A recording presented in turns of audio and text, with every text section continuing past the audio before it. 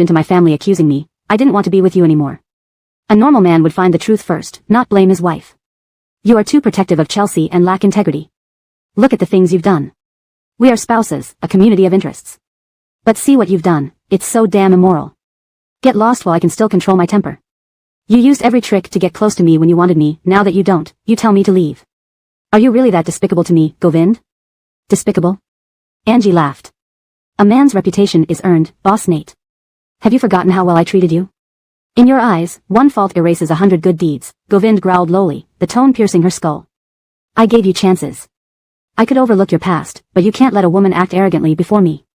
If you handled Chelsea properly, we wouldn't be here today. Yet you keep tolerating her, giving her opportunities, leading her to think she can provoke me. It makes me suspect there's more between you two. Indeed, you even gave her a billion-dollar villa.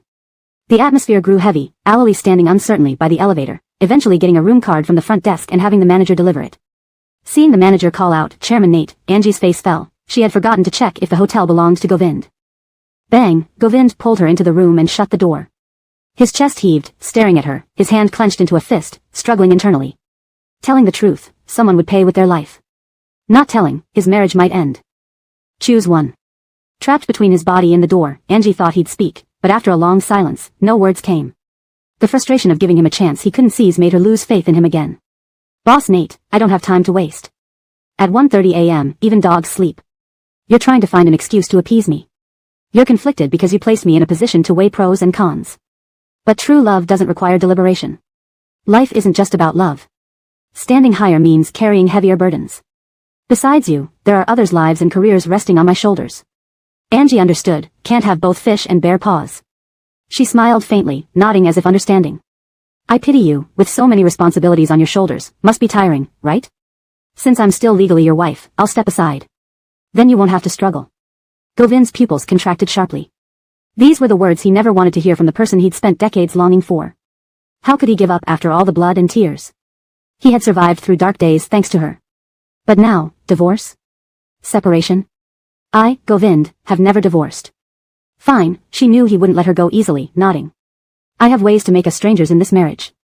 Angie turned to leave. Seeing this, Govind pushed her against the door. Bang, the thin back hit the door, numbing her scalp. Just as she opened her mouth, Govind's fist slammed into the door beside her. Crash, a pit appeared in the custom 7-star hotel door, with splinters embedding into his hand, blood dripping onto the carpet. Chapter 598, Proving Innocence by Self-Castration. Angie looked at the man, her astonishment gradually subsiding. Her previously serene face now cracked with emotion. Since I was 10, I've often encountered boys like you who resort to any means to catch my attention, even hurting themselves. After joining the entertainment industry, not even those love-struck individuals threatening to jump from the hotel rooftops could stir me in the slightest. Govind, even if you were to prove your innocence today by stripping and castrating yourself before me, it wouldn't move me one bit. The colder Angie's tone became, the heavier Govind's heart felt, suffocated by years of pent-up emotions that left him breathless. After a long pause, during which the blood on the man's hand dried, he sighed helplessly and began his narrative. In the spring of 2012, I was in Los Angeles when Montegagmeo had just been established. I faced my greatest downfall, betrayed by a rival CEO, nearly losing my life. Just as I felt all hope was lost, someone pulled me back from the brink of death. That person was Chelsea. From then on, Chelsea joined Montegagmeo. She is the daughter of the second branch of the C family. She studied abroad in Los Angeles with Chelsea earlier on. Back then, the C family sent the two sisters overseas for what they thought was education, but later realized it was merely a scheme to undermine the second branch. By the time she understood this, both her parents had died under various circumstances in the capital. In the winter of 2014, she returned to the capital and suffered a car accident right after leaving the airport on her way back to Los Angeles. To protect her from further harm, I secretly moved her to a nursing home in Los Angeles for treatment. She is still in a coma. I haven't told you about this because I feared exposure would lead the C family to seek her out, putting her life in danger. After all, I owe her a life. As for Chelsea, whether it's the villa in Los Angeles or her claims that I promised to protect her, these are all part of a plan to keep the C family off guard. Angie, I didn't mean to hide anything, but this involves someone's life. There's something you haven't addressed. Does Chelsea resemble me in any way? Is it a case of like me or me like her? Angie stared at him, missing no detail of his facial expressions, her gaze sharp like a spotlight piercing through to his soul. The man hesitated, his hands hanging loosely beside him, tightening and loosening. He thought such questions wouldn't confound Angie, for how could anyone who knew him since his teens compare to the women who appeared after he achieved success? The former represented pure affection, while the latter came with ulterior motives and interests. Yet, the white moonlight remains forever the white moonlight. But Angie. For this question, the asker needed only one answer. Govind knew well that every emotion displayed in front of Angie stemmed from his guilty conscience. In terms of time, you came first, and she came later. In terms of feelings, Angie spoke slowly, each word heavy with impact. Only you, and always you. Angie, you can doubt anything but my sincerity towards you, Do you have inappropriate thoughts about Chelsea? Angie cut off Govind's words calmly and clearly. She continued dispassionately, meeting her, keeping her, helping her, even hiding her from the C family. Each action reveals your self-interest and dark side. If you only loved me, and only ever will love me, it implies that Chelsea has never caught your eye. Yet, you, Govind, always separate public and private matters. Owing her a life, bringing her under Montegegmeo's protection, proves you've already repaid your debt. If you still have ties after repayment, doesn't it show that you've always treated her as a substitute for me? You're humble, cowardly. A poor boy from Jinggang doesn't match a princess. Hearing gossip as a teenager and gaining nothing from me, you found satisfaction in a successful future by keeping Chelsea, who looks so much like me, playing her Prince Charming to delude yourself into believing rescuing her was saving me. In reality, precisely because I don't need your rescue, your inferiority complex had nowhere to go, leading to these actions, giving you a sense of achievement. Angie. Govind interrupted harshly, his eyes glaring like a wild lion barely restraining his anger. I'm not as despicable as you make me out to be. Not that despicable? Then why did you hide it? Angie shot back fiercely, their argument echoing through the spacious suite. Her heaving chest revealed her anger. I must be blind, fooled by your facade. Beneath this hypocritical exterior, you're no different from Waverly and my father, moral degenerates, utterly selfish and unfeeling. You speak high-sounding words but do immoral things. Anyone can be your darling when you strip, but once dressed, you're a hypocritical philanthropist. Bang. Govind slammed his fist against the door frame near Angie. Enough? The argument abruptly stopped. Govind's rage flared. Sweet words could drown a person in love, but a hint of suspicion turns them into sharp knives. Every word from Angie was a dagger piercing Govind's heart, leaving him breathless. I'm not your father, nor am I Waverly.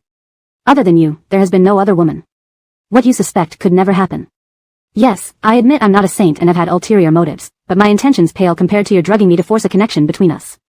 Angie's anger was doused by Govind's last remark, as if a bucket of ice water had been thrown over her head. She looked at him and murmured, you knew? So, he knew everything? Angie, selfish and unfeeling are also traits of yours. You play the double standard, plotting everyone for your benefit but allowing no trace of self-interest in others. Even if I did something 6 years ago, it was pre-marriage and long past. Your current behavior is like digging up an old corpse to flog, forcing a confession for crimes that never happened. Translation provided with care for coherence and style while maintaining the original paragraph structure and line breaks. Chapter 599, Angie dodged his reconciliation. Angie, you know better than anyone that neither of us is a good person. Yet, you've always been used to being a lady and acting like the first Lincolnsons. Even knowing your own temperament, you wouldn't allow anyone to go against you because you are Angie, the first Lincolnsons of Jinggang. But Angie, marriage isn't where we can show our ruthlessness. I have my unspoken secrets, and you have your pride as a first Lincolnsons who can never bow her head. I don't want to estrange myself from you over defending an outsider. That's why I told you the secret I've hidden for years. And you? Have you ever thought about putting aside your pride to maintain our marriage? In your world, you are never wrong. Angie was speechless. Her heart raced furiously, but she couldn't tell if it was due to the intense argument just now or Govind's piercing words. After a brief silence, Govind lowered his head, trying to ease the tense atmosphere between them. When his lips approached Angie's, she involuntarily turned her face away, dodging his reconciliation attempt. For a moment, a trace of regret flashed in Angie's mind. Instinct told her that this might be the only chance Govind would give her. Two strong-willed people together, when one concedes, it feels like a grand gesture. Soon, a sigh sounded beside her. Govind, with blood-stained hands, took out the room key from his trouser pocket and placed it in Angie's palm. In a low, soothing voice, he said, rest early tonight and remember to lock the door. Click, the soft sound of the door closing echoed in the room. Angie's stiff back finally relaxed slightly, like a frozen branch in winter, feeling both relief and gratitude for escaping. The tearing of old wounds gave her a moment to breathe. Sir. Alali, seeing Govind's hand, stuttered in fright. Govind paid no attention to his injuries. Assign 2 more bodyguards to ensure Cyrus' safety while filming. It's already arranged, but Elsie mentioned they've hired their own people. Have someone follow them, it's better to be prepared. Understood. Arguments aside, safety comes first. Trina. Why are you asking about her? Tell me everything you know. At 2 o'clock in the morning, the winter fog enveloped the skyscrapers, creating a misty haze. Cold winds swept down the long street, stretching endlessly into the distance. Trina died years ago. It said she was killed by terrorists abroad in 2013 while studying. The Su family has 2 branches, similar to ours. While the Bo family fights internally, they never involve murder.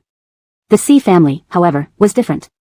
Both of Trina's parents passed away due to illness within a short time, and soon after, she died too. Though no one says it aloud, everyone knows who benefited. With the rich, there's bound to be strife. When I first met you, you looked familiar. Now I know, it's because Trina resembled you somewhat. She was like a pure white flower, while you are the crimson flower blooming on the path to hell. Similar faces, different auras. Angie swirled the wine in her glass and took a sip. Anything else? Not much. Trina left early, and when news of her death spread, who would pay special attention? Angie pursed her lips, apparently believing his words. She hung up, tossed the phone onto the table, and finished the wine in one gulp. The next noon, Angie was still asleep when Elsie called to ask her to open the door. 2 female bodyguards accompanied him. Colton said these were people you had used before, so it would be easier for you. Got it. Arrange it. Elsie directed Isaiah to settle the 2 guards before entering the suite. He noticed the large hole in the door immediately. Did Chairman Nate do this? Yeah. What time is the schedule? They say we're all going together at 2 this afternoon. Should we fly with them or go separately? Together. Contact the spa, I'll go there later. Sleeping too late made her face swollen. Adding to that, the 2 glasses of red wine before bed made her look almost puffy. That afternoon, Angie boarded the flight to the borderline. This drama tells the story of a modern student who saves a mercenary during a trip along the border, and they travel back together, evading assassins until they find peace. A typical road story. If filmed well, it could create a new trend in the entertainment industry. As soon as Angie got on the plane, she found a comfortable position and fell asleep. When she woke up, the plane had just landed and was taxiing. Drowsily, she tried to open her eyes but felt exhausted. She only heard Jean Kong muttering beside her, "She really can sleep." She slept the whole way. I'm so jealous. Jean Kong, will you shut up? Did I sleep in your territory? Angie pulled the blanket over her, disdainfully commenting. Can such a chatty man find a partner? Jean Kong, annoyed by Angie's comments, retorted, Brother Zhen isn't talkative either, and he's single too. Omar shot him a cold glare, chilling him into silence. Is Maggie's matter settled? Angie changed positions. She'll take care of herself. Without me, she's nothing. Previously, Maggie relied on her as a broker in Jinggang, but now she was merely an unpopular person. Not worth mentioning. Once the plane landed, everyone headed to the hotel. The director held an emergency meeting, urging everyone to stay in the hotel during rest times and not wander around. Although they were still in the country, the border area was far less secure than the city. Our scenes here should take about 20 days. Once done, we'll change locations. Everyone needs to endure any difficulties. No internal conflicts within the crew. If I find any, they'll be kicked out. Everyone understood the gravity of the situation. Filming is important, but nothing trumps life. Angie and Omar, stay behind. Your scenes start tomorrow. Go over the script. Angie and Omar reunite in Nanzhou. Pioneering road romance. News broke, stirring up excitement in the entertainment industry. Fans started making trouble. Based on a novel, this early road story gained immense popularity. When fans edited clips online, it went viral.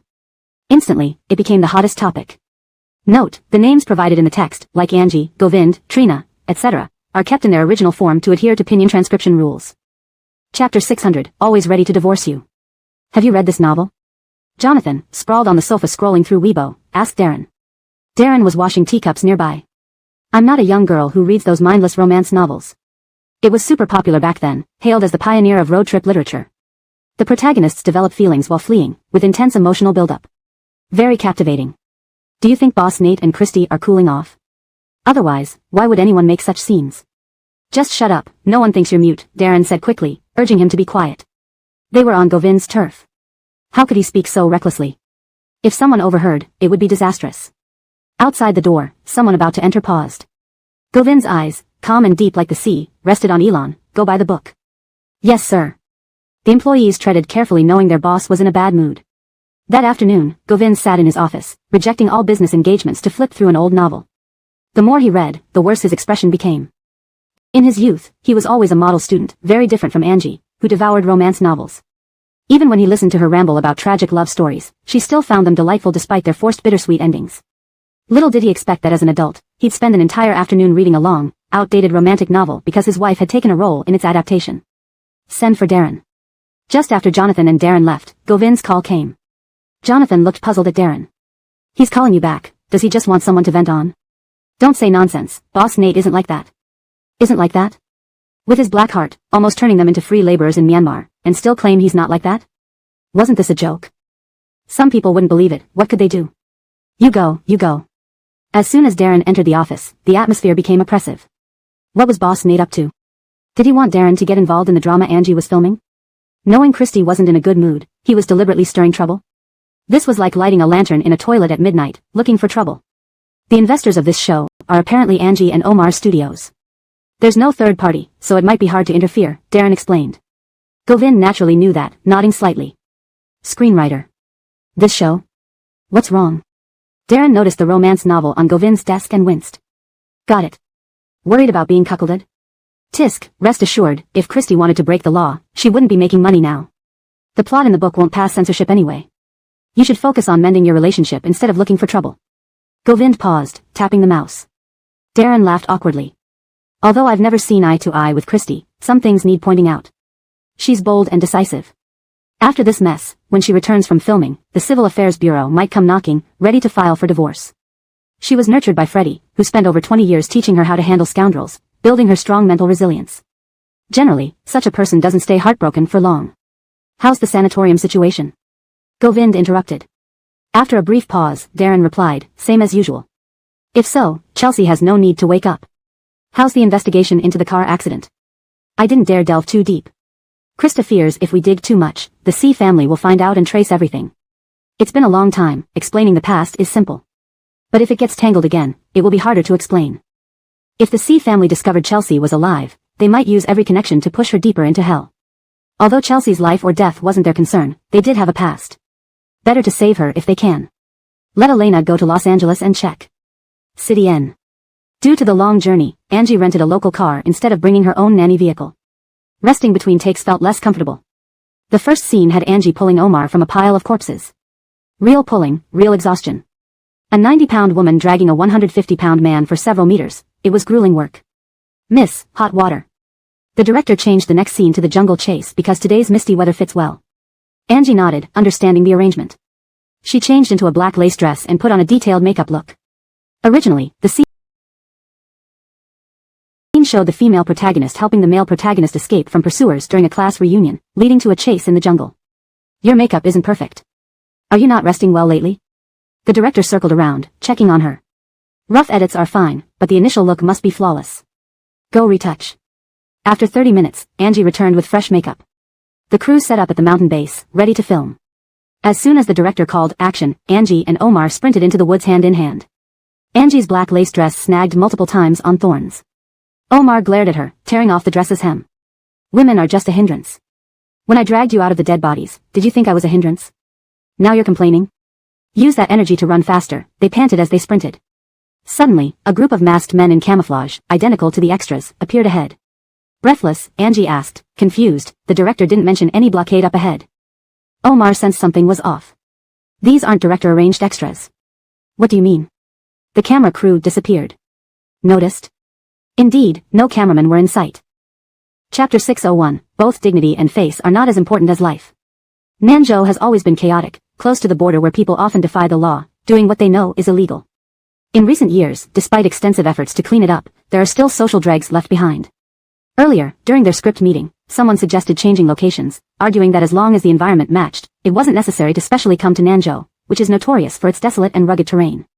If they were targeted here, it wouldn't be worth the risk. Initially, the director was moved by this suggestion. However, they had contacted the Nanzhou government early on, and coincidentally, the night of the script meeting, the director received a strong invitation from the Nanzhou government, assuring them that they would be safe and that Nanzhou today is not what it was a decade ago. Unfortunately, some fugitives do slip through the cracks. Coincidentally, they encountered one such group. Worse still, it appeared the extras hired by the director were part of the same gang, subtly leading her and Omar away from the crew's sight since they entered the forest. So engrossed were they that they only realized something was wrong after running over 100 meters. At the foot of the mountain, the crew's cameraman returned with his camera. The director noticed only the staff but not Milagros and the others, and stood stunned for a moment. You came back alone? Where are superstar Arlo and Milagros? Didn't they return? I saw them heading back. Heading back? Where are they now? I was just on the phone. Don't you know how dangerous this place is? Shouldn't you go find them? If anything happens, the fans of superstar Arlo and Milagros combined could dig your ancestors out of the depths of hell. Isaiah stood outside the yellow line, holding Milagros's thermos cup waiting for them to return. Hearing the cameraman's words, he dashed into the woods with 2 new female bodyguards. Milagros stared at the people in front of her, still slightly immersed in her role, these people aren't arranged by you to stage a hero-saving beauty scene, right? Omar marveled at Milagros's wild imagination. This girl really was ruthless when she needed to be, and utterly carefree at other times. What if you check if they let me go? Can you bear it? I can't, but isn't this about clearing my name? Milagros released Omar's hand. Both had developed clammy palms, and they hadn't even been here long before trouble started, something they hadn't anticipated. But then again, being unfamiliar with the area and unaware of the rules made them easier targets. We're just here to film. Gentlemen, tell us what you want, and we'll comply. Whatever you ask for, we will provide.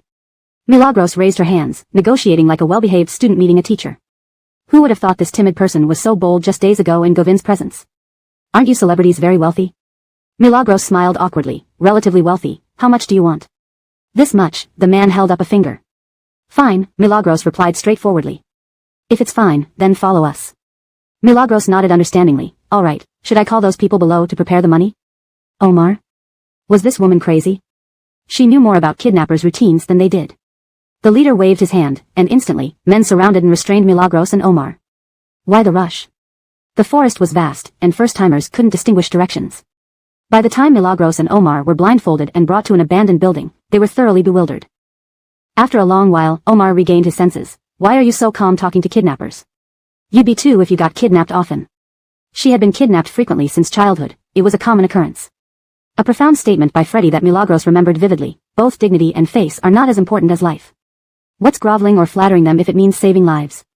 With life intact, everything else follows. What do we do? Call the police. Not yet.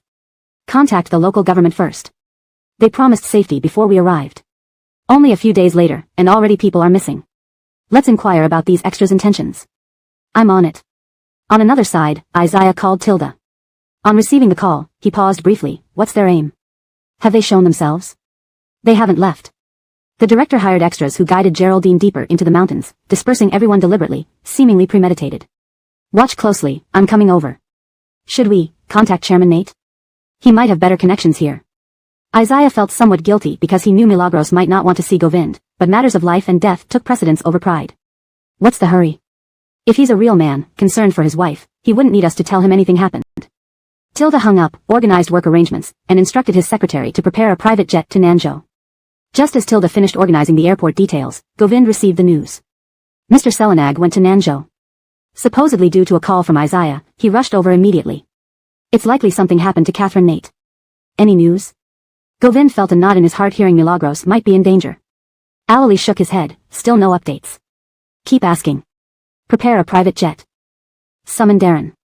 Milagros and Omar were tied up in a basement, completely isolated from daylight.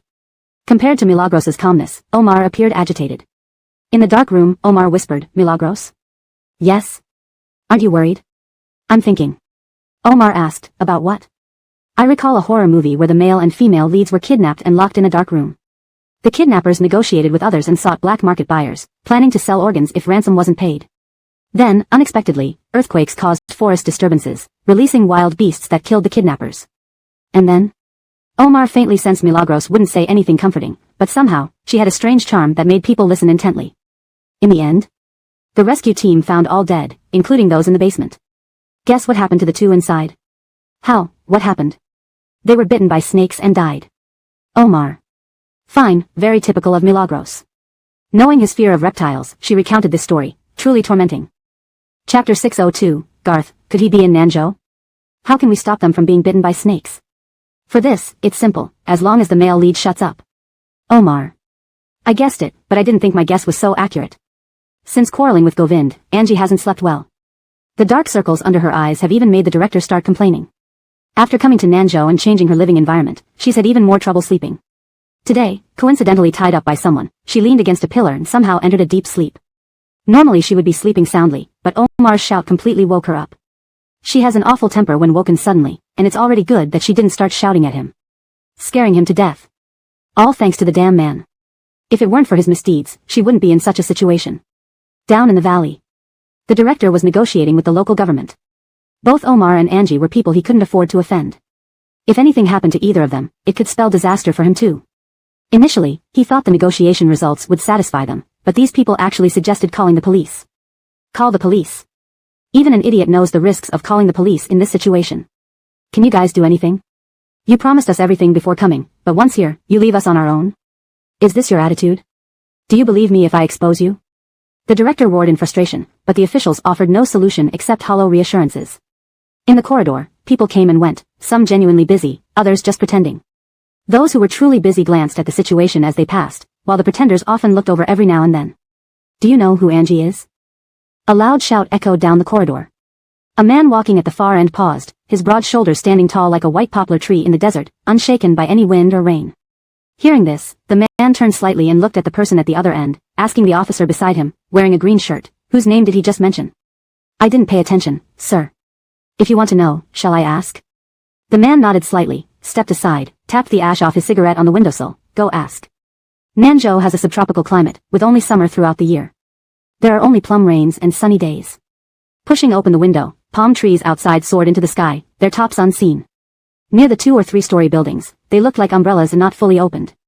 Sir, the inquiry shows that a film crew came here to shoot.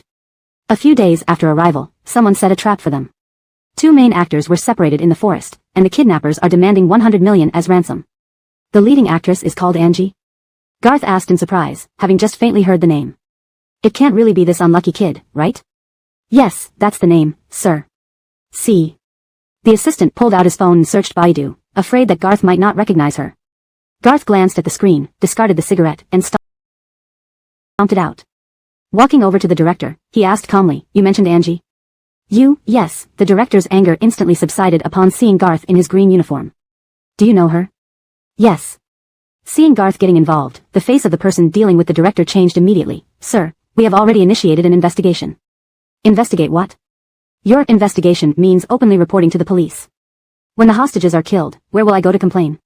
If you hadn't boasted and guaranteed safety, would we even be here? Your area deserves to be backward. Garth patted the director's shoulder. Let's talk elsewhere. In the conference room, the director recounted everything meticulously. Garth's men listened intently, feeling something wasn't quite right. Wasn't your itinerary set in advance? Usually yes, but today's shooting was impromptu. We only notified the relevant departments temporarily about closing the road. Garth understood why Angie was so unlucky. Although Nanzhou has been cleaned up over the years, only small fry have been caught. The deeper elements within the organizations are still around. It seems Angie had been targeted for some time. Someone must have colluded inside and out to make money. Stay calm. They only want money. Let's get away from here today, and handle the call later.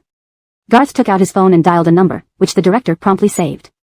Sir, this case involves collaboration between black and white. In the car, Garth twirled his phone thoughtfully, nodding in agreement. I see that. Then, should we intervene? This matter is hard for us to interfere with. We are stationed here to combat crime. Those criminals hate us to the bone and wish to kill our families. Getting involved may speed up deaths. Garth also pondered this. He wanted to save Angie but felt powerless. He had been stationed here for over a year to combat crime. Some had lost generations to him. With Angie's kidnapping, things became complicated. 5 hours after Angie's kidnapping, dusk slowly descended on Nanzhou. Being near the border, nightfall was later than in mainland China. Garth got out of the car, stood in the training ground, and dialed a number never dialed before. Boss, the production team confirmed that it was a black and white collusion. Nanzhou has been cleaned up over the years, but some deeply buried elements still exist. This film crew made a sudden change of location and only notified the relevant department.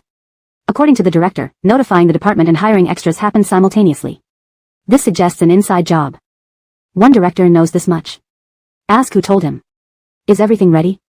Ready, all people are in place, Alali nodded. Nanzhou remains calm on the surface but hides chaos beneath. Boss, Alali returned. Just about to speak, he saw Govind's phone ringing on the desk, displaying Garth. Darren glanced at the screen, recalling something. I met Askari in the mall recently. She said Garth was on a mission with an indefinite return date. Her tone suggested he might get promoted upon completing this task. I wonder if Garth is in Nanzhou. Translation notes. Garth, the protagonist's name has been translated using pinyin. Maintained the original paragraph structure and line breaks. Kept names in their pinyin forms to ensure consistency. Chapter 603, Boss Nate, did I hear right that your wife ran away? Boss Nate, did I hear right that your wife ran away? The moment Govind answered the phone, Garth's voice came through with a mix of casualness and schadenfreude. Hearing Mr. Montague's tone, anyone who knows would understand it's my wife who ran away. Anyone who doesn't might think you found yourself a wife. If your wife ran away and I found one, they're almost the same thing. Garth didn't quite get along nor completely disagree with Govind. They gathered for benefits and parted when they scattered. Though he mingled in legitimate circles, his heart was darker than anyone else's. Christy is in South State. If Boss Nate wants to know her whereabouts, remember to look me up. What does Sam Montague want? What I want is simple for Mr. Nate. In the deep woods, Angie closed her eyes, listening to the chirping of insects and birds outside. If not for the unsuitable circumstances she was in, Angie would find this very soothing. The sound of all things was the most healing. Clank. A slight sound rang behind them. Angie's calm gaze turned wary for a moment. Omar obviously heard it too. He glanced at Angie, about to speak, but then the person who entered crouched down and cut the ropes binding their hands. "Young miss," the woman whispered as a greeting. Seeing Angie relax, she gestured for them to follow her. They climbed over the house and went into the woods. Only after the three had ventured deeper did they dare breathe easier. The border area is complicated. When young miss was taken, we saw it happen, but tracking her down took time, which is why we arrived late. Follow this path. They are changing guards now, so if we move quietly, everything should go smoothly, and we can get out. Angie nodded, looking at Omar. Understanding each other, neither acted foolishly in this situation. The trio hunched low and moved cautiously through the forest, taking every step carefully, afraid to draw any attention. Do you think these celebrities are idiots? Knowing how dangerous it is here, they still come, practically courting death. Isn't that just like saying they want to die? Who knows? Stupid and rich, probably thought we were short on cash. Everything was better back then. We could do anything, but look at us now, buying even a kitchen knife requires an ID registration, what crap. After this job, let's get out of this lousy place as fast as possible. Snap. Their conversation was interrupted by the clear sound of a breaking branch. Who's there? Angie heard the cold command and glanced down at the broken branch under Omar's foot. It was dark and hard to see clearly, incidents like this were common. Go check. Footsteps approached. Angie's mind raced, then she mimicked a cat's mew softly. The footsteps stopped. A wild cat? Go check. Forget it. There are plenty of wild cats in the woods. Why risk seeing a python or something worse? The man's companion held him back. Those hiding in the woods smelled cigarette smoke. They knew the two men weren't paying attention to them. Angie breathed a sigh of relief, crouching down to press the broken branch under Omar's foot to prevent another sound. South State bordered tropical regions, and the forest was home to all kinds of strange creatures. The bodyguard led them running for hours without leaving the forest. Won't we run into some kind of ghost wall? Angie leaned against a tree branch, breathless. The bodyguard looked uneasy, unsure of what to do next. The weather is terrible tonight. Without the moonlight, we have no way to guide ourselves. Regardless of whether we encountered a ghost wall or not, we must find our way out. Otherwise, by dawn, if those kidnappers realize we're gone, it will be a dead end. Omar helped Angie up, signaling her not to rest. As dawn approached, their pace quickened. If it weren't for Sadie's people leading them, Angie felt she would have died in the forest tonight. Didn't they say Sadie knows the jungle well? Tara does indeed know it well, but none of us can match her expertise. Young miss, this way. Years ago, Sadie was betrayed and hunted by an overseas organization, fleeing from one country to another until she met Angie. Back then, Angie was young, only understanding the virtue of saving a life.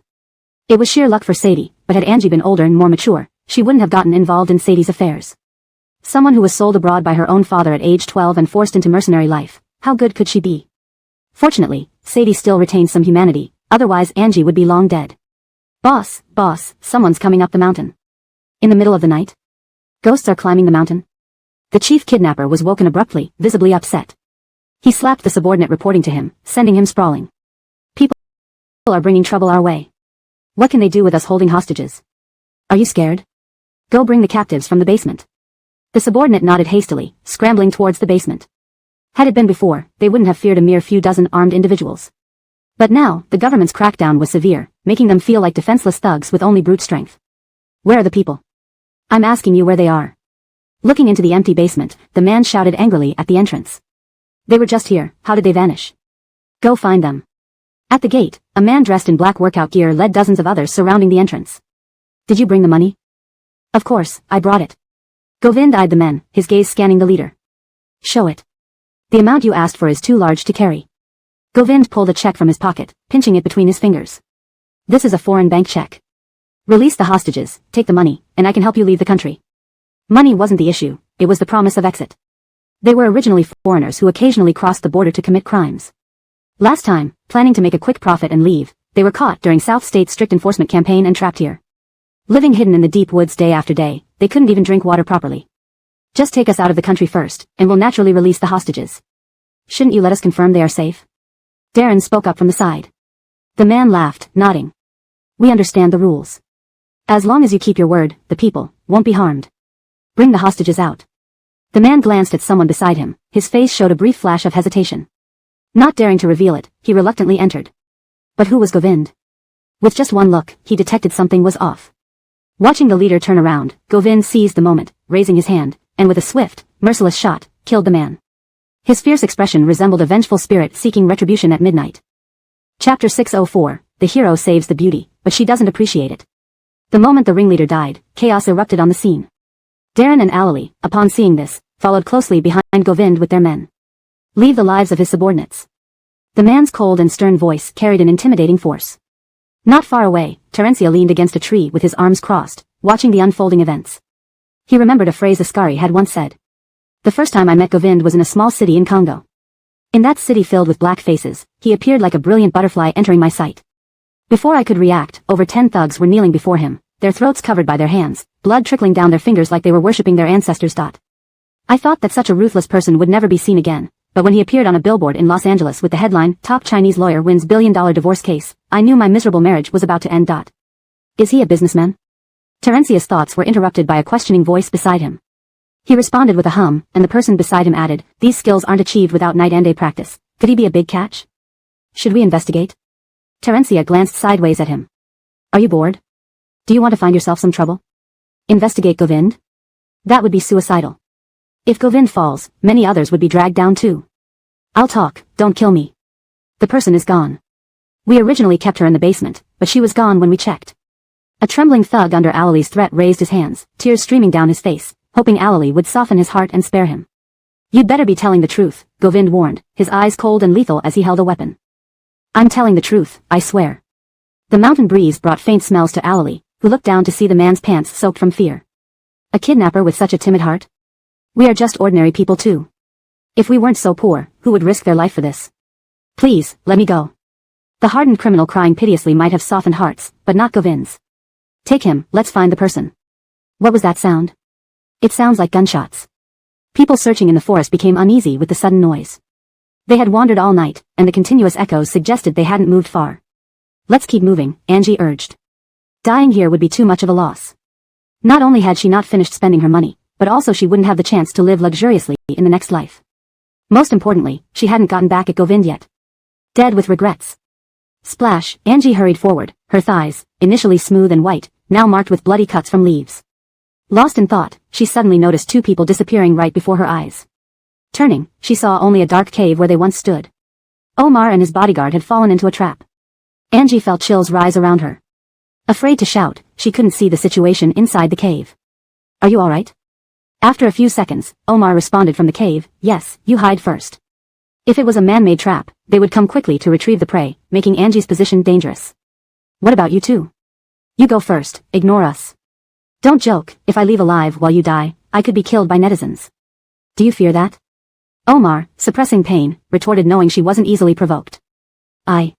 Hearing approaching footsteps, Angie stopped speaking and fled immediately.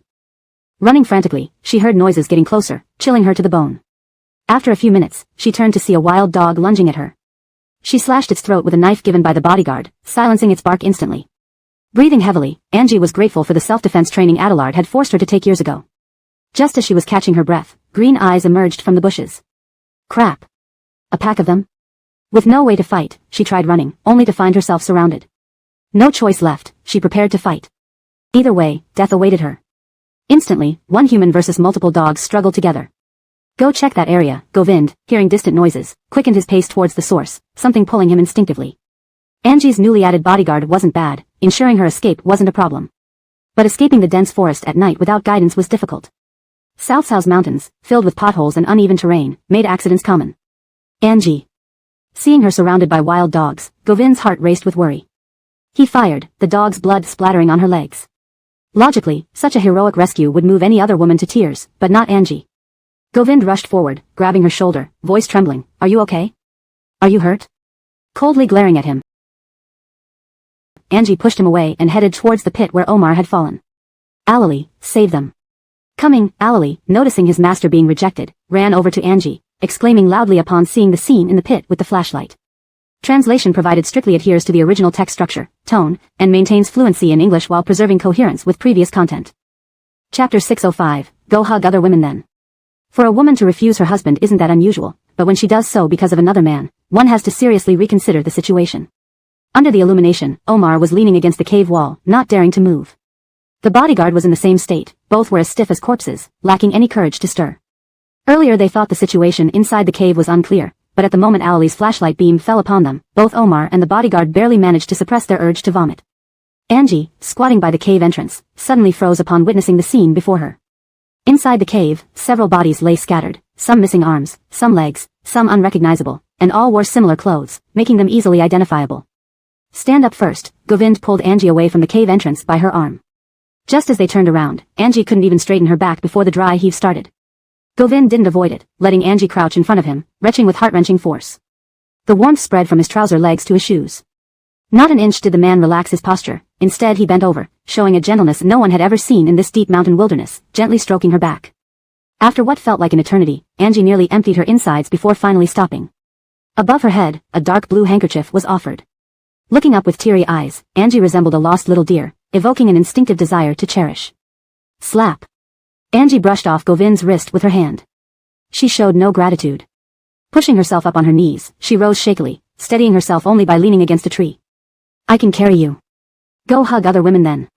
Angie, it's 4 a.m. now, 2 hours until dawn. From here to the mountain pass, it will take at least 2.5 hours walking. Do you think you can hold on? If I can't, I'll crawl out, no need for Mr. Nate to worry about me. And can you crawl out? What about them?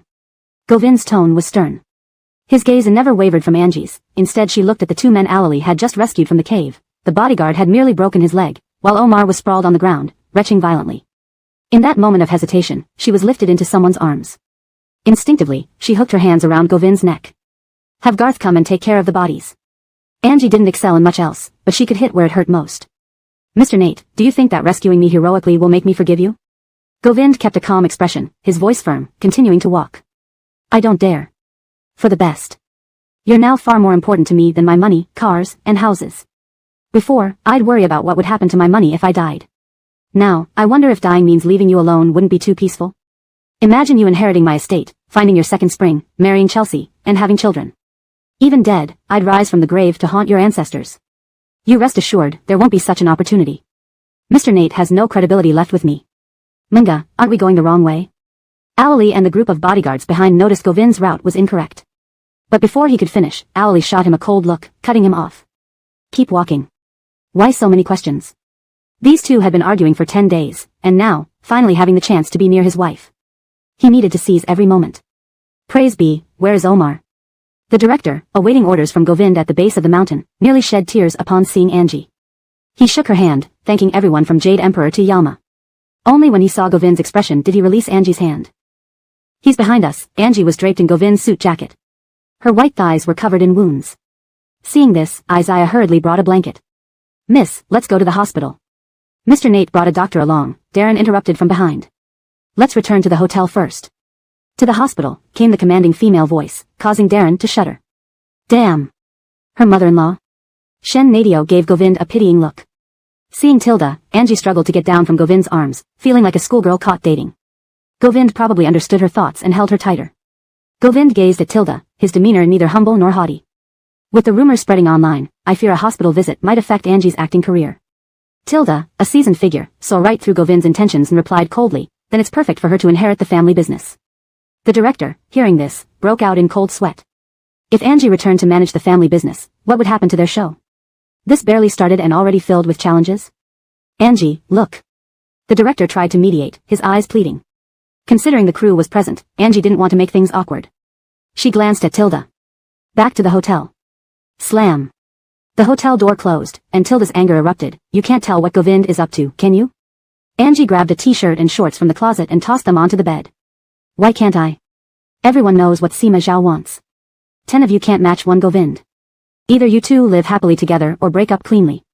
Martha-during ties only give men excuses. I know. What do you know? Tilda snapped back. Angie sighed after changing clothes. Thanks for coming all this way, Ms. Selenag. Rest assured, my mind is sharp. Ordinary men aren't my match. Is Govind ordinary? Tilda always found Govind deeply calculating, a boy who could hide his intentions for years just to achieve a single goal, not for wealth or status, but for a woman. At best, it was devotion, at worst, it was obsession. An educated obsession is the most dangerous kind. A high-intelligence obsessive like Govind could easily eliminate Angie without a trace if he had ulterior motives. Chapter 606, Govind's Humility. From what I can see, they're just superficial injuries. Let me treat these wounds for you first. If you feel any discomfort, we should still go to the hospital for a full checkup. Angie leaned on the sofa, watching carefully as the person tended to her injuries. Will there be scars? A few spots might scar, but it's not a big issue. With today's advanced medical aesthetics, scarring can also be treated. Aha. Angie thought it made sense. Well, Geraldine, please rest well. I'll check on Ignatius next door. He didn't really want to go, considering he was working for Govind, but he couldn't resist the director's urging. He had no choice. Once the doctor left, the room formed a standoff between three people. Tilda sat in charge, while Angie and Govind were unusually quiet. The atmosphere was so tense that sparks seemed ready to fly. What do you two mean? Can you live together or not? Not. Yes. The former response came from Angie, and the latter from Govind. They spoke simultaneously. If you can't live together, break up before it gets worse. Tilda ignored Govind's answer and spoke directly to Angie. Whose mother was obvious. Govind, clearly unwilling to give up, accepted Tilda's favoritism calmly. I've never considered divorce. Marriage isn't something you can just wish for or make happen. You two need to resolve your issues yourselves, but let me make this clear, I have only one daughter. If things get messy, Mr. Nate will need to reconsider his position. Dream, don't worry, Govind remained respectful in front of Tilda, showing no flaws. Tilda looked at Angie with a mix of frustration and sympathy, then picked up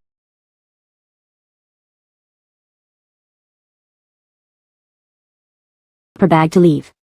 Not wanting to stay in the same room with Govind, Angie called out when she saw Tilda leaving, where are you going? I'm still injured. Watching over you won't drain the water out of your head. How can I? Bang.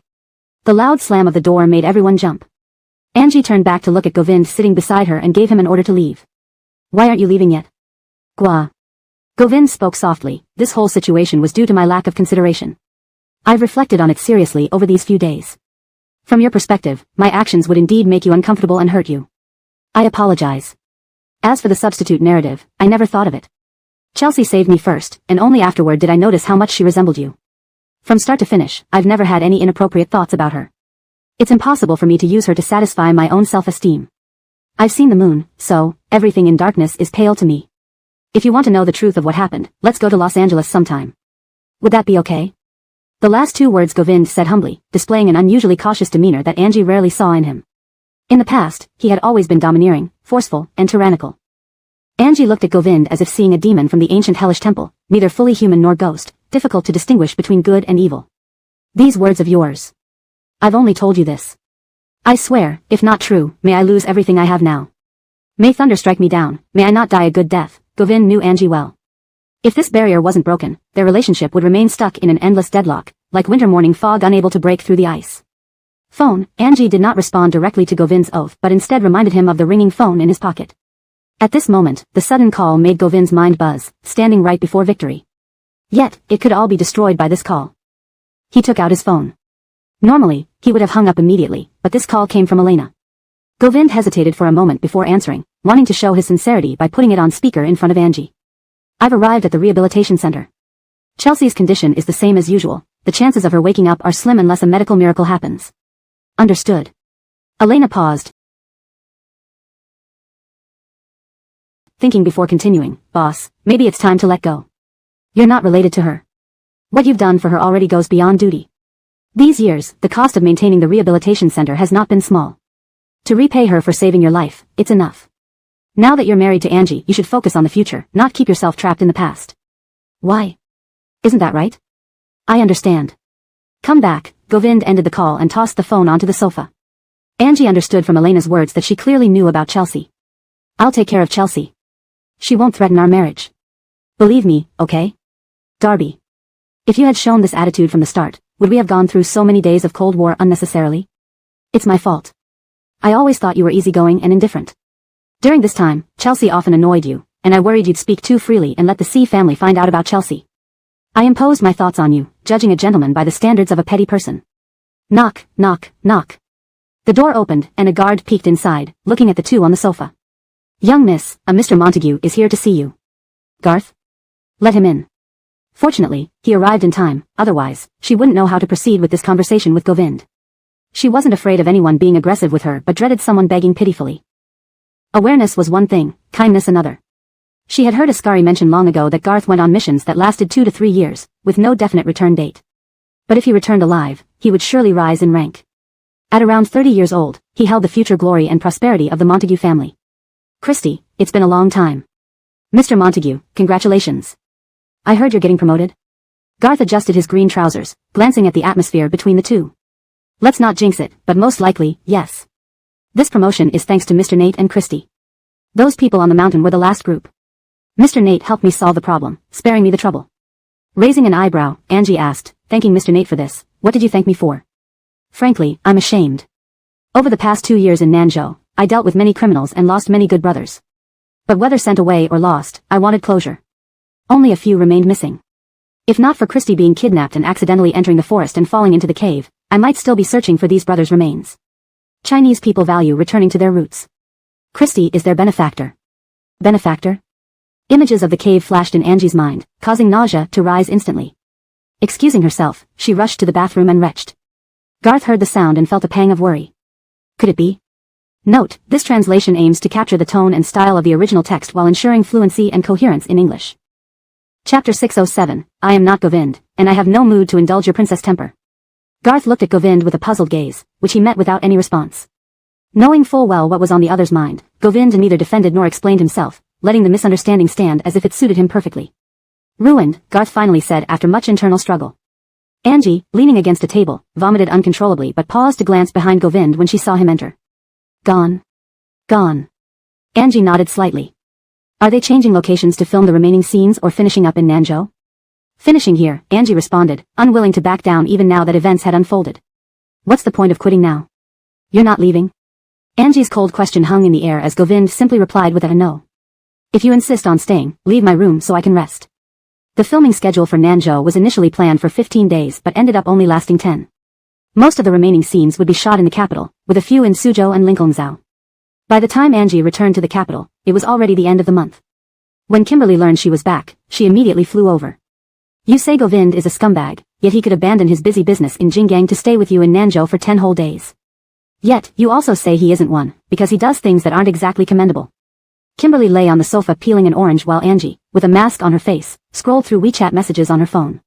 In just a few short days, Govind had infiltrated the core group of the film crew using his financial power.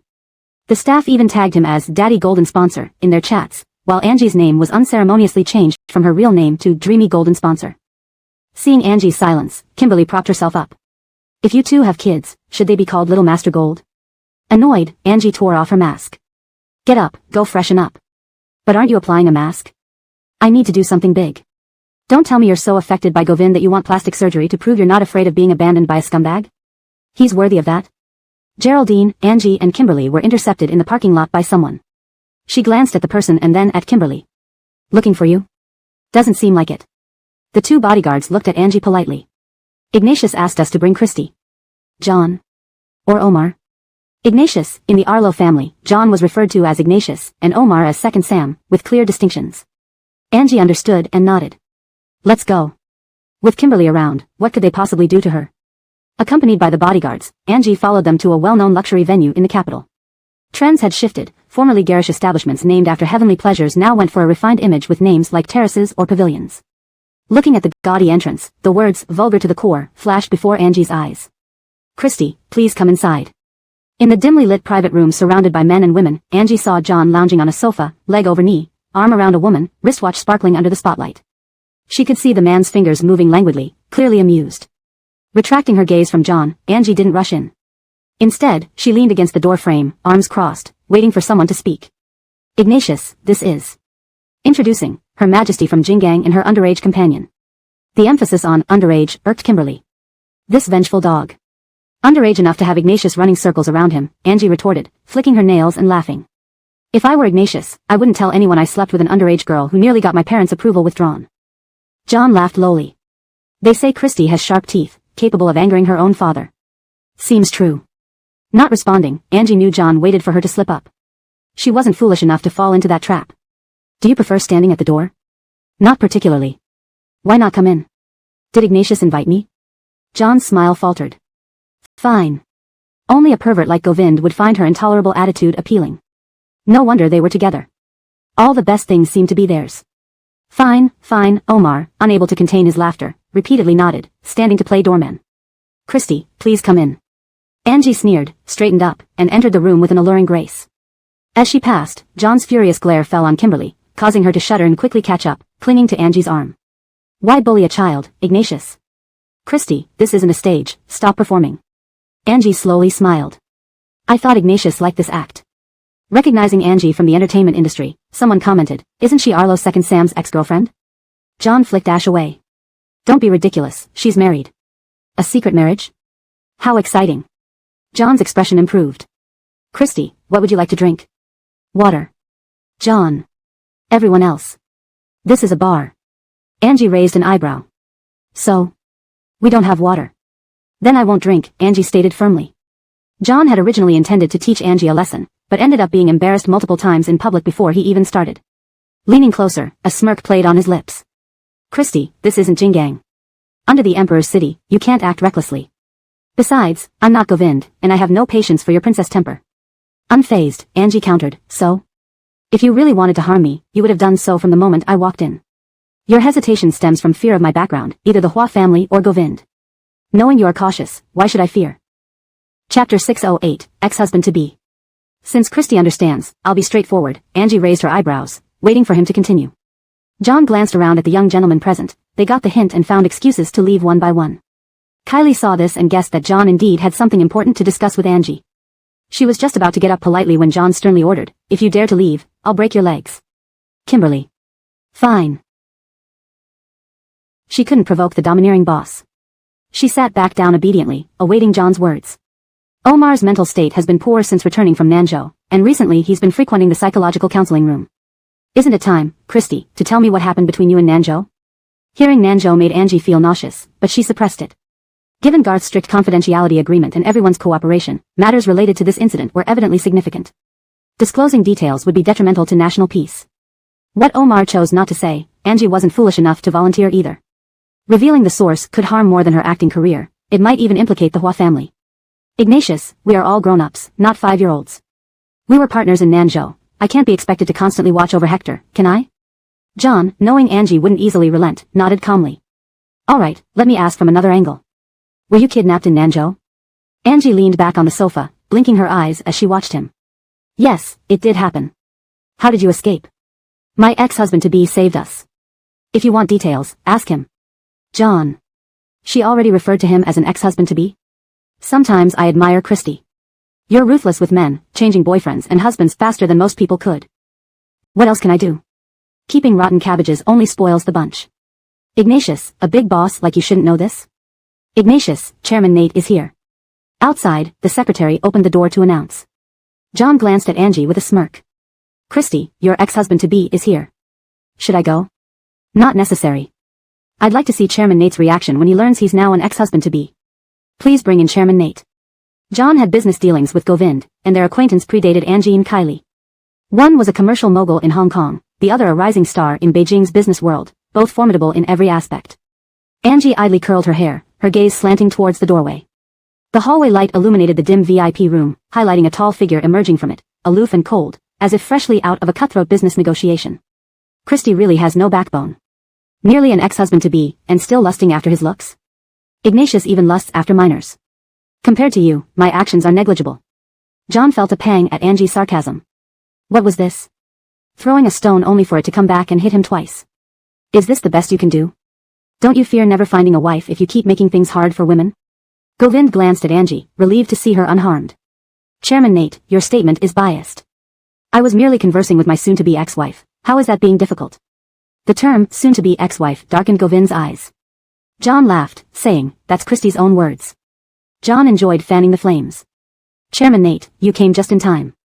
Christy mentioned you saved her. I should have the right to know what happened. Govind stood unmoving, his voice icy. Is Arlo Yujin mute? Why not ask your own family directly instead of beating around the bush? Is Arlo family's second son mentally challenged? If he's not intelligent, then don't covet other people's wives. Govind approached and extended his hand, signaling for Angie to follow. Angie didn't budge, her eyes moving from Govind to his outstretched hand. John interjected, Christy, if you leave with him, I won't respect you. Angie slowly rose, glancing at John. How much is your respect worth to me? Ha, Kimberly couldn't help but laugh. Living in the capital, they knew who they were dealing with. Want to control Angie? This sister's schemes were deeper than the city's moat. What are you doing? Doing you? What else? President Chu is quite capable. To escape, even a minor can slip out of your mouth. Kimberly twisted her lips, pulling at John's collar. Ignatius, be generous. We sleep together once each, that settles it. In terms of frequency, you're the winner. What does it matter if I fib a bit? Pleasure first, right? You're quite philosophical, John gritted his teeth. What else can I do? Are you gay? I've already lost enough, haven't I? Raising a child for 30 years only to find out he's homosexual, who wouldn't be heartbroken? John single-handedly embarrassed the entire Arlo family in Beijing. If his orientation ever normalized, wouldn't she be considered a great contributor to the Arlo family? With the time wasted talking love, why not check on Arlo Yudian? Bam, a crash echoed from the slightly open door. Kimberly tensed, fearing the worst for Angie. Without thinking, she turned and rushed out. Exiting almost simultaneously with John, they saw Angie standing in the corridor next to a broken porcelain vase. Facing her was Chelsea, who recently had a car accident in Hong Kong, still with his arm in a sling. Despite being injured, he dared confront Angie. Angie hadn't expected to meet Chelsea here, especially when he seemed ready to confront her boldly. Angie's cold gaze scanned the shattered vase at her feet before meeting Chelsea's. Turning, she looked for Govind's eyes in the dim light. Isn't this your chance to make amends, she said. Alali. Govind called someone. Angie frowned. Am I Alali's wife? Note, Alali seems to be a name referenced for assistance, but there might be a cultural or situational context needed here. Chapter 609, even wanting to bully me after lusting for my husband. Angie was clear that this matter required Govind's personal resolution, no one else could handle it. Syra, Mr. Nate is still a man, so. Alali tried to appeal for leniency on Angie's part. Before he finished, Angie cast him a cold glance and said sharply, what? Are you not a man? Seeing Chelsea reminded Angie of the person lying in the Los Angeles Rehabilitation Center. Her emotions surged as she recalled Govind's lingering relationship with someone over the years, even when the person was in critical condition. It annoyed her how he kept secrets for someone whose fate was uncertain, all while insisting on loyalty. She forced Govind to publicly do something to Chelsea, knowing that it would tarnish his reputation and demean his status as a business tycoon in Jingang. But Angie couldn't let this feeling pass. For a moment, the corridor atmosphere plummeted to freezing point. Chelsea still recklessly challenged Angie, you dare? This is the capital, not Jingang. You, Angie, can't rule the world. Angie sneered and nodded knowingly, I see. So Miss C is taking advantage of being on your family's turf to bully an outsider like me? Trying to seduce my husband wasn't enough, now you want to bully me?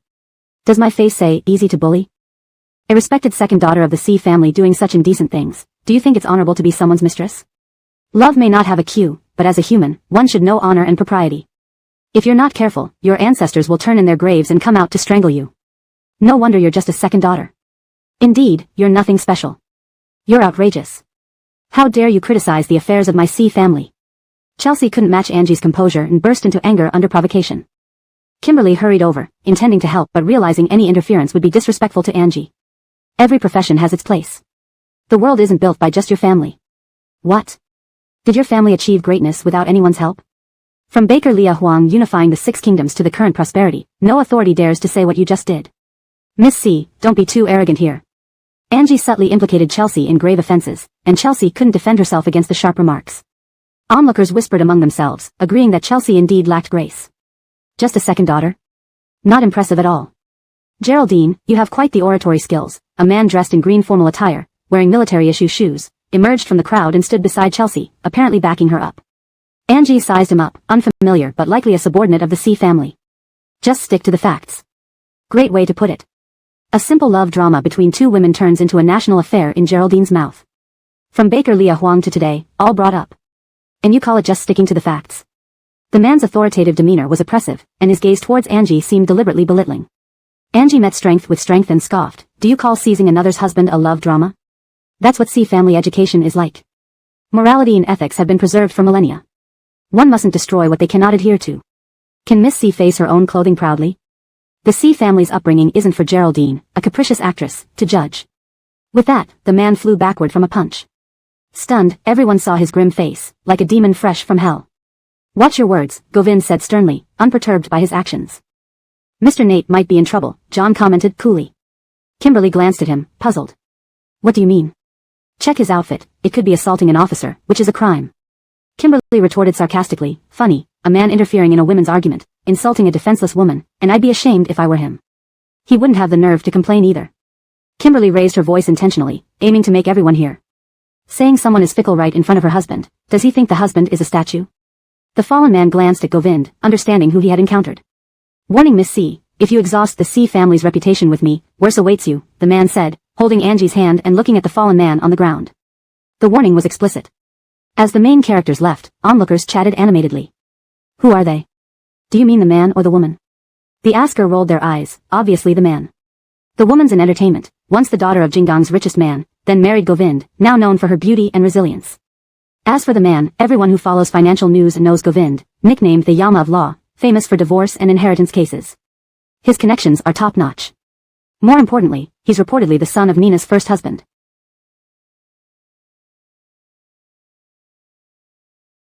Damn. No wonder he dared hit someone, half in politics, half in business. The C family means little compared to him. But I heard his mother-son relationship isn't good. Even so, family ties are family ties. Late Catherine Liang won't side with the C family against her own son. Losing face and power over this wouldn't be wise. Hush. Don't talk about such sensitive topics. The conversation ceased as people feared speaking out further. Chapter 610, Don't you feel someone is following us? Still not letting go? In the car, Milagros glanced down at Govind's hand gripping her wrist. Without further hesitation, Govind released Milagros's hand. She flexed her wrist casually and said in a nonchalant tone, Mr. Nate, do you really think kicking me today and adding some tough words would make me forgive your actions? If you don't address the root of the problem, you'll always be stuck in the cold palace. Milagros's words made Alali glance at her through the rearview mirror several times. Isn't it obvious why Milagros has people wrapped around her finger? When a love-struck mind meets a cold-hearted person, who suffers? The answer is clear as day. Honestly, if he ever had a daughter, he would definitely raise her to be like Milagros, develop an impenetrable heart so that no scumbag could get close. The car drove into an upscale neighborhood within the inner first ring of the capital. Milagros observed the modest marble gateway, noting security personnel at every intersection leading to the garage. Once they parked, Milagros finally reacted. Mr. Nate sure has a lot of properties. Christy, Mr. Nate usually stays in top-tier hotels in the capital. He can come and go freely. This house was arranged just a few days ago because you're shooting a drama here recently, and staying in a hotel isn't convenient. It's specially bought for you. Alali added on the side. Milagros remained unimpressed, putting on a mask as she stepped out of the car that Govind had opened for her. How much? I'll have Elsie transfer the money to you. 100 million. Govind held the car door with one hand while his other hand was in his pocket, looking serious. Milagros. Crazy talk. Ask her to shell out 100 million for a house she would live in for a few months? Hasn't he lost his marbles? She slowly retracted her leg from the car. I think a hotel offers better value. What if I give it to you? A flash of interest crossed Milagros's eyes but was promptly caught by Govind. To owe someone something puts one at their mercy, and we are on the verge of divorce. Gift without conditions. It's yours whether we divorce or not. Mr. Nate, how cunning. The richest man in Jinggang giving his wife a house upon divorce?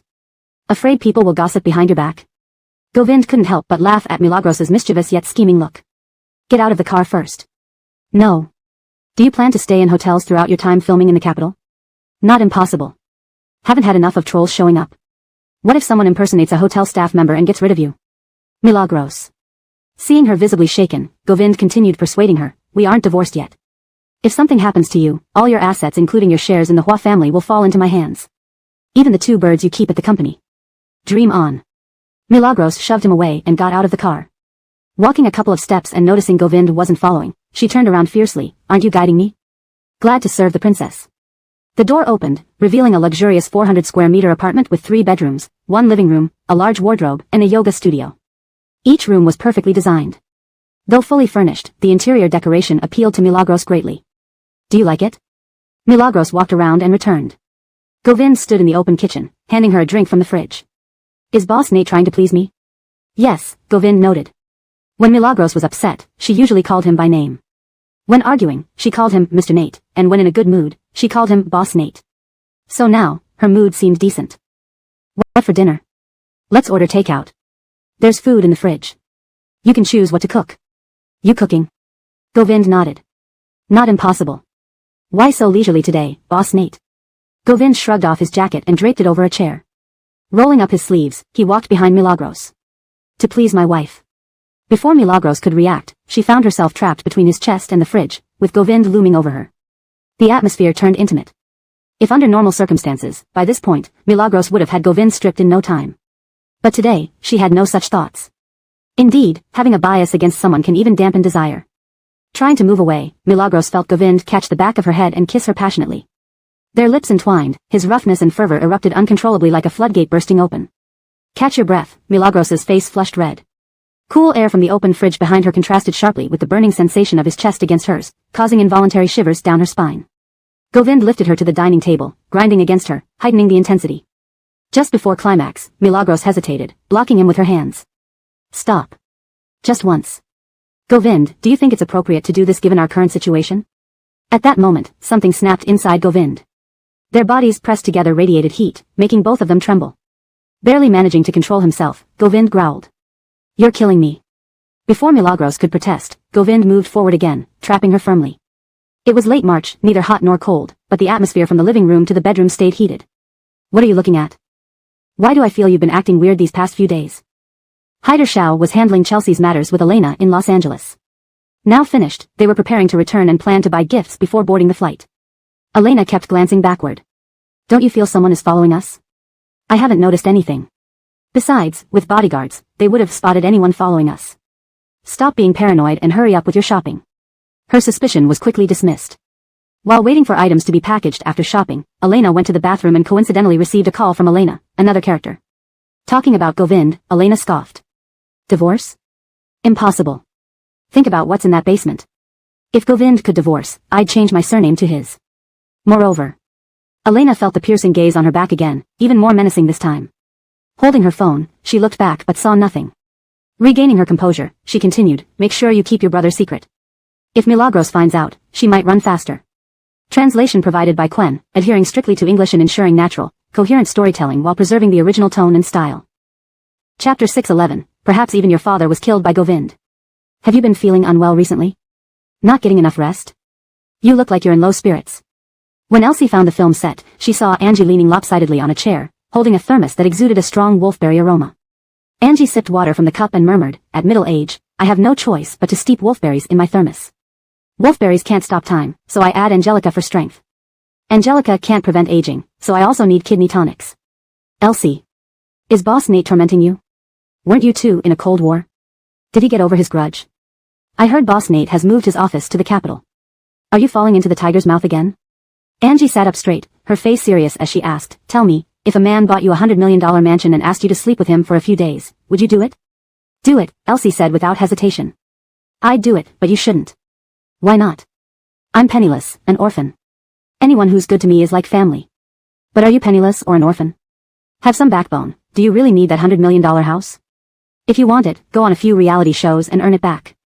Elsie gave Angie a disparaging glance. Get up, the director hired a reporter to spy on us today. He didn't tell me. He probably wants to drum up some buzz. I only noticed a few people talking quietly outside just now. If the media sees you looking so drained by a man, there will be more gossip articles. Angie immediately sat up straight, she had a reputation to maintain. Even if she were to die, she'd die looking good. Did you find the locksmith I asked you to hire? A new lock won't stop Chairman Nate. Angie pouted, finding life less interesting by the minute. In the afternoon, after wrapping up her scenes, Angie was resting when Elsie brought someone inside. The sunlight in late March was warm yet blinding. Squinting, Angie saw Elena and felt somewhat surprised. Why are you here? Didn't boss send me to LA to handle something? I came to report back. Just left his place and heard you're filming in the capital, so I thought I'd come see you. Elena handed a gift to Angie. I picked you out some jewelry, open it and take a look. Angie thanked her and opened the box. Inside was a dazzling set of diamond jewelry. The butterfly brooch shimmered in the sunlight, appearing almost alive with fluttering wings. It's beautiful. Elena noticed Angie's pleased expression. You like it? As soon as I saw it, I knew it was perfect for you. How expensive must it be? Elena is so poor, where did she get the money? The price doesn't matter since I used boss's card. What matters is that you like it. Angie. She shouldn't feel so touched. When will we finish shooting? Let's eat together. Elena blinked at Angie with a pleading look. Angie glanced at Elsie, who understood and went to ask the director. Elena looked around, but couldn't see the male lead anywhere. I heard that Hector got into trouble. Is it true? Where did you hear that? Angie was startled. This wasn't supposed to be public knowledge. How did even Elena, who spends all her time in hospitals dealing with death, find out? In some gossip forum. Angie. It's fake. No wonder the director wanted a reporter on set, He must have sent the story already, waiting for it to gain traction. Angie finished her last scene past 7. The two found a hot pot restaurant nearby. Elena sighed while ordering dishes. Living abroad for a while makes everything taste bland. Hot pot is the cure. While Elena ordered food, Angie messaged on her phone. Omar's situation worried her deeply. They were in this together for the awards, and they were friends off camera too. I finished ordering, I'll be right back from the restroom, Elena said with a sigh, as if she had just accomplished a major task. The private room door closed and then opened almost instantly. Thinking Elena might have forgotten something, Angie turned to see Chelsea enter and sit across from her. Angie frowned, thinking she wouldn't give up. Miss C, you have your skills. Of course I do. I know more than Christy does about what happens in the capital. Chelsea smiled, implying she could track Angie's every move effortlessly. Understood. But Miss C, it's pointless to keep pestering me. After all, Govind doesn't care for women of your chest size. Why don't you consider augmentation first? Chelsea's face changed abruptly, clearly stung by the comment. Yesterday, standing in the club hallway, she had overheard others criticizing her looks, how her face wasn't attractive enough, her bust too small, her waist not slender enough, nothing compared to Angie.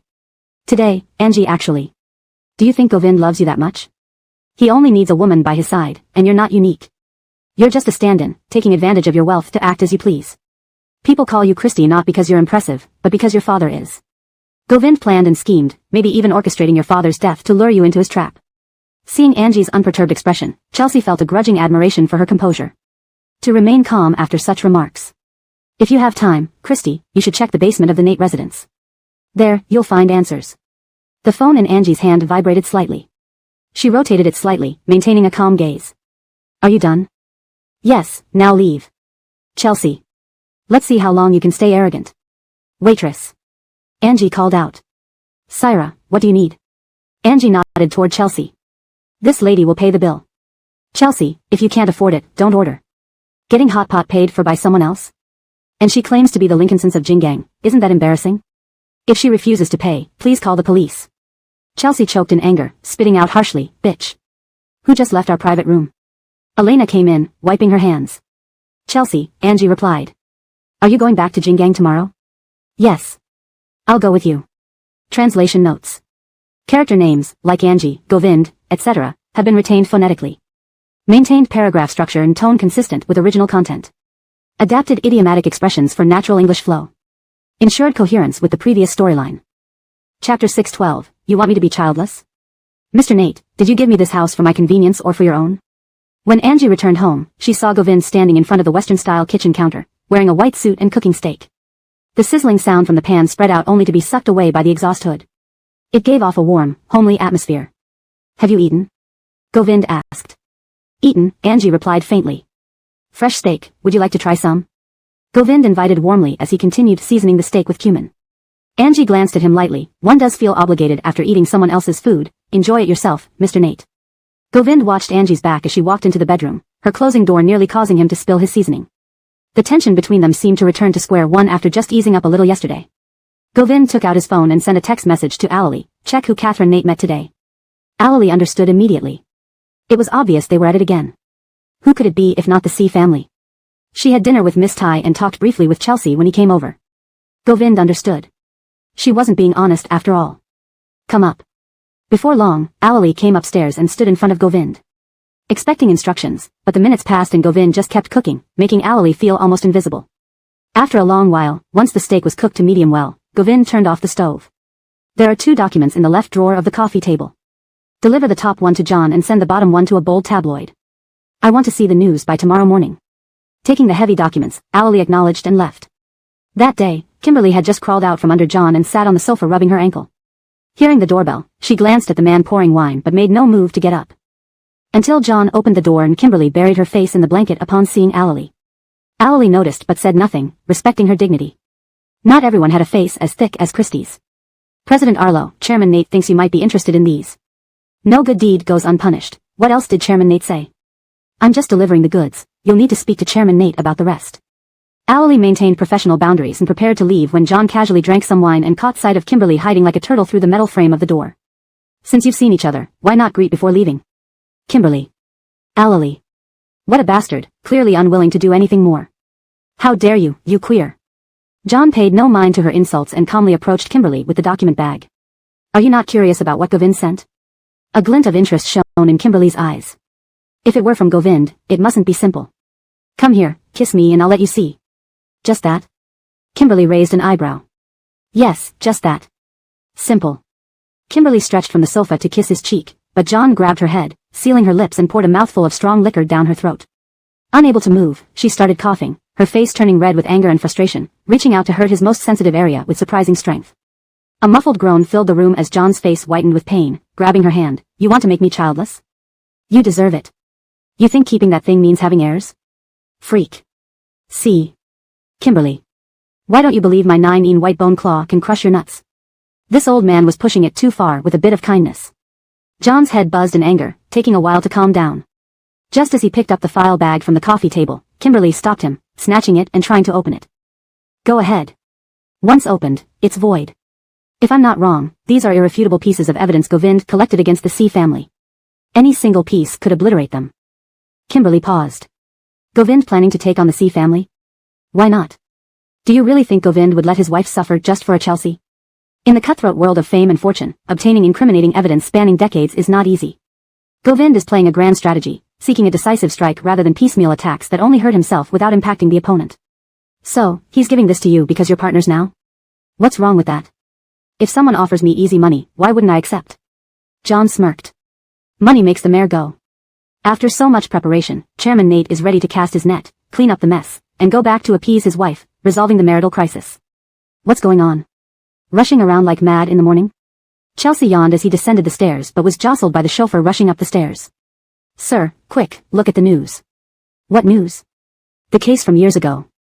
That morning, the local TV station aired a report on a decades-old incident involving the C family.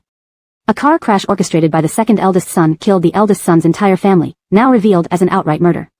The footage exposed undeniable proof hidden away at the time of the original investigation. The C family panicked. A ridiculous case? They can't overturn something from years ago that easily. Even though the driver didn't show it outwardly, inside he thought that even without overturning the case, this scandal alone could ruin the C family, given how many lives were sacrificed. They thought the matter had been forgotten for years but hadn't expected it to resurface, stabbing them hard when they least expected it, leaving them defenseless. Please note that the translated content adheres closely to the structure and style of the original Chinese text, including maintaining paragraph breaks and line changes. Chapter 613, Nate Family's Basement. Have you seen the news? What news? Angie had gone to the set early in the morning, having already informed the director the night before that she would return to Jinggang today and take a half-day off. Just as Angie finished her makeup and was about to start filming, Elsie hurried over with a tablet, handing it to her. The video clearly showed footage of a car accident. It said to be the C family scandal from back then. The two branches of the C family were fighting for the slot left by the old patriarch, resulting in the second branch eliminating the first. This incident stirred up quite a storm in the capital at the time. The C family cooperated with investigations for a long period but ultimately claimed the road surveillance was damaged, leading to the case being closed. But unexpectedly, after more than a decade, someone dug this up again. And surprisingly, it wasn't because the surveillance was damaged, rather, the C family deliberately concealed it. Angie, she vaguely remembered Govind mentioning this incident. She had thought that there wouldn't be any possibility of reopening the case after so many years, yet here it was again. Was this Govind's doing? Why aren't you surprised at all? Elsie was somewhat astonished at how calm Angie appeared. On the other hand, Angie asked indifferently, what's there to be surprised about? I need to film now, and then I'll head to the airport. Elena didn't understand why Angie suddenly wanted to go back to Jinggang, but since Angie insisted, there must have been a reason. By the time Govind received the message, they were already on the plane. Back to Jinggang? Yes, Syra and Miss Tai are returning together. Did you bring bodyguards? We did. Angie had recently become very cautious, not wanting to attract attention given the recent string of life-threatening events targeting her. After suffering several setbacks, Angie had become more careful. When the plane landed at Jinggang Airport, Elena thought Angie might be going back to the Hua family and was just about to call a cab when Angie stopped her. Not going back to the Nate family? Of course. Just in time, we can go together. Together? Elena was puzzled by Angie's casualness. Over their time together, Angie rarely went to the Nate family alone when Govind was away, both out of fear of awkwardness and her unsuitable personality for socializing with elders. In a noble family, Angie's temperament would likely draw criticism, but the Nate family, despite its newfound wealth, was not truly a traditional noble household, thus avoiding such complex power plays. The car drove toward the Nate family villa. On the way, Angie received a call from Tilda, asking her to come home later. Angie agreed. From the airport to the Nate family villa was quite a distance. The car stopped in the courtyard under the midday sun. I need to use the restroom, Elena, caught by surprise during her menstrual period, rushed into the house immediately upon arrival. After changing, Elena came downstairs but found no sign of Angie. Searching around, she still couldn't find anyone. Turning to the maid, she asked, "Where is she?" "The young madam?" "She's in the basement." "In the basement?" Elena was puzzled. Why would she go down there? Crap. A realization flashed in her mind, prompting Elena's sudden exclamation. Without delay, she rushed toward the basement, and as she descended the stairs, she saw Angie standing in front of a hidden door. "Sister-in-law, what's going on? How do you open this door?" Angie asked bluntly. Hearing this, an odd feeling crept into Elena's heart. How did Angie know about this door? The Nate family villa's basement design was initially created by Govind himself. Usually, basements are parking lots, but Govind turned it into his private space, strictly prohibiting others from entering through this door. Only Elena and Elena, a different character, knew about this secret due to a coincidental discovery when one of Govind's cats wandered in while he was away. Aside from them, no one else knew. So, how did Angie find out? Elena's mind raced. She wanted to call Govind but realized he was far away in the capital and couldn't come back immediately. Pausing, she asked Angie seriously, "Sister-in-law, how did you know about this door?" "Why can't I know?" "No, what I mean is, aside from the Nate family members, no one knows about this door, not even the maids." "Is there something we've overlooked?" Angie pondered. If Elena weren't usually so carefree, it would be hard to believe her now. "Chelsea told me when you were in the bathroom during our hot pot dinner yesterday." Elena's pupils dilated in shock as she stared at Angie. Could it be, the feeling of being followed in Los Angeles was real, not just paranoia? Seeing Elena's frightened face, Angie asked, "What's wrong?" "When Hyder Shao and I went to Los Angeles to handle Chelsea's issues, I always felt like someone was following me. Before we returned, while shopping, I mentioned the Nate family's basement in a phone call to my mom." Angie understood. "You mean, someone is manipulating everything behind the scenes to drive a wedge between Govind and me?" Elena hesitated, unsure but concerned. "Don't you think this is all too strange? Everything seems to be pushing us apart, whether it's Chelsea or Chelsea. It's like solving a mystery, unraveling layer after layer. I swear, only my mom and I didn't know about the Nate family basement until a long time ago when the cat ran in while my brother rushed out for an emergency. I've never mentioned this to anyone. In Los Angeles, I felt someone was following me, and within 2 days of returning, you knew. This is just too strange. Something unusual must be happening." Angie also felt uneasy. If Chelsea's people were following Elena, then Chelsea's methods were formidable, yet realistically, Chelsea didn't seem devious enough. Who could be controlling everything? Chapter 614, Chelsea, long I've heard of your name. As Elena said, recent events seemed to be pushing her towards an unseen direction as if everything was a meticulously planned trap by someone else, waiting for her to jump in before closing the net. The puppeteer behind this seemed to have a clear understanding of everything, almost as if they had full control. Understanding her personality and Govind's was not an easy feat. Few people could achieve both simultaneously. Her social media presence gave much away about her, but Govind's mind was deep and impenetrable, his emotions rarely showing on his face. Unless someone had understood Govind thoroughly before he achieved fame and success, how could they predict all this? Angie felt she was beginning to get a sense of who this person might be. "Did you notice anything strange during your time at the Los Angeles hospital? Is Chelsea still in a coma?" Elena was taken aback. "You suspect her?" "I clearly saw her lying in the hospital with Hyder Shao, and the doctor confirmed she was in a coma." "Isn't it easy to make a doctor lie?" Angie's suspicions remained. "Go back, right now." "Now?" Elena was stunned. Angie was always quick to act. She asked Sadie for a few people and immediately set off to Los Angeles with Elena and Isaiah aboard a private jet. As she was resting, recalling recent events, Tilda called her. "Aren't you supposed to come home for dinner?" "I can't, I'm going to Los Angeles." "Los Angeles? Why there?" "To seek revenge." Angie shared her suspicions with Tilda, who couldn't contain her temper after listening for so long. "Are you crazy? This is something that only Govind should deal with. What does it have to do with you? Not just you are being manipulated. To fly around for a man like that, did you lose your mind?" "My grievances must be avenged by myself." That night, arriving at dawn, Angie landed in Los Angeles and rushed straight to the nursing home without wasting any time. During this period, Govind called. While she was questioning Elena for details, "Was the person following you male or female?" "I think it's a woman, otherwise, how could she eavesdrop in the bathroom?" Moreover, every time I mentioned my brother on the phone, her gaze was cold and intense, not like the look from a stranger. "Miss, we've arrived." Isaiah parked the car at the nursing home entrance. Angie initially wanted to wear a mask but changed her mind halfway. "What's wrong?" "She looks like me, maybe it will help." "Isaiah, you and the others watch from a distance. No need to follow closely. I'll scout ahead." Angie tidied herself up as she instructed and got out of the car with remarkable decisiveness. Upon arrival, the luxury of the nursing home struck her. No wonder Mr. Nate was generous. Even the nursing home facilities were top-notch, using her husband's money to plot against her in secret. If Chelsea were truly dead, it wouldn't matter. If not, she'd find her and punish her severely. Angie headed up to the penthouse VIP area of the nursing home where, according to Elena, specialized doctors and nurses provided one-on-one service. The rubber soles of her shoes made no sound on the tile floor. Pulling up her high-neck base layer, she prepared to search for the room. Suddenly, a figure emerged from the bathroom. Miss C, returning so late? Angie stopped in her tracks, thoughts racing as she nodded slowly in response to the inquiry. The figure continued, rest well. These simple words contained significant information. Just returned implied Chelsea was awake and often went out, and the nursing home staff were accustomed to it. Yet Elena saw her lying in bed with life support machines, indicating she knew someone was coming and was faking. The nurse's words proved they were aware but chose not to intervene. Angie realized instantly that this was all orchestrated. They had been deceived by a supposedly comatose person. Her first instinct was to tell Govind the verified truth. This woman was terrifying, playing everyone while pretending to be unconscious. What if a bigger conspiracy awaited them? Angie reached into her pocket for her phone, intending to call Govind when a voice interrupted her. Are you going to call Govind? Suddenly, Angie's hair stood on end. In the middle of the night, in an empty nursing home hallway, such sudden sounds were unnerving. Turning her head, she saw a woman in a black suit, resembling her, standing nearby, her gaze fixed on her as if awaiting her arrival. Chelsea, long have heard of your name. Angie, same to you. Their eyes met. Who was the imposter was clear. Compared to Chelsea's scheming, Angie appeared more candid. Tiring to scheme all this after a major illness?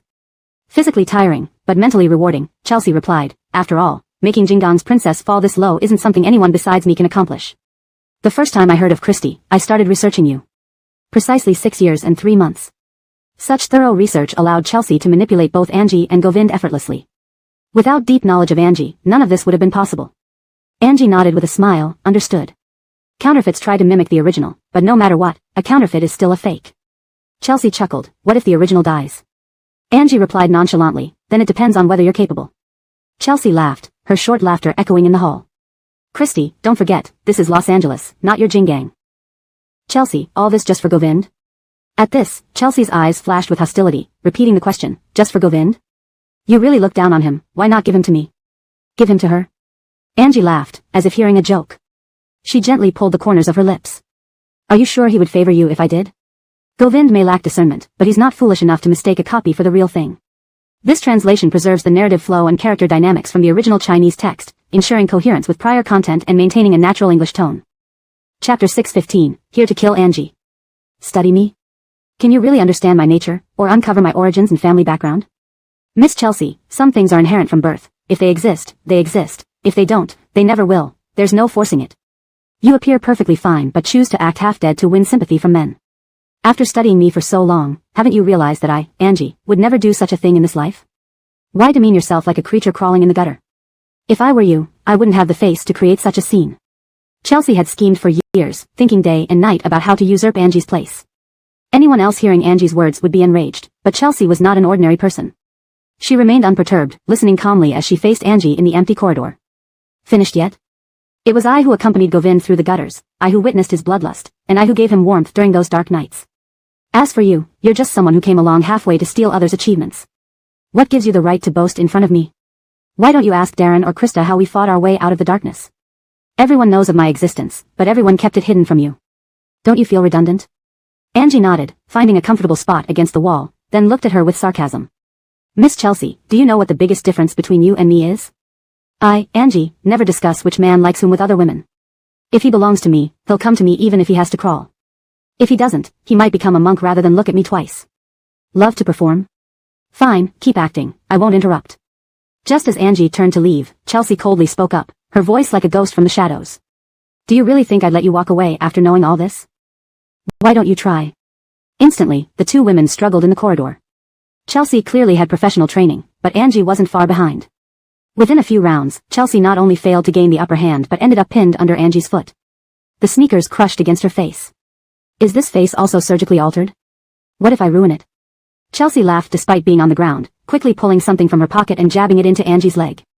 A wave of numbness spread through her body, and while she was dazed, Chelsea pushed her away, slamming Angie's shoulder into the wall. The collision momentarily cleared Angie's mind. Despite the numbing sensation, she grabbed Chelsea's hair and slammed her head against the window. With a crash, glass shattered everywhere, startling the other residents of the nursing home.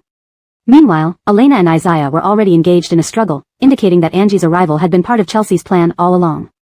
Blood splattered everywhere, with Chelsea half hanging outside the window. Angie, holding her by the hair, was determined to make her fall. A drop from 4 to 5 floors might not kill, but it certainly wouldn't leave one unscathed. Govind, see that? This is the Chelsea you know. Upon hearing this, Chelsea instinctively turned back, loosening her grip for a moment. Seizing the opportunity, Angie elbowed her in the chest. Chelsea's upper body went numb, and her hands released Angie's collar, causing her to plummet from the 5th floor. From high above, Angie watched coldly, like a judge from hell. Bang! Chelsea hit the ground hard, and Angie suddenly remembered Elena. Elena. Bang! Before Angie could react, a blunt object struck her head, plunging her into unconsciousness. Don't worry about me, go check on Angie. I'm a bit concerned, urged Elena. 2 bodyguards were injured, leaving only Isaiah to fight on. If this was a trap, their situation was dire. Have you called Chairman Nate? Yes, he's on his way. You go find Angie first. Isaiah hesitated, peering out cautiously. Gunfire erupted around them. They had forgotten they were abroad and hadn't prepared adequately, underestimating their opponents. Their weapons were almost depleted. Who are they? Snipers. Isaiah leaned against the wall, panting.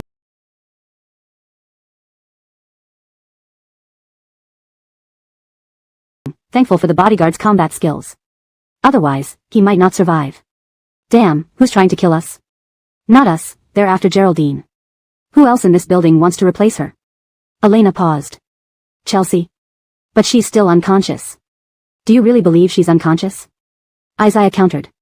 Chairman Nate had better hope nothing happens to Geraldine. If she's harmed, Syra won't let him off easily. Any man who can't handle his mistresses and puts his wife in danger deserves scorn. How much more so when it's his own partner? He'd be better off stepping down. Elena didn't respond, unsure of the situation. Stuck there, Isaiah saw movement below. Do you have any bullets left? He asked one of the female guards. 1. That's enough. Throw it over here and cover me. As instructed, a woman in white athletic wear, covered in blood, climbed up. Her figure closely resembled Angie. That's Chelsea, confirmed Elena. If she's downstairs, where's Angie? Please, let her be safe. If something happened to Angie, Elena would never forgive herself. If she hadn't told Angie everything, they wouldn't be in Los Angeles. Suddenly, the bodyguard tossed the gun to Isaiah, who caught it. Throwing 2 jackets to distract the snipers, Isaiah aimed and fired, hitting Chelsea in the knee. The muffled scream and thud sounded simultaneously. Chapter 6:16, Chelsea stays behind, I will deal with her personally. The sniper on the rooftop saw Chelsea get injured and momentarily lost focus. In that brief lapse, he was discovered by someone who came to investigate, leaving him no time to react. Instantly, the man fell face first, a gaping wound bleeding profusely on his forehead. Who's here? The situation was complex, and Isaiah did not dare relax for a moment. Elena hesitated for a moment before ambiguously saying, could it be my eldest brother's people? Govind? Isaiah now discarded any formalities when referring to Govind. Calling him by his first name clearly showed Elena that he disapproved of Govind's actions. Ever since Lucia married him, they have been through constant dangers, all stemming from him. Whether it was family issues or emotional problems, these matters could have been resolved by himself, but ultimately, those enemies found their way to Lucia. This person. Unreliable. Maybe. Best if it is, otherwise we'll all be done for. Isaiah's words were clear and realistic. President Selenag, this is the guest list for tomorrow's banquet. All are influential figures in Beijing and Hong Kong. Among them, we have sent invitations to Ms. Wu as you specially requested. Tilda was just about to leave work, lifting the cup on her desk to take a sip. However, she realized it was a cup of cold coffee, bitter and chilling to the heart. Seeing her frown and put down the cup, the secretary tactfully asked, shall I make another one for you? No need, I'm getting ready to leave. Thank you for your hard work today. As Tilda packed up, ready to go, she brushed the edge of her bag against the coffee cup on the desk, causing it to shatter with a crisp sound in the quiet night office. I'll have someone clean it up. Tilda felt an ominous premonition creeping up. She had a vague sense that something was amiss. After pondering for a while, she asked, did Amy call? The young mistress? No, wasn't she going to Los Angeles? She should be there by now. Tilda tossed the coat onto the chair and pulled out her phone to call Angie. But on the other end, there was no answer. She suddenly felt uneasy. Calling Isaiah, the sounds of gunfire greeted her instead of a human voice when the call was picked up. Lie down. During the chaos, Isaiah pressed Elena's head into the nearby shrubs, daring not to move another inch. Meanwhile, the phone flew several meters away, exposing itself to the enemy's line of sight. Damn, he rarely cursed aloud. Tilda breathed heavily, her breathing and expression heavy. Trembling, she ended the call. She then dialed Govind, whose call was still ongoing. Several minutes later, Govind finally called back, shouting, dream first. Following that, he informed her, Angie got into trouble in Los Angeles, I'm on my way. Director Nate, if my daughter gets hurt again because of you, you'll never see her again. Govind hung up, his expression grim like a demon from the Dark Knight. Krista reported nervously from the side, our people have already rescued Isaiah and Elena. This matter started when Elena went to Los Angeles to handle Chelsea. She thought she was being followed at the time. After returning, she mentioned this to Angie. Get to the point, Govind cut her short. Chelsea is alive. She plotted all this. Angie might be in her hands, and the people we left in Los Angeles watching over Chelsea are now under her control. The mention of under her control made Krista hesitate. It was unimaginable to her that a supposedly unconscious woman would manipulate the guards with power and position, making them bow to her every command. Not one is to be spared, the man's jawline tightened, filled with the inability to reach Angie. He should not have shown mercy initially, especially considering the resemblance between her and Angie. He knew not everyone is immune to fame and power. Chelsea is not Angie. No, Chelsea stays behind, I want to deal with her personally. Krista nodded, recalling how when Govind returned after being missing for over a month, he instructed her to handle some matters. They thought paying off Chelsea would resolve it, but she stood outside the estate for months, rain or shine. Even more heart-wrenching was encountering a fellow Chinese in a foreign land, wearing a white dress, standing softly before you. That protective instinct surged instantly. Initially, they allowed her in, and Chelsea behaved well within limits, cooking Chinese meals for them daily. Over time, everyone grew accustomed to her presence. Little did they know, habit was the most dangerous thing. This continued for half a year until something happened to her. Though Govind usually didn't care, given her obedient behavior, he made an exception. Love? Non-existent. Affection? Not even close. Everyone knew Angie was his pillar. Chelsea was just a fleeting episode in his long journey. Her attempts to replace Angie were mere fantasies. At times, Chelsea was even scolded for wearing a white dress. Since then, Chelsea never wore white again, believing Govind disliked it. How is it? Shot in the leg, Elena covered her thigh, her face pale. If not for worrying that her cries might attract the enemy's attention, she would be writhing in pain on the ground. If not for Govind's people coming, they wouldn't have survived tonight. Follow them, I'll find the young mistress. Go find Chelsea first, don't let her escape. Isaiah nodded, picking up the gun, be careful. Angie's safety mattered more. In this dire situation, it could cost them their lives. The attack wasn't aimed at them, the firepower wasn't concentrated on their location. Chelsea's escaping, Elena, lying on the ground, watched a black unmarked car speed towards Chelsea. It stopped right in front of her, clearly intended to pick her up, not harm her. Elena shouted anxiously. Isaiah turned, aiming at the tires, firing 3 shots in quick succession, causing the rear tire to explode on the spot. Despite this, it didn't stop the determination to flee. Splash. Angie was thrown into the pool, instantly regaining consciousness. Her hands and feet bound, preventing her from struggling, she could only passively endure the torture. Chelsea dared do this to her. If ever in her hands, she'd crush her bones and scatter her ashes. As she was pulled out of the water, Angie forced herself to open her eyes, trying to see who it was. A figure with a black mask appeared, revealing only a pair of familiar yet elusive eyes. Chapter 617, These years, you've worked hard as my stand-in. You think, what would happen if I disfigured your face? Would men still line up to adore you? Would you still be the top star in Jingang? Would the title of Jingang's first beauty still fit you? The person pressing down on Milagros's head was using a voice modulator, exerting immense force as if trying to snap her neck. Speak. Aren't you usually quite eloquent? Why aren't you speaking now? Isn't it said that the princess is quick-witted and silver-tongued? Why are you silent now? Do you know how much effort we put into getting you to Los Angeles? Every step, every scheme, has been meticulously planned for days and nights. From when you met Chelsea in the capital until you boarded the plane and saw people at the sanatorium, each move was part of our carefully calculated plan. Did you really think you could fly away from us? The man holding Milagros seemed to revel in his triumph, eager to break down their actions one by one to let her know just how worthless she was. Talking about the long princess and the first beauty, in the end, wasn't it just this?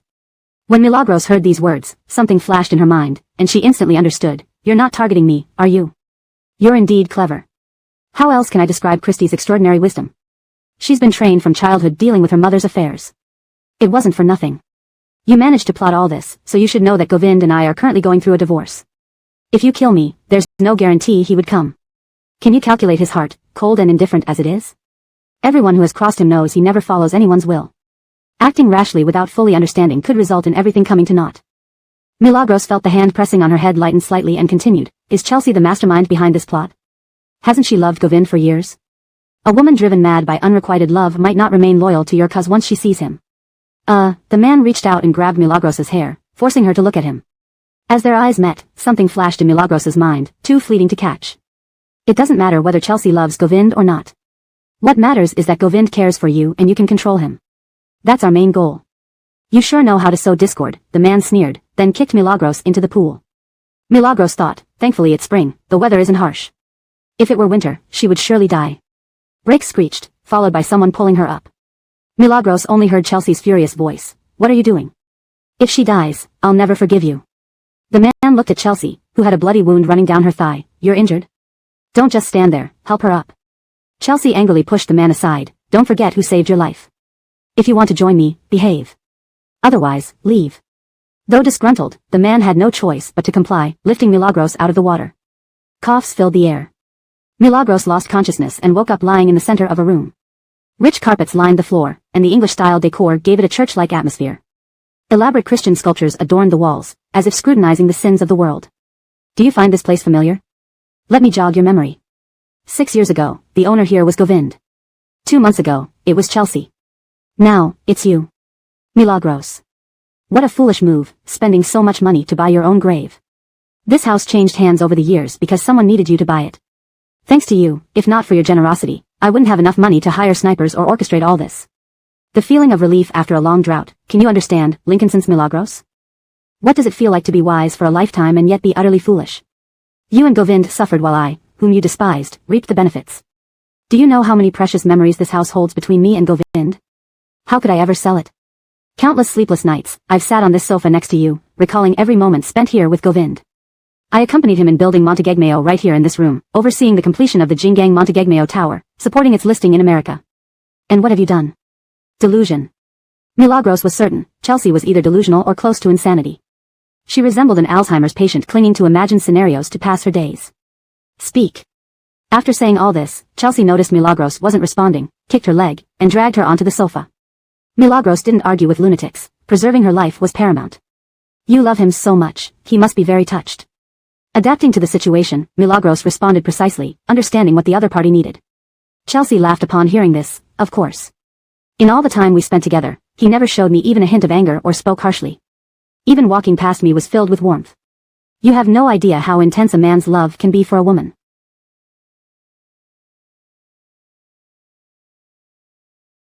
Milagros cut in before her fantasy took hold. I'm envious. You should be envious. What are you, anyway? Just a stand-in because he couldn't get me. Do you really think you're anything special or irreplaceable? Now, I'm awake, and I'm back. You need to step down. These years, you've worked hard as my stand-in. Chelsea reached out to touch Milagros' smooth face, hesitated, then shook her head with a sigh. Look at your rough skin. Women without a man's affection are truly pitiful. Milagros, big sister, can't you admit your own skin is rough? She spends tens of millions annually on skincare alone. Are those few drops of Govind's urine akin to Laozi's divine water or something? Today, Milagros felt like an emotionless straight man, forced to play along with Chelsea's antics despite her neurotic behavior. I envy you. Envy me? Can you do what I can, die for Govind? Somehow, these 3 words or a punctuation mark infuriated Chelsea. Chelsea grabbed Milagros' arm, dragging her up and heading toward the 2nd floor of the mansion. Note, in maintaining the paragraph structure, certain stylistic elements and line breaks have been preserved to match the original text closely. Chapter 6:18, I want you to divorce Milagros, I want to be Catherine Nate. The entire manor was pitch black. There wasn't a single light, the 1st floor at least had some moonlight seeping in from outside, but the entire 2nd floor was completely dark. Bang! The heavy bedroom door was pushed open, and Milagros was thrown onto the carpet. Chelsea pointed at the large bed in the room. Do you see? This bed is where Govind and I indulge every night. This bed is the witness to our love.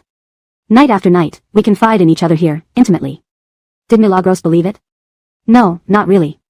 For some inexplicable reason, she trusted Govind, just as she believed Elena wasn't part of this plan. But Chelsea was on the edge of sanity, teetering like a balloon about to explode. She couldn't provoke her further. He loves you so much, and this bed looks exactly like the one in Puyin Mountain, Milagros said. Chelsea's face lit up at these words. Really? The outline looks similar, but I need to look closely to confirm. Fine, fine. Come, take a good look. Chelsea pulled Milagros close to the bed. Squinting, Milagros replied, I'm nearsighted. Can we turn on a light? You. I'm only trying to confirm. Just for a moment. Hurry up. As Su-Yin turned on the light, Milagros saw that the bed looked entirely different from what Govind would have liked. Govind's room? She had never seen an owner's room placed right by the staircase, especially in a place with such intricate design like this manor. Snap, the lights were turned off instantly, followed by a sharp interrogation. Are you insane? Afraid Govind's men can't find us? Su-Yin's muddled mind cleared slightly as she slapped Milagros across the face. Bitch, you deceived me. The masked man glared at Milagros, grabbing her neck and slamming her against the wall. Stop playing tricks on me. Do you think I won't kill you? I believe you, Milagros said calmly. Don't push your luck. Behave unless you want to die. Sir, the guard says the light in Chelsea's old room flashed just now. Govind stared intently at the doctor treating Elena's wounds, his clenched fists revealing his anger. Krista, stay here. Everyone else, out. Send a team through the secret passage from the back of the mountain into the manor. Krista nodded and asked, who should go? Isaiah, Gavin, Govind chose. Krista seemed to understand something. You suspect there's someone on the inside helping them? Most likely. They could not have moved Milagros from the airport to the sanatorium in such a short time without help. Understood. Soon, Govind left the room, leaving Krista to watch over the injured Elena while taking the rest of the people away in several cars. Awali led the way, unsure of their destination, driving aimlessly on the road for about half an hour before heading towards the manor. Upon arriving at the entrance of the manor, Govind stepped out and saw a woman in a white lace dress standing at the gate. Is that Christy? Awali asked uncertainly. No, Govind replied definitively. Milagros hadn't worn such intricate lace dresses in years, saying complicated outfits hindered her ability to fight. So who is it? It's Chelsea. The woman must be crazy, still harboring delusions after all these years. Where is Milagros? Govind walked steadily toward the woman. She isn't here, but if you want to see her, I can make that happen. Govind's eyes deepened.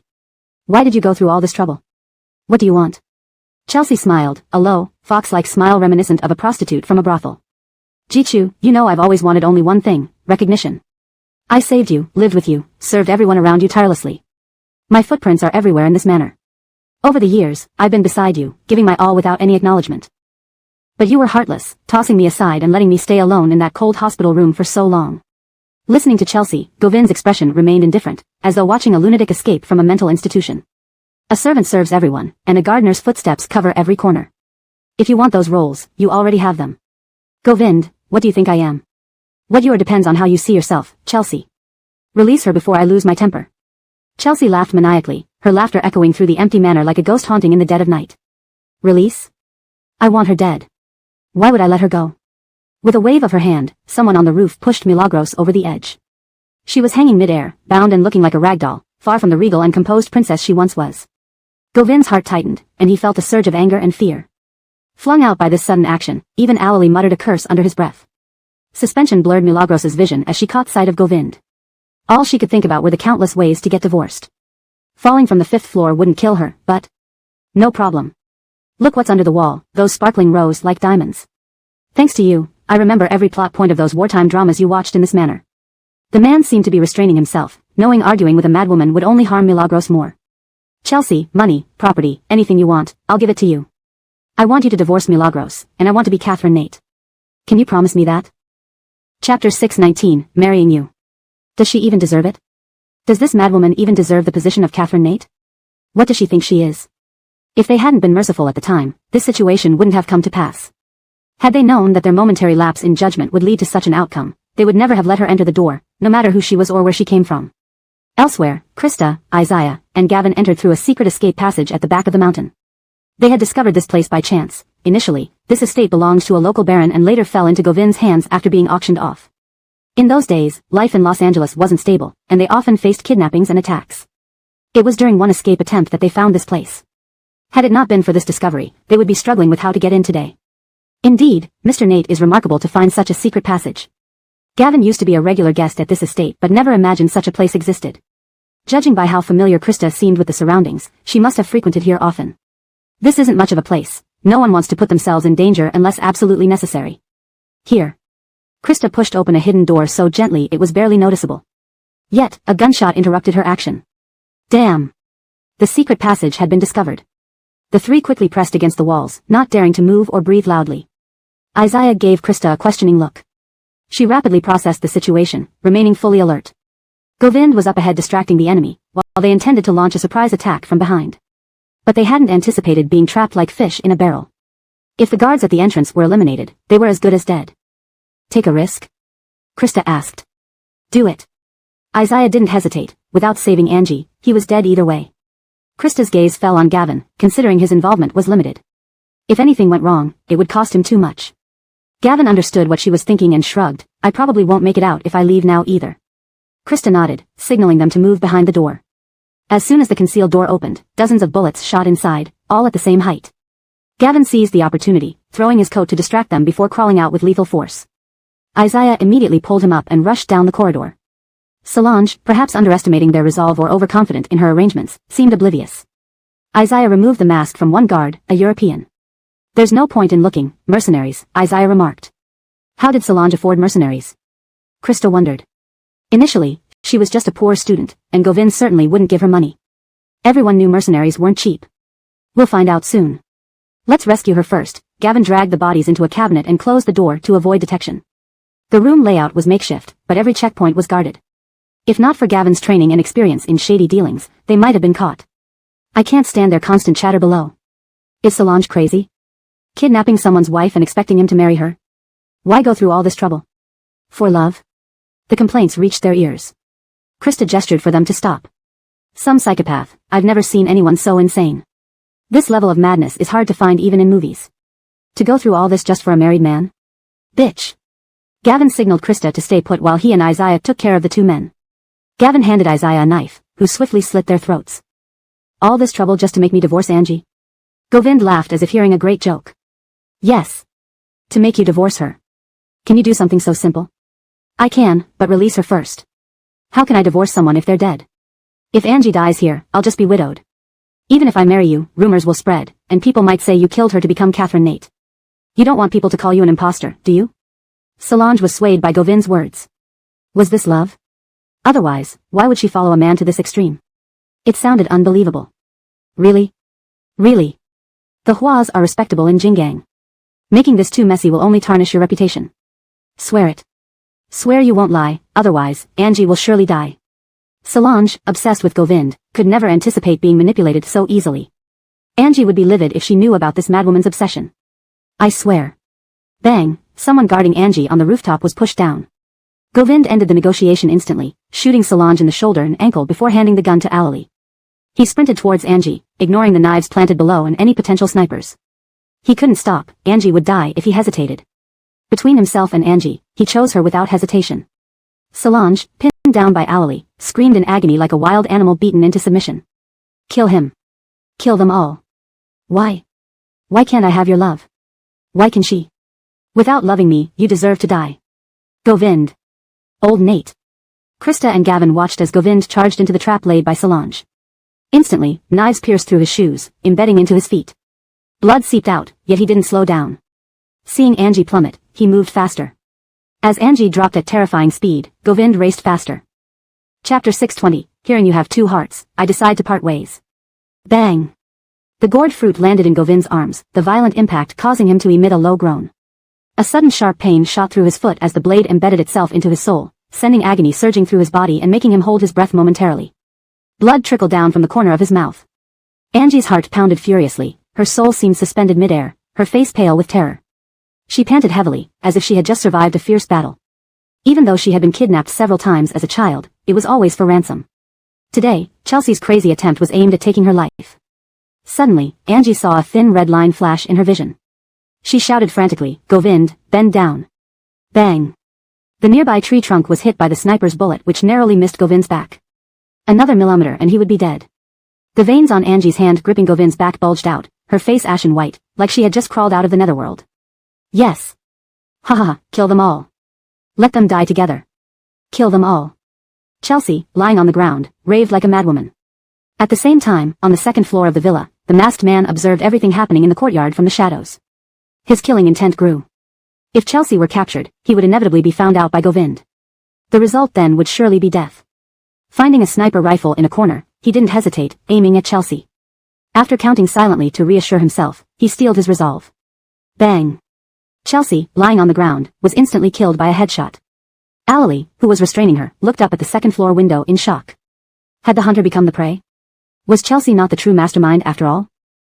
This move clearly aimed to eliminate witnesses. Check the second floor. Pull the power switch so no one escapes, Alali barked loudly in the spacious villa filled with gunshots. Two groups engaged in brutal combat, but clearly, Govind's men were more ruthless. Facing mercenaries, they had their methods. Isaiah and Gavin swiftly descended from the rooftop to capture the remaining people. Approximately half an hour later, the fully lit villa was completely surrounded by Govind's men. How did it go? We didn't catch him, he escaped. It can't be this easy. This area is open and mountainous, he must still be here. Continue searching. Tear the house apart if you have to, don't let him get away. Downstairs, the bodyguards pulled out all the blades embedded in the villa's walls except those piercing Govind's feet. The knives, about 20 to 30 centimeters wide, penetrated his soles. If not treated properly, he might be disabled for life. Syra, please come down, the bodyguard said, taking over Angie from Govind. Govind sighed in relief as the weight was lifted, significantly reducing the pain in his feet. Angie, far from being a kind person, had a clear sense of right and wrong. Everything that happened today stemmed from Govind's past leniency. He suffered today to pay for past mistakes, but what about her? Saving her was a matter of balancing the good and bad. If she forgave him, they could call it even. But if she pursued further, he deserved it. Angie stood at the periphery, leaning on the bodyguard's arm, watching them tend to Govind's injuries. When their eyes met, various emotions flickered across her face: coldness, disappointment, displeasure, and despondency. Govind felt his heart quake.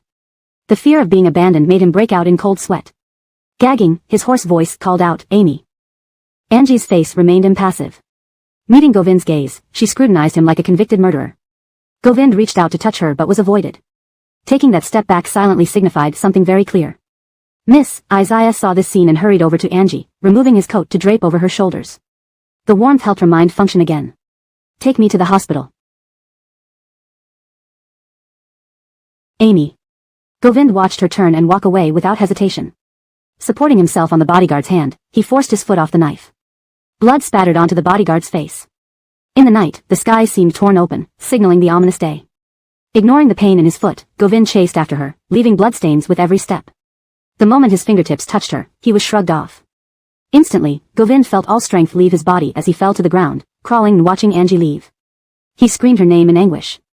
The business tycoon, usually seen in tailored suits at upscale venues, now resembled a fish struggling on land, gasping for water before dying.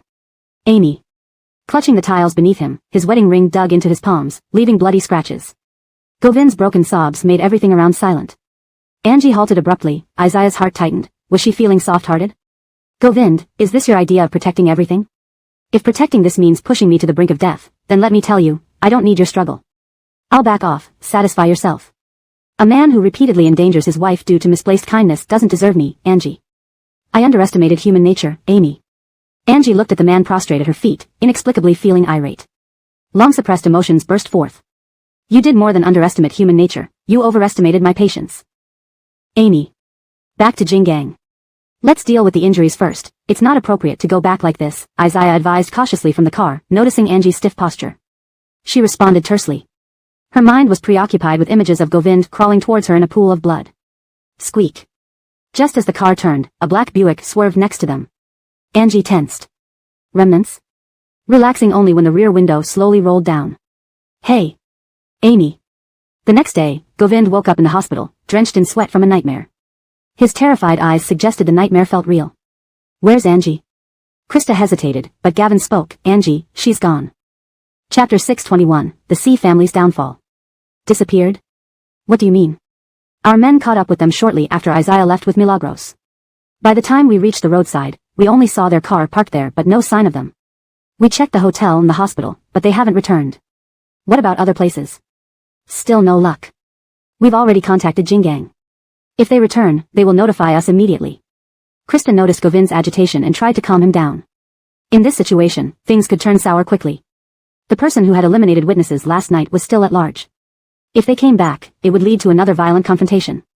Everyone assumed all of this was planned by Chelsea, but it turned out they were like the mantis stalking the cicada, unaware of the oriole behind. They had been deceived. The man coughed and tried to sit up in bed, but his legs were wrapped too tightly, making any movement impossible. Where's Alali? He's still at the estate. We haven't found the sniper yet. Govind paused for a moment, his voice cold and emotionless. Start with the sanatorium. If they won't talk, go after their families. He couldn't believe that Chelsea had covered her tracks so thoroughly.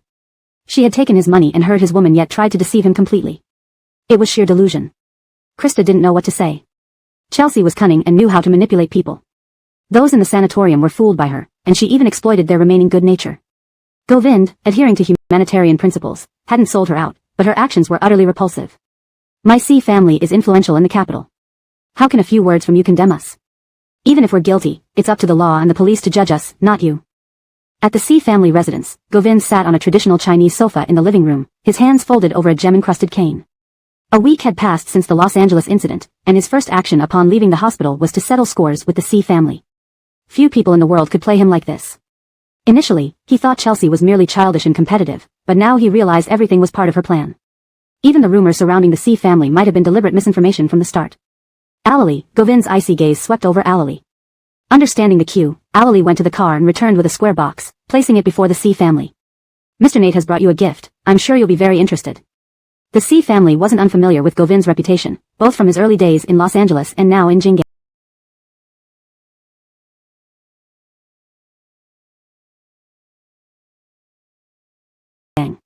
His methods were something they all avoided. The rumors about the C family a week ago had already caused chaos. They had tried to trace the source and resolve the issue through connections, but before they could act, he showed up at their doorstep. Govind remained expressionless. Aren't you curious enough to open it? I don't understand Mr. Nate's intentions. We have no grudges or conflicts. Why would you come here personally? Alali kept an eye on Govind's face, seeing his brow furrow. He opened the box, revealing a bloody severed head. Instantly, screams and pale faces filled the room. Until Chelsea vomited in the living room. My patience is running thin. Count to 3, and if I don't get satisfactory answers, none of you are leaving. This is China, not abroad. Don't get too cocky, Mr. Nate. The C family members maintained a facade of calm. Govind laughed coldly, slowly rising with his cane, hindered by his injured legs. But his presence was terrifying, like an evil spirit risen from hell. Greater is illegal. Are you aware of that? Bang. Ah. Just as Chelsea spoke, Govind pressed a button on his cane, revealing a steel rod, which he swung viciously at her shoulder. Her screams echoed, nearly causing her to faint. Hitting a girl, what kind of hero are you? Chelsea's mother rushed to shield her daughter. She hoped this would soften Govind, but instead, he showed no hesitation, swinging the cane again while coldly asking, did I give you any respect? Govind. C patriarch suddenly stood from the sofa, you ungrateful child. My C family saved your life once, without that, you'd never have become the richest man in Jingang. To forget that kindness and come here to kill my family, you heartless orphan, as temple monks say, lacking in family ties, with no mother, no love, and no children. You deserve to live alone forever. Alali shuddered at these words. The end was near for the C family. Mentioning his lack of a mother was one thing, but referring to his wife and children, a sensitive topic for Govind. Anyone who visited the temple monthly to light incense for his deceased son would not tolerate such disrespect. The room fell silent, then Govind's sudden laugh broke it. Throwing his cane aside, he walked over the coffee table, grabbing the old man by the neck. Courageous indeed. Chelsea has ties to mercenaries overseas, involved in the recent kidnapping of domestic researchers. Whether I act or not, you can't escape this. Let's see if your influence can help you stay alive.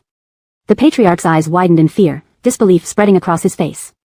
Govind tossed him onto the sofa, looking down at him while wiping his hands with a handkerchief from Alali.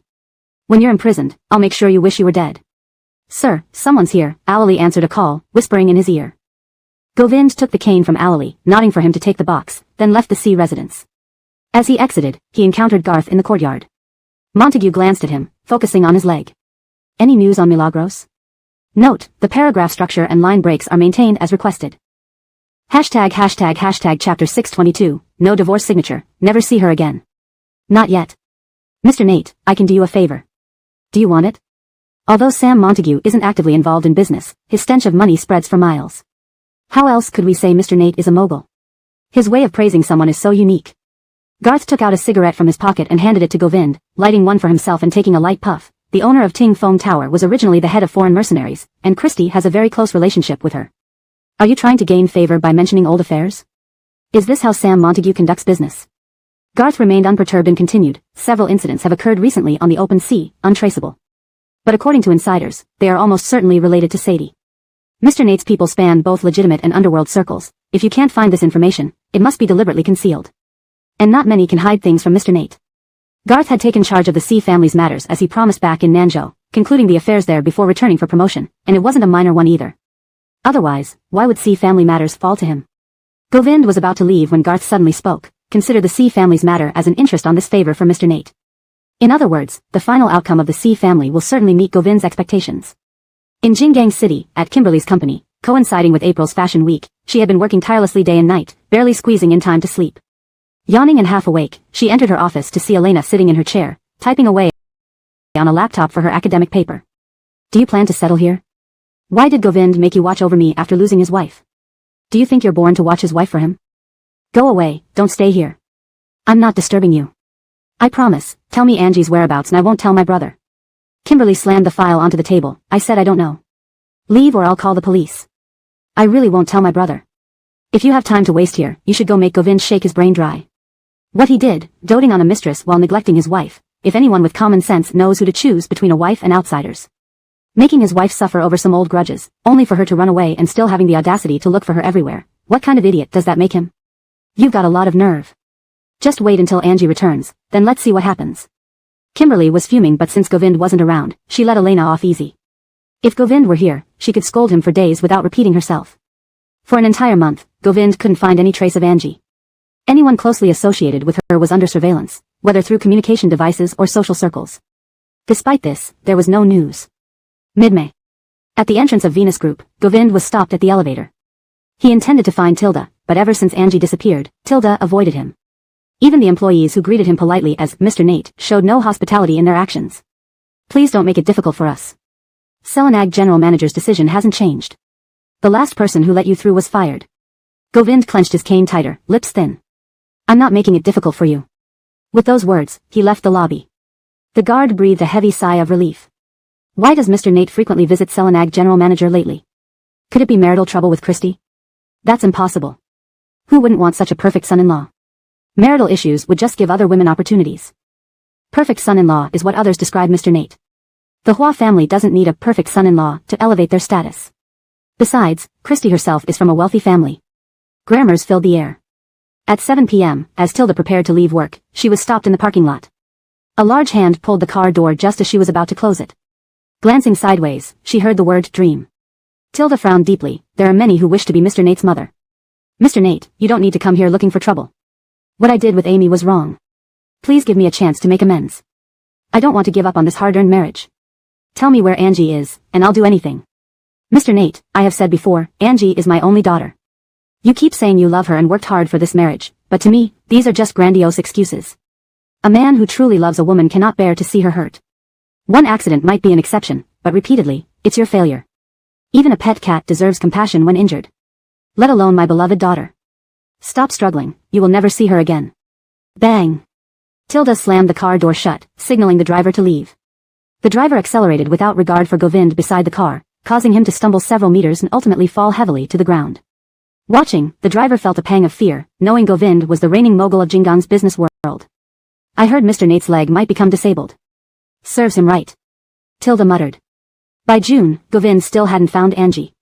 Her close associates seemed to avoid contact, and even the film crew had been managed by Tilda to halt production indefinitely, with all losses borne by her. Tilda became increasingly infuriated. Had she not believed Govind's lies, she would have acted when the incident involving Gay occurred. How could she have given him a second chance? Inform my secretary to send the divorce agreement daily to Montegegmeo starting tomorrow until he signs.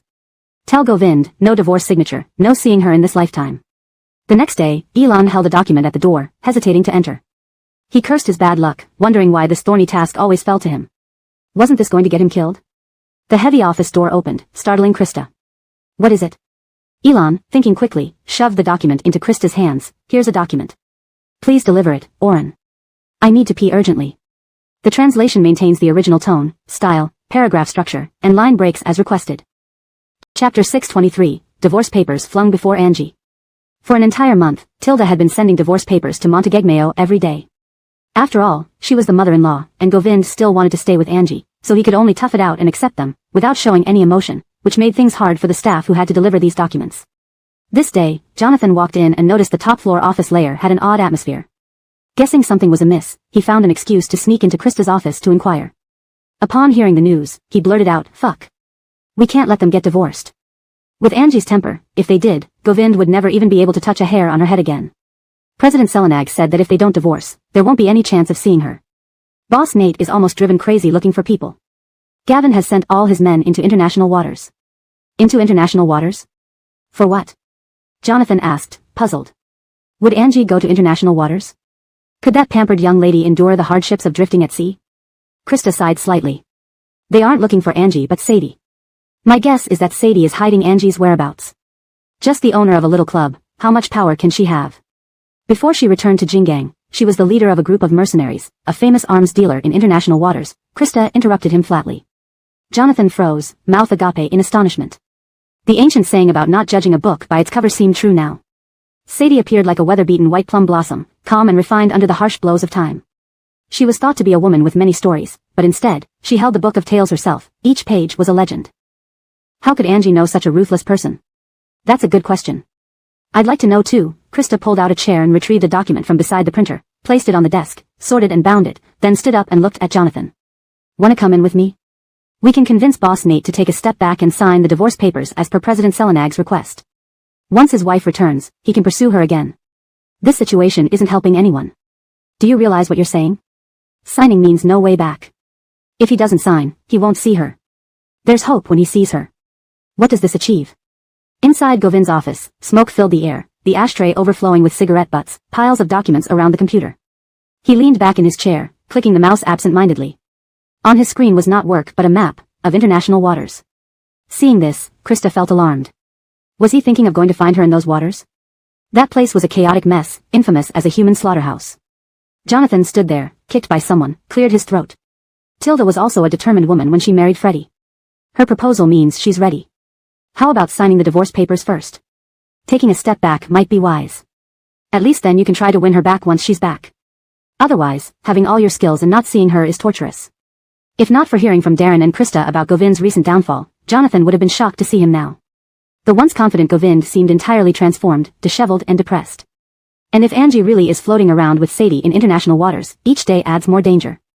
Sign the papers and bring her back sooner. All previous attempts at persuasion seemed futile, except for this one sentence. He finally listened.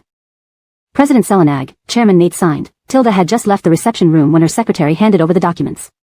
Also, this is the additional agreement from Chairman Nate, dividing some assets to young Miss, including the villa in Puyin Mountain worth billions and 30% shares in Montegegmeo Group. Govind's sincerity was clear. Such asset distribution essentially gave half his empire to Angie. Tilda seemed surprised, glanced at the documents, and found it true, making her expression slightly difficult.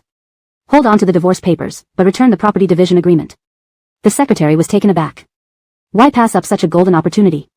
With this, next year's richest person in Jinggang might return to the Hua family. Aren't you considering? Tilda's face darkened. Am I selling my daughter? Return everything to him, let him roll away and stop dreaming of any ties after the divorce. Also, return the marriage certificate. Govind has connections. Even if he doesn't go himself, he can still get the divorce certificate issued. The secretary saw that Tilda was eager for their divorce, not giving them a chance for loopholes. Afraid to say more, the secretary hurriedly arranged for express delivery to send the documents back. In mid-July, Jinggang had its traditional ancestral worship customs. Angie left in spring, returning in midsummer. At the Hua family villa, Tilda flung the divorce certificate before her. Behave yourself recently. If you dare hang yourself twice from the same crooked tree, watch me deal with you. I'm not stupid. Packing up, go pay respects at your father's grave, let him bless you and clear the muck from your mind. Having stayed outside for months, Angie expected to enjoy her home upon return, only to be told her first task was to visit her father's grave. Under Tilda's pressure, unwillingness meant nothing. Throughout the journey, Tilda's brainwashing was relentless, wanting to rip out any trace of Govind from Angie's mind.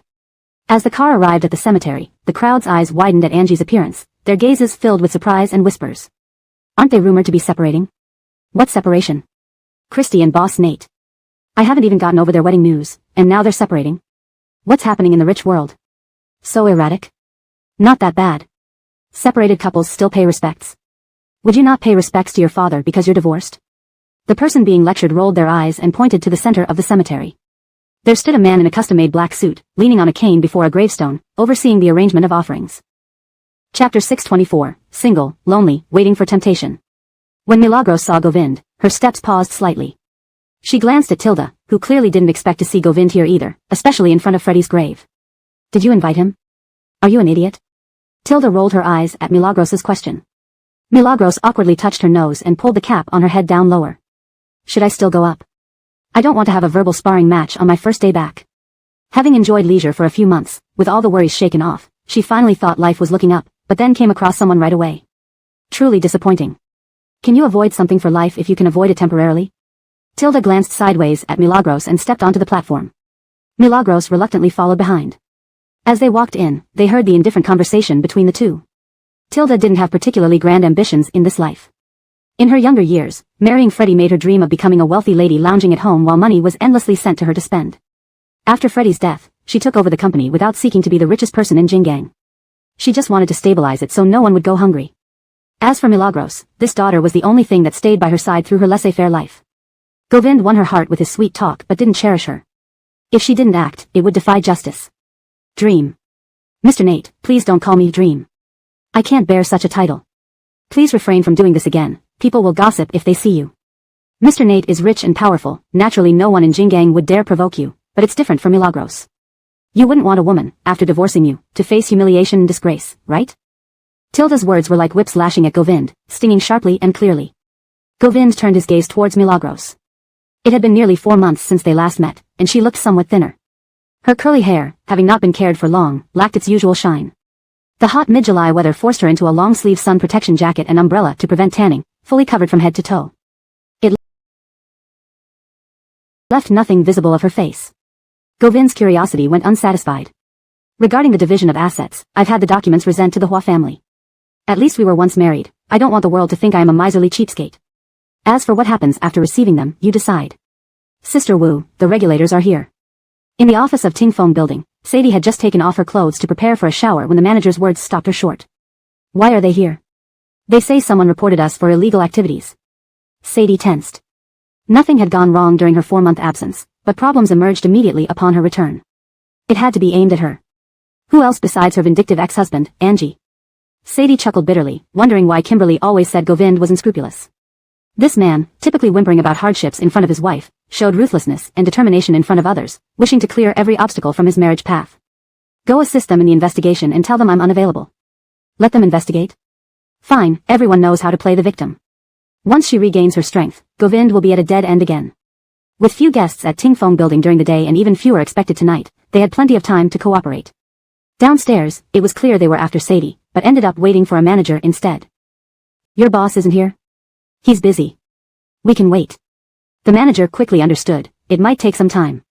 Please be patient. They thought the request to wait patiently was a joke, but they ended up waiting until afternoon. At the spa, Milagros lay down for the entire afternoon, pampered from head to toe. These past months abroad made her feel refreshed mentally, but physically, she felt far from her best. Kimberly sat nearby, reviewing work data on a tablet. Seeing Milagros finish her care, she lazily turned over. Do you feel better? 70 points. What plans do you have for the evening? Milagros propped herself up, her chin resting on her arm, lazily looking at Kimberly, most of her back exposed, showing off perfect curves from shoulder to tailbone. Even Kimberly found it almost unbearable, let alone Govind. Born temptress. Your gaze is inappropriate. I could eat you. Gives me chills, Milagros shuddered. Kimberly sipped her orange juice. By the way, you're back, hasn't Mr. Nate made any moves? Milagros recounted her morning encounter at the cemetery. Kimberly sighed. That's why Mr. Nate is cunning. Showing up first to tamp down divorce rumors, leaving future matters for later. See. He won't let you go. Even if he doesn't let her go, it can't cover up what he did. Milagros wasn't bothered. If the proud princess of Jingang couldn't refuse a man, what was the point of all these years? Milagros took out her phone, opened the camera, adjusted her position, hugged a blanket, and snapped a suggestive selfie. She posted on private Weibo, single, lonely, waiting for temptation. Bang! At Montegegmeo's top-floor conference room, Krista, browsing on his phone, spilled coffee on the desk when he saw Milagros's post. Quickly grabbing tissues, he prevented the dark liquid from flowing onto the carpet. Looking up, he saw Govind staring intensely at the phone on the table, expressionless, yet his fingers pressing down hard, turning white. Krista internally cursed, thinking, why does misfortune strike when things are already bad? Trying to suppress news was futile. Christie's post had already caused an uproar. That night, Christie rented out a nightclub as host. Half of Jingang's elite young crowd attended. Some for the fun, some for drama, and others to seize opportunities. The nightclub buzzed with deafening music, nearly piercing the sky. Waverly, hearing the noise, saw Milagros applying makeup in a booth and remarked, "You're really Dad's good daughter, bringing people out to party during peak ghost month. Is it illegal?" Note, the story continues seamlessly with natural English phrasing, preserving style and tone from the original Chinese text. Chapter 625, Are you satisfied, Chairman Nate? Is this the world you wished for? Speaking of which, I heard you and Govind have parted ways. Who dumped whom? Wanna know? Angie beckoned him to lean in closer with a flick of her finger. Waverly nonchalantly leaned in, only for Angie to lightly utter, "What's it got to do with you?" Having said that, Angie tossed aside her compact mirror and walked towards the center of the discotheque. Twisting her lithe body, she squeezed into the crowd, drawing cheers from all around. Among them were many who had wanted but failed to ingratiate themselves with Angie. They crowded around her more fervently than when she was unmarried. As more people filled the venue, its atmosphere grew increasingly animated. A few people got pushed out by the throng. Are these people crazy? They think Angie will take notice of them just because they squeeze us out. Don't push yourselves forward like that. What's so special about her? She's just someone on her second marriage. Don't go spreading nonsense. Her second marriage is far from being like yours. Divorcing the richest man in Jinggang would skyrocket one's net worth. If you align yourself with Angie, this life, the next, and even the one after that, you'd be set for good. Wouldn't you do the same if you were in their shoes? Govind's wealth is immeasurable. Just a single Puyun mountain villa is worth over 1 billion yuan, not to mention stocks and other assets. And rumor has it, Montegegmeo is just one of his ordinary enterprises. If Angie gets cash, it's still manageable, but imagine how rich she'll be if she gets stocks instead. In the restroom, conversations mingled with envy, impossible to ignore. Someone sighed, isn't it fate?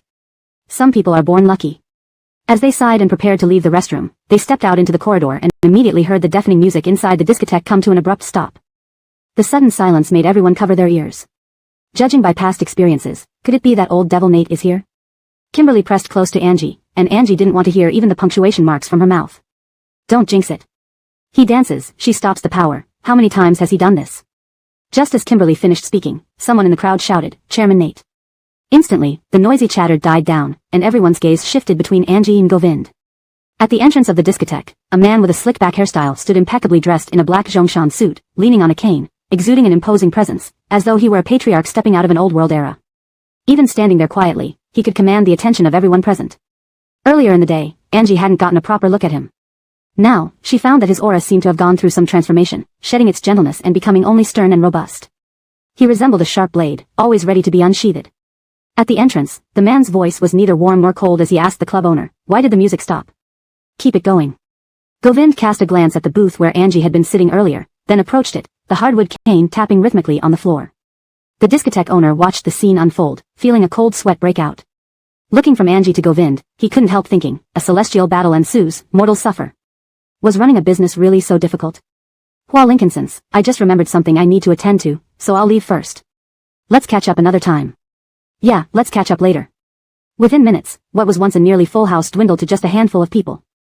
With Govind, this great figure, seated there, who dared to stir up any trouble? Are you satisfied, Chairman Nate? Is this the world you wished for? This translation aims to maintain the original tone and style while ensuring fluency and coherence in English. The paragraph structure and line breaks have been preserved as requested. Chapter 626, Buying and Selling Fake Certificates. I'm going to report you. On this day, Milagros wore a black sequined strapless dress.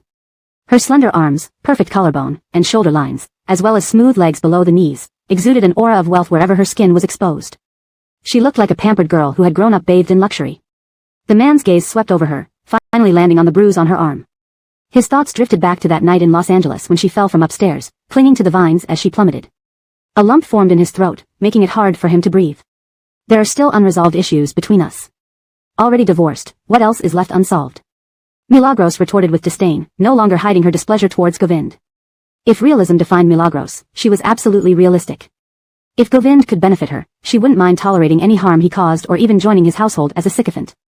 However, Govind held no utility for her now. Money couldn't compensate for the love she needed, genuine affection was paramount. What do you mean, already divorced?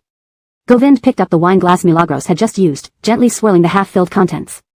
His casual demeanor gave off a feeling of indulgence, as if an adult watching a child misbehave. This bastard, did he use a fake marriage certificate to deceive people? Kimberly, where's my bag? There. Kimberly pointed behind Govind. Seemingly aware of what she was looking for, the man handed over a white Hermes handbag lying next to him. Milagros snatched it, searching inside until she found the freshly printed divorce certificate. She examined it closely, wishing she could puncture a hole through it with her eyes. Do you understand now? Govind lightly curled his lips. Let me guide you, feel the steel stamp. Milagros traced the Civil Affairs Office's steel stamp with her thumb, immediately recognizing its authenticity. Though it was her first divorce certificate, the marriage one had been real and unmistakable. Buying and selling fake certificates, I'll report you. Go ahead, I'm just a victim. Govind twirled his cane, cutting off Milagros's path. He had never been divorced. This move undoubtedly aimed to lure her back for further scheming. Govind, you really aren't human. Outside, all colors fly while at home, the red flag stands tall. You've monopolized all the good things in this world. If it weren't for my great fortune, I would have died countless times because of you. Not getting divorced? Fine, you live in the cold palace for the rest of your life. Forever locked away. Wait for you to be infertile and childless. Let's go. Milagros glanced at Kimberly, flung the divorce certificate at Govind, and stormed off with her bag. Ali wished he could bury his head underground, infertile and childless, clearly meant to embarrass him publicly. Govind is such a dog. But I'm not surprised by his actions. If you two were really divorced, I'd find it unbelievable. As they exited the nightclub, Kimberly sighed. From your tone, you seem rather amused. Well, healthy relationships are important, but twisted ones are always more thrilling. Think about how many nonsensical romance dramas you made in your youth. Each one was a hit because they tapped into everyone's bizarre taste. Pfft. Before Milagros could exit the car, a large egg landed on the window of the chauffeur-driven vehicle, smashing with a loud splat, spreading foul odors. Milagros, get out of the entertainment industry. Return our Hector. Get out, you slut. What's happening? Kimberly hadn't fully grasped the situation when 3 black Bentleys pulled up beside them. A man's icy face appeared as the tinted windows rolled down. Get in the car. Milagros instinctively felt something was wrong, looking at Govind. Did you do this? Do I look like a scapegoat? Milagros got into the car and closed the door, while Kimberly wiped off the egg yolk with wet wipes, grimacing in disgust. I overheard John talking on the phone earlier, hinting that Omar has been unstable since your trip to Nanzhou. Apparently, he's been seeing a psychologist and stopped all work. What happened in Nanzhou to cause a grown man's psychological issues? Surprise flashed across Milagros's eyes. So serious? Thinking of someone terrified of snakes, it seemed plausible. That night, news of Milagros being attacked by Omar's fans became a trending topic. The black Bentley stayed close, slowly guiding their car toward Puyin Mountain. Mr. Nate's car is leading us to Puyin Mountain. If they push, follow them. Hit them. Milagros, in no mood, had planned a joy ride but had her plans ruined by Govind's interference. Isaiah obediently prepared to accelerate. Just then, Kimberly spoke up, forget it. Someone is tailing us. Returning to Milagros' house will only cause trouble for her mother. Better let Omar's fans hassle Govind. Milagros looked back and saw 4 to 5 vehicles chasing them, a modern action movie scenario that would cost millions to recreate. This isn't orchestrated by Mr. Nate, I won't believe it. Whether you believe it or not, today's events have nothing to do with me. Govind dismissed the servants upon entering, pouring water for Milagros. Milagros didn't reach for the glass. You don't think that after all the rotten things you've done, a little kindness will make me overlook everything, do you? Govind, do you really think I'm that stupid? Chapter 627, Angie stabbed Govind. I've never thought of it that way. Govind held one of Angie's hands, handed her the cup in his hand, and passed a warm towel along with it, pointing at her hair. She lowered her head and saw the egg yolk stuck to her hair. A curse echoed in her mind. Did she just waste her afternoon hair treatment? Angie put down the cup and quickly went upstairs. As she stood at the door of the master bedroom on the 2nd floor, ready to push it open, she recalled something. Mr. Nate, this house. There's no other woman, it's still your domain. Govind didn't wait for her to finish. He knew exactly what Angie was about to say. Humph, I doubt any woman would fancy a cripple. Govind. Angie was just that malicious, infuriating you to death and delivering a few final blows as she left. In the bathroom, Angie bent down to clean her hair at the sink while Govind leaned against the door, watching her. Not going to wash. I don't have the habit of washing my hair or taking showers in strangers' houses. Who knows if you're some pervert? I've seen everything there is to see and touched everything there is to touch. If I were a pervert, you'd be an exhibit by now. Angie paused mid-action. She stared at Govind. You really are a sick person. Only someone like you would think of exhibits. Govind. The faucet was shut off with a splash. Angie prepared to leave, but the man blocking the doorway had no intention of letting her go. Mr. Nate, if nagging could solve problems, I'd have been married hundreds of times by now. Amy, please give me a chance to turn over a new leaf. Govind's tone changed abruptly, slightly trembling as he spoke, like a child who desperately needed forgiveness after doing something wrong. Even life sentences offer opportunities for redemption. Can you let me struggle a little more before sentencing me to death? Govind's low pleading made Angie laugh humorlessly. Let you struggle? Haven't I given you enough chances already? Mr. Nate has always been obstinate, trusting only his own judgments and decisions. If you had believed me from the start, we wouldn't be here. You did nothing when it mattered, and now it's too late. To be honest, if not for considering you a man, and acknowledging how attentive you've been in bed, even stabbing you twice wouldn't relieve my anger. Stay away from me, Angie tried to push past him, but Govind stubbornly blocked the doorway. What do you want, Mr. Nate? This is the first time I've begged so desperately for forgiveness. I'm not making excuses for what I did. But giving up on our marriage, it breaks my heart. We've been married for 2 years. Even without love, there's sentiment between us. Can such sentiment be discarded so easily? You could dismiss your wife, what does sentiment mean then? Angie retorted sharply, leaving no room for Govind to argue back. Struggling fiercely, she pushed him aside, causing him to stumble and knock over a white porcelain vase filled with blooming peonies beside the sink. The beauty of the scene felt almost tragic, as if the year's spring was being crushed completely, only for one to seek the rarest blossoms. Ignoring the broken fragments, Angie rushed out, pulling the door wide open, with Govind chasing right behind her. Greyhammed, carrying a fruit platter, heard the argument upon reaching the second floor and couldn't avoid it. Facing Angie, whose rage was unmasked, she grabbed a knife from the tray and pointed it at Govind. Don't force me to use this blade on you. If 2 stabs could earn me your forgiveness, I would agree, Amy. Govind's eyes fell on the sharp edge in her hand. The fury inside Angie seemed extinguished as if doused by a bucket of cold water.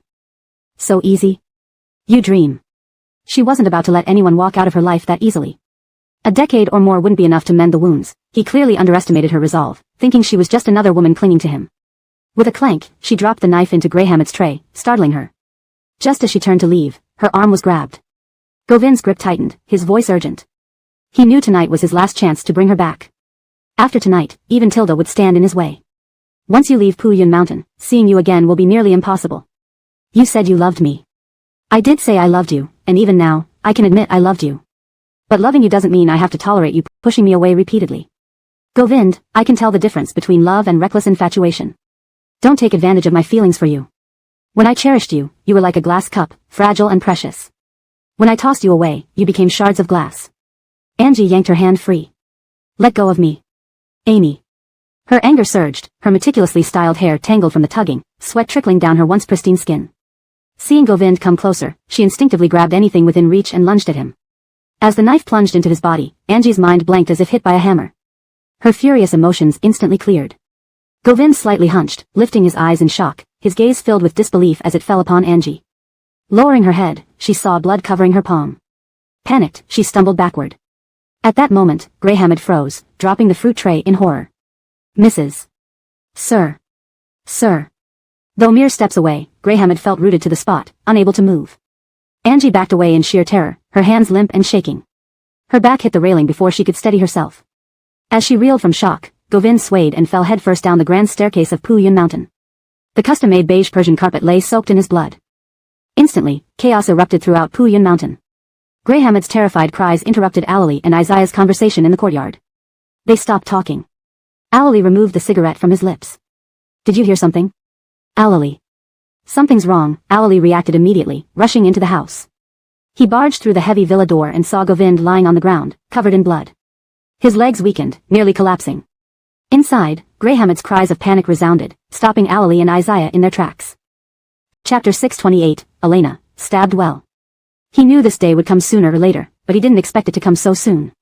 Lincolnson's Milagros's personality was such that she couldn't tolerate any impurity. Any sign of bias from Govind in any matter would be disrespectful to her title as the elder Lincolnsons. In the matter of Chelsea, Mr. Nate's every move seemed like an affront over her head. This was considered an insult by Milagros. 2 hedgehogs embracing, one must remove its thorns to get close. Now it seems that Govind had removed his thorns instead of Milagros. She acted like an executioner with a knife, stripping away his defenses one by one. Miss, Isaiah wiped the still-drying blood from Milagros's palms with the hem of his black t-shirt, noticing her shock. Let's go downstairs. Isaiah took Milagros downstairs. On the other side, Govind was already being taken to the car by Alali's men. Before going to the hospital, he warned Greyhammed, tell everyone in the house, if anyone dares to spread the news, watch their tongues. Behind Govind were numerous listed companies. Any ripple could create waves, affecting the entire body. Milagros worked in entertainment, and even the slightest hint of news could be exaggerated by media. And not to mention the Hua family backing her. If this got out, it wouldn't be good for either party, it would only benefit their rivals. Greyhammed understood the severity and nodded continuously. Looking back, he saw Isaiah half-hugging the dazed Milagros into the car. At the Hua residence, when Tilda received the news, she almost flew off the handle. Didn't I tell you to make sure they don't meet? Isaiah lamented, how could I stop President Nate? And Miss wouldn't hide even if she saw him. Tilda gnashed her teeth in frustration. How is he? He's at the hospital. The knife went deep into the upper right abdomen, near the liver. Tilda didn't say anything, but Isaiah heard something shatter on the other end, probably anger-driven destruction. What about Milagros? She was shocked. She's shocked. Wasn't she the one who stabbed someone? We should apologize now. Isaiah understood Tilda's point. As he was deciding whether to send Milagros to the hospital or back home, Tilda instructed, bring her back. I'll go check on him. What happened? Were they attacked? Did those people we didn't clean up last time strike back? Elena was unsettled when she received the call from Alali. Upon seeing Govind, she realized how understated her unease had been. He looked like 1 foot was already in the grave. Lincolnson's Milagros stabbed him. F***K. Elena immediately ordered a thorough examination. Elena, it doesn't look good. Have the liver specialist come in for consultation. When Tilda arrived at the hospital, Govind was being wheeled into the operating room. Meanwhile, Arlen and Elena speculated endlessly about what might have happened on their way there. As they stepped out of the elevator and saw Tilda from afar, Elena patiently advised, "Don't ask about the process or the outcome. Don't look so serious. Your daughter-in-law wanted a divorce, got divorced, and then came back to stab your son. Obviously your son did something wrong. Who wants to be associated with murder and arson? Moreover, she's a celebrity. Isn't reputation important? Sons and daughters need to make their own fortunes. Jichu never really wanted the divorce. Maybe this stab will bring a turnaround." Arlen understood Elena's intent. They seemed to have agreed on something. Upon arrival, they only asked about Govind's injuries, not how or why he was hurt. It appeared that the focus was solely on keeping him alive, nothing else mattered. Tilda felt something wasn't right but eventually grasped their meaning. She couldn't let this chaotic situation escalate further. Clearing her throat, she approached, "Mr. Nate, this incident involves Milagros." Elena interrupted, holding Tilda's hand affectionately. "Every couple fights sometimes. Even Nate and I quarrel occasionally, but as long as they're okay, that's what matters. Poor Guogua must be frightened, right? Jichu should have known better. He's injured and caused such a scare, how thoughtless. To me, the stabbing was justified." Tilda and Alali were speechless. People were nearly dead, and they weren't concerned? All they cared about was sparing Milagros's feelings? Great, was this how all mothers acted nowadays? How heartbroken would Govind be when he woke up and found out? Tilda stood awkwardly, feeling out of place. If the parents weren't upset, who was she to speak? Fine, take the initiative. Last time Milagros was hospitalized, this time Govind was stabbed. Both times she was manipulated by the seemingly gentle and elegant university professor Elena. She couldn't struggle against it. Govind's condition was critical. Milagros's stab had hit his liver. The expert never left the OR, and even the rarely operating top surgeon was summoned by Elena in the middle of the night. Tilda waited in the corridor with the Nate family. As the night wore on, she glanced towards the hospital corner, then walked over. "How is he?" "He's severely injured. He'll likely be in ICU for some time." "Really?" "Absolutely." Govind was cunning and unfathomable. He could devise a fake divorce just as easily as a false injury.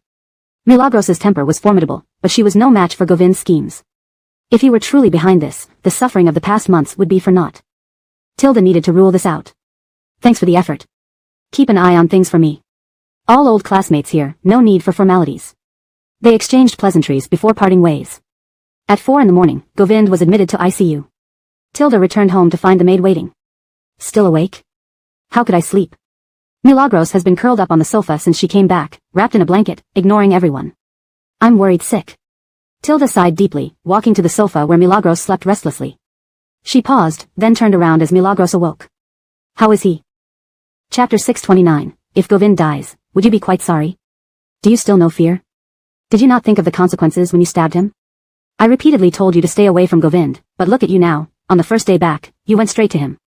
Angie anxiously ran a hand through her hair. Would I dare go near him? I could barely avoid him fast enough. We were just shoving each other normally, and I don't know how I ended up with a knife and stabbed him. Angie then thought of something that seemed off. Govind, that cunning schemer, must have planned this all along. Clearly, she didn't want any further entanglement but insisted on getting closer. Could this be some kind of bitter flesh strategy by Govind?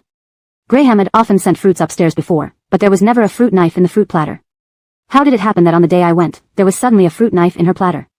Tilda found Angie's words worth considering. Whether or not it is, he's currently lying in the ICU. Your stab hit his liver directly. If Govind really set up a trick, you would deal with him after he wakes up. So, should I endure it now? Come on, let's go to the ICU and stab him 2 more times. Angie. That's enough, go to bed. Your dark circles are almost down to your cheekbones, you look like a female ghost.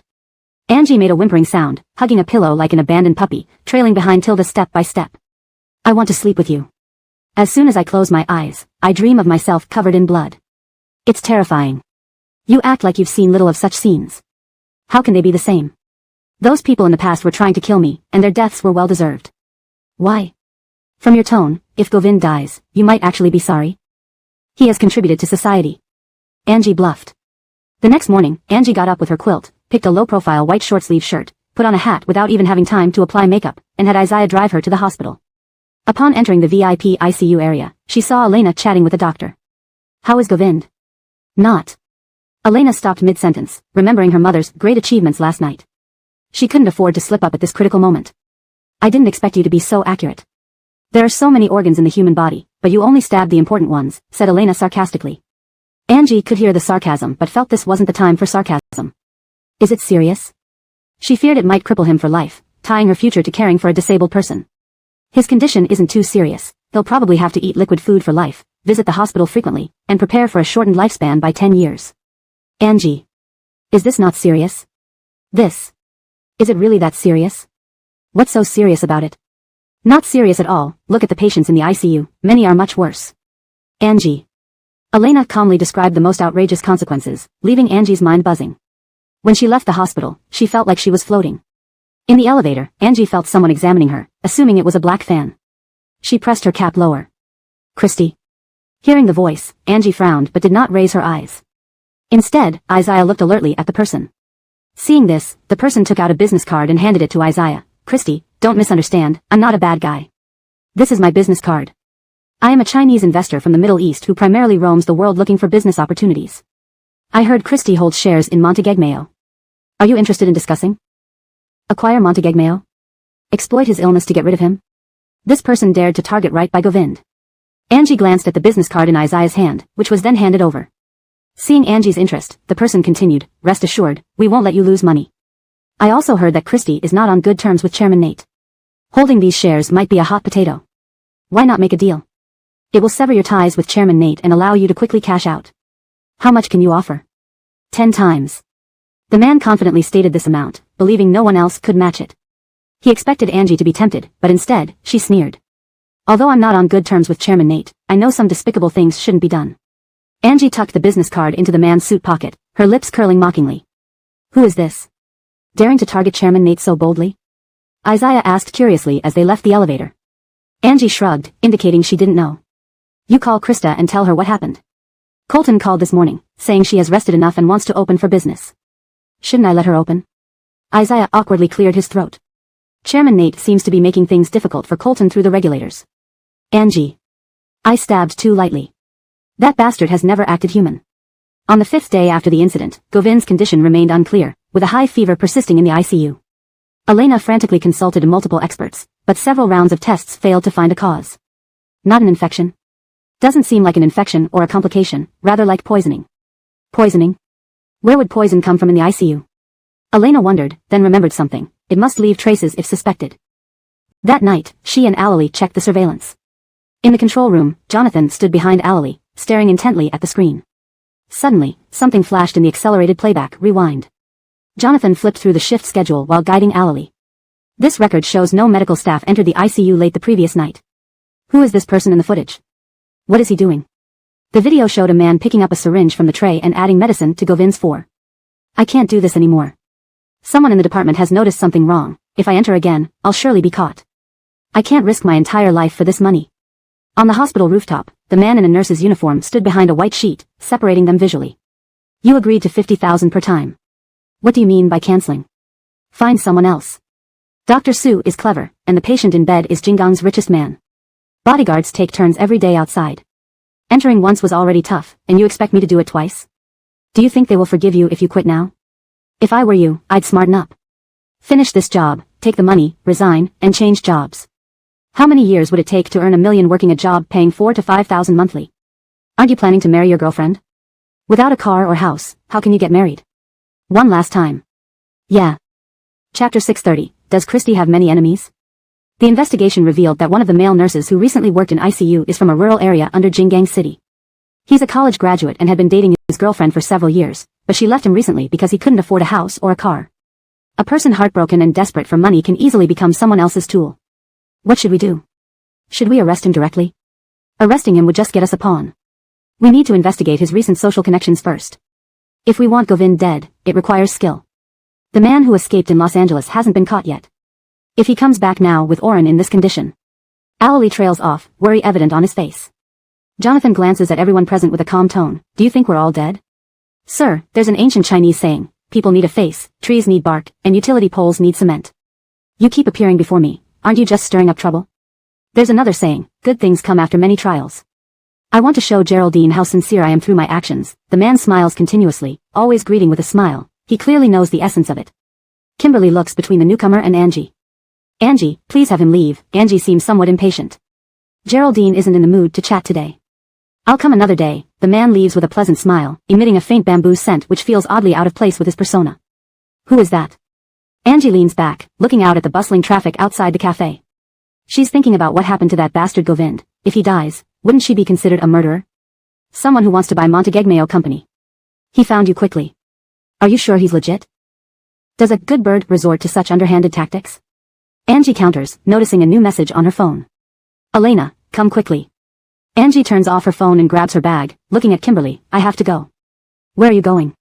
You invited me to dinner, and you're leaving before even ordering, lady. Kimberly curses as Angie walks away. At the hospital, Angie arrives at Elena's office to find Jonathan already there. Seeing their serious expressions, she feels uneasy. Govind didn't make it?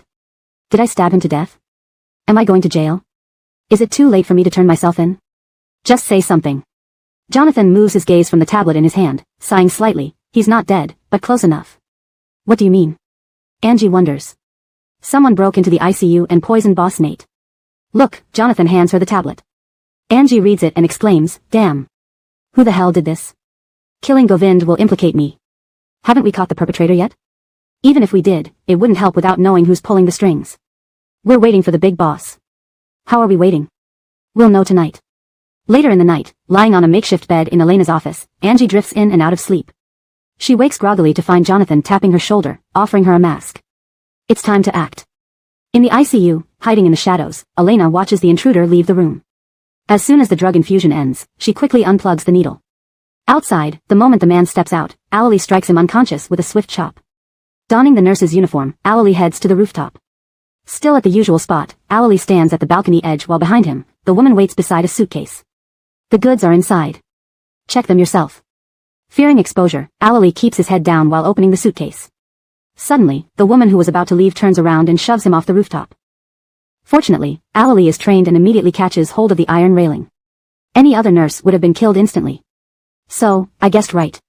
How could the people around Govind be fools? They weren't unaware but were planning to catch us. Pity, you won't have the chance. The woman smirks and pulls out a knife, aiming for Alalie's hand. Just as the blade touches his skin, a water bottle flies in from behind, stopping her.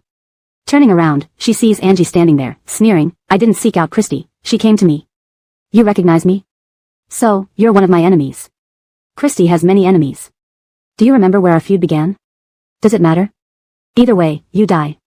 Jonathan hears this and chuckles. Only Christy would be so bold. Then try killing me. The woman charges at Angie, who stands her ground confidently. As the attacker gets close, Angie grabs her by the neck and slams her to the ground. The sound of pain echoes as the woman hits the metal framework. Her knife clatters to the floor. Isaiah rushes forward, kicking the knife several meters away. Angie rips off the woman's mask. A flash of unfamiliarity crosses her mind. She doesn't recognize her. This woman, she doesn't know her. Seeing Angie's expression, the woman laughs coldly. Don't recognize me? Has Christy accumulated so many enemies?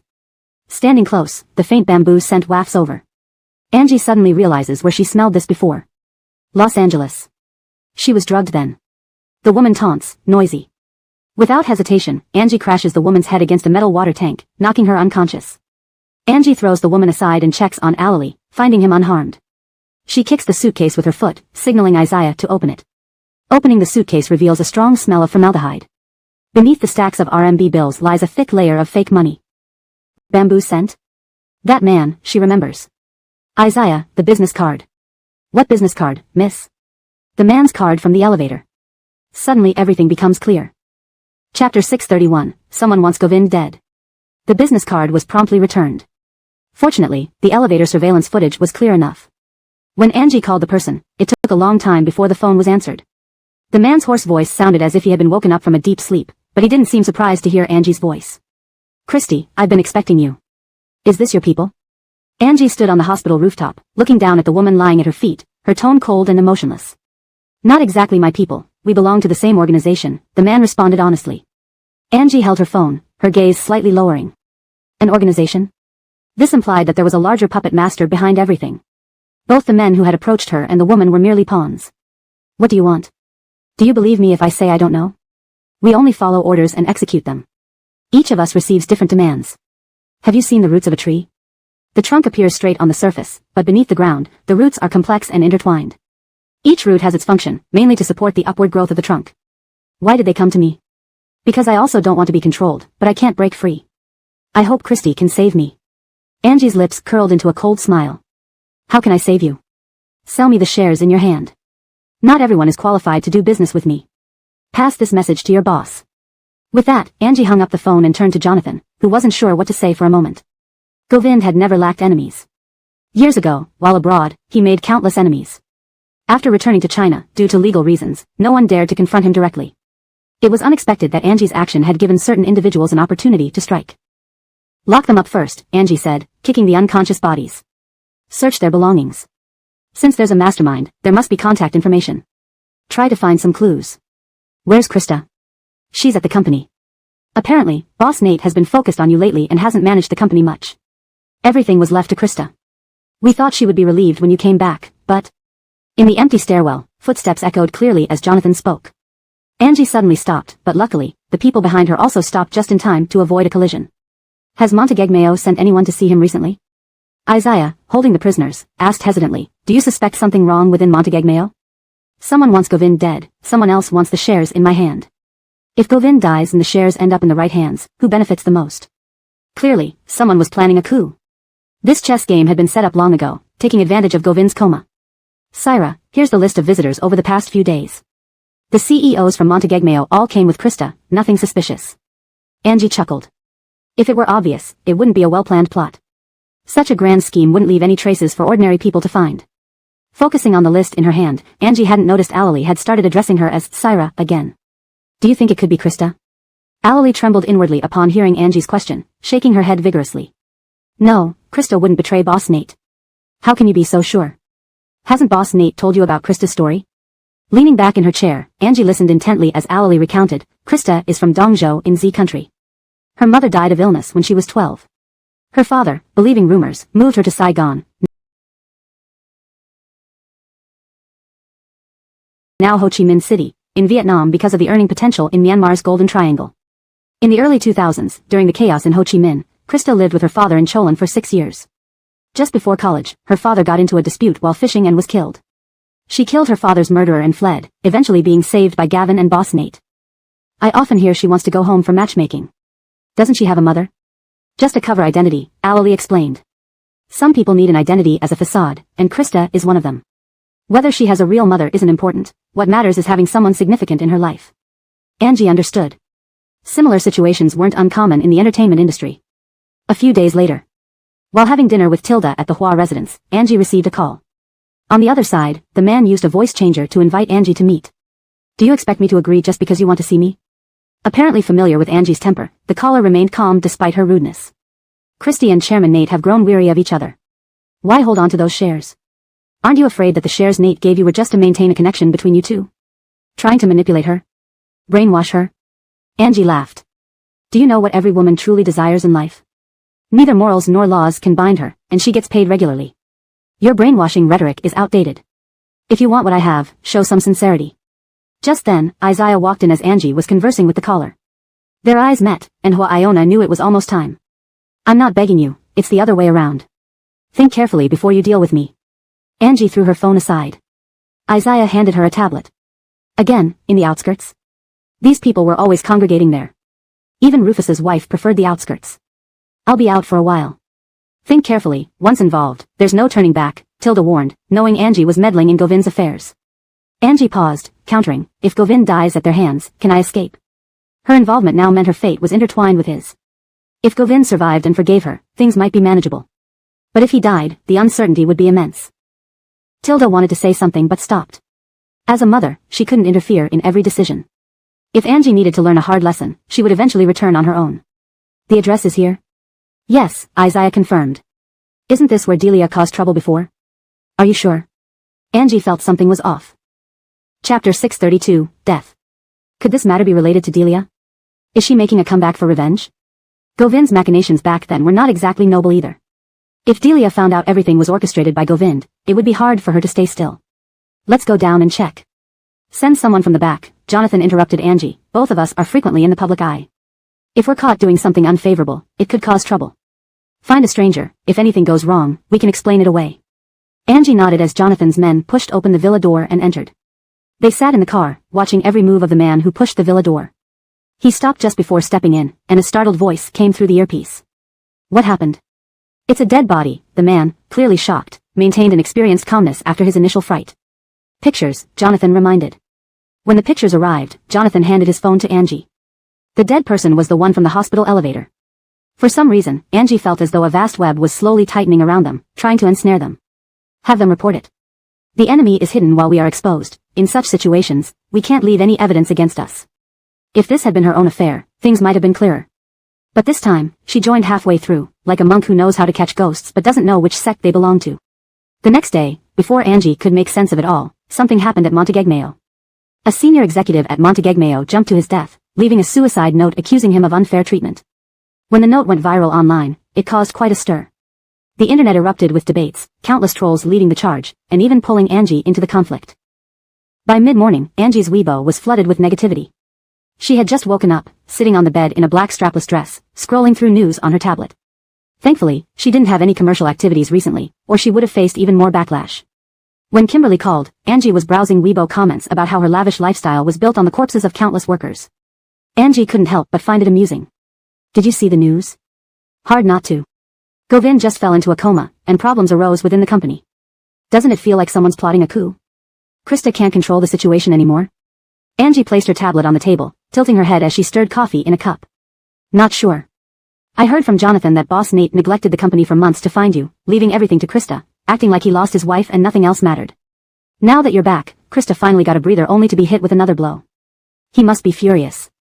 Angie sipped lukewarm coffee, her tone indifferent. He did that for me? To redeem himself?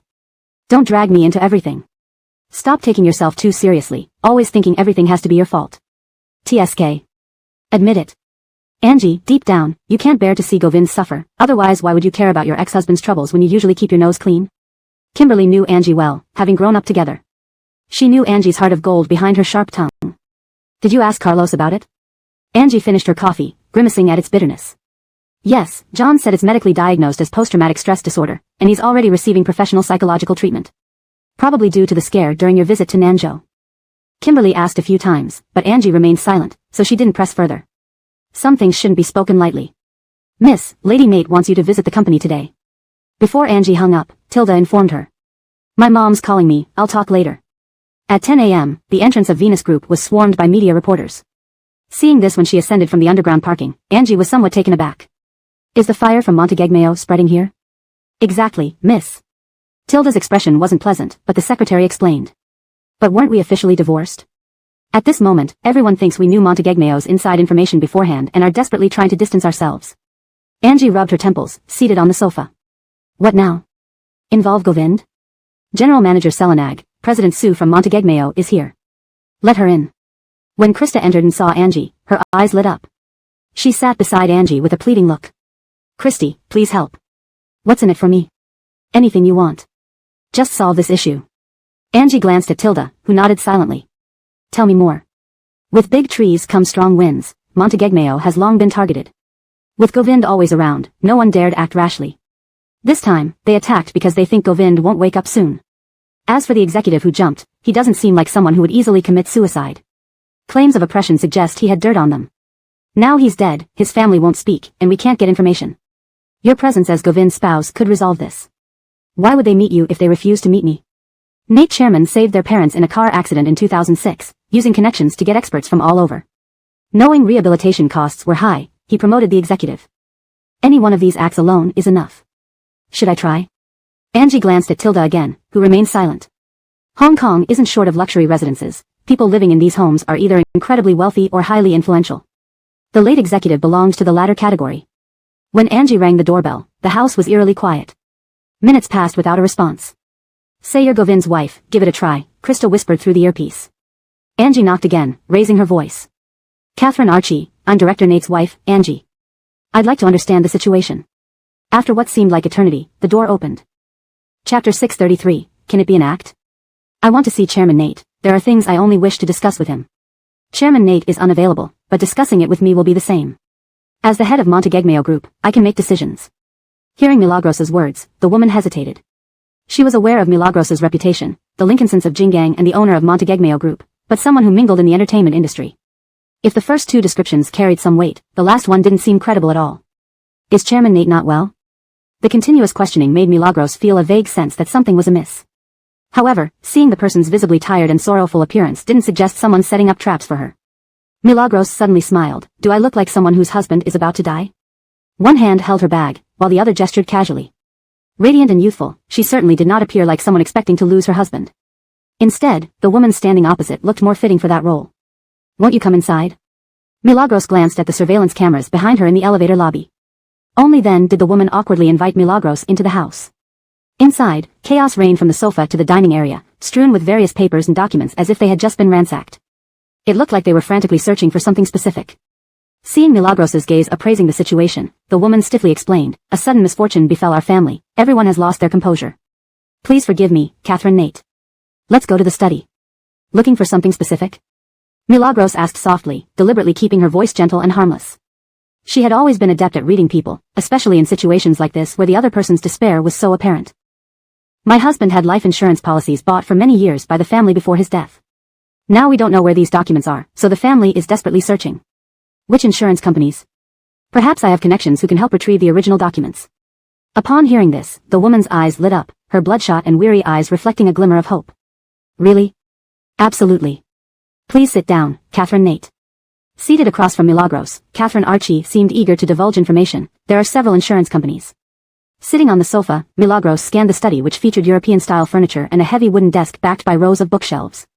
I might not remember them accurately. If you don't mind, could you write the names down for me? Of course, wait a moment. The woman hurriedly turned to get paper, fearing Milagros might change her mind. Taking advantage of the distraction, Milagros pulled out something from her bag and quickly attached it under the sofa.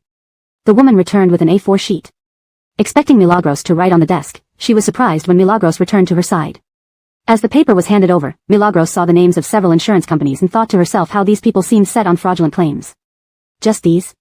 Yes, just these. Milagros tucked the paper into her bag. Suddenly, she coughed into her hand, and the woman, noticing this, paused before politely rising to get water. When the woman returned with a cup of water, Milagros's device was already securely placed.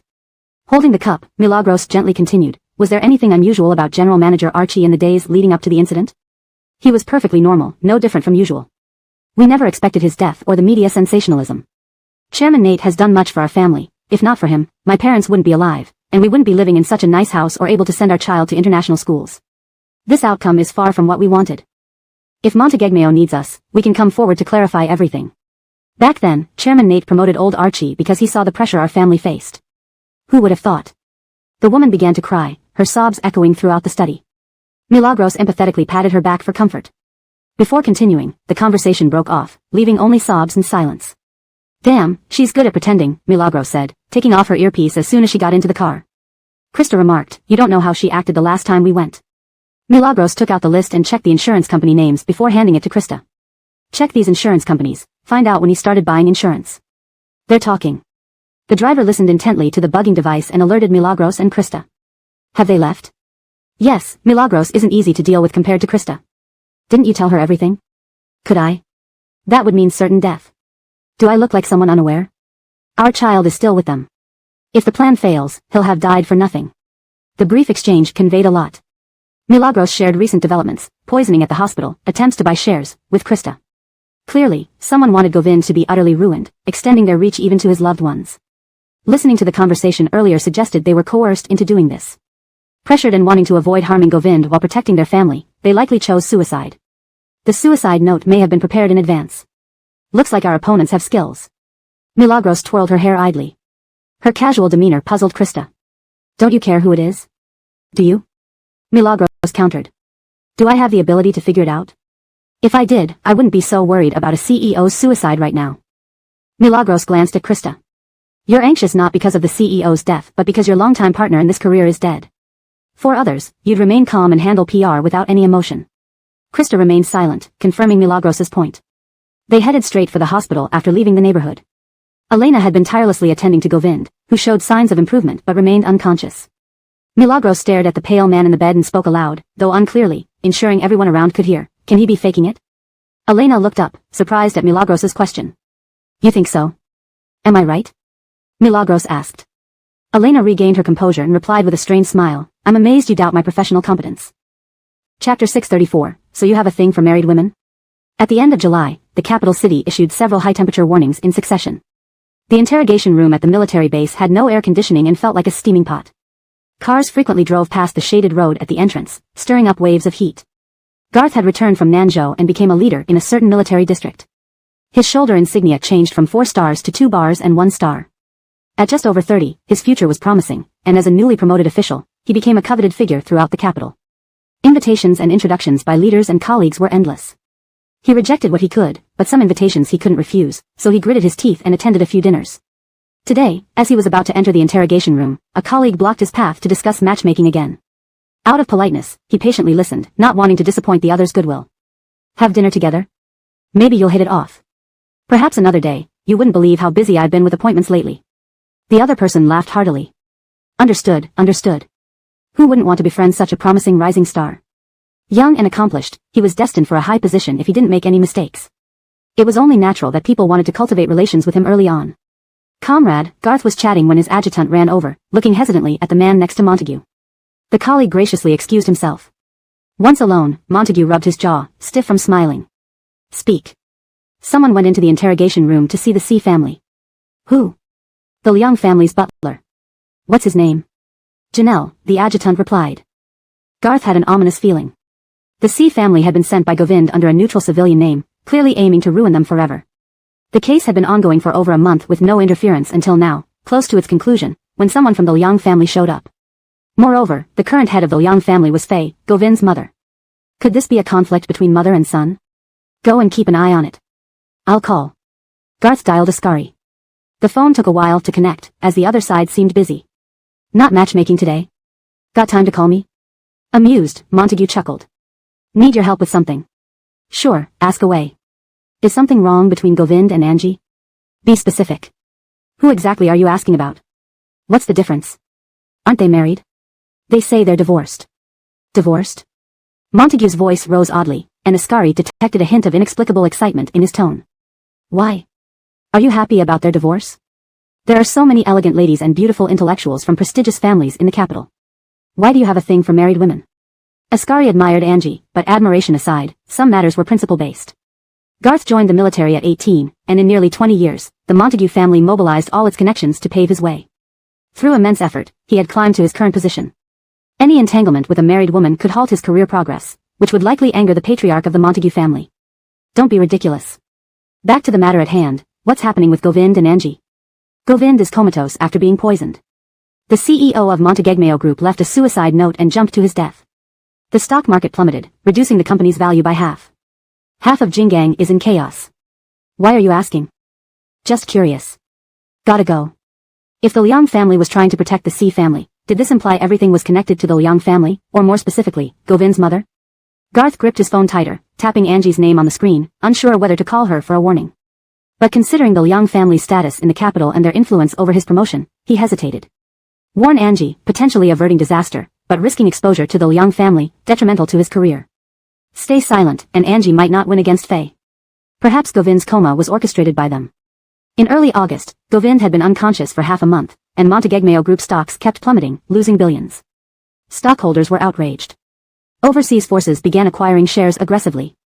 Krista held a press conference, exposing the entire ordeal. Lady Archie fainted from anger, rushing to confront Krista upon regaining consciousness, accusing her mercilessly. You won't even let a dead man rest. You didn't hesitate to harm your savior. Why should I spare a dead man? Our hardships are beyond words. If your grandson was kidnapped, you should report it instead of becoming tools to harm your former benefactors. Haven't you considered that your actions will haunt Archie's soul? Lady Archie, struck by Krista's words, collapsed, murmuring, you knew everything. I gave you a chance. If you don't want your son to be reviled posthumously, report it and hold another press conference. Otherwise, I can't guarantee his reputation. Initially, Govind controlled 51% of Montegegmeo's shares, with the rest scattered among others. Foreign entities acquired nearly all these shares within a short period, strategically avoiding public announcements by changing accounts regularly. Traditionally, the quarterly shareholder meeting occurred at the end of the month. By the end of August, 1 month after Govind's withdrawal from Montegegmeo, the shareholders' meeting welcomed new faces. Approaching 9 o'clock, a man in a well-tailored suit sat in a business car, reviewing Montegegmeo's share structure on a tablet. An attendant hesitated before speaking. This acquisition seems too smooth. Shouldn't we be cautious? Govind is comatose from poisoning, the couple has split, and Angie wouldn't genuinely help. Is it wise to worry about Krista and a few insignificant shareholders?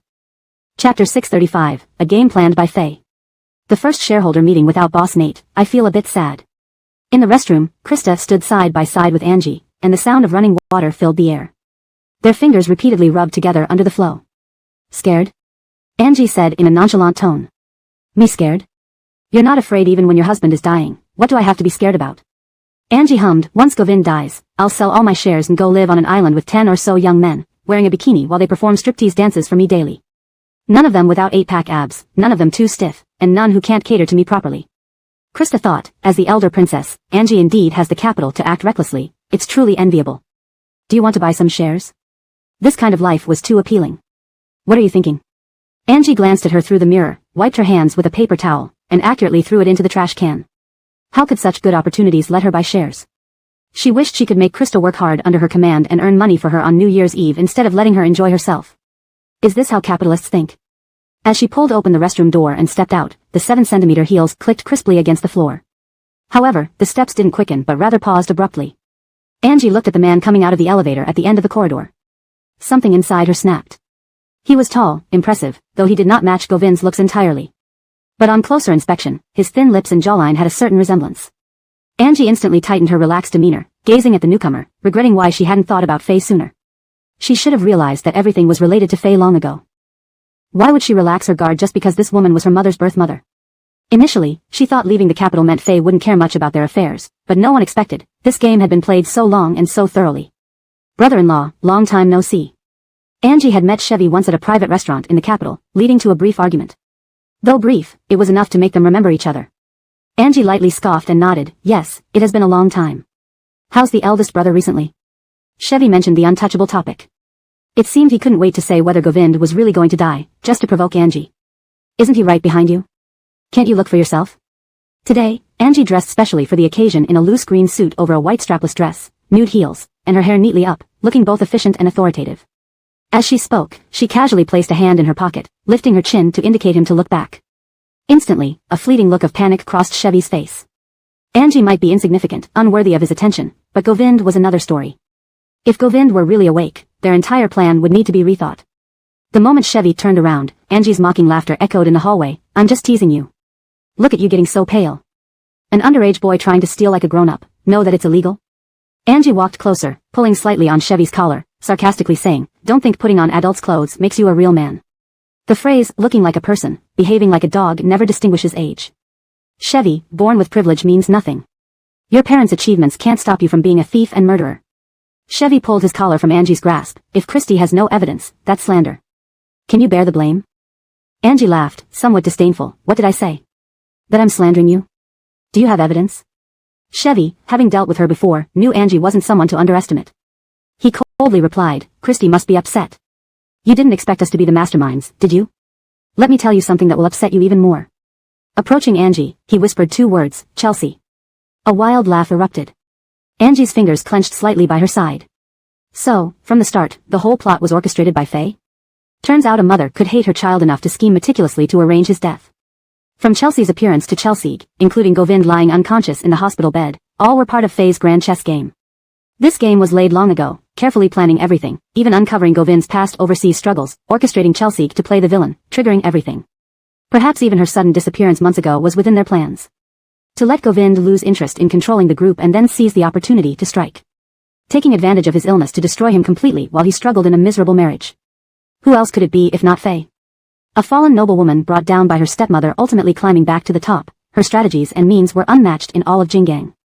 If Faye lived in ancient times, she'd be the matriarch of a wealthy family, maybe even the empress. So pitiful, a forever second-rate person who dares to boast before the true player? Also lucky Faye is your mother, otherwise, a talentless, bookless high society prince like you would be squashed 10 times over by Govind. Wasn't Chelsea killed by you? Angie stepped forward, forcing him to answer immediately. Natekally, Chevy wasn't completely defenseless. If a regular person faced Angie's scathing remarks in a sudden interrogation, they might blurt out something. Bang, Chevy pushed Angie several meters away, none of your business. Krista caught her from behind, a man resorting to violence over a woman's few words, believe me? Even if Montegegmeo Group gave you power, you wouldn't hold it steady. Boss Sue, everyone is here.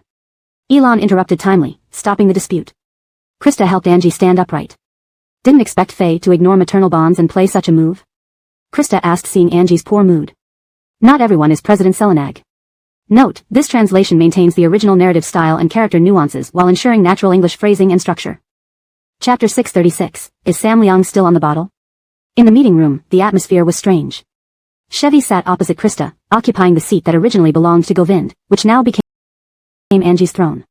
She leaned back in her chair, tapping a pen on the table intermittently. Catherine Nate, who is this? One of the executives asked, his gaze falling on Chevy with a hint of inquiry. Angie, known for her audacity, didn't answer but instead turned her eyes toward Chevy. Is he mute? Chevy's secretary stiffened at Angie's words. Geraldine, should you not show more respect? Angie raised an eyebrow, her look filled with disdain. Do you have a say here? Look around, who among these executives brought a bodyguard? Is Sam Leong still on the bottle? Do you need someone to follow you everywhere? Maybe we should call your mother to feed you. You. The secretary was furious, glaring at Angie, her tone harsh. No wonder Lincolnson's Jingang of the capital has no upbringing, bearing only the title without the grace. If you had manners, would you be shouting at a woman like this? If you had manners, wouldn't you know that outsiders aren't allowed in shareholder meetings? Did you hide during human evolution? Get out and shake your brains before talking to me. Angie, don't take advantage of my tolerance. Bang, Angie picked up a coffee cup from the table and threw it at the man behind Chevy. Before he could react, Isaiah barged in and slammed him onto the table. What are you doing? What do you think you're doing in front of everyone? Angie smoothed her disheveled hair, regaining her composure as she slowly sat down, looking elegant and haughty, as if the person was nothing but dirt. Isaiah glanced at Angie, seeing her signal, grabbed a cake from the table and shoved it into the man's mouth. Clean your mouth and open your dog eyes and see where you are.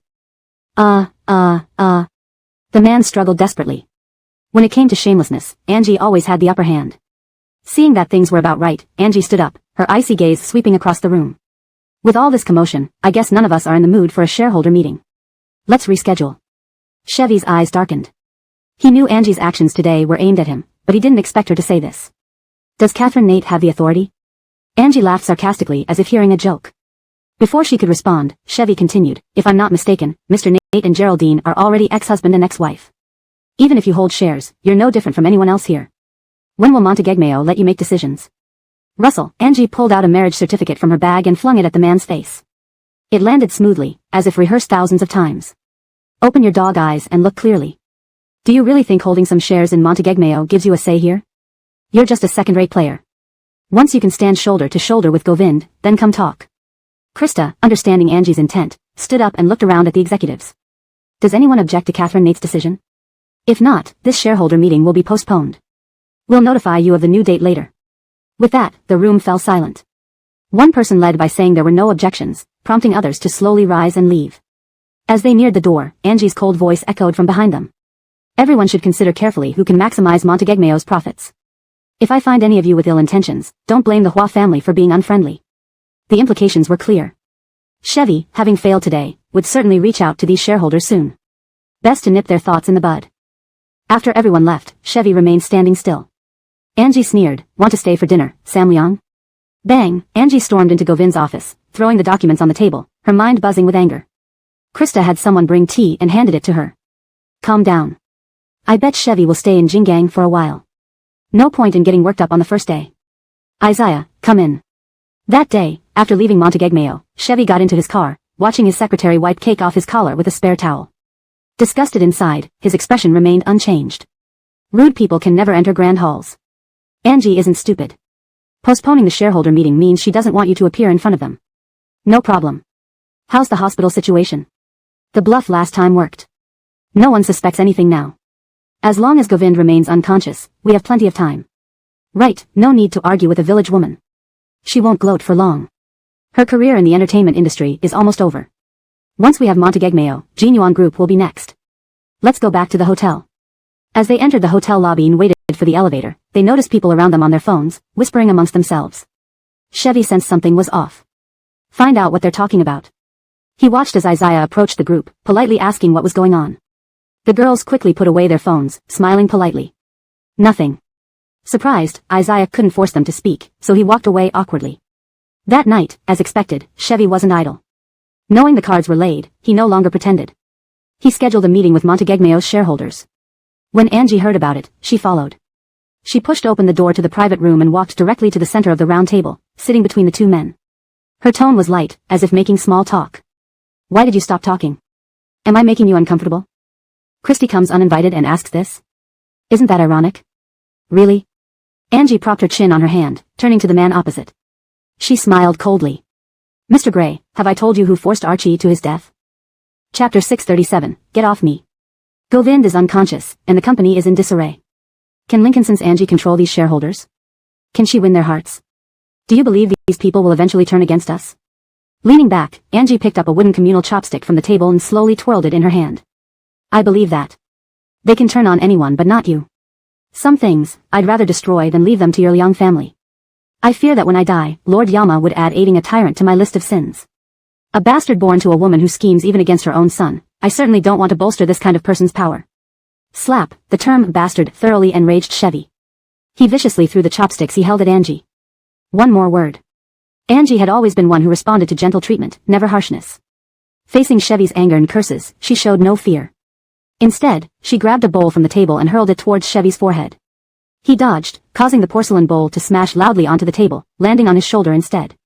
If Master Liang wants to play nice, I'll play nice with you. If you want to get rough, I'll see that through as well. Either way, if I go down, only a few others go with me.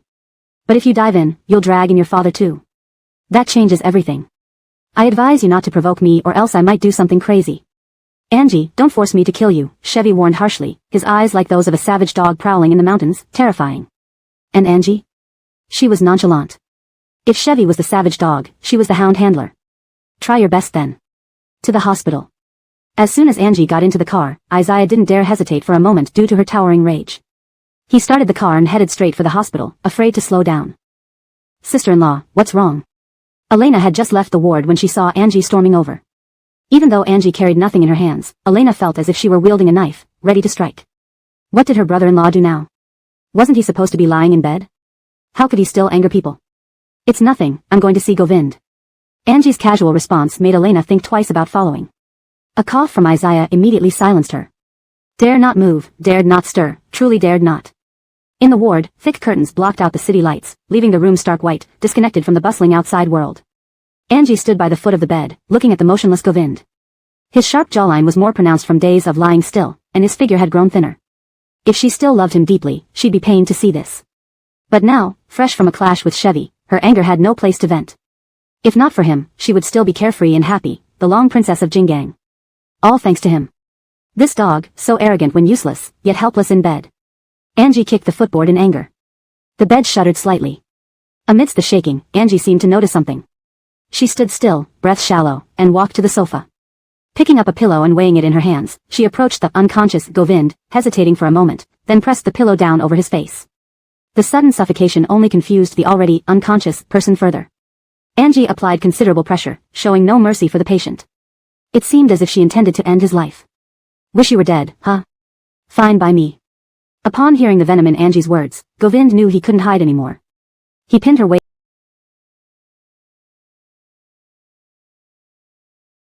with one hand and flipped her beneath him. The pillow dropped. You.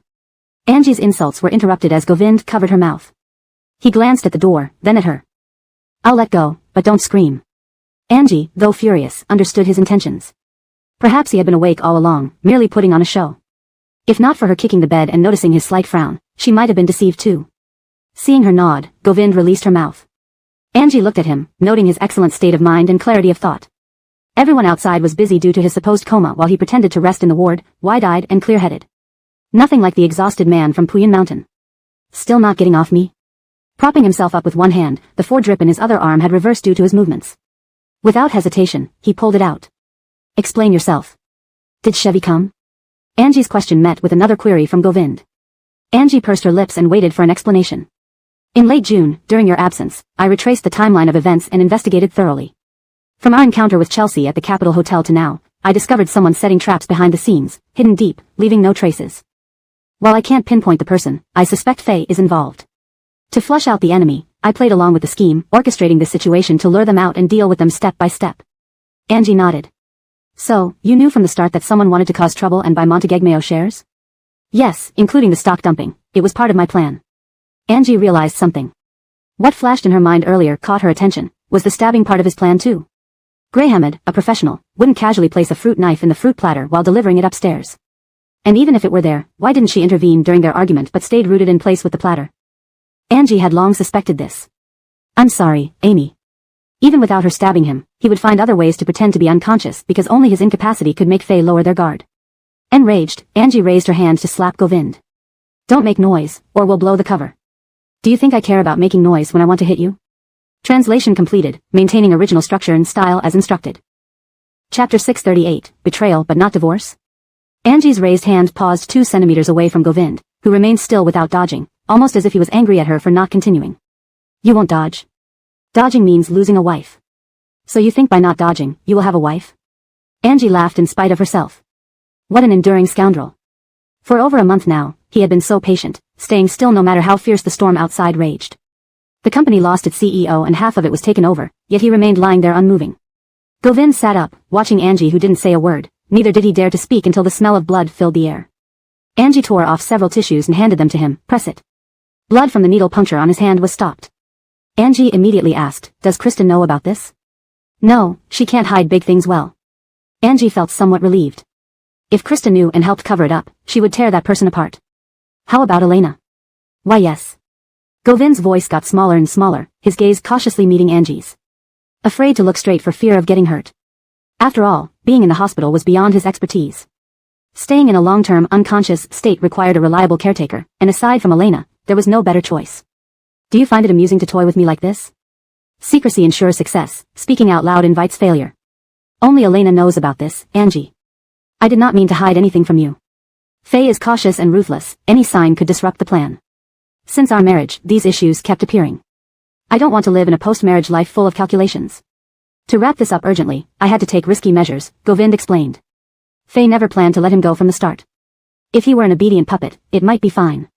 But since he always went against her wishes, damaging her reputation repeatedly, how could a woman who has hidden deep feelings ever allow an unrelated child to ruin her entire future? In her life, only the current family matters, others are mere stumbling blocks in her way and also symbols of shame for her high-profile success. Being a disgrace, how could she let him have it easy? If I don't act first, she'll keep throwing obstacles our way. The Chelsea affair was my fault, but it's something I hadn't expected Faye to exploit. On my journey, my hands are not clean, 1 or 2 lives are implicated. Faye is like a time bomb, slight missteps can lead to severe injuries, major ones to death. If we don't crush her this time, we'll end up in endless hell next. Angie listened to Govind's soft voice, contemplating inwardly. She understood the man's predicament and Faye's ruthlessness. These mother and son were now rivaling predators, each wanting to deliver the final blow. In Los Angeles, Govind was the mantis and Faye the yellow bird waiting in ambush. In the present situation in Jingang, their roles had switched. Faye thought she had calculated everything but ended up trapped in Govind's scheme. It's you, not us. Mr. Nate, don't drag me into this. I'm not stupid. Angie pushed away the man's hand resting on her arm. Do you think by handling me, she will spare you? Why not? We get divorced, and you sell what you got from me back to her. Can't I live as a simple civilian? Govind smirked slightly. Angie, you're the type who, if someone hurts you, would dig up their ancestors to whip their corpses. Would you compromise yourself to cooperate with someone who has schemed against you? Govind was confident. Tell me, what do you want? After this is done, we divorce, Angie blurted out, clearly waiting for him. Predictable. The man's thin lips pressed tightly, silent, with a frown. Change your mind. I'd be lying even if I agreed now. This scoundrel had some conscience, but not much. I only want to achieve this dream now. Others are single bachelors in their 20s, while I, in my 20s, have a car, a house, and an ex-husband, achieving social mobility. What more can I change? What don't I already have? The man gazed at Angie intently, his tone lowering. Aren't you always dreaming of going to an island to sponsor a young lover? I'll gift you an island. Angie. You can betray me but can't get a divorce? Are you insane? Not. What are you doing by the door? Why don't you come in? Their haggling ceased as they listened to the sounds outside the door. Elena's voice echoed, and the couple exchanged glances. Instantly, the man sitting by the bed stood up and pulled off the blanket, while Govind lay down smoothly, like they had rehearsed it. To ensure authenticity, Angie even stuffed a dripping needle under the blanket. Amy, you're here? Yes, I just finished working and came to check on you. Angie's heart raced, but her expression stayed calm. Being in the entertainment industry, she had decent acting skills. My father and I just got off work and decided to visit. It's been busy lately, haven't you lost weight? Elena's concern was always forceful. Angie chatted casually with her. Elena glanced at the time by the door, urging everyone to return early. I heard Montegagneo was sabotaged. Arlen, having heard this from students today, wanted to hear the truth amidst his shock. Yes. Foreign investors? Angie looked at Elena, pursing her lips before answering, "It's Faye's doing." Silence ensued after those words, leaving only heavy breathing in the room. Arlen frowned worriedly, while Elena, indignant, cursed aloud. Even tigers don't eat their cubs, yet Faye, heartless and ruthless, harms her own child. Does such a person deserve to be a mother? Is she in Jingang? Arlen asked Angie after Elena's curses subsided. She isn't. Her son came today. Silent, the room's atmosphere turned icy cold until everyone left. The man lying on the bed slowly opened his eyes, gazing at the ceiling in a daze. Chapter 639. Just a slight turn, and I pinned her beneath me. Does Dad still have feelings for her? Every time he mentions Faye, his expression looks so complicated, filled with hesitation and indecision. It's been so long since their divorce. That woman was ungrateful and abandoned her husband and child. What is there to be hesitant and conflicted about?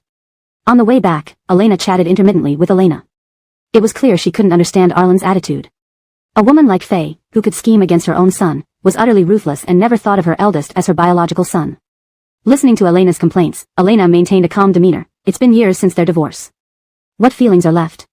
His hesitation and indecision stem solely from her being your elder brother's biological mother. Apart from this identity, what else is worth his hesitation and struggle? So what does that mean for Dad? These matters between elders have passed for so many years. Who can truly understand their hearts anymore? Don't overthink it.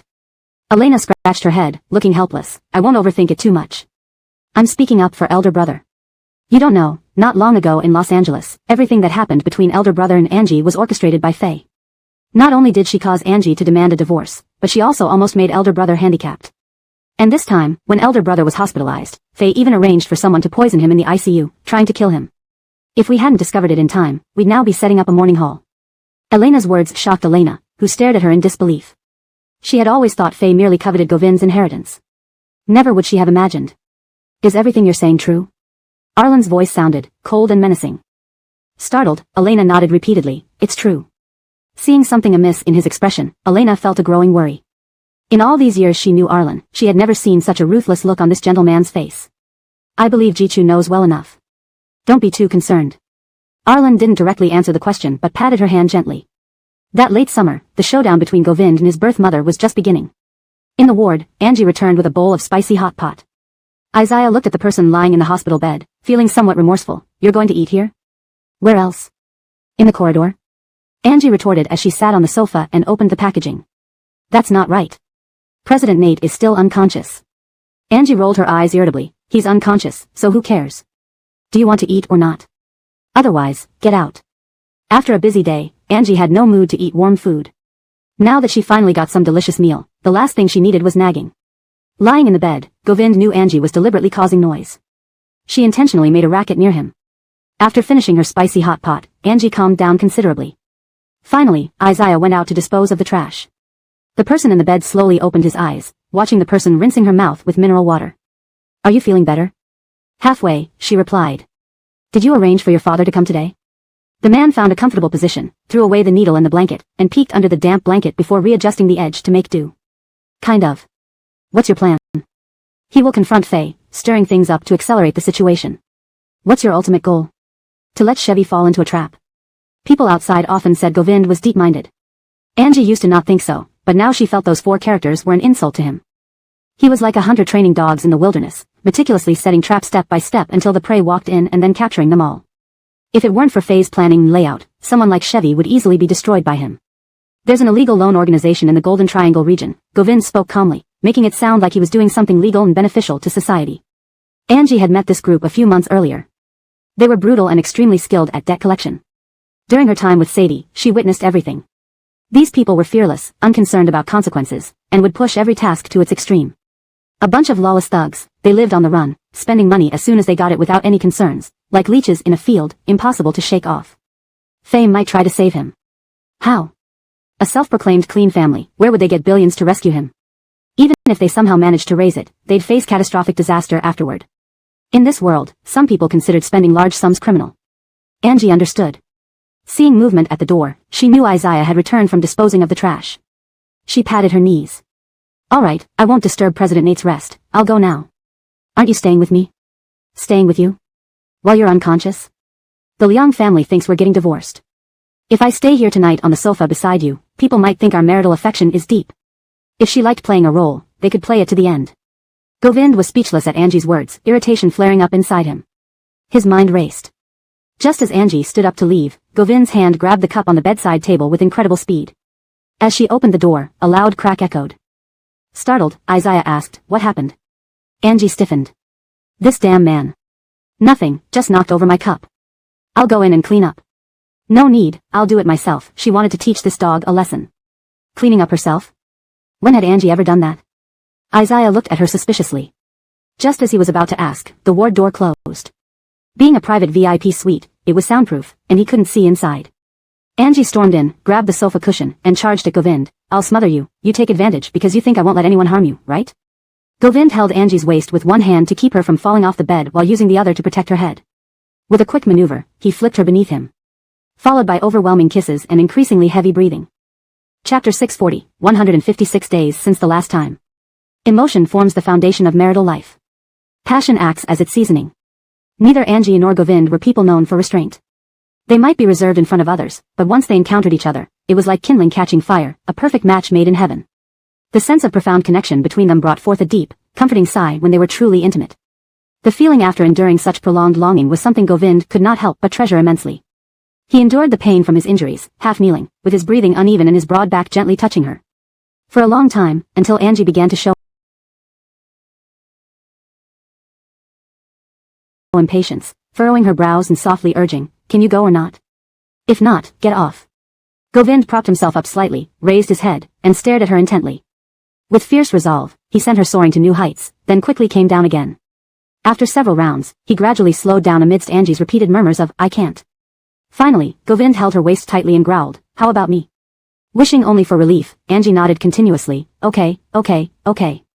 156 days. The man's hoarse voice whispered by her ear. Angie's thoughts fluttered, she couldn't quite grasp what he meant. What? 156 days since the last time. Boom, it was as if fireworks exploded in Angie's mind, causing her to tremble uncontrollably. It's late. At 5:12 a.m., Angie emerged from Govind's hospital room, carrying an aura tinged with post-passion. Isaiah's mind buzzed. Unconscious people, still capable? Is Christy so desperate now? Isaiah's astonished gaze followed Angie's back as she entered the elevator, and only then did his legs, heavy as cement, finally move. Is this another way modern couples interact? The next day, before Tilda went to the company, she needed to speak with Angie. She walked into Angie's room while applying hand cream. As soon as she entered, she saw Angie, wearing shorts and a tank top, sleeping soundly with her long legs wrapped around a blanket. "Lady, Miss hasn't gotten up yet." An aunt who was cleaning the room happened to pass by Angie's door and spoke softly to Tilda, who stood hesitantly outside the door. Tilda thought of calling out but decided against it. "Just have her call me when she wakes up." "Yes, all right." Tilda closed the door and was about to leave when the person on the bed, perhaps too warm, mumbled and turned over. The red marks on her collarbone suddenly caught Tilda's eye. Tilda's mind buzzed again, any trace of maternal concern vanished instantly. She barged in and slammed the door shut, startling Angie awake. Hugging the blanket, Angie sat up in bed, blinking sleepily at Tilda's furious face. "Earthquake? What do you want? So early. Where were you last night?" "At the hospital." "And?" "Nothing else." Angie rubbed her sleepy eyes, wanting to sleep more but saw Tilda walking to the dressing table and throwing a mirror at her. "Take a look, take a good look before you answer." "Why? What's wrong with your mood this early?" "Menopause." Angie paused abruptly as she saw the hickey on her neck. "Damn. Govind. Son of a. Don't tell me Govind woke up and did this to you." Angie gave an awkward smile. "What if he did? How about saying your dad is alive?" Tilda spat sarcastically. Angie scratched her head. Tilda continued her rant. "You never learn, right? Just when I thought you were done with Govind, you start again? Who is it this time? If I find out, either his legs or yours will be broken." "Just break his legs," Angie said, pulling the blanket tighter over her legs, retreating further into the bed. Enraged, Tilda grabbed a plush toy from the foot of the bed, ready to hit her. Not that one, limited edition and out of stock. These dolls on her bed were all expensive purchases from her teenage years, some limited editions, some out of stock, any one of them could sell for a high price. "In the evening, there's a business gala in Beijing, come with me." "Can't I skip it? I've been through enough recently, everyone is waiting for my downfall." "Isn't going there just giving them a chance? Do you still have any shame?" "Yes." She relied on her face for everything, how could she not care? "If you truly have pride, you should earn it back yourself. Don't force me to cut you." Tilda sighed in frustration, torn between admiration for Angie's clear-mindedness and exasperation at her impulsiveness. Later that afternoon, Elsie delivered a custom-made gown. As soon as she walked in, the stylist angrily ranted, "How shameful. They used to beg us to wear their clothes. Today, we bought clothes at the store, and they treated us indifferently. Doesn't it make you angry? We pay money and still endure such disrespect. We're less famous now, making you suffer. Sorry about that." Angie sighed, but without real sorrow. Red or not, it didn't matter much to her. Indeed, with such a large company, several artists were popular lately, earning plenty of money. Lying low and counting the profits behind the scenes suited her perfectly. Try on the dress first. What style for tonight? Queen-like. She had to pull it off big to avoid Tilda's wrath. As the stylist worked on her hair, Angie chatted idly with Elsie. "How's the company?" "Great, except for you." Elsie, having established excellent management skills, had united the team within months, resonating well with everyone due to her own humble beginnings. Angie rolled her eyes, heartbreaking. After getting ready and changing into the gown, Elsie noticed the hickey on Angie's collarbone, startled. "Marked already?" Angie, so many difficulties, unspeakable. Now she understood the bitterness of swallowing resentment silently. At 7:30 p.m., on the rooftop of a hotel in Beijing, the chamber selected a thoughtfully decorated location. Upon entering, Angie saw Kimberly in a black dress chatting with someone. Simultaneously, she spotted a few familiar faces. "Oh, isn't it Christy? I thought you'd stay out of sight recently." Not seen for long, Miss Fan's nose is still so sharp. Smelling it and coming here. "You. That's enough. You're not as beautiful as me, nor are you as witty. Yet, you still approach to be scolded. Are you a masochist? If Govind fails, how long will you keep gloating? Do you really think I owe my success to Govind? What's in your brain? So imaginative, maybe see a neurologist?" Chapter 641, How About My Next Sugar Daddy? There was no doubt that the president of the Beijing-Hong Kong Chamber of Commerce would have been Govind's position. Initially, this group of old people went all out to ingratiate themselves with Govind, hoping he'd take on the role and lead everyone to prosperity. Now, just a little over a month after Govind's troubles started, these same old people were switching their loyalties, acting like rotting maggots on a chopping board, strutting around to draw attention. Some in the room, like Angie, had previously seen these people surrounding Govind. The scene changed completely now. Geraldine. During the socializing, someone came up to make small talk. Angie glanced at them and gave a slight smile. Fate is cruel. It's truly regrettable that Chairman Nate encountered such issues at such a young age. Angie looked at the person, inwardly disdainful but still wearing a gentle smile. She calmly asked, "What kind of issue do you mean? It sounds like you know some inside information." Caught off guard by her direct question, the man's face paled for a moment, but as an experienced businessman, he quickly regained his composure. "When it comes to inside information, who knows better than Christy, who has shared a bed with him? Aren't you making fun of me, Lincolnsons? Hua people always say, life and death are fated, wealth is determined by the heavens. The money one can earn and the path one can walk are set from birth. Money beyond our capacity cannot be earned, and paths too long cannot be walked. What do you think about that?" The man's face turned as dark as liver upon hearing this. Clearly, Angie was warning him, almost bluntly telling him that even without Govind, there were certain profits not meant for him, and even if no one blocked his way, he couldn't tread those paths. A 50-year-old man being warned by a young girl felt incredibly humiliating. He tried to maintain his dignity despite inner discomfort. "If I'm not mistaken, didn't Christy end her marriage with Chairman Nate? That doesn't stop Oren and I from chatting." Angie inwardly scoffed at how this generation of elders treated their juniors as soft targets, a terrible habit indeed. "Oren, what were you talking about with my daughter?" From afar, you two seemed to be enjoying quite a lively conversation. Tilda, noticing the tension from a distance, approached with a light laugh, asking nonchalantly. Instead, she received a sarcastic reply, "Your daughter certainly has skills, Miss Selenag." Angie, either genuinely or feigning ignorance, turned to look at Tilda, smiling brightly and batting her beautiful eyes playfully. "Oren is praising me." Tilda. Such naivety. Oren.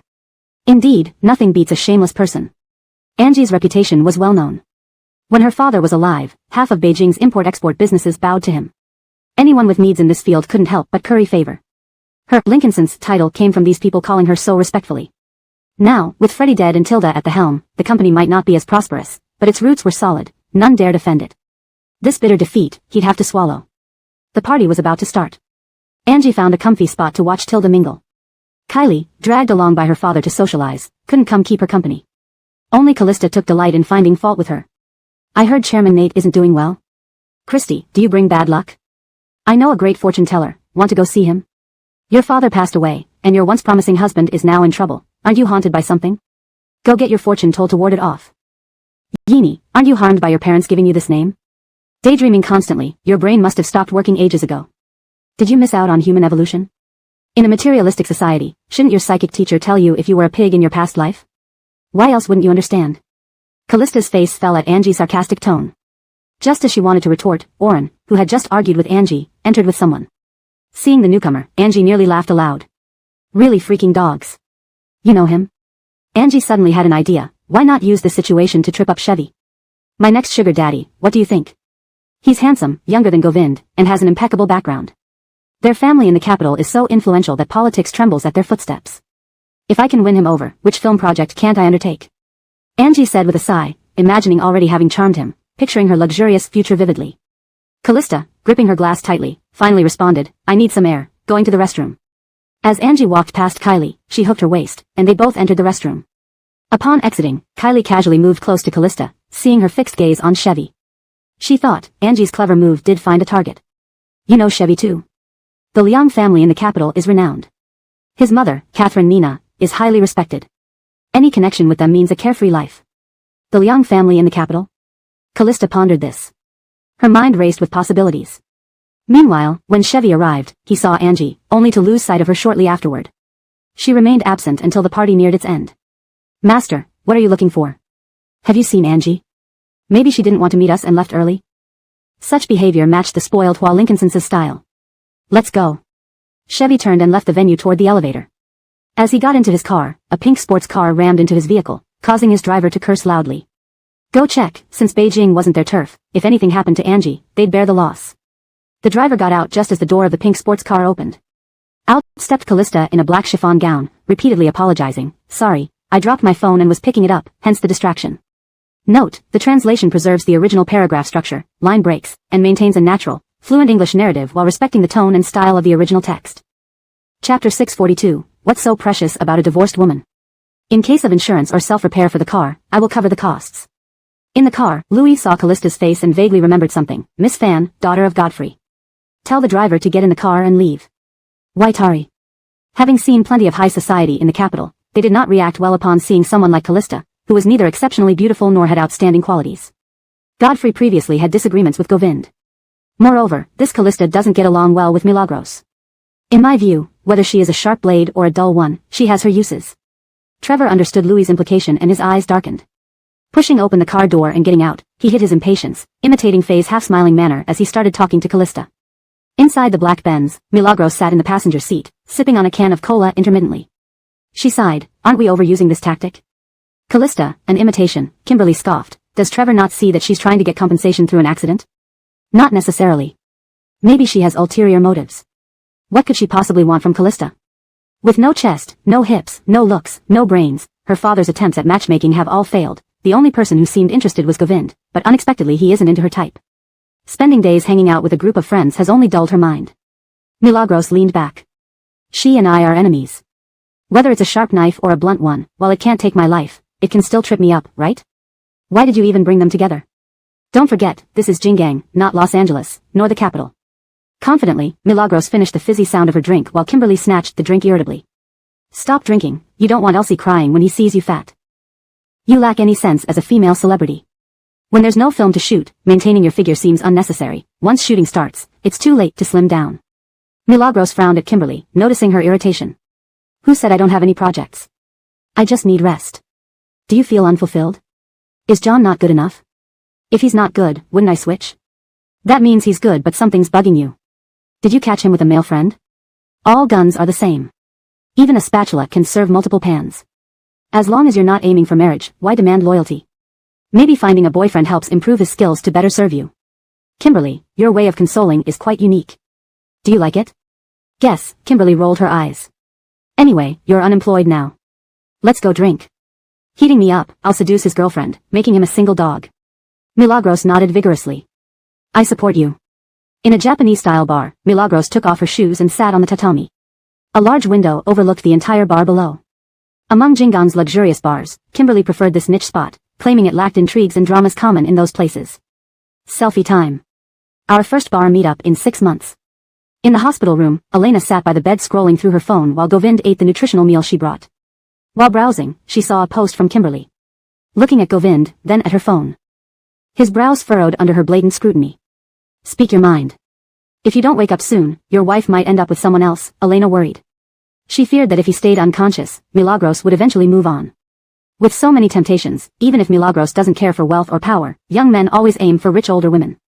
These days, who wouldn't want a quick path to riches? Hook onto a wealthy woman and never strive again.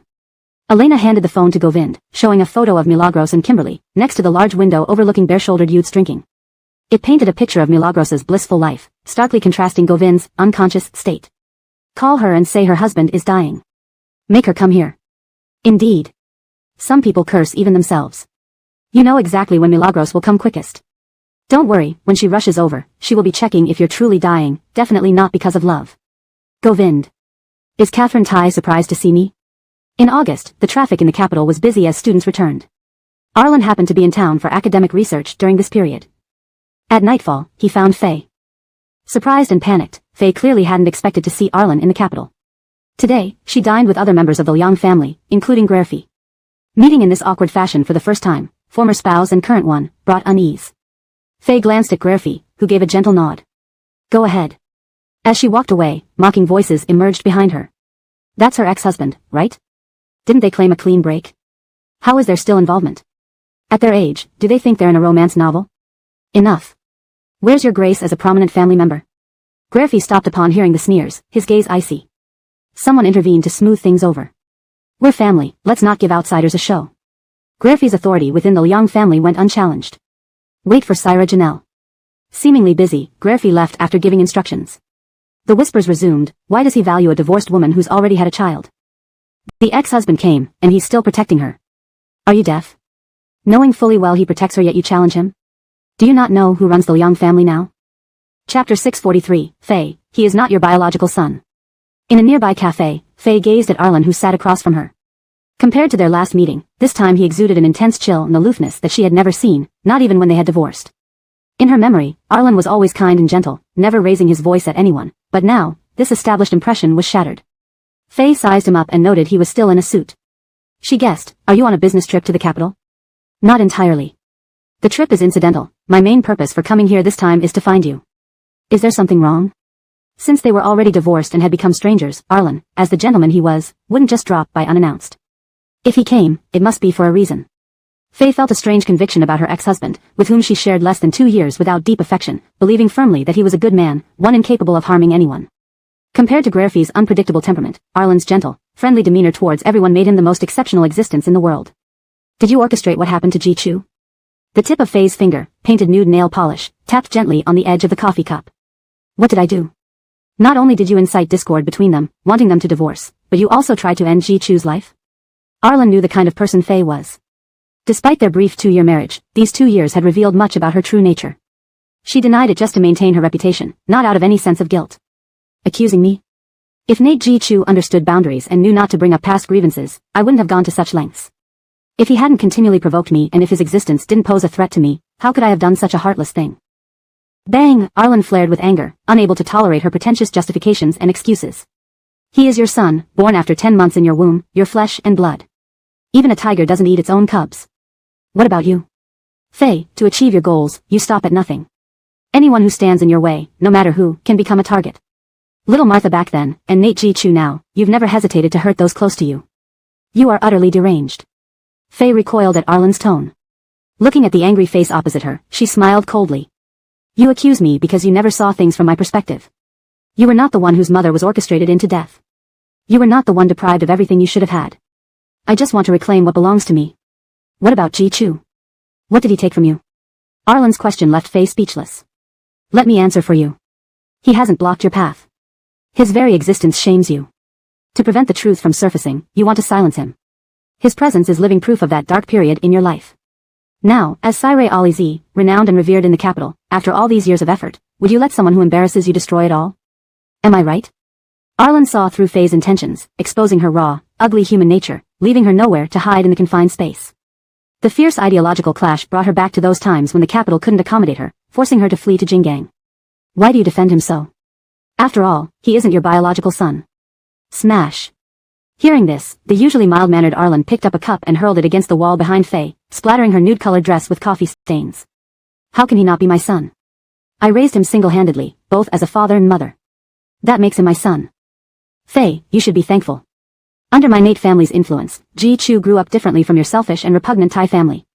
Otherwise, he would have already exposed you publicly, stripping away your glamorous facade and revealing all your sins of abandoning husband and child.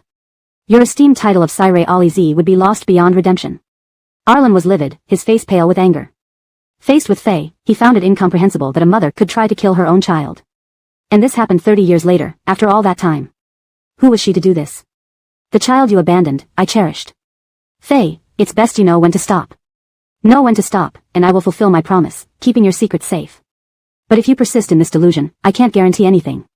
You have your things to protect, and I have mine. Bang! With a controlled fury, Arlen pulled open the private room door, crashing into Janelle, who stood outside. The barely contained rage flared up again. It was him, the same person from 30 years ago. Back then in Jingang, their paths crossed briefly, and now, 3 decades later. The anger inside Arlen refused to subside. Nate. Smack. As Janelle politely started addressing him as Mr. Nate, he received a solid punch from Arlen, leaving Janelle dazed. Inside the room, Faye was incredulous. This scene was like a city that hadn't seen snow for centuries suddenly buried under a thick blanket of white, overwhelming all present. He was Arlen. Even when betrayed and hurt back then, he never reacted violently, merely sitting quietly on the balcony smoking a few cigarettes. Yet now, he acted physically. This was unprecedented. 32 years ago, Arlen and Faye's wedding had stunned the academic circle of Jingang, where a stunningly beautiful woman married the city's youngest and most accomplished academic scholar. They were the envy of many. For a long time afterward, they remained a celebrated couple in Jingang's academic community. Despite Faye's high-maintenance attitude and the challenges of their married life for Arlen, he tried his best to accommodate and fulfill her every need. The stark contrast between her aristocratic upbringing and the humble life post-marriage caused frequent outbursts from Faye, yet Arlen endured, serving her tirelessly. But even so, the inevitable still happened. Chapter 643, Faye, he is not your biological son. At a nearby cafe, Faye looked at Arlen sitting opposite her. Compared to their last meeting, this time Arlen exuded an intense coldness, a detachment and indifference she had never seen even when they were getting divorced. In her memory, Arlen was always kind-hearted and never quarrelsome. Now, these impressions had been shattered. Faye sized him up, noticing he was still in his suit and guessed, "You're on a business trip to the capital?" "Not entirely. The business trip is secondary, my main purpose for coming here is to find you. Do you have something important?" Since they were now divorced, strangers passing by, Arlen wouldn't just drop by without reason. For some inexplicable reason, Faye believed Arlen, with whom she had spent less than 2 years without much emotional bond, was inherently a good person who would not hurt anyone. Compared to Grerfie's unpredictable temper, Arlen's gentle, amiable demeanor made him an exceptional presence in the world. "Was it you who caused trouble for Jichu?" Faye, her nude-colored nails gently touching the edge of her coffee cup, replied indifferently, "What happened? You not only tried to drive a wedge between them but also wanted to take Jichu's life?" Arlen knew what kind of person Faye was. Even though they were only married for 2 years, it was enough for him to see through many things. She denied it just to save face, not because she dared to not admit it. "Are you questioning me? If Jichu knew the meaning of boundaries and how not to dredge up old matters, I wouldn't have done this. If he hadn't repeatedly provoked me and if his existence didn't threaten me, how could I have gone this far?" Bang! Arlen flew into a rage, finding her reasons and excuses intolerable. "He's your son, born from your own body. Even tigers don't eat their cubs, what about you? Faye, you stop at nothing to achieve your goals. Anyone who stands in your way is expendable, whether it's Arlo Martha in the past or Jichu now. You show no mercy, not even for blood relatives. You're utterly insane." Faye, taken aback by Arlen's tone, watched the man across from her, whose face was flushed with anger, and responded coldly, "You blame me because you've never considered my position. Losing one's mother to a plot, losing everything that should have been yours, it wasn't you. I just want to reclaim what is rightfully mine. What about Jichu? What did he take from you?" Arlen's counter-question left Faye speechless. "I'll answer for you. He hasn't stood in your way. His mere existence is a humiliation to you. To prevent the truth from being exposed, you want to silence him. Because his existence is living proof of that darkest period in your life. You've worked so hard to reach where you are today. How could you let someone you consider a disgrace ruin everything? Am I right?" Faye's true nature was laid bare before Arlen. In this cramped room, she had nowhere to hide. Her mind seemed to transport her back to those days when the capital couldn't tolerate her, forcing her to flee to Jingang. "Why do you defend him so much? After all, he's not your real son." Smash! The usually gentle Arlen slammed the cup on the table, splashing coffee over Faye's dress. "Why isn't he my son? I raised him as both a father and a mother. He is my son. Faye, you should be grateful that Jichu grew up under the influence of our family, not in your Thai family's selfish environment. Otherwise, he would have exposed your hypocrisy and crimes long ago, stripping away your veneer of elegance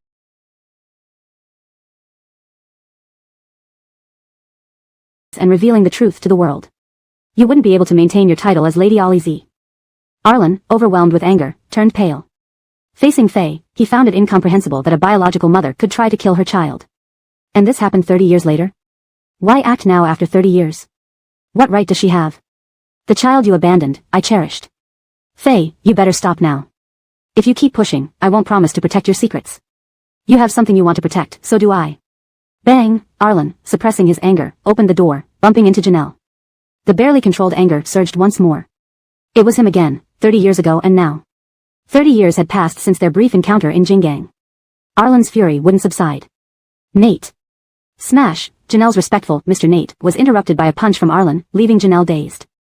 Inside the private room, Faye was incredulous. This scene felt like a city that hadn't seen snow in centuries suddenly covered in a blanket of white. This was Arlen. A man who, upon learning of betrayal and harm in the past, silently smoked on the balcony, was now resorting to physical violence. Unprecedented, truly unprecedented. 32 years ago, Arlen and Faye's marriage shook the academic circle of Jingang. A beautiful woman married the city's youngest accomplished scholar, envied by many. Since then, the couple became a celebrated story in the academic community of Jingang, despite Faye's diva attitude and a less than ideal married life for Arlen. Despite this, he tried to be tolerant and fulfilled all her demands. The impoverished life of a rich girl plunged into hardship made Faye's temper worse, and Arlen endured patiently. Yet, inevitably, the one who had to leave, did. Note, character names like Arlen are consistently rendered phonetically in pinyin form. Chapter 644, looking nateful and seductive. Teacher Nate, I don't know where I offended you. Janelle was bewildered after being hit for no reason. He had listened to most of the conversation in the private room and knew that Arlen was fuming and having a standoff with Faye. But he didn't expect himself to be the collateral damage, nor did he anticipate Arlen would be the one to attack. What do you think? Arlen retorted. One of a kind, he pushed Janelle aside and strode away. The latter, enraged, stopped only when Faye called out to him. Lady. Inquire about Chevy's progress. She couldn't stop here, it was impossible. She worked hard for 30 years, finally living a life of luxury, and barely overthrowing the Thai family. There was no way a Govind could ruin everything she has now.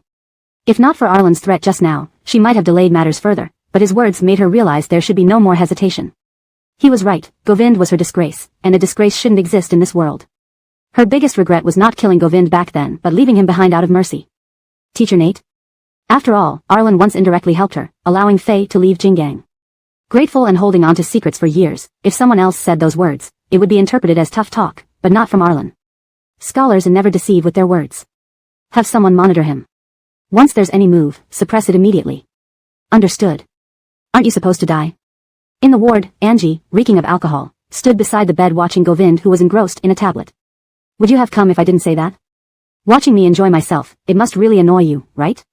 I dare not, Govind said plaintively. He genuinely dared not. Still in exile, unable to prove himself, Angie could flirt freely while he could do nothing to stop her. Were Chevy and Artie involved in tonight's chamber dinner? Asleep or not, your sources are well informed. Chairman Nate certainly planned this. Angie thought Govind would be fit to compete for power with ancient emperors. It seemed every step Chevy took was within his predictions. To win, there's no choice. Angie walked over and picked up a kettle, noticing it was empty. She refilled it and placed it back on its stand. I set Callista up to seduce Chevy. Callista? He got lucky. A prostitute would hurt Faye even more. Angie glanced at Govind. Chevy isn't stupid, his purpose here is clear. Appearing suddenly as a prostitute would raise suspicion. How should we proceed? Angie wanted to wrap things up quickly, tired of daily machinations. The company stock will continue falling for a week. Stimulate Chevy into increasing his acquisition efforts. Standing by the kettle, Angie poured a half cup of lukewarm water mixed with mineral water from the fridge and drank it. Hurting Chevy, aren't you afraid the Liang family will retaliate against you? My dictionary doesn't contain fear. His tone was incredibly arrogant. Sitting in the chair beside the bed, legs crossed, Angie relaxed. Grairfy is almost in high position. Almost still means not yet. Everything wasn't set in stone. Govind's confidence reminded Angie of their first meeting. Back then, a young boy stood on stage, unfazed by praise, calmly delivering 8 simple words upon receiving citywide acclaim. There's nothing much to say, good genes. This moment entranced Angie, wishing to capture and admire him alone. What it meant to show off properly, that was it. Ever since then, he filled her adolescence. Years later, his influence struck again. Angie sighed and shook her head, unsettling Govind. Angie, are you bewitched? Maybe. If not, why am I pulled into this battle team? Giving up my perfect life for this mess. If you now regret. Govind paused mid-sentence. Angie's eyes lit up, eagerly staring at Govind like a dog waiting to be petted. It's too late. Get lost, quickly. Why are you here? I can't come. With her bag, Kimberly returned home, seeing a man sitting by the shoe changer outside her apartment. Wearing a white shirt with sleeves rolled up and buttons undone, he looked enticing and seductive. Uninvited guests are no good. Kimberly glared at him, unlocking the door with her fingerprint. John followed closely, glancing at the male slippers on the mat, visibly displeased. Another man? Kimberly, annoyed, followed his gaze. Sure, wear them if you want. Did I offend you? After days without seeing each other, she clearly held grudges. You haven't, but your boyfriend has. John. Boyfriend? Not exactly the case. Hard to explain. Kimberly dropped her bag, poured water, and watched John standing behind her, recalling Angie's trouble with Arlo Selena's fans. Is actor Arlo cooling off? Can you speak properly? Can you? Kimberly huffed. Isn't it his fans making a scene with Angie? Kimberly, did you get shot? John, don't pretend. I know what you've been doing. Do you know why I'm back in the apartment? All because of you. After sleeping with you twice, you treat me like a fool? Discussing marriage dates with my family? Am I crazy to marry a gay person among so many normal men? Chapter 644, seemingly provocative and wanton. Teacher Nate, I wonder how I offended you. Janelle was baffled after being hit for no apparent reason. He had listened to most of the conversation in the private room and knew that Arlen was furious, leading to an intense argument with Faye. But he didn't expect himself to become a scapegoat. Even more surprising, the one who struck him was Arlen. What do you think? Arlen countered. One of a kind, he said, pushing Janelle aside and walking away quickly. Janelle choked with anger until Faye called him back. Lady. Go check with Chevy on the progress. She paused, then added. It's impossible to stop now. She had worked hard for 30 years to live a life of wealth and honor and finally overthrow the Thai family. There was no way she would let everything be disrupted by Govind's appearance. If not for Arlen's recent threats, she might have delayed matters further. However, his words made her realize there could be no hesitation anymore. He was right, Govind was her disgrace and should not remain in this world. Her biggest regret was sparing him when she left all those years ago. Regarding Teacher Nate? Janelle hesitated. After all, Arlen had unknowingly helped her back then, otherwise, Faye would never have left Jingang. Grateful and having kept her secret for years, any help from Arlen could now be interpreted as posturing, but it wasn't certain. Scholars never deceive anyone through their words. Send someone to keep an eye on him. Once there's any move, take immediate action. Understood. Aren't you supposed to be dying? In the hospital room, Angie stood beside the bed, smelling faintly of alcohol, looking at Govind who held a tablet computer. Govind's eyes remained fixed on the chart, unwilling to look away. If I hadn't said that, would you have come over? Does my happiness annoy you so much? I dare not, Govind replied, somewhat pitifully. Indeed, he did not dare be annoyed. He was still under a cold palace phase and couldn't act openly. Angie wanted to enjoy life, he couldn't stop him. Tonight's business gala, did Chevy and Artie make connections? Unconscious, yet well-informed. Chairman Nate really knows how to orchestrate things. Angie believed Govind had the skills of a strategist from ancient times, every move by Chevy seemingly within his plans. To win, there's no choice. Angie walked to the side, lifted the kettle, shook it, found no water inside, refilled it, and placed it back. I paired Callista with Chevy tonight. Callista? She's easy on him. A woman from the red light district would hurt Faye more. Angie glanced at Govind. Chevy isn't stupid. His purpose is clear, targeting you. Introducing a loose woman would only raise suspicion. So what's next? Angie also wanted to wrap things up quickly, avoiding these daily intrigues. The company stock will continue falling for another week. You and Krista should find ways to incite Chevy into intensifying his acquisition. Angie waited for the water to boil, poured half a cup of warm water, added mineral water from the fridge, and drank it. Manipulating Chevy, aren't you afraid the Liang family will target you? There's no fear in my dictionary. This tone was sheer arrogance. Sitting in the chair beside the bed, Angie crossed her legs casually. Graffy is almost in a high position. One step short is still short. The outcome was uncertain, anyone could be the dark horse. Govind's confidence reminded Angie of their first meeting. A young boy stood on the podium, indifferent to praise, and delivered 8 words when asked to speak, nothing much to say, good genes. That arrogance captivated her completely. Standing in the scorching sun, she admired him intensely, wishing to lock him away just for herself. What was it to play cool? This. Since that day, her adolescence was filled with him. Years later, it felt like déjà vu.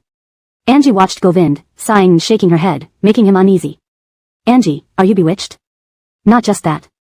If I weren't, would I be here? Sacrificing a promising future to get involved in this mess. If you regret now. Govind stopped, hesitant. Angie's eyes lit up. Was there still time? Too late. Get out, quickly. Why are you here? Can't I be? Kimberly returned home with her bag and saw a man sitting outside changing shoes. In a white shirt with sleeves rolled up and collar open, he looked both desirable and disheveled. Inviting yourself in is not polite. Kimberly shot him a glare, unlocking the door. John followed closely, noticing the men's slippers at the entrance, frowning. Other men? Kimberly grimaced, following his gaze. Sure, why not? Wear them if you like or go barefoot. Did I provoke you? Days apart had clearly left her irritated with him. You haven't, but your boyfriend has. John. What boyfriend? He thought but couldn't voice it aloud. Kimberly poured a glass of water, looking at John behind her, recalling Angie's trouble with Omar's fans. Is actor Arlo about to fall? Can we communicate properly? Can we? Kimberly huffed. If he didn't, why would his fans attack Angie? Kimberly, did you get shot? John, don't think I don't know what you're up to. Why am I back home? All because of you. After sleeping with you twice, did you think I'm some easy target? Inviting your family over to discuss marriage plans? Am I crazy? So many normal men, but marry a gay guy? The revised translation ensures the meaning of the original text is accurately conveyed, reads fluently in English, maintains consistency in terminology and style, and includes character names as specified. Chapter 645, What if she's the dom? At 3 a.m, sister, you show up at my place looking like you've just been assaulted. Do you want me to call the police?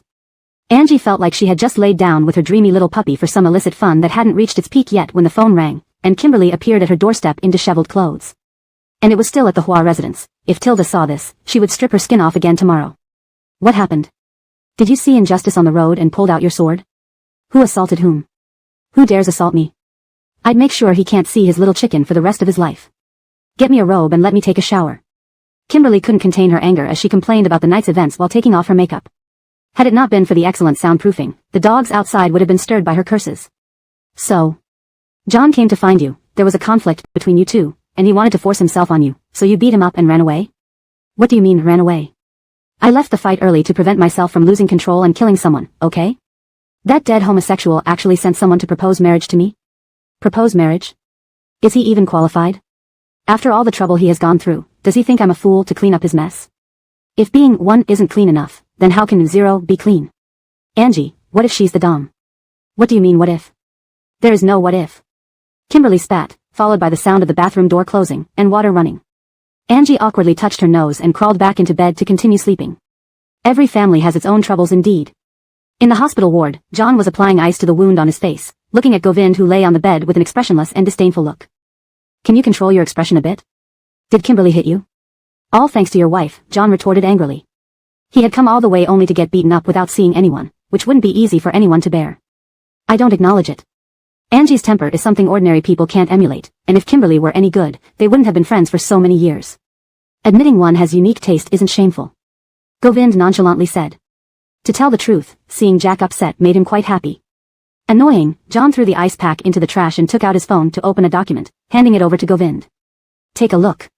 Over the years, Faye hasn't been idle. She has businesses both domestically and internationally, over a dozen in total. The reason she has remained the lady of the Liang household for so long is partly due to her shrewd investment skills, controlling the economic lifeline of the entire Liang family. Otherwise, how could a remarried woman possibly hold such a position in a family like the Liangs? Even though Graerfie holds a high position, maintaining it requires substantial resources. Throughout history, money and power are inseparable. Faye meets this demand very well. You must admit, your biological mother has some talent. You say you have a brilliant mind and accurate judgment. Maybe it's inherited from your real mother? Govind flipped through the company names listed in the document. Faye held a small but significant share in them, especially in the recently emerged technology companies and smart home brands. If he remembered correctly, Krista had mentioned this brand not long ago, saying he bought a set of smart home products for his family, spending tens of thousands, indicating high market demand and great potential. This isn't necessarily a good thing, he thought, recalling the cold-heartedness and cruelty of the Thai family. Not even a beggar on the street could match Faye's indifference. I found what you asked me to investigate. And for my request, I'll need President Nate's attention. Rest assured, Ignatius. President Sue, Chevy is outside. The atmosphere at Montegegmeo wasn't too good lately. Everyone knew about Chevy's situation. Ordinary business competition wouldn't be much of an issue, but this time, the means used were anything but honorable. Ignoring the dishonor, it was downright infuriating, attempting to steal the fruits of someone else's labor out of nowhere. Moreover, they were from the same mother, and such differential treatment belonged to a cliché plot of romance novels, legitimate sons versus illegitimate ones. Ignore him, don't let him drink a drop of water from Montegegmeo. Elon nodded and continued, how's President Nate doing? If he doesn't come back soon to handle this, we're all going to be furious. Krista paused his signing pen and looked at Elon, why are you worried? Haven't you seen President Nate's capabilities? Come here, I have something to assign you.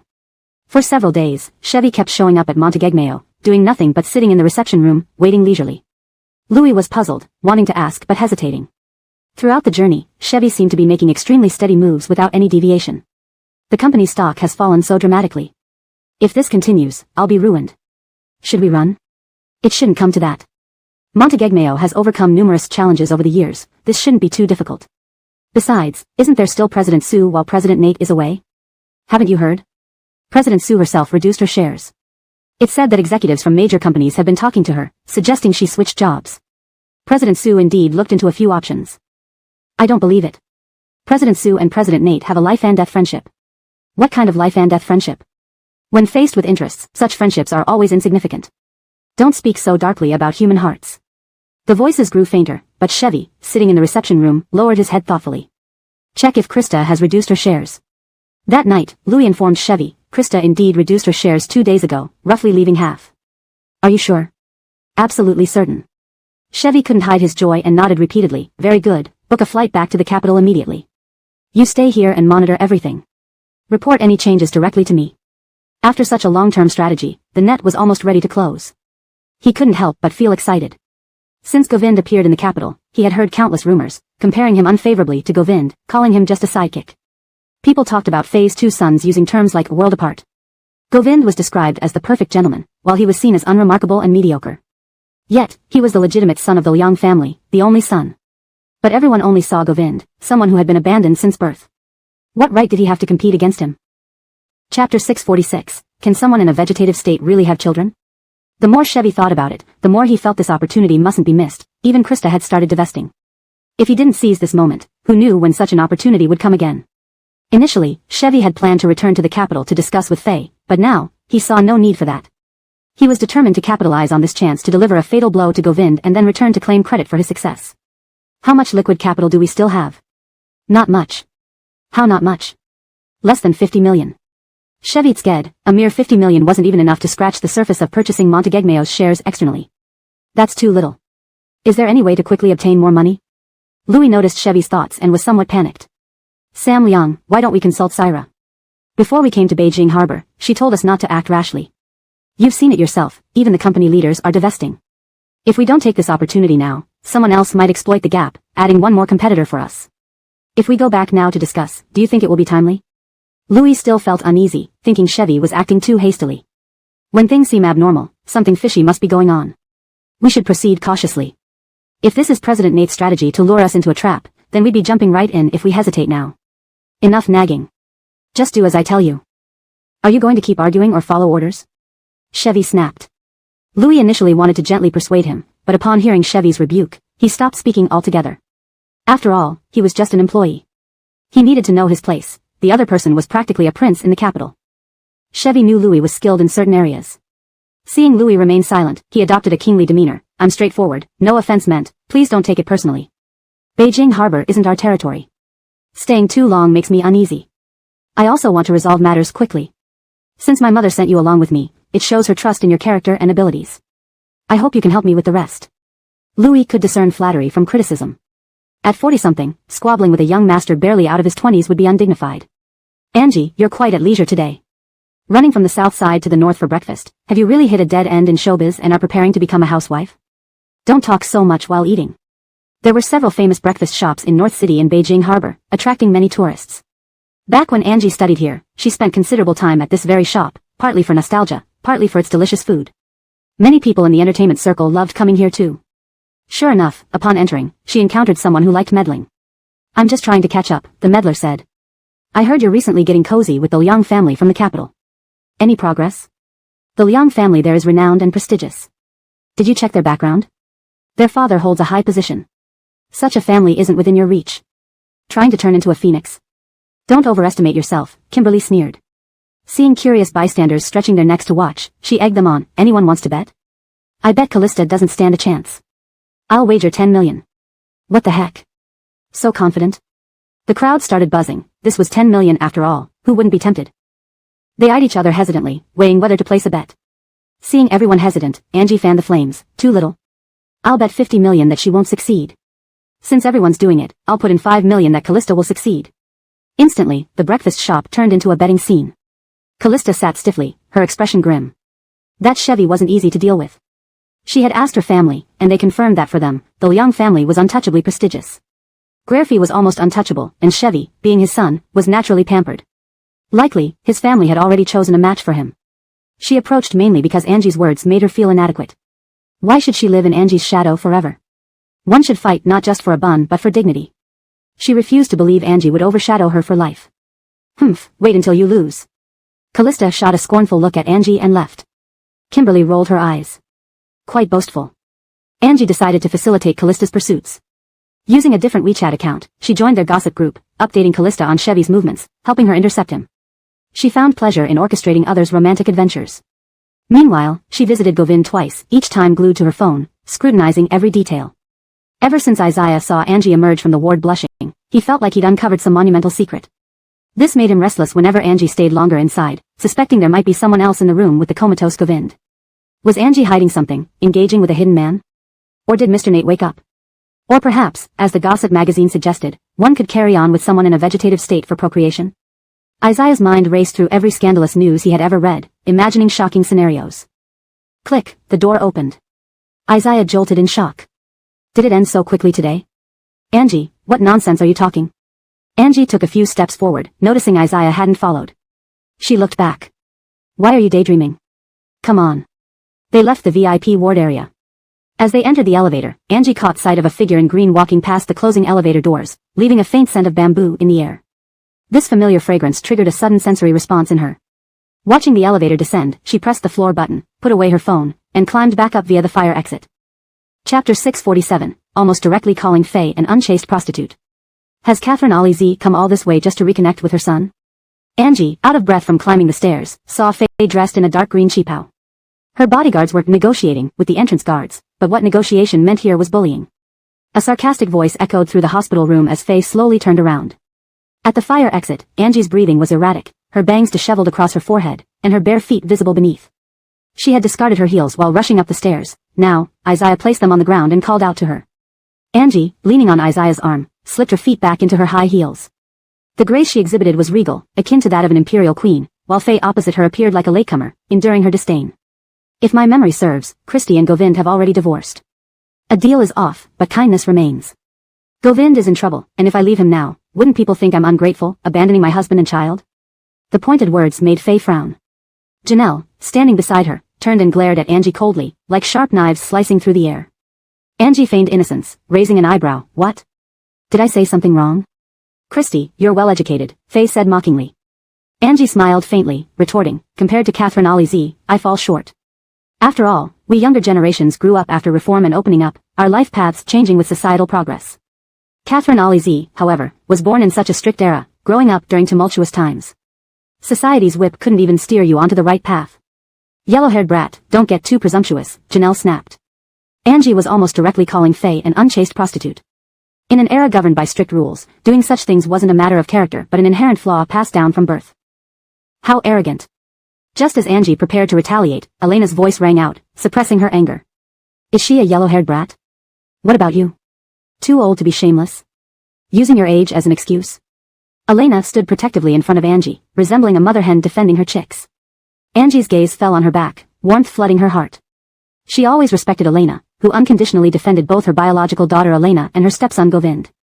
I don't understand why, at our age, you'd still insist on appearing before him despite divorcing and not acknowledging him as a son. Shouldn't you know better than to meddle in his life? Disdaining and belittling him, yet constantly appearing in his life, don't you feel ashamed before your current husband and children? Elena, I have no interest in discussing whose maternal love is greater. I only came to see Govind, then I'll leave. It was clear that Faye didn't intend to linger, yet it was precisely this nonchalance that raised Angie's suspicions. Could Faye have discovered that Govind was feigning a coma? Had she come all the way from the capital to investigate? If so, there might be trouble brewing. He may not want to see you, Angie interrupted promptly. Does he not want to see me, or does Christy not want him to? Angie shrugged lightly, patting Elena's shoulder in comfort, then approached Faye. What difference does it make? You pretend power here, while your son stabs from behind. Should I believe your false power or his cold ruthlessness? One family, two households. You question others? Do you have the right? What qualifications? Since you don't acknowledge this son, why bother pretending to care? We're adults.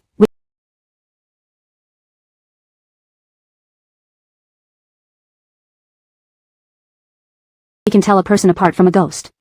If I were you, I'd be too ashamed to show my face. People are amazing, sometimes noble as deities, other times foul as sewer rats. Bang! Angie's sarcastic words infuriated Janelle, who pushed Angie, causing her to stumble backward and collide with a hospital bench. Seeing this, Isaiah's eyes darkened, ready to charge forward, but Angie stopped him. Isaiah, call the police. Doesn't Catherine Ali Z enjoy the spotlight? Let everyone in Jingang recognize her for attacking her ex-daughter-in-law. It can't be good, right? Angie, you spoke rudely first. Do a few words warrant a death sentence in your book? Angie sat calmly on the bench, smirking as though everything unfolded as planned. At the police station, the officer handling the case found it difficult to decide between the two parties. Can you describe what happened? It was verbal conflict, but she hit me first, Angie explained succinctly. Janelle realized she might have been tricked by Angie, potentially implicating Faye. Seizing the moment as the officer glanced over, she nodded, confirming the events. Seeing the calm demeanor, the officer rushed to close the case. Since there's no dispute, apologies and compensation should suffice. Who says there's no dispute?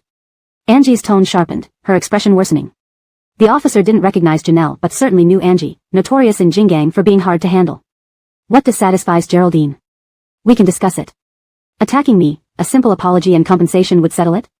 Am I Angie, so easily bullied? Is an apology or compensation enough? Well. The officer looked awkwardly at Janelle. Janelle understood that Angie wouldn't let this go easily. Now contrite, she asked, Geraldine, what do you require? I'll fulfill it. Just record a video apologizing publicly on all platforms. The officer. Is it that serious? Janelle's face changed. He vaguely guessed Angie's true intentions. Recording the apology likely implicated either Faye or Chevy. Chapter 648, would she really grare me to cover up? Screech. Bang. The former was the sound of a chair being pushed away, while the latter was Janelle's knee colliding with the floor. The dull thud did not stir Angie, her gaze merely flicked toward him. However, the police officer beside them couldn't remain seated, hurriedly rising to pull him up. A grown man like you should talk it out calmly. What's this kneeling for? The young lady asked you to record a video apology after you assaulted her. By doing this, you're forcing her to forgive you? This is a police station, not the outside world, and there are no media outlets here to hype things up. Get up, don't embarrass yourself. See that? Even the policeman could see through Janelle's intentions, yet he still believed Angie would buy into his act. Smirking wickedly, Angie tapped her long fingers on the table. Janelle, even the police can see what you're up to. If kneeling solved everything, wouldn't temples be crowded beyond belief? Save your breath. Janelle, having his motives exposed, glanced at Angie's derisive smile, confirming his suspicions. This matter could have been his doing, but under no circumstances should Faye be implicated. Otherwise, she would become the target of public disdain. I'll go to jail, but I won't make a public apology. Angie shrugged indifferently. Suit yourself. Officer, you see? It's not that I'm uncooperative, it's that he wants to come in. Police officer. Indeed, this was a difficult situation. Outside the police station, Faye had asked the driver to inquire about the progress when she saw Angie emerge with the driver. How is it? Geraldine said she wanted a public video apology from Janelle, who refused and chose to go to jail instead. Faye's expression turned chillingly cold upon hearing this. The driver dared not utter a word, merely watching her. Meanwhile, Angie approached and knocked on the car window. For a moment, Faye hesitated to open it. But her confidence, forged over years, made her overlook the fact that this was Jingang, not the capital city. Janelle would rather die than let Catherine Alizi suffer. Such loyal servants are rare in today's society. Faye's mood fluctuated wildly from Angie's words. Angie, remember, you're not alone. Of course, I know I'm not alone. That's precisely why I dare to stand up for myself. As they parted ways at the police station, Angie went to the hospital while Faye headed for the hotel to find Chevy. However, halfway there, news broke out online. Gossip media acted quickly, as did some online platforms, editing and spreading the content fast. Footage from the hospital corridor was deliberately edited, and someone even explained Faye's relationship with Govind. Within half an hour, Faye was at the center of public scrutiny. News reached the capital despite swift censorship efforts. Those who needed to know, knew. Dream. Was this done by Angie? In the hotel room, Chevy, observing the fierce aura around Faye by the window, shakily asked. Yes, Faye replied coldly. This woman has devious intentions and resorts to all kinds of unethical means. We cannot deal with her conventionally. Let me handle her for you. Forget it, you're no match for her. To Chevy, this admission was shameful. A grown man inferior to a woman like Angie? Though reluctant to admit it, he didn't refute Faye. Yes, father. Angie, did she make it hard for you? Elena immediately stood up upon seeing Angie enter the ward, looking anxious. Angie scanned the room before Elena explained. My mom just left, she was supposed to wait for you, but my dad returned home late from study tonight, so she left first. Angie understood and nodded. Locking the door, she strode back to Govind's bedside and slapped him on the forehead. Wake up, you damn fool. Elena nearly jumped out of her skin, thinking Angie knew Govind was faking it. Or was she testing something? Either way, she couldn't afford to sit idly. If Angie discovered her aiding Govind, she'd be doomed too. Sister-in-law, he's still unconscious. Before she finished, Govind slowly opened his eyes and sat up, gazing at Angie like a submissive wife, not daring to speak. Damn. Elena felt her days numbered. Would Angie turn on her next? You're truly shameless. Angie berated Govind mercilessly, leaving him speechless. Elena stayed near the door, ready to flee if necessary. Seeing Govind's innocent eyes gradually dampened her fury. Forget it. Arguing with an unconscious person is pointless. Here, sister-in-law, drink some water and rest. Noticing Angie cooling down, Elena seized the moment to offer a glass of water. Angie accepted, took a sip, then shot a chilly glance at Elena. Why are you so scared? Afraid of getting scolded, Elena dared not voice her thoughts. Hardening her resolve, she stammered, I'm not scared. She must convey to Angie that she was forced into this by the manipulative Govind, not an accomplice. After all, such a generous sister-in-law was hard to come by. Since meeting Angie, she had received countless beauty products and daily necessities from her, often collecting enough for an entire year from her makeup room. Govind, with one look, read through Elena's intentions. Seeing Angie calming down, he gently squeezed her hand. Be patient, at most until next week. Faye suffered a loss tonight, she won't let it go. Have Isaiah and Elsie stay close to you these few days, preferably within the house. Fretful, could she really murder me to cover up? Despite her words, Angie realized she was naive. A woman as ruthless as Faye had far more sinister methods at her disposal. Chapter 649, Did Govind wake up? At home? Angie had just arrived home when Sadie's call came through. The person who was halfway through taking off their clothes and preparing to enter the bathroom was called downstairs. To visit me late at night, how rare. On this day, Sadie was wearing an improved version of a cheongsam. She especially liked cheongsams. Logically speaking, a woman who has fought her way up in the cutthroat world shouldn't like such complicated attire. Yet she was different, she enjoyed things that were more intricate. And liking it is part of my daily routine. I didn't want to come, but someone paid a high price for 4 bodyguards to be sent over here for you, so I had no choice but to deliver them. Angie raised an eyebrow. From your expression, looks like you made quite a bit, huh? Not bad. After guessing who it was, I gave them a fair price considering it's you. For example? Angie didn't believe Sadie could have something like a fair price. Since she already guessed who it was, she wouldn't let go of such a great opportunity. After all, Govind had just punished her, making her cease operations for a week. Now she must take this chance to make money. Sadie casually plucked a leaf, playing with it as if she'd just eaten a pancake for dinner tonight, just 10 times the original price. Angie's eyes curved, as if asking how much. Sadie extended a hand, her slender fingers looking gentle under the night lights. Who would have thought these hands could break necks barehanded on the high seas? Boss Nate is rich, you're short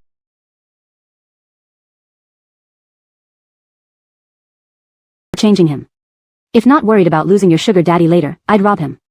Remember to split it with me if you do, as long as there was money involved, who gave it didn't matter. Angie smiled at Sadie, come in for some tea. No, too many killings today, can't enter ordinary homes. You're picky now? You may not mind, but I need to keep my distance. Sadie always kept clear boundaries in friendships, stopping at just enough. In Jingang, her closest friend was only Angie. As for others, it was shallow and not forced. Who's outside? Tilda stood by the bar waiting for her bird's nest soup, asking casually as she saw Angie enter. Sadie. Why didn't you invite her in? The store is open, she left. Angie found an excuse. After all, some things were better left unsaid. Tilda nodded and then said, I heard Krista sold his shares. Recently, Montegegmeo has been unstable, with several executives acting aimlessly, trying to escape sooner. Have you asked Krista what he means? Angie glanced at her mother, who placed the bird's nest soup in front of them and excused herself. Now, only they were in the restaurant. Angie pulled out a chair and sat down, stirring the soup. Krista is someone Govind groomed personally. Don't worry, he knows what he's doing. The reassuring words made Tilda realize something, studying Angie's eyes closely. Could Angie saying this imply everything was under their control? Perhaps even manipulating the entire situation. Your frequent trips to the hospital lately, did Govind wake up? Angie was about to refute when Tilda added, Krista selling shares, Chevy secretly buying them, then Govind manipulating stock prices to plummet, trapping Chevy without a way out. Govind will only lose Montegegmeo while thoroughly trapping Chevy and disgracing Faye, maybe even causing her to lose her position as matriarch of the Liang family. My analysis correct? Angie, I haven't said anything. Tilda sipped the soup and chuckled, you're my daughter, I know even without you saying. Govind has numerous companies, losing Montegegmeo won't hurt. He said on confronting Faye head-on. Sacrificing a company as bait won't weaken him, at most, 2 years of effort lost. Spending money to achieve peace of mind is ultimately worth it. Angie, let me remind you, don't love such a man too much. Hope he loves you more than you love him. Otherwise, once he loses interest, losing you is trivial compared to losing everything due to manipulation. Angie rubbed her temple. Hard to answer. An experienced person's earnest advice made her feel exposed. Govind isn't my dad. After much thought, this was the only rebuttal Angie could think of. She trusted Govind's character like believing in Chairman Mao's wisdom. Pine trees don't bend before the strong wind. I found a few companies, but they don't trust us much and hope we can offer collateral. But we currently don't have anything to offer. Everything in Jinggang was arranged by Faye beforehand. Now Chevy trying to bypass her lacked both authorization and security. Naturally, no one would trust a young man barely in his 20s. Which ones? Louis listed the names. Chevy snorted, underestimating our identity.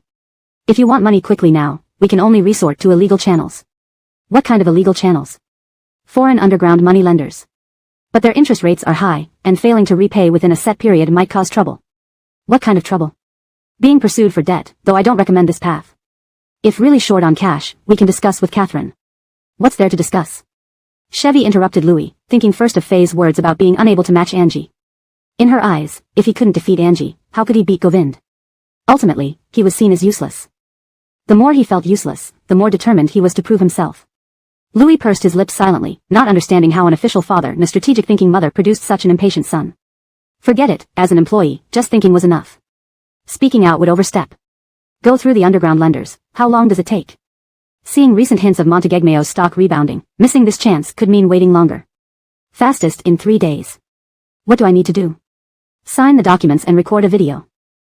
Chapter 650, The Fish Has Taken the Bait. In the late-night hospital room. The phone on the bedside table flashed and then went dark again. The man reached over to glance at it. Fish has taken the bait, the 5 characters lay in the message. He immediately deleted it. Lying flat on the bed, the man's hands were crossed as he gazed at the ceiling, his lips still curved into a smile. Whose invitation is that? The Montague family's. They mentioned it's a private family dinner, not inviting too many people, mainly to celebrate Garth's promotion and perhaps to arrange a match for him. Angie was sitting on the living room sofa idly scrolling through her tablet, listening to Tilda talking with the secretary. Garth is now a rising star in the capital. He is said to have made significant contributions to maintaining order. Young, talented, and upright, his future is bright unless he commits any political mistakes. Both the capital and Jinggang are full of people eyeing this prize catch. However, the old patriarch of the Montague family has strictly forbidden Garth from dating daughters of high officials or aristocrats in the capital, hence organizing this family dinner, aiming to find him an appropriate match. The old Montague patriarch had also retired from the capital, having experienced power struggles and feuds within prominent families. Therefore, he strictly controlled his descendants, preventing them from getting involved in such conflicts to avoid sacrificing themselves for others' gains. Moreover, Garth's abilities were commendable, and he didn't need anyone's help to secure a high position. It wasn't necessary to cater to any so-called aristocratic ladies. Listening, Tilda understood the implications, glancing at the invitation in her hand before nodding.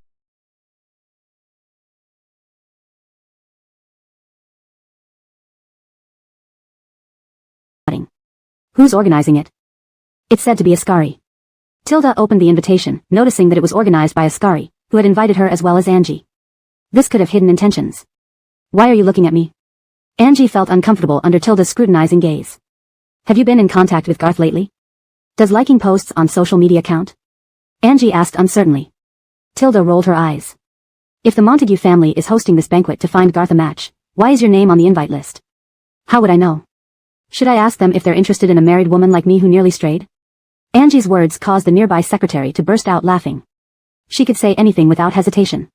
You should know better, come with me tomorrow. Can I not go?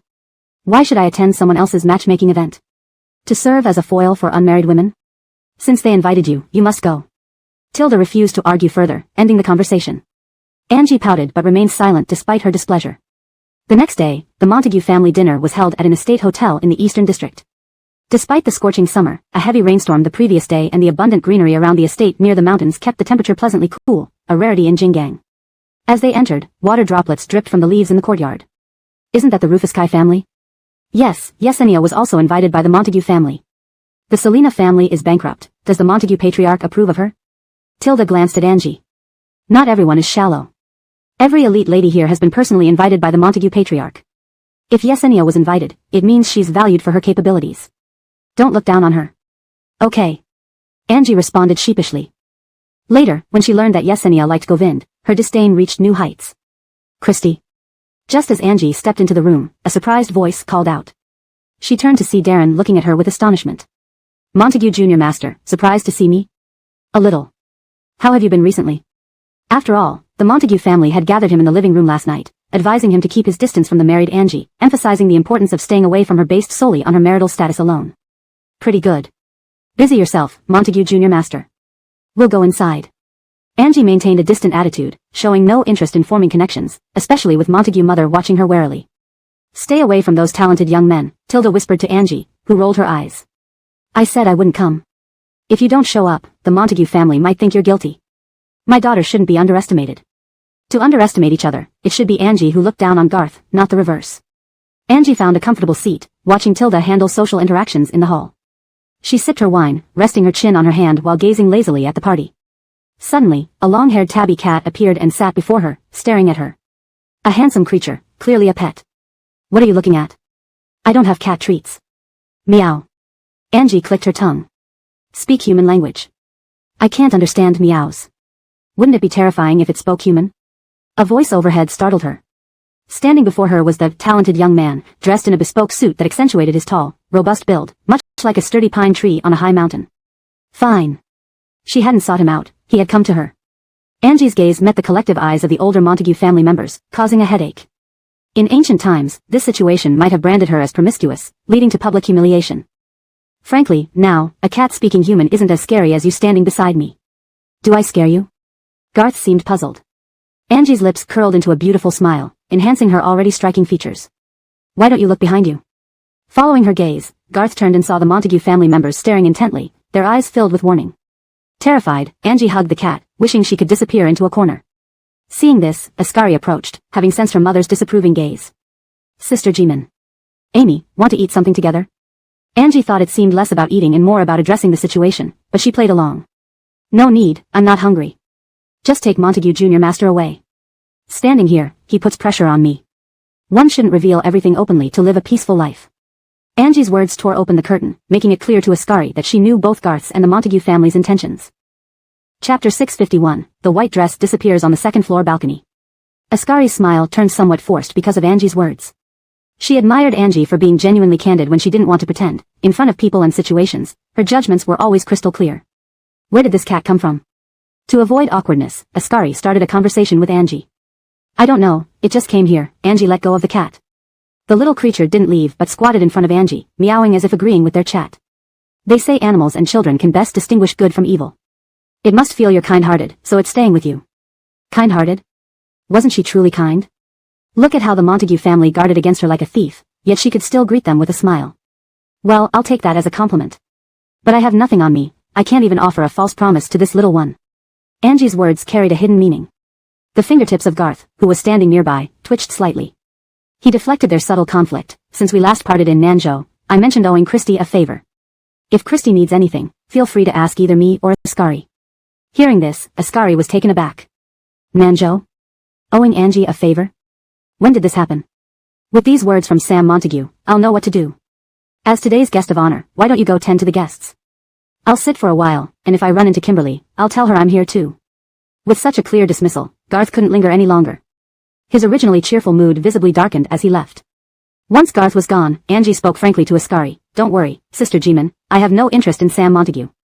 She didn't want to be despised. Garth was now a sought-after figure in the capital and Jing gang. Approaching him wouldn't earn praise but likely condemnation from the Montague family, who viewed her like a human trafficker.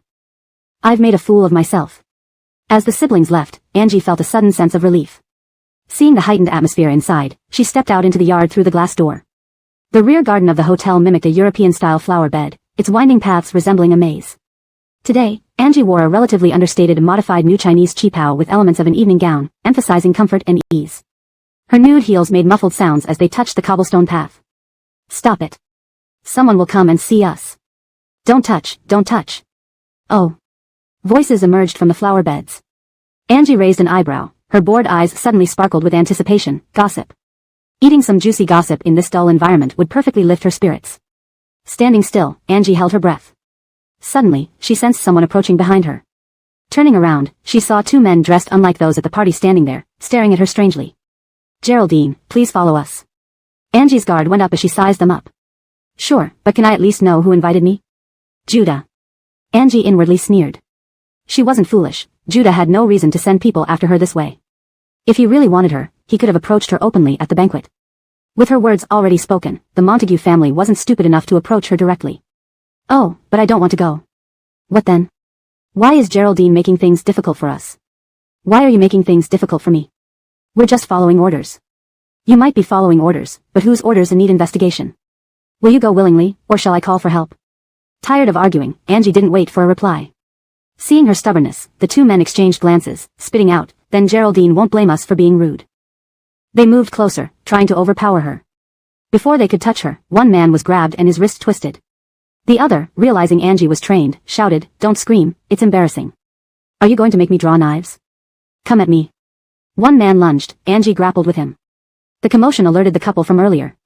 They quickly returned inside to find the Montague family, reporting the situation. When Ascari arrived, she saw the man with the broken wrist getting up, holding a knife toward Angie. "Angie, watch out." The warning barely reached as Angie swiftly pulled her opponent, shielding herself from a stab before kicking the attacker away. Having subdued both men, Angie caught her breath and retrieved a thick branch from the flower beds, walking up to the injured man. "Who sent you?" The man, seeing her cold expression, backed away fearfully. I don't know. Angie scoffed, raising the branch and striking his leg, snapping the bone. The man clutched his shattered leg, screaming in agony. "Help, save me." Sitting on the ground, he pleaded for help, looking past Angie. Suddenly, both Angie and Ascari turned to see a white dress disappear on the second-floor balcony. Ascari was startled by Angie's brutality, disabling a leg, a rare act among Jingang's elite. "Looks like you do know who sent you. Want another leg disabled? Daring to cause trouble here without investigating first?" Angie pushed aside the man's hand with her stick, her tone unwavering. I really don't know, I swear. Just taking money to do a job." "Really? Fine. Tell me about the person giving you orders." "We never saw them, only received a call telling us to assault you, preferably in public." Ascari gasped. This person was truly malicious. Angie's mind buzzed, guessing the culprit. Originally intending to let them go, this thought vanished. Lifting her wrist, she struck the man's neck, knocking him unconscious. Brushing her hands, she tossed the stick. Lincolned over. Her sentence stopped mid-word as Montague family members appeared, staring at her in shock. Chapter 652, according to the rules, you should call me sister-in-law. Just moments ago, Milagros, who was acting so arrogantly, froze as if someone had pressed a mute button on her. She looked at a loss for what to do next. After all, this was a carefully planned party by Montague's family, with considerable time and effort invested. It would be inappropriate if everything was ruined because of her. Milagros's gaze swept over the Montague family members, and she finally managed to speak awkwardly. They were the ones who started trouble first. "We understand," Ascari nodded in response. "I apologize that Amy got startled. We failed to maintain order. Why don't you go inside first? I'll handle the rest. Then I'll trouble Sister Jimin." Milagros sighed in relief inwardly. If the Montague family blamed her, she might end up with even more troubles. The second floor hasn't been opened yet. It shouldn't be hard to check the surveillance. "Heiderwen, please accompany Geraldine and follow her instructions." Milagros thanked them and left with Heiderwen. The first thing she did upon entering the banquet hall was to look for the girl in the white dress. However, when she glanced around, everyone seemed to be wearing white dresses. While Milagros was dumbfounded, the butler beside her explained, "It seems someone spread rumors that our young master likes white. So today, almost every noble lady here, except Geraldine, is in white." Milagros. "Let's go check the second floor surveillance." The two rushed to the monitoring room, only to find it pitch black, and the guards gathered together playing cards. Milagros massaged her temples, and Heiderwen shouted in irritation, "What are you doing? Why isn't the surveillance turned on?" "Mr. Montague ordered us not to turn it on," one of the guards stammered, afraid they would be accused of neglecting duty. In this venue, only the Montags would be addressed as Mr. Montague by the estate staff. Heiderwen, being part of Ascari's team, noticed Milagros's puzzled look and immediately went inside the hall. A moment later, he returned. "Geraldine, Mr. Montague did indeed order the surveillance to be turned off. The reason is that many of the guests are from political and business circles. With the recent poor atmosphere in these circles, it was to prevent malicious gossip or anyone stirring up trouble." Milagros understood. Some matters are better left undisrupted, but troublemakers could cause extensive issues. She nodded. "Thanks for the trouble. Could you help me again?" Shortly after Milagros entered the bathroom on the first floor, Heiderwen hurriedly followed. A few minutes later, he emerged looking anxious, seemingly searching for someone. Those who weren't paying attention wouldn't have noticed this, but anyone watching closely would see it differently. Among the crowd, someone hesitated, holding their white dress and walking toward the bathroom. Meanwhile, Heiderwen, hidden nearby, called Milagros to inform her about the arrival. In one of the stalls, Milagros sat on the toilet waiting for the person to come. When the stall doors were pushed open one by one and finally reached hers, she crossed her legs and tapped her long fingers on her knee, greeting the visitor with a polite smile. Looking for me? The other person appeared nervous. Milagros glanced at the woman's dress hem. She furrowed her brow. It wasn't her. The figure on the second floor had clearly been wearing a chiffon dress, while this woman wore a puffy white dress like a princess. Besides, they had met twice before and were far from enemies. I just saw you rushing over and thought something happened. So, I wanted to check. I'm your... Sasha, what are you doing here? A soft voice called out from the bathroom entrance, causing both Nadella and Milagros to tremble. Milagros. That voice. Faye? Dream, I ran into an acquaintance and just greeted them. Dream? Milagros's heart raced wildly. She never imagined that the person she had helped was Faye's daughter. This seemingly innocent girl was actually Govind's half-sister from the same mother. Milagros's fingertips slowly clenched into fists on her knees. Her thoughts swirled as if experiencing some grand joke. Whose daughter is this? Faye asked curiously, sounding like a caring mother interested in her daughter's social life, a gentleness Govind had likely never seen from her. Though they shared the same mother, she bestowed all her affection on her younger children but left Govind to endure the harshest cruelty. Such a woman deserved death many times over. As footsteps approached, Milagros's breathing grew heavier, and a stronger aura of menace filled her. Faye sensed the hostility in the stall and quickened her pace, standing beside Nadella. Upon seeing Milagros, her shock was evident. Conversely, Milagros smiled calmly, like a polite junior. Catherine Alizi, you seem surprised to see me. Faye tightened her hand at her side, then relaxed it, gently patting Natila's back. She controlled her tone, saying, wait outside for Dream. Do you two know each other? Nadella asked curiously. More than you think. By rights, you should call me sister-in-law. Milagros's icy tone echoed. I forgot to introduce myself to Luciang. I'm Milagros, Govind's wife. Do you know who Govind is? He's your half-brother from the same mother. But he's close to dying now. Your mother has plotted a scheme to have him killed. Nadella blinked, her gaze flickering between the two women. Dream. Go wait outside, Faye's voice deepened, laced with restrained anger. Still sitting on the toilet, Milagros watched like a spectator enjoying a show. Seeing Faye's restraint fueled her desire to toy further. Why are you afraid, Catherine Alizi? Luciang is your daughter. Sooner or later, she'll discover your true nature.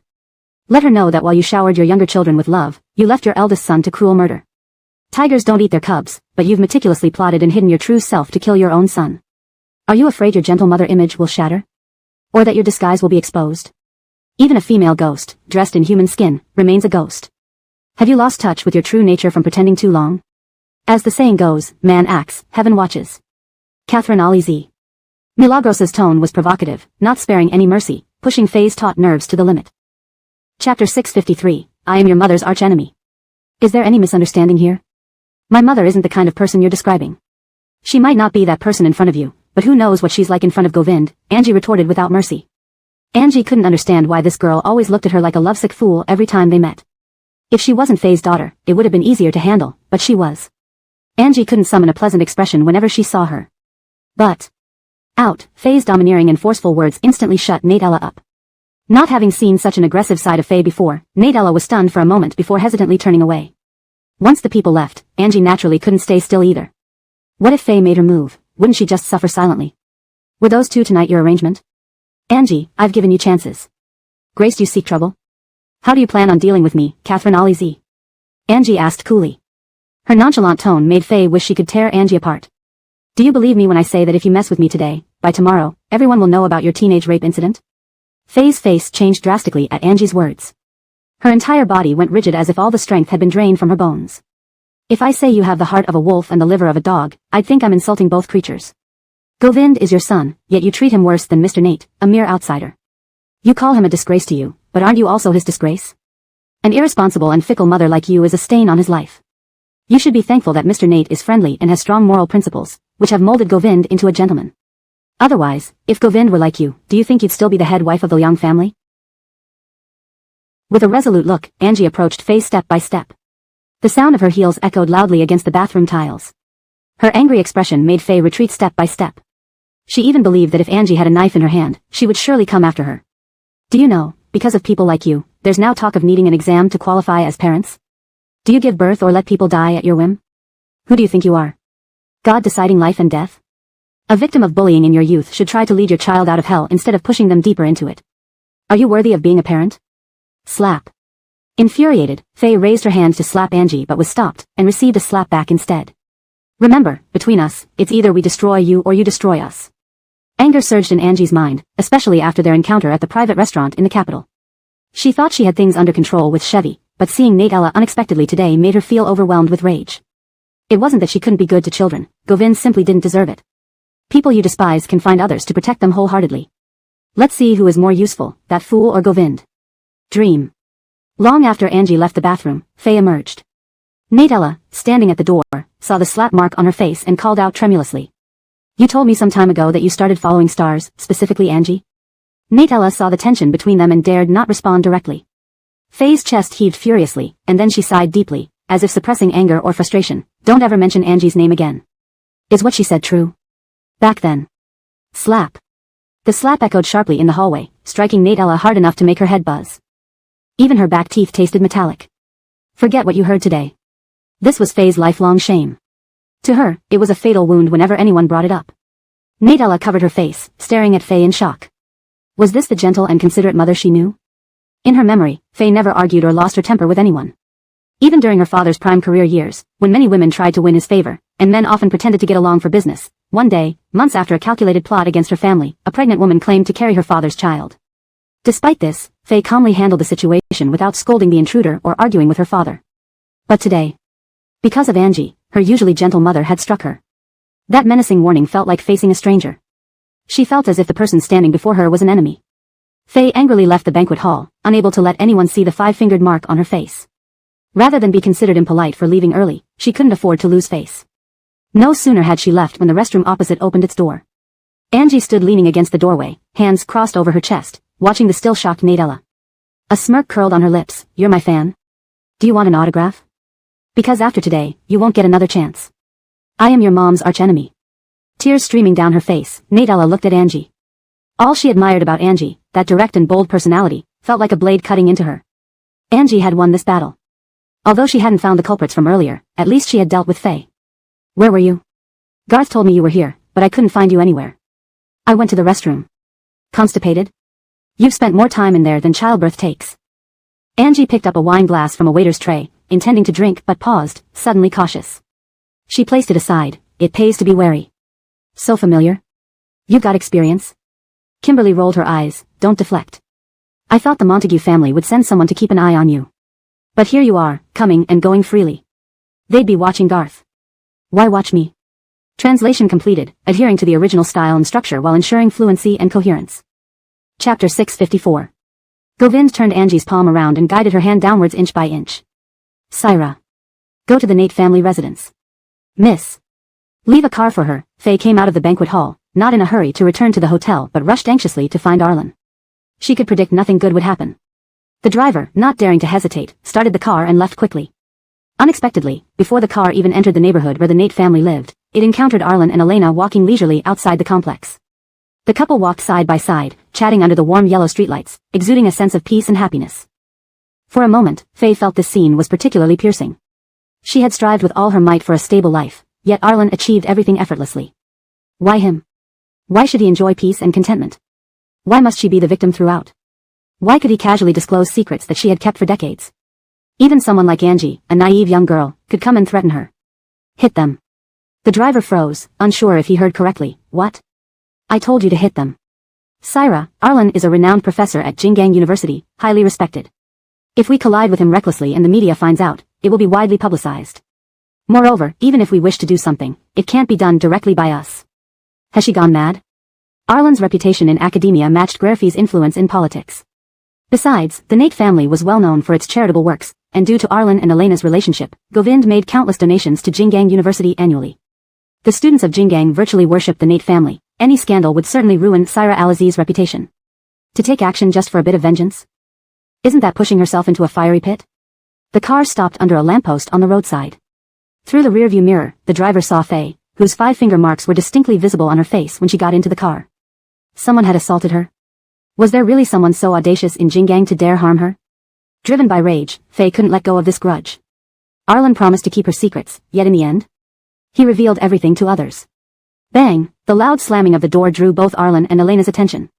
Their synchronized movement pierced her heart. What are you doing here? Elena met Faye with an unfriendly expression. Chatting? Faye ignored Elena's question and fixed her gaze on Arlen as if Elena wasn't worthy of any verbal exchange. Say what you have to say here. Arlen didn't want private exchanges with Faye while Elena was present, which would disrespect Elena. Faye looked at Elena warningly. Are you sure this is appropriate? Her words carried hidden meaning, causing Arlen's fingers hanging by his side to twitch slightly. Elena detected the tension between them and realized some matters Arlen wanted to keep from her. She excused herself and returned home. You vowed to help me keep my secret, but now, everyone knows about it. Is this your promise to me? Everyone knows? Arlen knew exactly what Faye was referring to. I don't know what you're talking about. I promised only to reveal the secret if you harmed Jichu. How did Angie find out? Who? Angie? Arlen's heart leapt. His first thought was whether Govind already knew about this. If he did, then that information was known to only a few people. Why aren't you questioning those close to you instead of me? They wouldn't betray me, Faye declared confidently, though her confidence seemed somewhat shaky. She trusted those around her, and naturally understood Arlen's character. If I wanted to reveal it, I would have done so when you abandoned your husband and child. Elena returned home, poured a cup of tea, and before she could drink it, Arlen rushed upstairs without a word. Elena followed a few steps but halted when the study door slammed shut.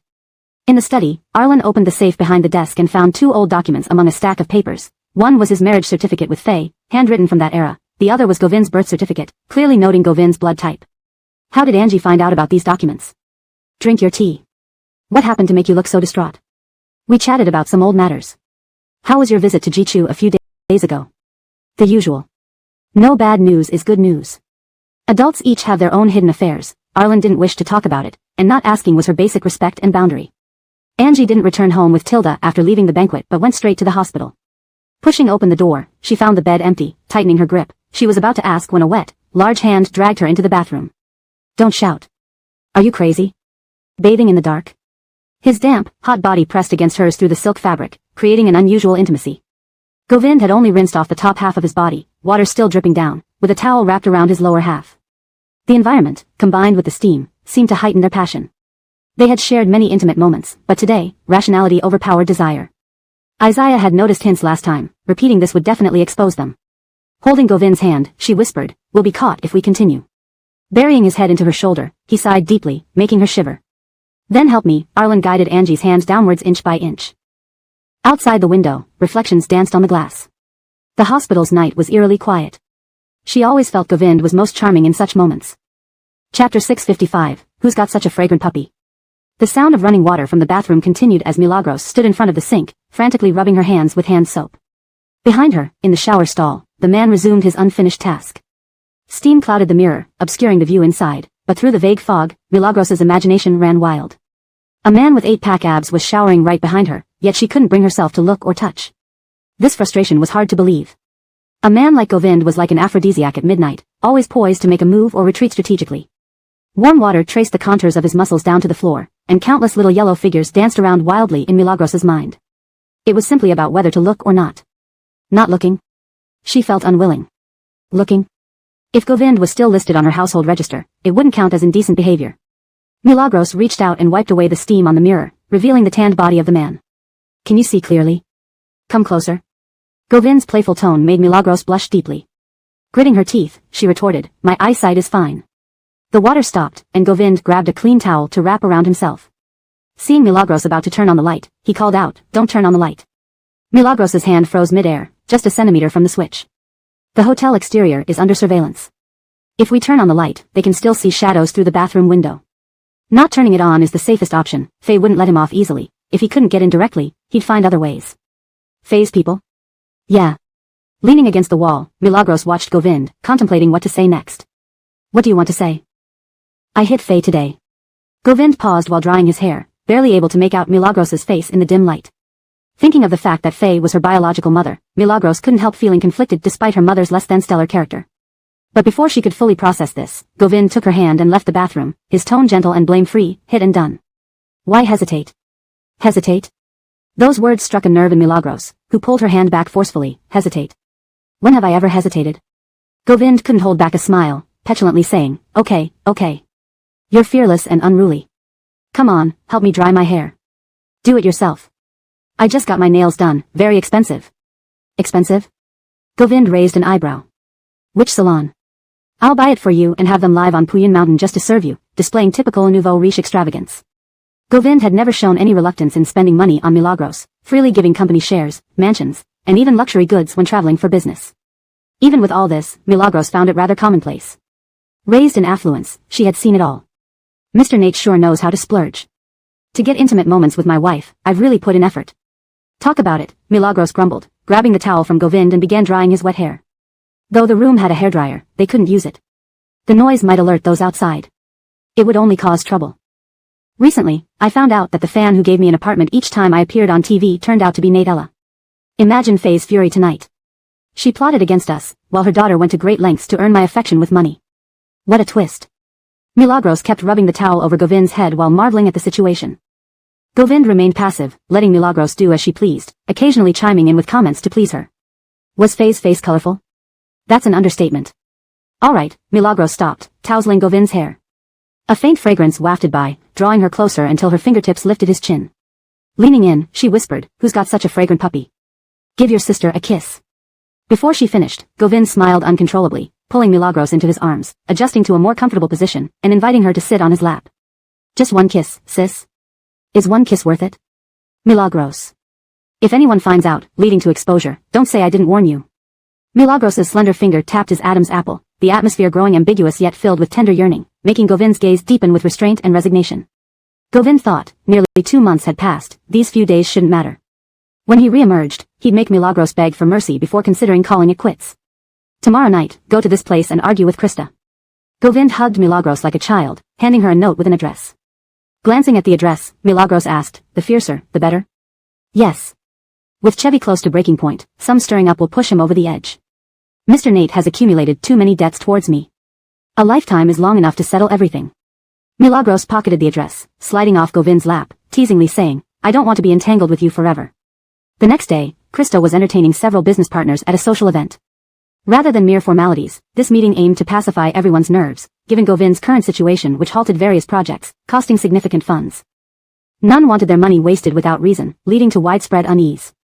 If Govind couldn't be reached, reaching Krista was a consolation. "President Sue, when exactly will Chairman Nate be released? Can you give us a definite answer? Letting us burn money without knowing when it'll stop isn't fair." "Yeah, although Chairman Nate is an investor and has already invested a lot initially, now is a critical juncture. We can't just halt everything. These projects are our life's work." In the private room, everyone was voicing concerns noisily. Krista, seated at the head of the table, looked at them with a warning tone. When Chairman Nate was thriving, everyone fawned over him like dogs.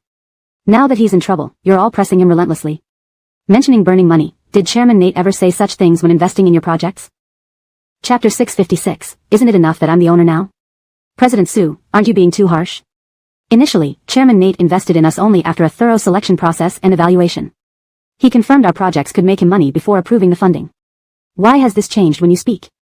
Have you made any profit? You've already gone through 2 rounds of investment. Don't tell me you haven't calculated your returns. Typically, if there's no return by the 2nd round, projects are usually cut off by the 3rd round. What do you mean by coming to me now? This is enough. Don't push further or I won't be so polite, Elon, show them out. You have overstepped. The executives were silenced by Krista's words. Their faces turned pale but they couldn't retort. They initially thought without Chairman Nate around, control over the company wouldn't be as strict. By putting some pressure on, they expected quick approval for the 3rd round of funding. Instead, Krista's grip was tighter than Chairman Nate's. Their plans crumbled right then and there. Naturally, they weren't ready to give up. Even Elon found it hard to usher them away. For a moment, they stood deadlocked inside the room. "If you treat us like this, President Sue, we will have to find other ways. Prepare the breach of contract fees before seeking other avenues. Rules must be followed," Krista said firmly, her finger tapping rhythmically on the glass, exuding a powerful presence that was hard to ignore. Elon overheard the conversation. "It's quite amusing, isn't it? Chairman Nate hasn't reached his end yet, but you're already scrambling for another path. Who pulled you out of the mud back then? When you sought investments with your projects, you faced countless rejections and almost knelt down before others. If it wasn't for Chairman Nate's kindness, how would you have achieved what you have today? Not only did Chairman Nate invest in you but also handled operations and public relations. Have you forgotten all this? Just because you've tasted a bit of success, you think you can challenge your benefactor? Back then, these people desperately sought investments with their projects. Nobody in Jingang saw any potential in them. When they begged for help from the Chamber of Commerce President Marcel, they almost fell to their knees but were stopped just short by Govind's interruption. Otherwise, where would they be now? Truly, who gave them their status in the industry? Secretary he, precisely because we understand how hard won our success has been, we cherish it greatly. These projects are dearer to us than our own children. Of course, we want to make money and bring profits to Chairman Nate. But currently, Chairman Nate's situation is unclear, and we have no way forward. We can't watch our life's work collapse under our hands. Yes. Bam, Krista slammed her hand on the table. Enough. Out. Think carefully about staying or leaving. Whatever decision you make, follow the rules. Incredibly arrogant, the executive swept out. No sooner had they left, Angie stormed in angrily, hurling a cup of water at Krista while questioning, "Did you do something to betray Govind?" Mrs. Elon was dumbfounded. What was going on? The departing executives. With her makeup still intact, the water splashing only disoriented Krista momentarily. As warm water trickled down her face, she wiped her eyes with tissue paper, finally focusing clearly on Angie's face. What does Christy mean? What have I done to betray Chairman Nate? Selling stocks. Krista balled the used tissue and threw it onto the table, calm in her demeanor. True, I sold my shares in Montegegmeo. But what does this have to do with Christy? Maintaining order publicly but privately selling shares to cash out. How is this not related? Don't tell me everything involving Chairman Nate is your doing. Pulling Govind down while you seize the opportunity to rise, stabilizing the top position at Montegegmeo for both fame and fortune. Is this all part of your plot, Krista? Whose hand is behind Chairman Nate's situation? Does Christy need reminding? Heaven sees all. Instead of asking yourself, you come here to accuse others? Elon looked between Angie and Krista. It felt like he had missed something significant. Was there an unknown event causing this sudden conflict? From today, you're fired. What makes you qualified to fire me? When I was with Chairman Nate, you were still dating the useless fool Leroy. Do you think it's enough that I'm the owner of Montegegmeo now? You. Stop arguing. There are so many people watching. Can't you discuss things calmly? People will gossip, Elon interjected, closing the door to keep the audience outside. This restaurant sat at the top tier in the CBD business district. Patrons were mostly company employees or executives. The quarrel wouldn't remain hidden for long. Within half an hour, the entire commercial area would know. Lately, Montegegmeo has been at the center of controversy with continuous scandals. Though less sensational than entertainment news, these financial gossip always involved money. Outside the private room, people hesitated to leave, hoping to catch more gossip. Instead, they only heard frequent sounds of breaking items, imagining shattered dishes and plates. After 10 minutes, Krista, drenched, walked out of the room in a rage. Bystanders quickly parted ways. A video circulated across the CBD commercial area in mere minutes. That afternoon, Krista packed up and left Montegegmeo. Financial news channels broadcasted live coverage, even using terms like fragmentation to describe the scene. Some penned articles on Govind's rise and the love-hate relationship with Krista, captivating an eager audience. Really gone? Gone. The argument was intense. Angie personally confronted her, even financial news reported it. Louis handed over a tablet showing segments of financial news. Lianga watched, a smile uncontrollable on his face. How about the funds? They should arrive by tonight at the latest. Enter Montegegmeo stock at market opening tomorrow. Isn't tomorrow too rushed? Krista's resignation will surely impact Montegegmeo's stock. A forced entry will only result in greater losses. Fear nothing. Do you really think Krista doesn't have ulterior motives? A cunning fox is killed once its purpose is served. Nobody is foolish enough to hang on to one tree until death. Especially with Angie stirring things, doesn't this push Krista away? Chapter 657, A wife is not as good as a concubine, and a concubine is not as good as stealing. It had been a week since the intense fallout between Angie and Krista. The entire Montegegmeo group was in a leaderless state. Once company operations fell into a deadlock, problems cropped up everywhere, leading to a plummeting stock market value. Since Chevy began injecting substantial funds to buy at low prices, Montegegmeo Group stock seemed cursed, plummeting drastically and trapping him hard. Chevy watched the stock trends in his hotel room, growing increasingly agitated. He had agreed on a 10-day deadline to repay the first installment of interest, with only 3 days remaining. If he couldn't pay the high interest, it would bring no benefit to him and might even land him in trouble. In the spacious hotel room, the stock trend on the computer screen kept sliding downwards, turning endlessly green. The dim lighting made the trend line all the more stark. Louis suspected Chevy was being tricked but didn't dare speak out. The arrogant young master's ambitions were strong, and speaking out would invite either rebuke or disdain. Master Liang, have some water and rest. Don't ruin your eyes. Why can't we pull it up despite pouring in so much money? Louis couldn't respond. Comparatively, Govind's wealth was immense. Rumors suggested that Govind's fortune was incalculable, with interests spanning both domestic and international industries. Scariest of all, he concealed himself as an investor, making it nearly impossible to uncover his true background. Chevy's mere $1 billion or $2 billion was just a drop in the ocean. In Montegegmeo Group, it barely caused a ripple. But he couldn't say these words.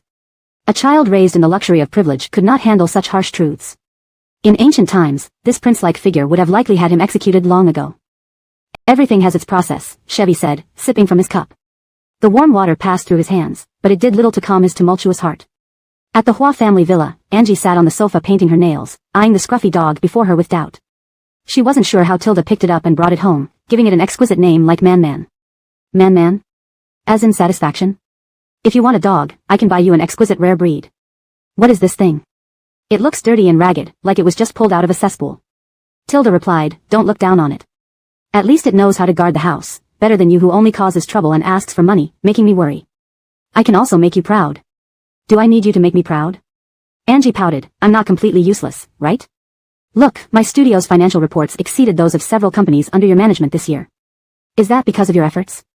Credit should go to Elsie's excellent management. No matter how good Elsie's management is, if I hinder it, isn't everything in vain? Angie grumbled persistently. So, she deserved praise for not hindering progress? Tilda didn't want to argue further. He got up to head upstairs. Wait. Get rid of this ugly thing. Seeing it ruins my mood, Angie called out. Seeing you ruins my mood too. Go back to Puyan Mountain with Govind and don't hover around me. But I'm your daughter, worse than a dog now. Angie whined, displeased. A dog never calls me mom. Hearing you call me mom annoys me. Tilda gave her a cold back view as he walked upstairs. Am I not human? Can't I speak? Angie closed the nail polish and put it on the coffee table, staring at the scruffy dog menacingly. What are you looking at? Keep staring, and I'll throw you in a pot. Woof. Angie rolled her eyes and took out her phone when a call from Kimberly came in, inviting her for drinks. Why don't you come to my place? Can I see Callista making a fool of herself at your place? Come or not? Angie. Sure. Kimberly planned to drink alone after work tonight but unexpectedly saw Callista cozying up to Chevy. Callista was practically hanging off him, clearly determined to win him over by any means. Why does Chevy look so dispirited, like someone drained his energy? Kimberly muttered, holding her wine glass loosely while watching the scene below from her slouched seat. No private rooms? They're practically going at it in public. No shame at all? If there were private rooms, you wouldn't get to see this show, John responded coldly. Following Kimberly's gaze, Callista was indeed almost plastered against him. Yet her attention was focused elsewhere, as if she wanted to squat by his bedside. John felt a surge of jealousy, playing with the rim of his glass. Shall we go downstairs and observe? Kimberly found the jealousy interesting, turning to John. I heard CEO Arlo has quite the influence in the capital. How about you go down and direct them live for us? What's worth seeing? If you really want, I wouldn't mind giving you a personal experience. Watching a drama is never as satisfying as being part of it. Kimberly chuckled, not necessarily. My interests are unique. I enjoy indulging in fantasies, believing others' things are always better. A wife is not as good as a concubine, and a concubine is not as good as stealing. Stolen pleasures are best of all. The ancients had wisdom in their words. I am just cheap, favoring what I can't obtain. The closer they come to me, the less interested I become. Clearly, Kimberly was directing her words to John. Lately, he'd been behaving strangely, constantly hovering around her, acting flirtatiously like a lustful old dog that wouldn't leave. Ignoring his responsibilities at the company and home, he chased after her annoyingly. John's jaw clenched upon hearing her words. Before he could retort, the door opened, and Angie entered wearing casual clothes and a mask. Kimberly eagerly beckoned her over. Come on, come up here. Better yet, let's ask the manager to draw a curtain for them. They're practically doing it with just fabric separating them. Callista did have some skills. It was evident she put in serious effort. Chapter 657, A wife is not as good as a concubine, and a concubine is not as good as stealing. It had been a week since the major fallout between Milagros and Krista. The entire Montegegmeo group was in a state of disarray without leadership. Once the company's operations fell into a deadlock, various issues arose across all fronts. The stock market crash was inevitable.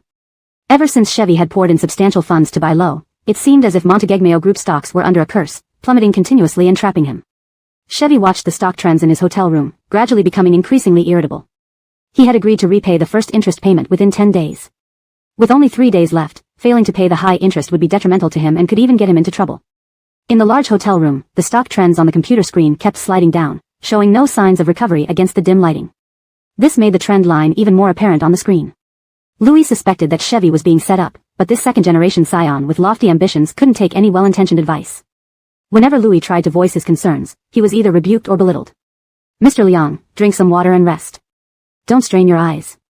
Why did we throw so much money in there but can't pull it up? Louis didn't know how to respond. So much money? Compared to Govind's vast empire, it was just a drop in the ocean. According to rumors, Govind's wealth was incalculable, with both domestic and international ventures. Most terrifyingly, he concealed himself as an investor, making it almost impossible to uncover his true extent. Chevy's measly 10 billion was merely the tip of the iceberg. Within the Monteegmeo group, it barely caused a ripple. But Louis couldn't say these words. Spoiled kids raised in luxury didn't tolerate such frank criticism. In ancient times, this prince might have ordered his execution already. Everything has its process. Chevy sipped from his cup, but the warm water in his hand couldn't soothe his turbulent heart. Back at the Hua family villa, Milagros sat on the sofa, painting her nails while eyeing the ugly dog before her with suspicion. She wondered where Tilda had picked it up from. He simply brought it home and gave it a fancy name, Maimon, Fullness. Maimon? Fullness's man? If you want a dog, I can buy you a rare and beautiful breed. What is this? It looks like it was just pulled out of a cesspool. Tilda retorted, don't look down on it just because it's dirty. At least it can guard the house better than you. Apart from upsetting me and asking for money, what else do you do? I also make you proud. Do I need you to make me proud? Milagros pouted, am I really that useless? Look at my studio, this year's financial reports surpass the companies under your control. That's Elsie's management prowess. Even if Elsie manages brilliantly, wouldn't it all be in vain if I dragged things down? Milagros muttered stubbornly. Following her logic, not dragging things down should warrant praise? Tilda wasn't bothered enough to argue. He got up to head upstairs. Milagros stopped him quickly. Don't leave. Throw away that ugly thing, seeing it ruins my mood. Seeing you ruins mine too. Go back to Puyin Mountain with Govind and stop loitering around me. But I'm your real daughter, even worse than a dog. Milagros protested indignantly. At least dogs don't call me mom. Every time you do, I feel annoyed. Tilda left her with a cold shoulder and went upstairs. Do I deserve to speak? Shouldn't I have a voice? Milagros slammed the nail polish on the coffee table, glared at the ugly dog, and growled, what are you looking at? Keep staring, and I'll throw you into the pot. Woof. Milagros rolled her eyes and took out her phone just as Zaida called her, inviting her for drinks. Come over to my place. Can you see Callista making a fool of herself at your place? Want to come? Milagros hesitated for a moment. All right. Zaida initially planned to have a drink alone after work. Unexpectedly, she saw Callista with Chevy, clinging to him almost shamelessly. Callista clearly aimed to attach herself to him at all costs. Why does Chevy look so dejected, like he's been drained? Zaida mused aloud, sipping wine irregularly and watching them awkwardly perform below. Don't they have private rooms? They're almost doing it right here, openly, John commented sarcastically. If they had private rooms, you wouldn't have this show to watch, John retorted coolly. Following Zaida's gaze, the couple indeed looked like they were about to do it in public, with Callista practically glued to him. John felt a sour taste in his mouth, playing with his glass. Want to go down and watch live? Zaida smirked, turning to John, I heard Ignatius has quite some influence in the capital. How about going down to direct them in a performance for me? What's the point of watching when I could let you experience it firsthand if you want? Sightseeing isn't as satisfying as actual involvement. Not necessarily. My tastes are peculiar, I enjoy wishful thinking sometimes, especially when I think others' possessions are better than my own. A wife is not as good as a concubine is not as good as stealing, and stealing something unattainable is best. The ancients had their wisdom. I suppose I'm perverse, always craving what I can't have. The closer something gets to me, the less interested I become. Zaida's statement was clearly directed at John. Recently, he had been relentless, constantly seeking her attention, almost like a lovesick old dog. His behavior had gotten out of hand. John gritted his teeth at Zaida's veiled criticism.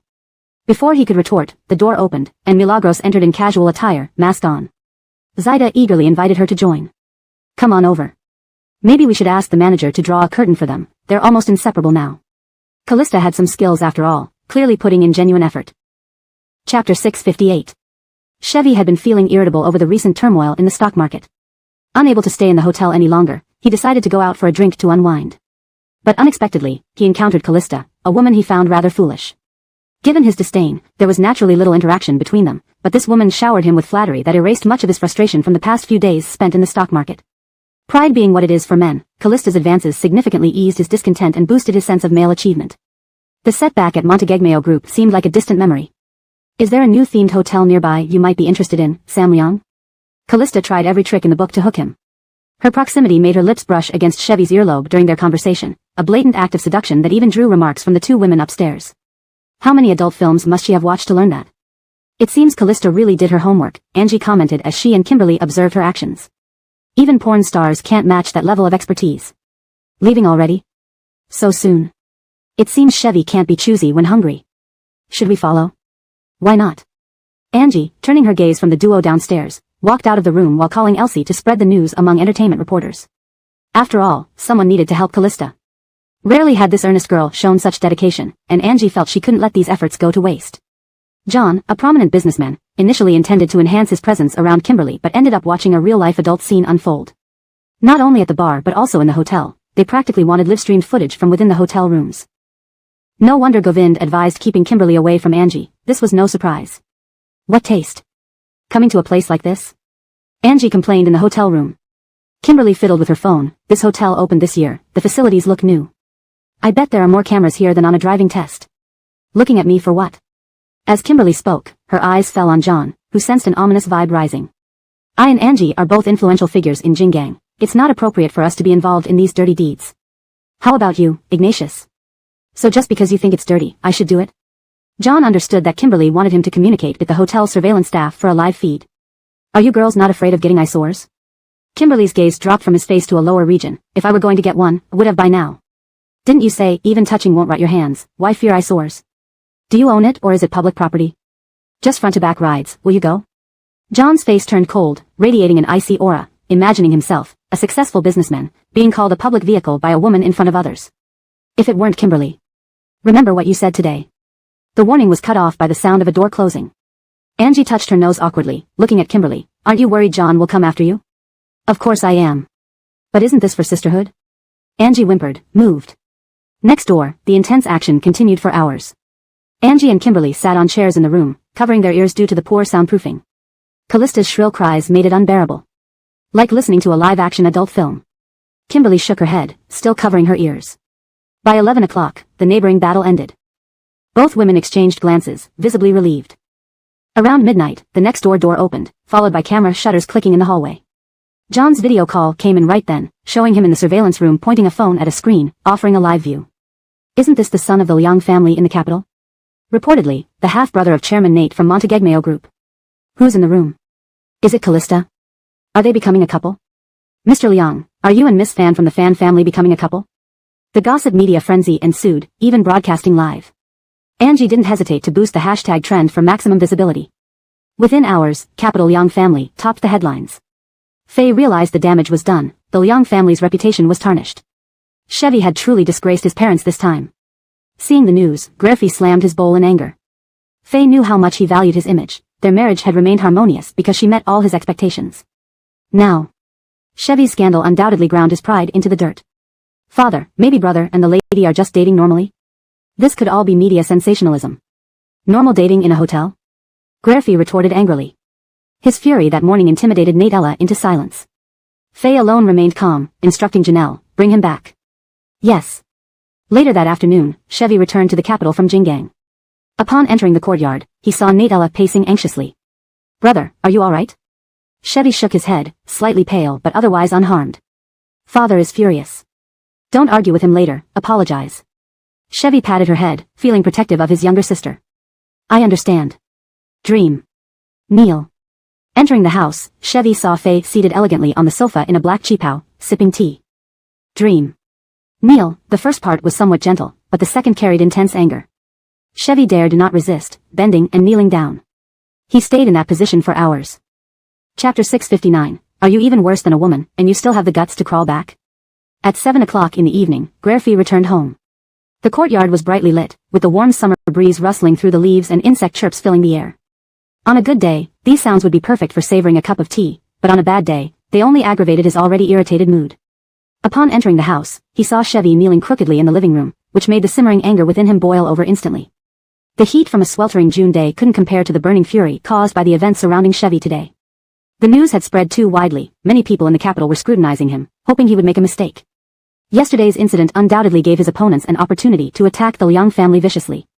Griffey had been cautious and strategic all his life, enduring hardships to reach this position. He was just one step away from reaching the pinnacle of power, second only to the top and above thousands of others. Yet today, someone who had spent half a lifetime navigating the bureaucratic waters was summoned to the office by a superior for a stern lecture. Years of acquaintance between equals at this age meant everyone knew what should be said and what should not, to what extent it could go. To outsiders, this guidance seemed like a suppression. Griffey's uncontrollable rage, which he had suppressed all day, suddenly erupted as he kicked Chevy's back sharply, shouting, ungrateful child. Father, Nadella cried out in alarm, trying to pull Griffey back. Sybil, Natila's hand barely touched anyone when Tai Wanbao stopped her with a warning glance. She froze mid-motion, daring not to move. Among so many well-bred women in the capital, can't you find someone better? Instead, you run around in Beijing harbor with those uncultured, money-stinking animals. Do you think you see nothing but birds and beasts after eating so much gourmet food? Associating with such petty households, unworthy of any capital connections? Not only do you involve yourself, but you also bring them openly into seedy places without hiding it. Are you afraid people won't know? Your parents work hard to build the clan's future here in the capital, yet you hold us back. Janelle, fetch my whip. Inflamed with anger, Gracie was in no mood to forgive him easily. Hearing this, Janelle glanced at Tai Wanbao, who nodded slowly, before he went upstairs to get the whip. Chevy had never seen such a scene. As a child, grandfather Liang used the whip once, but only on a servant who had stolen something. No family member had ever been whipped with that particular whip. It was rumored to have been used to punish soldiers for breaches of military discipline and soaked in chilly water for 49 days, causing excruciating pain and slow healing wounds. Paling with fear, Chevy stammered, Father, this isn't my fault. Someone must have plotted against me. Yes, it must be Govind. It must be Govind's plan. He must be jealous that I took everything that should have belonged to him. So, he devised this scheme secretly to shame our family. Gracie hadn't doubted Govind's involvement. Looking at Janelle questioningly, the latter calmly shook his head, indicating Govind wasn't awake. Is that so? How can someone unconscious and unable to protect his company plot against you? Did he do it in a dream? If you're incompetent, then admit it, but don't look for scapegoats. Don't you have a brain, Chevy? With a swift motion, Gracie raised the whip and lashed Chevy's back fiercely, eliciting a loud cry. It's Angie, absolutely it's Angie. You're worse than a woman, and you still dare to crawl back. All my life, the Liang family has stood with integrity. How did we produce someone like you who falls short in every aspect? Even less capable than Govind and even a woman? The sound of the whip echoed in the living room as Gracie trembled with rage. Tai Wanbao, watching for a moment, turned away, leaving a cold back toward the scene. Standing nearby, Janelle noticed Tai Wanbao's fingers clenched tightly each time Gracie lashed out, revealing her suppressed emotions. Outside, the frog croaks and bird calls seemed to echo the brutality. The more Chevy screamed, the harder the lashes came until he lay almost lifeless. Gracie threw the whip down with a thud and instructed Janelle to call a doctor. Don't let him die. Hearing this, Tai Wanbao sighed deeply, glancing at the bleeding Chevy lying prone on the ground, his shirt torn and drenched in blood. Sir, someone at the door says they are looking for young master. Who? Gracie wiped the sweat from his brow with a napkin from the coffee table, sleeves rolled up. They say. The servant hesitated, eyes falling on Chevy on the floor. Speak, Gracie commanded firmly. They say they've come to collect a debt from young master. Partially conscious, Chevy suddenly snapped to full awareness, forgetting his pain. He looked back at the door in shock. Weren't 10 days agreed upon? This is too soon. Seeing Chevy's reaction, Gracie knew the matter was serious. He glared at Chevy, filled with fury and hostility. Take them to the tea house. Keep him conscious. The servants returned with 2 impeccably dressed men, an older man in his 40s and a younger one in his early 30s. Both entered politely. Mr. Liang, we're here to see Sam. What you need to say to me will suffice, Gracie interjected authoritatively. They exchanged smiles and nodded. Everyone says Mr. Liang is a man of iron resolve. Indeed, your reputation precedes you. As one spoke, he pulled out documents from his bag and handed them to Gracie. A few days ago, Sam borrowed a sum from us. According to the agreement, today was the deadline for interest payment, but we haven't received it. Considering the Liang family's prominence in the capital, we thought it best to inquire. If there's any difficulty, Mr. Liang, please speak up, and we may negotiate. Chapter 660, if that were the case, he graced die. Gracie's anger, which had subsided by half upon hearing the last sentence, flared up again instantly. However, due to the presence of outsiders, he did not openly show his reaction. How much did he borrow? 10 billion. Nadella gasped sharply. Covering her mouth, she couldn't believe it for a long moment. 10 billion? Was he crazy? What's the interest rate? 15%. Gracie's face turned pale. He knew that Chevy's loan wasn't an ordinary one, it was at least a high-interest loan. In this country, high-interest loans are illegal organizations. Liang Sir must have misunderstood.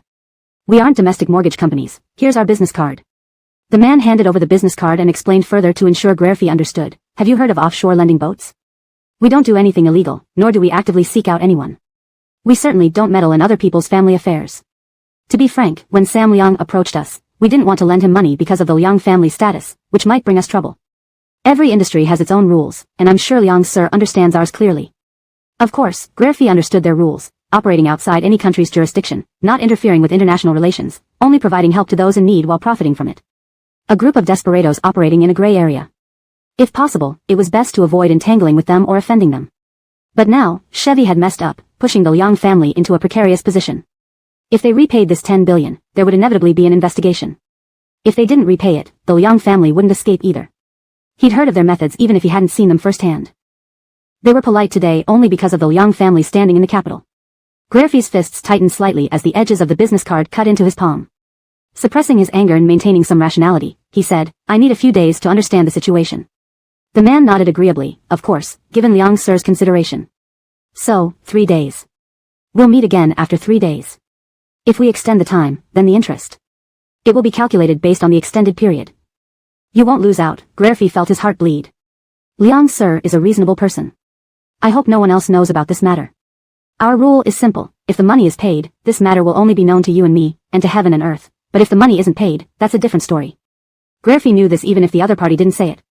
At the tea house entrance, before Graffy could enter, he heard clapping followed by Fei's interrogative voice. 10 billion, what did you do with it?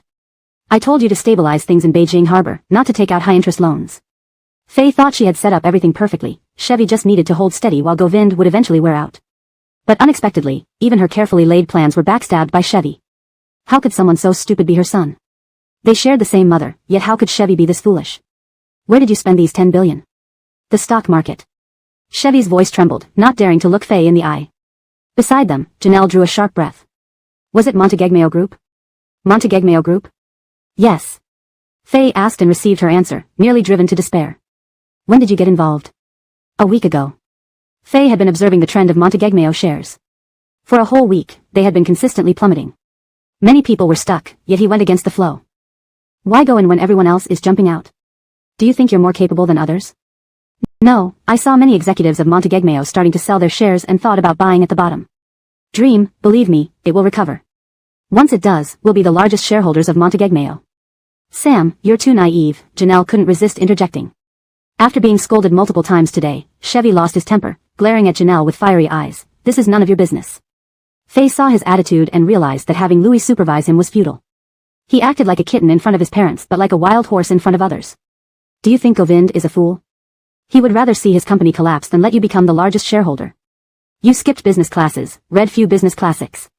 How can someone like you, who barely knows the business world, compete with someone who has spent decades in it? Who are you belittling? Dream. I know you can help me. All this is because I can't stand how Govind treats you. After all, you raised him. Why should he treat you coldly? I just wanted to see him fail and kneel before you, Dream. Bang, the tea house door was kicked open, and Graffy appeared at the doorway, startling Chevy into silence. Even breathing loudly dared not be done, let alone speaking. Janelle stepped out of the tea house, giving them space. Martha uncle, my brother. Sister Liang, please rest early, Janelle stopped Natila's questions. Natella instantly understood, Chevy's days ahead would not be easy. That night, chaos reigned in the Liang family. The light in Graffy's study stayed on throughout the night, until dawn broke through the darkness, revealing the first signs of morning light. Fei stood up from the sofa, rubbing her throbbing temples. I'm going to Beijing Harbor. I feel something's off. Do you suspect something? I suspect Govind isn't really comatose. This might all be his plan. If that's true, Graffy played with the teacup in his hand, his calm expression masking a fierce intent. With a bang, the porcelain cup shattered in his hand, his voice cold and menacing. He must die. Fei's gaze fell on the bloodstain on his palm. She pressed her lips together and left without a word. By noon, Fei and Janelle arrived at the hospital, finding the previously guarded ward door now empty. She showed a flicker of surprise. Approaching, she slowly pushed the door open, only to find the person allegedly comatose sitting on a couch in a black suit, sipping tea. Catherine Ali Z, long time no see. So, you were faking it. Indeed, Chapter 660 ends with a chilling confrontation. Chapter 661, to me, you are the product of rape. In the hospital room, the aroma of tea was strong, and the air conditioner's breeze gently wafted the faint fragrance to Viviana's nostrils. Outside, the scorching sun contrasted sharply with the refreshing scent inside. Nate Ji Chu, though clearly the orchestrator of this confrontation, exuded a relaxed demeanor that seemed detached from the present moment. Viviana suppressed her shock and hid the rage in her eyes as she approached Nate Ji Chu step by step. The man picked up the teapot, took a clean teacup, and poured her a cup of tea, his tone leisurely, like an old friend exchanging pleasantries after years apart. You've come a long way, you must be tired. Not in Puyan Mountain nor in the office, but under these limited conditions, this set of Yixing teaware was brought by Elena from her own office, brand new, unopened, and untouched, exuding a somewhat cheap quality. Yet in Nate Ji Chu's hands, it suddenly seemed priceless. The rough texture seemed deliberate, rather than a manufacturing defect.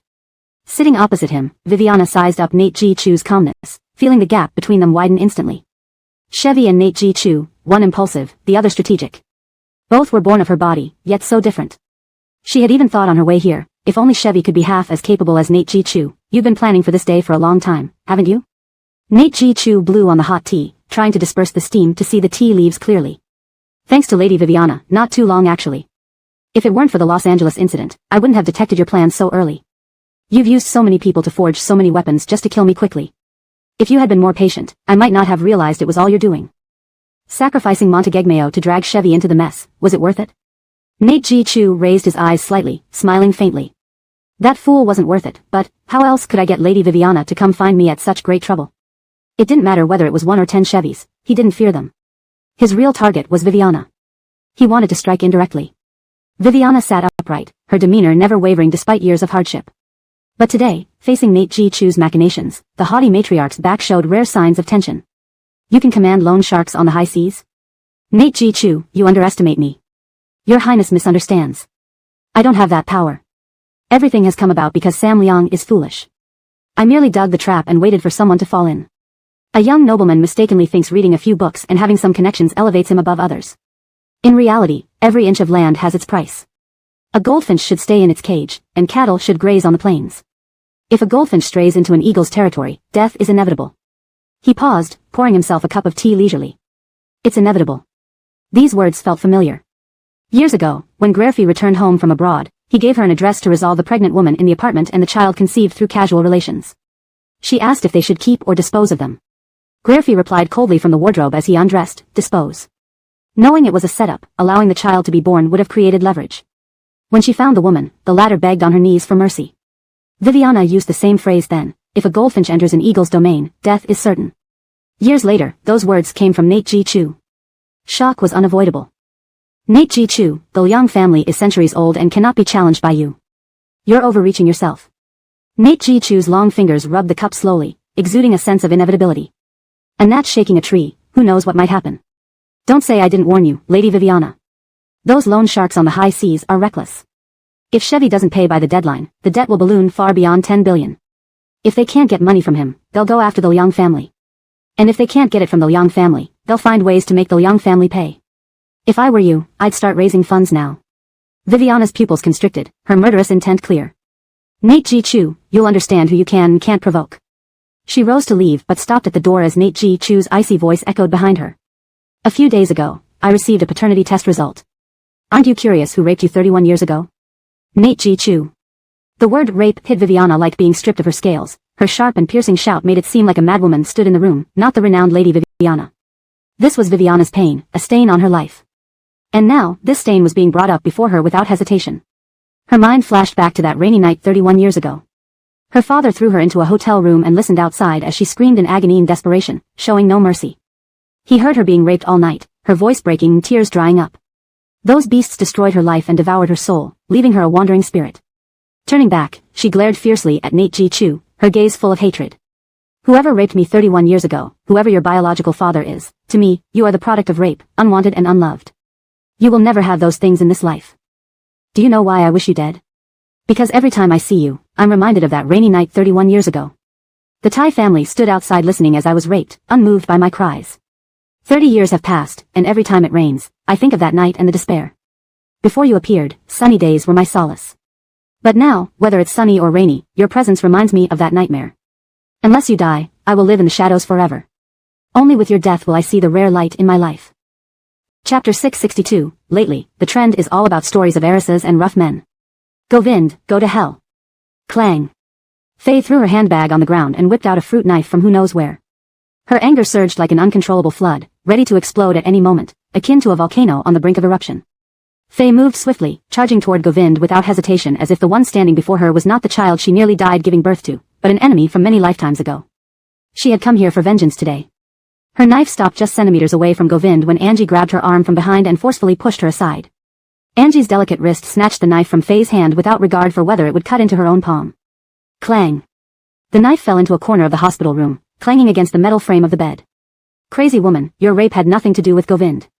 If you blame anyone, blame yourself for being born into such a terrible family, where your father sent you to be tormented for his own benefit. Your desire to stab Govind now, what does that make you different from your insane father? You are the victim, but isn't Govind too? You talk about overthrowing the Thai family, but look at what you're doing now. Aren't you no different from Clem in the past? After 30 years of effort, even after becoming sire of Fei, you still can't escape the Tai family, bearing their malicious bloodline and genes. A tiger does not eat its own cubs, yet you both treated each other with utter disregard. Who would believe you're not part of the same family?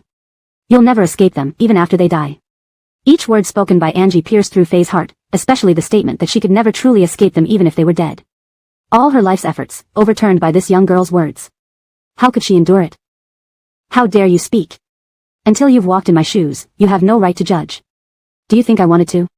Angie winced at the pain in her palm. I wish you'd stabbed him dead. Then you'd go to jail, and I'd become the beneficiary of all his assets, with nothing to do with either of you. If I hadn't heard your raving outside the door, do you think I'd care at all? Govind saw the blood on Angie's hand, and his heart clenched. He approached her, gripped her wrist, and used his tie to bind the wound to prevent excessive blood loss. As he bandaged her, Angie glanced sideways at Fei. Psychological issues need psychological solutions. Even with Clem dead, you haven't forgiven anything. Trapped within your own confines, I'm waiting for you to destroy yourself. Mr. Alalie rushed in upon hearing the commotion, seeing Isaiah and Janelle wrestling outside. Standing at the doorway, he witnessed the chaotic scene inside. Fei sat on the floor, hair disheveled, while Angie's palm was bleeding. Mr. Nate half embraced his lover, protecting her tightly in his arms. Isaiah, stop. Govind's cold command echoed. Janelle stumbled in, startled to see Govind standing tall and alert, proving they had guessed correctly. He had been feigning unconsciousness. With fierce eyes, Govind looked at them. Need a reminder? Time is running out. Govind, no matter what, she gave you life. Hearing this, Govind laughed bitterly. So what? Are you telling me someone who gave me life can control my death and survival? Do you think I won't let you leave today? The warning laced with malice made Alalie ready to intervene. Janelle, realizing their disadvantage, did not stay longer. Reaching for Fei, he saw her stand up by herself. Her gaze fixed on Govind, like storm clouds gathering, signaling a violent tempest to come. Are you crazy? Using your bare hands on a knife? Not afraid of the pain? After they left, the tense atmosphere in the hospital room eased slightly. Govind held Angie's hand and sat down on the sofa. Inspecting the shallow cut on her hand, you saved me because you didn't want her to stab me? Consider it returning the favor for stabbing me earlier. She stabs me to death, doesn't that suit you fine? The man said sarcastically. Angie bristled at his tone, feeling unappreciated and annoyed. She tried to pull her hand back, but he held tighter. He turned her palm over and kissed her lips tenderly, rubbing his nose against her hand gently. Don't do such foolish things next time. Getting stabbed myself is only a few days of pain, harmless really. But if you get hurt, it means far more to me than just a few days of pain. He had anticipated Fei's emotional outburst. Without Angie's intervention, Fei wouldn't have escaped Jinggang, nor rescued the Liang family.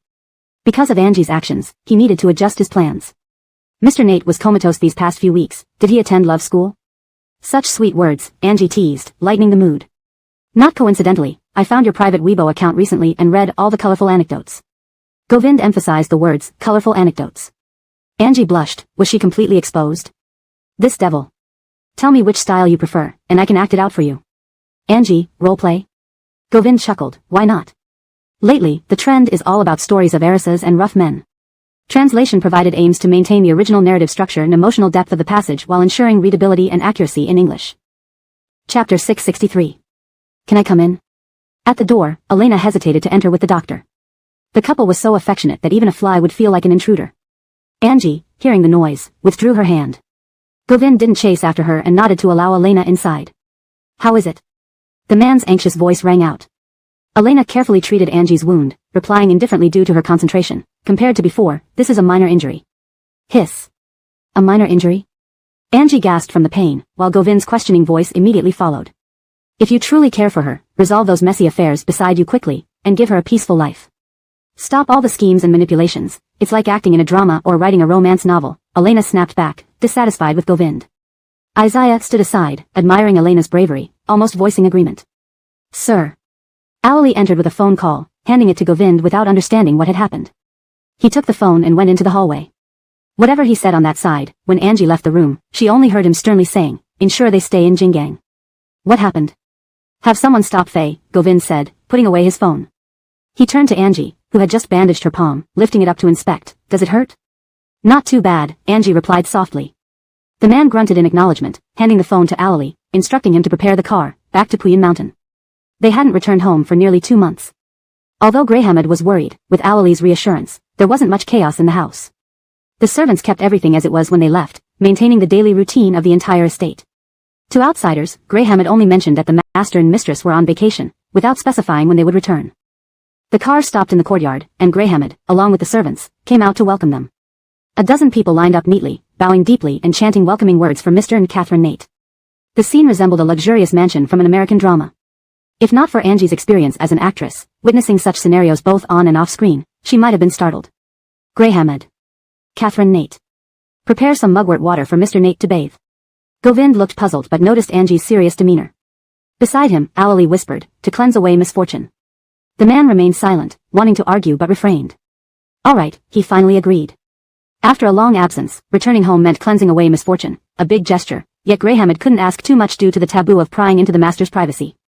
Angie went to the bathroom upon arrival and came out to see Govind changed into a black short-sleeve polo shirt, hair still damp from his shower. You're done already? So quick? Did you actually bathe? Not tricking me, right? Angie tugged at his sleeve, sniffing faintly. Indeed, there was a trace of mugwort fragrance. Looking up, she found herself gazing into his dark eyes, making her feel weak all over.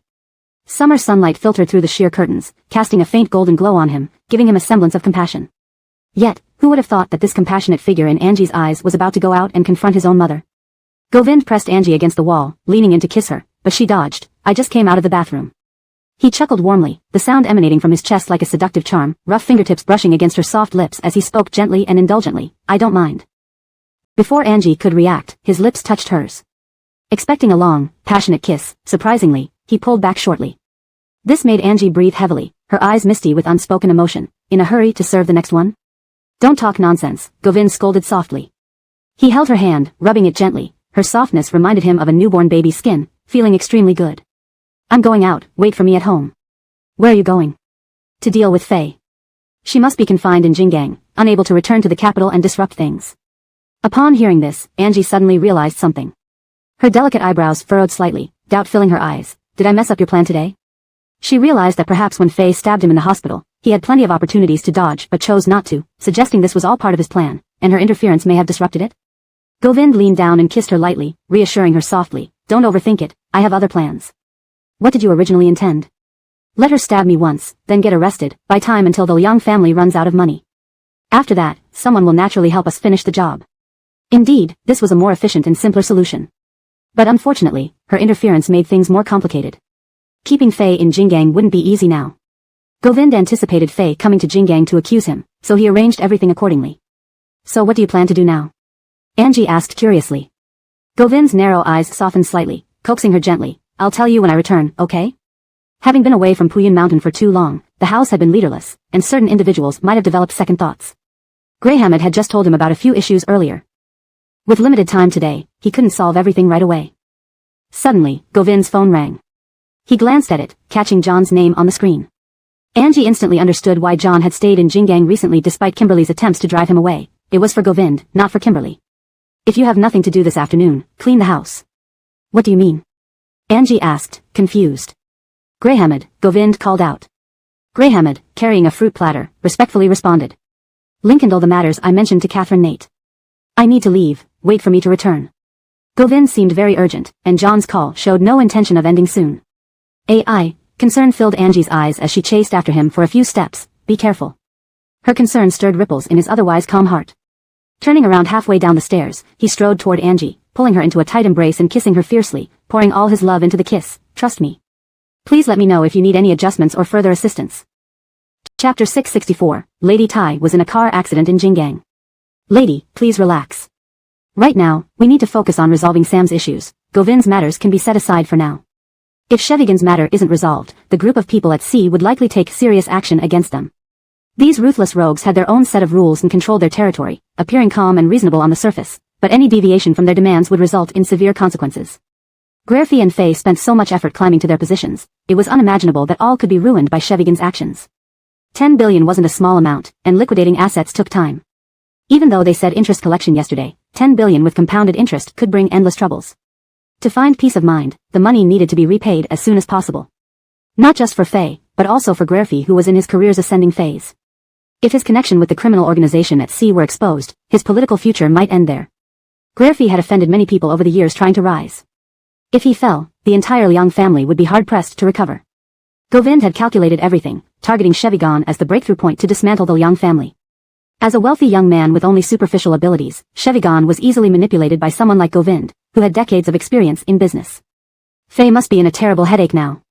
Both children came from her womb but were worlds apart. When Govind was Shevigan's age, he was already making a name for himself in business. Meanwhile, Shevigan was like a delicate flower in a greenhouse, unable to withstand any adversity, completely useless. In the back seat, Faye massaged her temples. Her usually gentle face was twisted with worry today. Partly due to Shevigan's issues and partly because of the encounter with Govind in the hospital. Reflecting on that moment, she felt inexplicable fear. What if she had stabbed him? Were all her emotions within his plans? From her arrival in Jinggang to the argument and every word exchanged, all meticulously calculated by him? What if she had stabbed him? She wouldn't be able to leave Jinggang and would be trapped here. In a few days, if the Liang family couldn't come up with the money, those ruthless pirates would find them or spread the news, dooming the Liang family to ruin. Thinking of this, Faye broke out in cold sweat. Her breathing turned sharp as she opened her eyes and glanced at Janelle, intending to remind him to drive carefully. Janelle. Bang! A violent collision followed by a spinning sensation interrupted her. Beside Jinggang International Airport's highway was a river channel fed by the sea. Though not wide, frequent summer rains had widened and intensified the water flow. The black BMW spun wildly, crashing through the railing of the overpass. Splash! It plunged into the water. Call the police, save the people, the car has fallen into the water. Quickly, quickly save them. It just rained yesterday, the current is strong, if we don't rescue them soon, it might be too late. The airport highway lanes were congested, leaving only one lane open. People complained helplessly. Inside a black Bentley, a man held a cigarette between his fingers, smoke curling lazily around the cabin.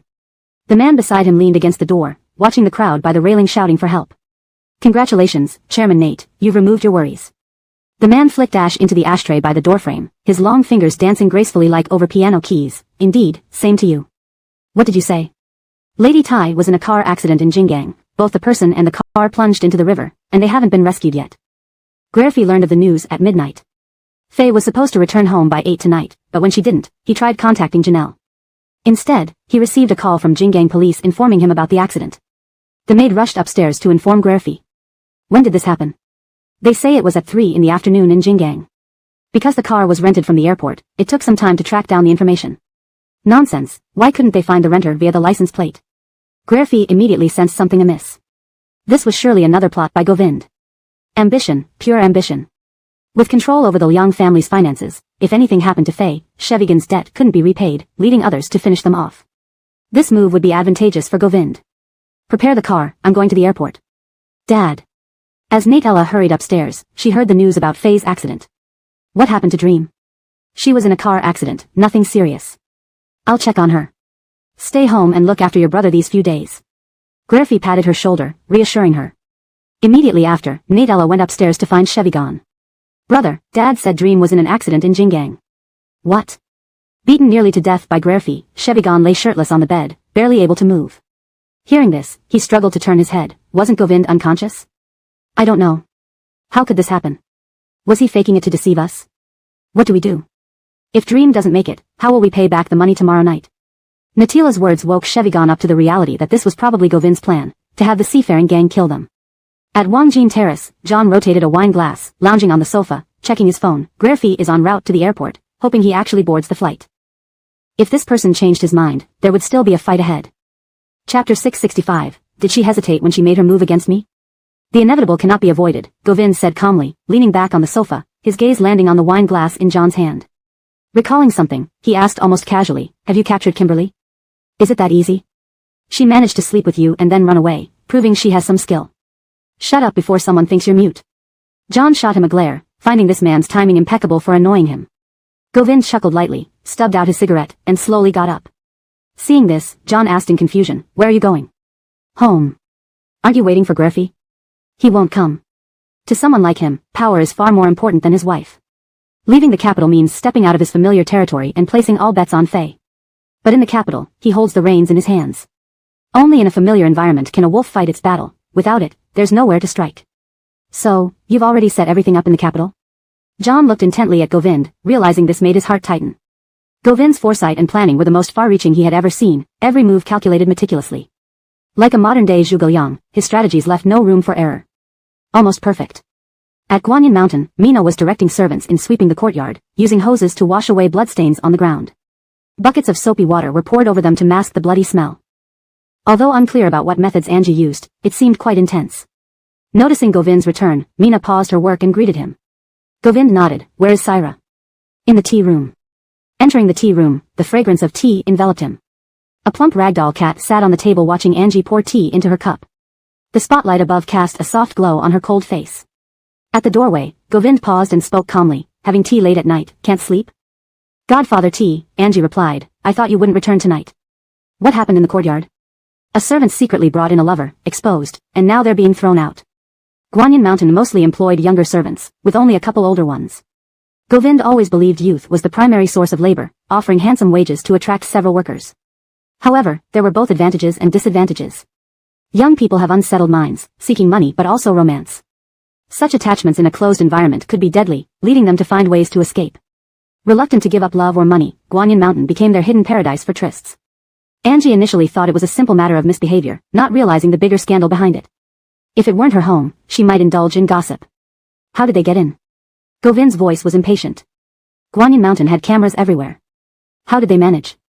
They scaled in from the back mountains. Isaiah is dealing with the crime scene. Cup of tea. Angie poured and offered him a cup. Govind took it. And you? How did things go? Did Faye stay in Jinggang? Yes, Govind briefly recounted events. Angie listened, stunned. Absent-mindedly reaching for the kettle as it boiled, she burned her hand and quickly pulled back. Seeing this, Govind quickly grabbed her hand, pulling her into the bathroom to rinse under cold water. Thinking about what? Didn't see the water boiling? His stern voice brought her back to reality. She died? Even unspoken, Govind knew who she referred to. Mischief makers last 1,000 years, it's not that easy. He rinsed her hand for a while before turning off the tap, drying her hand with a towel until it wasn't red anymore. Does it hurt? Angie shook her head. He led her back to the tea room, sitting in the guest position instead of the host's. They switched roles. Govind prepared tea while Angie placed her bandaged hand on the table, lazily leaning back in her chair, adjusting cushions for comfort. Didn't you hesitate? The fragrant tea aroma filled the room as the ragdoll cat approached, rubbing against Angie's hand. She absent-mindedly petted its head. Govind skillfully stirred the tea leaves. Did she hesitate when she made her move against me? I was thinking, after all. Senseless hesitation brings only disaster. Faye knows this well, showing no mercy against me. Rich men own vast lands, while poor men lack a place to stand. No one can afford to lose. As Govind predicted, Grairfee paused at the airport, reconsidering and ultimately choosing to stay in the capital, sending subordinates to investigate in Jinggang. Leaving the capital would destabilize his control over debt collectors if conflict arose, a potentially fatal blow to the Liang family. Days passed without trace of Faye or Janelle. Their car was recovered empty. Police followed orders diligently searching but found nothing. Meanwhile, deep in a remote mountain forest in Jinggang County, Janelle coughed awake, struggling to sit up and looking around, panic rising as he realized he was in the woods. Saira? Saira? He and Faye fell together but saw no sign of her. Weak from drowning and exhaustion, he searched for hours, finding no one. Walking kilometers along the river, hungry and tired, he collapsed. Gasping for breath, he lay on the ground. The city of Jinggang was prosperous, but land reforms turned many remote areas into vacation resorts owned by capitalists. Some were under construction, others finished, while some merely evacuated residents without starting work. Janelle was in such an area, miles from anyone, surrounded by forest and river. Calling out yielded no response. With no communication devices, chances of survival here were grim. Chapter 666, Spare her, and wait for her to kill me? When Viviana woke up, she felt as if she was submerged in water. Fortunately, it was summer. Had it been winter, she would have certainly lost her life here today. Struggling to rise, she glanced around at the pitch-black surroundings. Vaguely, she realized they might have been swept down by the current. Otherwise, how could she be on the shore upon waking? Janelle? Janelle?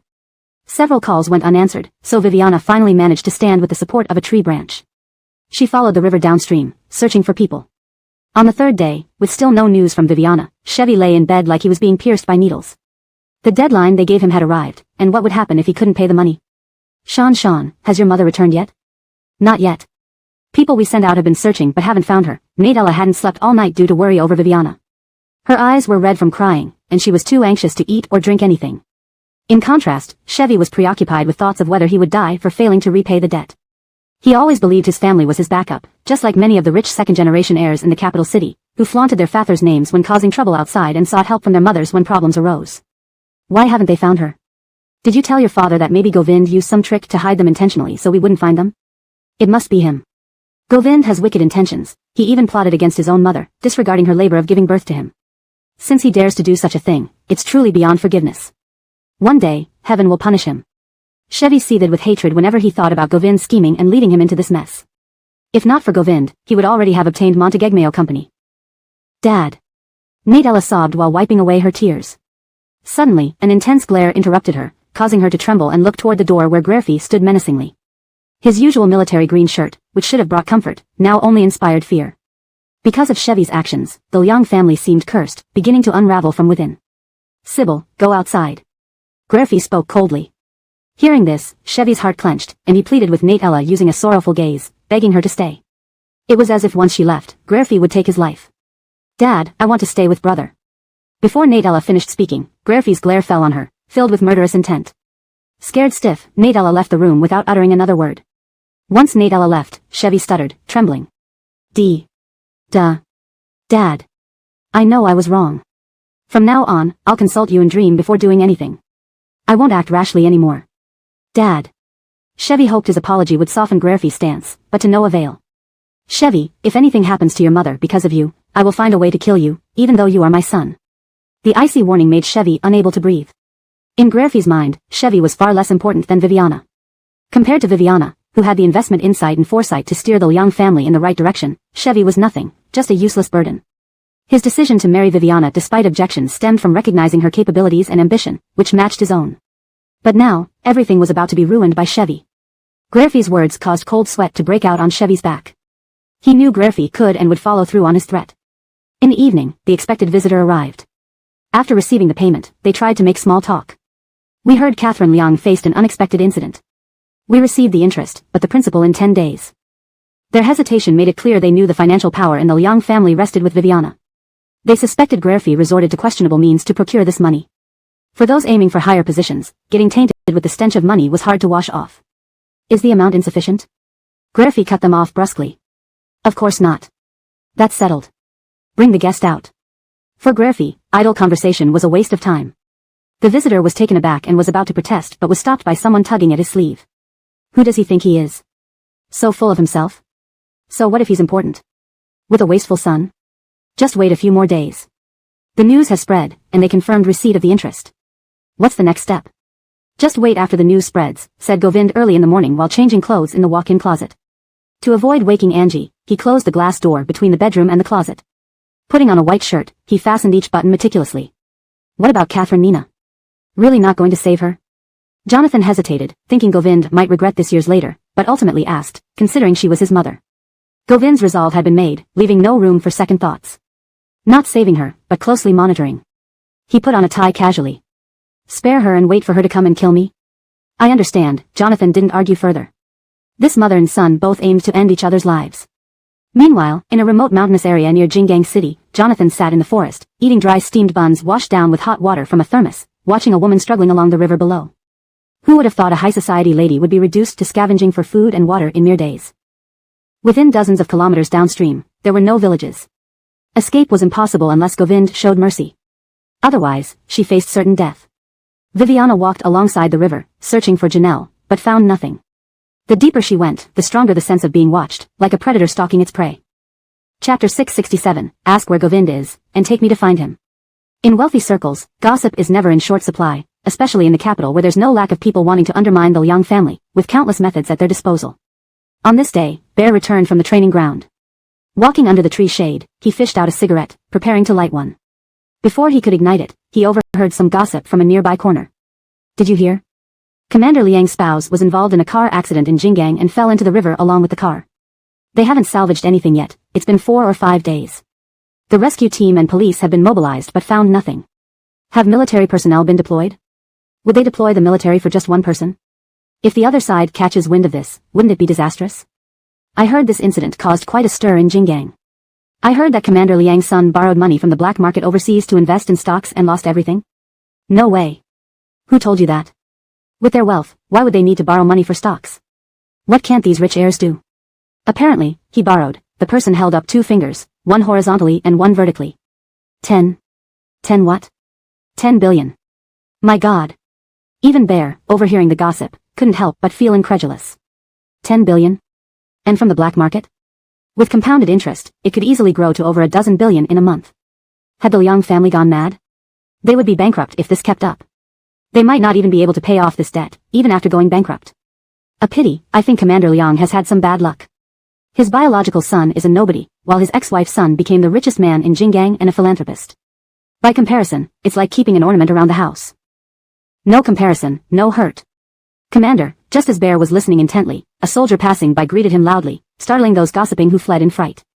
Bear's brows furrowed almost imperceptibly as he nodded in acknowledgement. No wonder Ascari mentioned recently that the Montegegmeo group was experiencing unprecedented turmoil. It turns out all this was due to issues within the Nate family. He'd heard about the relationship between Govind and Faye. The struggle between mother and son was indeed fascinating. If Graerfi falls because of this. What are you thinking about? A friend's arrival interrupted Bear's thoughts. The latter lit a cigarette. Nothing much. Did you hear? Recently, the commander's affair has become common knowledge in the capital. I just overheard a few peers saying that he might face disciplinary action soon. Be cautious. Understood. Whose call is this? In the studio, Angie was in Elsie's office discussing her artist's career paths when the phone rang. She looked at the screen, puzzled, unsure whether to answer. It's Ascari. Do you still keep in touch? I heard the Montague family was wary of you during Bear's arranged marriage event. Even you know that? Angie tossed the phone aside, not answering. Yeah, you've been busy helping Chairman Nate make a comeback, ignoring us and avoiding gossip. But I've heard plenty. When we go out, the entertainment industry people have made fun of me so much that I almost can't hold my head high anymore. Angie understood the nature of the industry. In a teasing tone, she cupped Elsie's face. My fault, my lack of effort has made you suffer. You're better than them, don't stoop to their level. Some hardships get easier to bear over time. This edit ensures the meaning is accurately conveyed while improving fluency and naturalness in English. The term, hardship, was directly translated to hardship for better understanding. Elsie, is this what a human would say? Angie had invited Elsie to lunch. Supposedly for a meal, but really just a change of environment to talk business. Who carries scripts in a purse while dining? Unexpectedly, Angie encountered Ascari in the restaurant. Given the missed call earlier, she suspected Ascari had deliberately come to find her. Jimin, Angie stood up politely and greeted Ascari. You didn't answer my call this morning. I didn't expect to meet you here, it must be fate. Ascari was adept at handling people in the business world, knowing exactly how sincere or insincere to be with each encounter. Angie, being proud yet perceptive, couldn't act too arrogantly or fake in front of Ascari, otherwise, this Lincolnsons of Jinggang could ban her from her life. Without that first sentence, Angie would have thought Ascari was putting on an act, but now she sensed some sincerity. Upon hearing this, Angie glanced at Elsie, who then searched through her bag and emptied its contents onto the table, apologizing. I left the phone in the car. Ms. Montague, I'm sorry. This afternoon, Director Song handed me the phone during the meeting. After silencing it, I put it down carelessly, not sure if it's in the car or the office. It's fine, not an urgent call. Elsie frowned. Ms. Montague, please sit. I'll check the car. If it's lost and someone finds it, it could be trouble. That's very kind of you, Ascari replied, appearing humble, which only confirmed Angie's suspicions. Throughout the meal, Ascari spoke of trivial matters but avoided the main point. Only after the meal, sitting in the car, did Angie realize something. So, that's why. What's wrong? Elsie asked. Nothing. Call Alali and ask where Govind is. Take me to him. Elsie called and got the address, driving Angie to Wangjin Tai. Upon reaching the top floor, stepping out of the elevator, they saw Alali smoking near the elevator entrance. Why are you here? Having a smoke. Did you do something you shouldn't have? Why are you stammering? Angie eyed him suspiciously and walked towards the VIP room door. WTF. Upon opening the door, Angie blurted out in shock, then quickly shut the door and tried to leave. The translation provided aims to maintain the original structure, tone, and style of the Chinese text, ensuring natural English phrasing and coherence with previous content. Chapter 668, I will cut off your little chicken if you dare. Milagros, you stand there for me right now. You and Govind are just as bad as each other, a pair of wolves in cahoots, sharing the same stink. All these years, I've been diligent and hardworking for your family. I didn't rest until the sun set and didn't sleep until the moon rested. Diligently and uncomplainingly, I expanded your territory, drank until my stomach bled, stayed up all night until I went bald, and exhausted myself for you too. And you? You kept something this big from me? Not considering me a friend is one thing, but not even treating me like a human being? Throwing water on me? Is your conscience clear? Tricking others is one thing, but to trick me along with it? Aren't you afraid of ghosts knocking on your door at night? Milagros, you get back here. Krista's furious scolding ceased as the elevator doors closed. Milagros patted her chest, visibly shaken, looking at Alali who was equally scared. Why didn't you tell me Krista was here? I tried to say, Syra, but you wouldn't give me the chance, staring at me. Milagros. She anticipated that Krista would come after her once things were settled, but she didn't expect it to happen so soon. When did your boss arrive? Ali looked down at his watch. He came at 12:30, and it's now 3. Athena has been ranting at him for 2.5 hours. He was about to get some rest when you showed up. If you had told me earlier, I wouldn't have come. Milagros thought she was lucky to have fled quickly. Otherwise, she would have faced the same fate as Govind, enduring hours of scolding. Who waits around for a scolding when they can escape? Milagros returned to Puyun Mountain first. When Govind arrived home, he saw Milagros lounging on the sofa with a face mask on, while an SPA therapist squatted beside her, applying essential oils and massaging her legs. Comfortable? The man asked. Pretty good, Milagros responded, patting the mask on her face. Govind didn't say a word. He went into the downstairs bathroom to wash his hands, then came out and took over from the therapist. His warm palm rubbed oil on her calves, causing a slight tickling sensation. The force seemed more like wanting to crush her rather than care for her. Milagros propped herself up halfway and pushed him away. This kind of tiring job should be left to the therapist. President Nate worked hard all day, you should rest properly when you're home. As she spoke, she beckoned the therapist, who approached and addressed Govind as Sir. Trying to take over from Govind, the therapist found himself dismissed by a wave of Govind's hand. You can leave work now. The therapist looked helplessly at Milagros. This. Choose between leaving or getting fired, Govind said, lowering his tone and exuding an intimidating presence, leaving the therapist speechless. Eventually, Greyhammed came over and led him away. On gunpowder, aren't you? Milagros removed her face mask and tossed it on the coffee table, trying to pull her leg back, only to be held tighter. You ran pretty fast, leaving your husband to take the blame. Govind's palm pressed onto Milagros's leg, grinding and gnashing his teeth. Milagros laughed nervously, knowing this dog of a man was coming to settle scores. I'm not stupid. Knowing Krista would go after me, why would I rush in? Besides, you're my husband, what's a little scolding between us? Haven't you always said you love me? Not even willing to take a scolding from me? Do you really love me, or are you just fooling me? In reverse manipulation, Milagros excelled. Govind laughed in frustration. Everything that comes out of your mouth is someone else's fault. Knowing Milagros was ticklish, he grabbed her ankle and started tickling her. She struggled to pull her foot back, but he held her even tighter, laughing uncontrollably as tears streamed down her cheeks. Govind, if you don't sleep with one eye open tonight, I'll cut off your little chicken. Ahahaha. I'm wrong, let go. You bastard, you wait till I get my hands on you. Sir, Teacher Nate and the others have arrived and entered the mountain gate, Greyhammed informed them, having received a message from the guard post. He hesitated at the door before entering, wary of interrupting this rare moment of intimacy. Upon hearing this, Govind released Milagros's foot, who kicked him in the shoulder with a thud, causing him to sit back down on the floor as he tried to stand. Greyhammed. Alali. Seeing this, both turned away in perfect unison, pretending they hadn't seen anything. Fight. Fight. A sign of love and affection. How enviable. Sitting on the floor, Govind stared at Milagros, dazed for a second. Then, he stood up using the floor for support. You're truly something, Milagros. Sounds of conversation outside indicated that Arlen and company had exited their car. Through the large window, Govind glanced at Milagros. Aren't you going to change? Do you want people watching you in that tank top? Govind asked.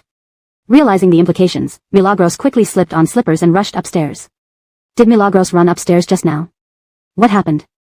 Elena asked upon entering, concerned about Milagros instead of Govind who had seemingly passed out. While guiding Elena to the tea room, Govind calmly replied, she had diarrhea. Severe?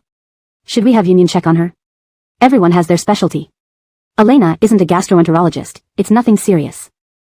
Don't treat it lightly. Even though the marital crisis is resolved, focus on living a peaceful life together. Arlen reprimanded him, sensing his detachment. Your father makes sense. Whatever happens, live your own life.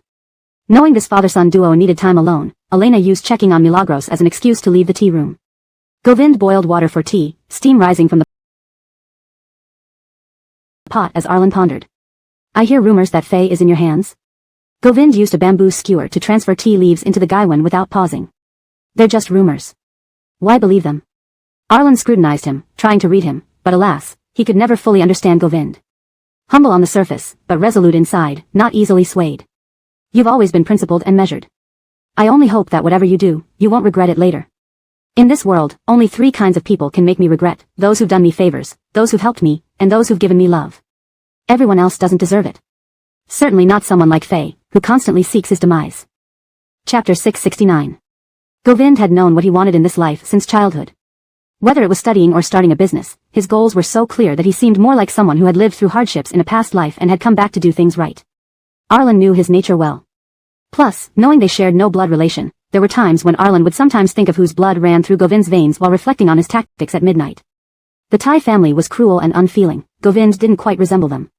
Did he take after his father's side? The faint aroma of tea lingered around him as Arlen stared at the teacup, pondering deeply. After much deliberation on whether to speak or remain silent, he finally decided to say something. Some things were better not hidden any longer. Given how far their conflict with Faye had escalated, being stabbed in the back due to something unknown would be a grave issue. Arlen had spent his entire life considering this unrelated by-blood son. He had raised him, and their bond was irreplaceable. There is something I have hidden from you for 30 years. Today. I know, Govind interrupted, his hand tensing around the teacup. He could accept some truths but did not wish to hear them from his dearest kin. Arlen was the most important person in his life. He had nurtured and educated him, even selling properties to fund his endeavors. All these acts warranted profound gratitude. Blood relation was insignificant. What mattered was that they were family. Though Arlen had guessed Govind already knew, hearing these words still surprised him. I know, Govind repeated firmly. I've known for a long time. You gave birth but did not raise, which can be repaid with a finger. To raise without giving birth, even one's head cannot repay such kindness. In my heart, you are not my biological father but surpass him in every way. Your grace can never be repaid fully. No matter what, we will always be family, this will never change. Arlen felt his heart tremble. His eyes brimmed with unsaid words and love too deep for words. There was nothing more he needed, having a son like this was enough. After a moment, he nodded deeply. Me too. With that, the man near 60 lowered his head slightly, letting a single tear fall into the tea. To hide it from Govind, he lifted the teacup and drank it all, mingling bitterness with the tea. Just like that night 30 years ago when he learned the truth, sitting silently on the balcony. When young, Govind hadn't understood many things. As an adult, he comprehended the weight of those words. For a grown man who understands worldly matters and bears great responsibility, everything can become a stumbling block on his path. Arlen could have left him to fend for himself. But he didn't. Sir, dinner is ready. Kelly entered timely to remind them, and Govind nodded. Has Elena arrived? She's here, playing with the cats in the living room. The family moved to the dining room. Puyan Mountain's chefs, having taken training courses over the past 2 months, had returned with improved skills, making dishes that particularly pleased Milagros and Elena. It was rare to see Elena eat so heartily, finishing 3 bowls of rice, a record. Govind watched her like a cat that finally had a healthy appetite. Elena raved, munching on sweet and sour ribs. I want to move in until I get sick of eating. Do you ever go home? Elena teased. Elena wiped her mouth with a napkin. I'll make time. Busy recently? Govind asked, stirring the spoon idly. His care was unusual. Preparing for a promotion, buried in papers and reports. Department head? Haven't I been promoted already? Milagros questioned. Deputy director before. I got several chances, but being young, I didn't want to block others' paths. This time, it's finally my turn. Elena, usually lackadaisical like Arlen and Elena, cared little for promotions, as long as she treated patients effectively. The financial backing of Govind freed her from money worries, allowing her to occasionally benefit from his generosity. Not needing money meant not caring about titles. Milagros nodded, understanding. Milagros has diarrhea. Ask your gastroenterology colleagues later for medication. Milagros, since when? Before she could ask, a warm palm pressed against her lower back, a gentle warning. She glanced at Govind, who pretended to be unaware. Fine, I'll ask after dinner. Dinner ended, and Milagros stood by the living room window, holding her waist, watching the garden scene. A ragdoll cat rolled in the yard, getting dirty. Elena played with it using a teaser stick. As she watched, a cup of tea appeared beside her. Looking up, she saw Govind in a white shirt, sleeves rolled up, unusually dressed formally at home. Not hungry, full. It aids digestion. Take a walk afterward. Full. Can't move. Govind sighed, handing the cup to Kelly, then told Elena and Arlen he'd take Milagros for a walk. They nodded eagerly, happy to see them together. You came out? Elena waved the laser light, guiding the cat toward Milagros. She scooped up the cat and hugged it. So full, had to walk. Remember the grapevine in the backyard? Should pick some? Milagros looked at Govind, who agreed, having servants fetch a basket and scissors. Holding the basket in one hand and Milagros's hand in the other, they ventured deeper into the garden. Puyan Mountain's exorbitant price wasn't unjustified. The villa-style mansion was priceless in Jinggang City, where wealth changed hands rapidly. Govind had spent billions building it, leaving only 2 scenarios, either it remained unaffordable or drastically undervalued, neither of which he was eager for. Let's adopt more cats. The house feels empty and dull. Elena likes them too. As you wish. Bring any you like to Kelly, Govind replied nonchalantly. More cats meant little to the numerous staff. Chapter 670, calling honey repeatedly. Haven't the Liang family found her yet? It's difficult. Govind knew who she was, Faye. In your hands? Yes, Sam Hyder is watching over her, Govind explained succinctly. Angie guessed that Faye must be under Govind's control and still within managed supervision. Otherwise, with the Liang family's capabilities, how could they not find her? What about Janelle? He won't survive. Govind never intended to let him live. It wasn't to cripple Faye, but purely because he had harmed Angie. If not for the incident at the hospital, it wouldn't have escalated to taking his life. Angie's gaze shifted from the road ahead to Govind's face. Despite the summer heat, even though the temperature in the forest was lower than in the city, a sheen of sweat faintly glistened on Govind's shirt, not enough to cling to his skin but visible enough. The warm yellow streetlights cast a soft glow on his face, softening the rugged features. What are you looking at? Angie pulled her hand away from Govind's grip, damp and uncomfortable. I was just curious. What did Mr. Nate think when he found out? He always trusts me. Arlen would never choose others over him. Govind had reason to believe that he would always be Arlen's first choice. The two strolled leisurely through the woods, occasionally encountering patrolling bodyguards who bowed to greet them, which Govind acknowledged one by one. They found the grape arbor exactly as Elena had said. The grapes were ripe and ready to be picked. Soon, they might start rotting. Angie plucked a grape, rubbing it between her fingers before attempting to put it in her mouth, only to be stopped by Govind grasping her wrist disapprovingly. Is that clean? Uncleanliness doesn't cause disease. Nonsense. The man discarded the grape and cut a large bunch from the vine, washing it thoroughly under the faucet before handing it to her. Whose stomachache will it be if you get sick? Angie muttered, somewhat defiant. She had been raised by nannies since childhood. Tilda loved and cared for her, but not meticulously. The nannies ensured she didn't get hurt or fall ill, without much fuss. After marrying Govind, however, his care surpassed that of her own mother. You'll make a meticulous father one day. The word of father made Govind pause while cutting grapes, his eyes meeting Angie's through the grape leaves. A chord inside him struck. Is meticulousness bad? Not bad, but I'm a rough person. Govind steadied himself and spoke sincerely. It's fine, you give birth, I'll take care of everything.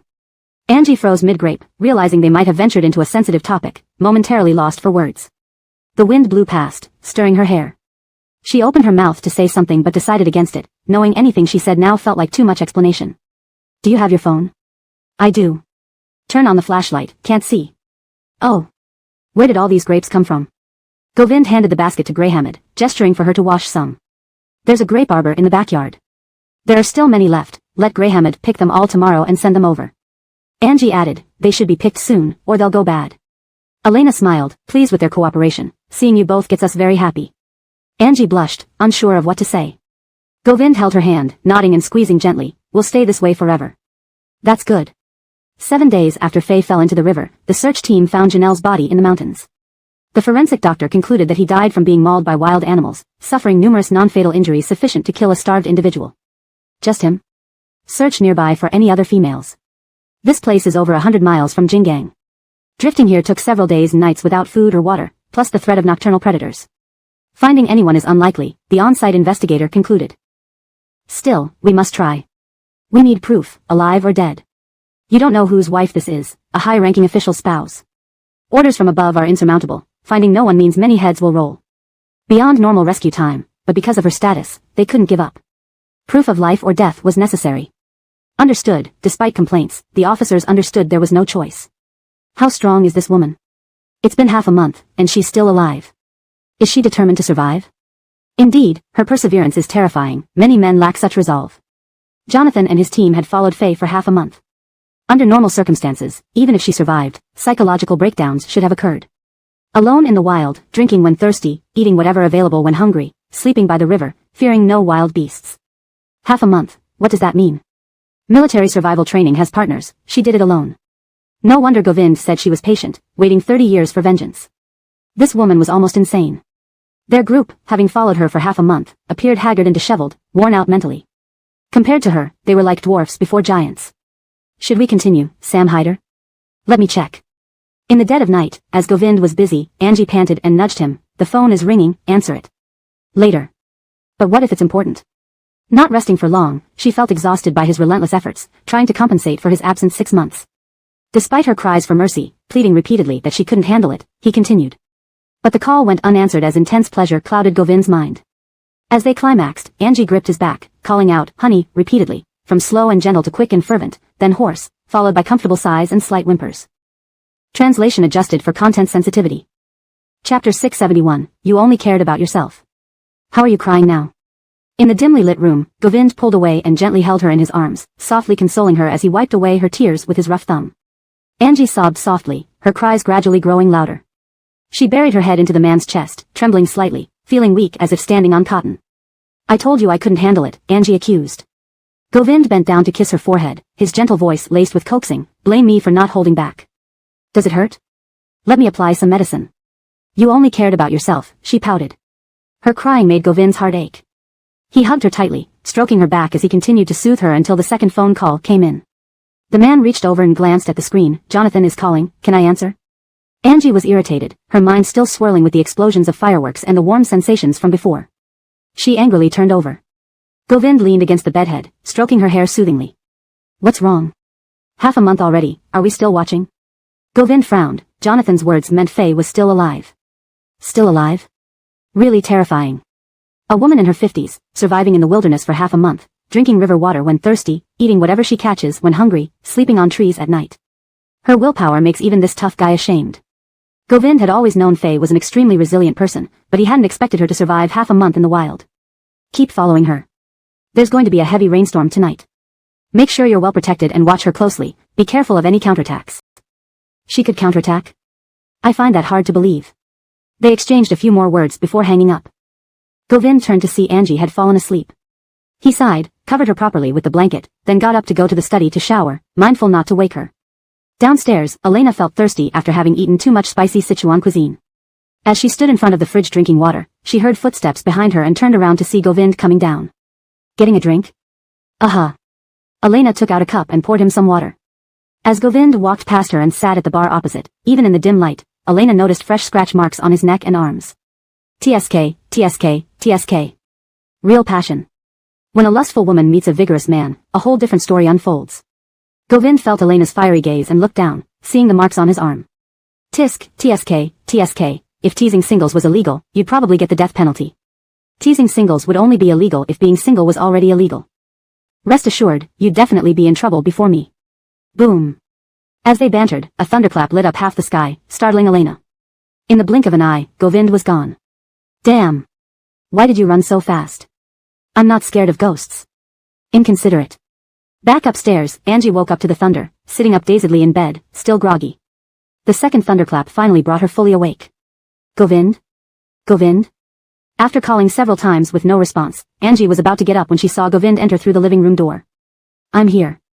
Drink some water, he said, offering her the glass. It's raining? The weather forecast said there'd be a thunderstorm tonight. Govind gently rubbed her thin back. Do you want more?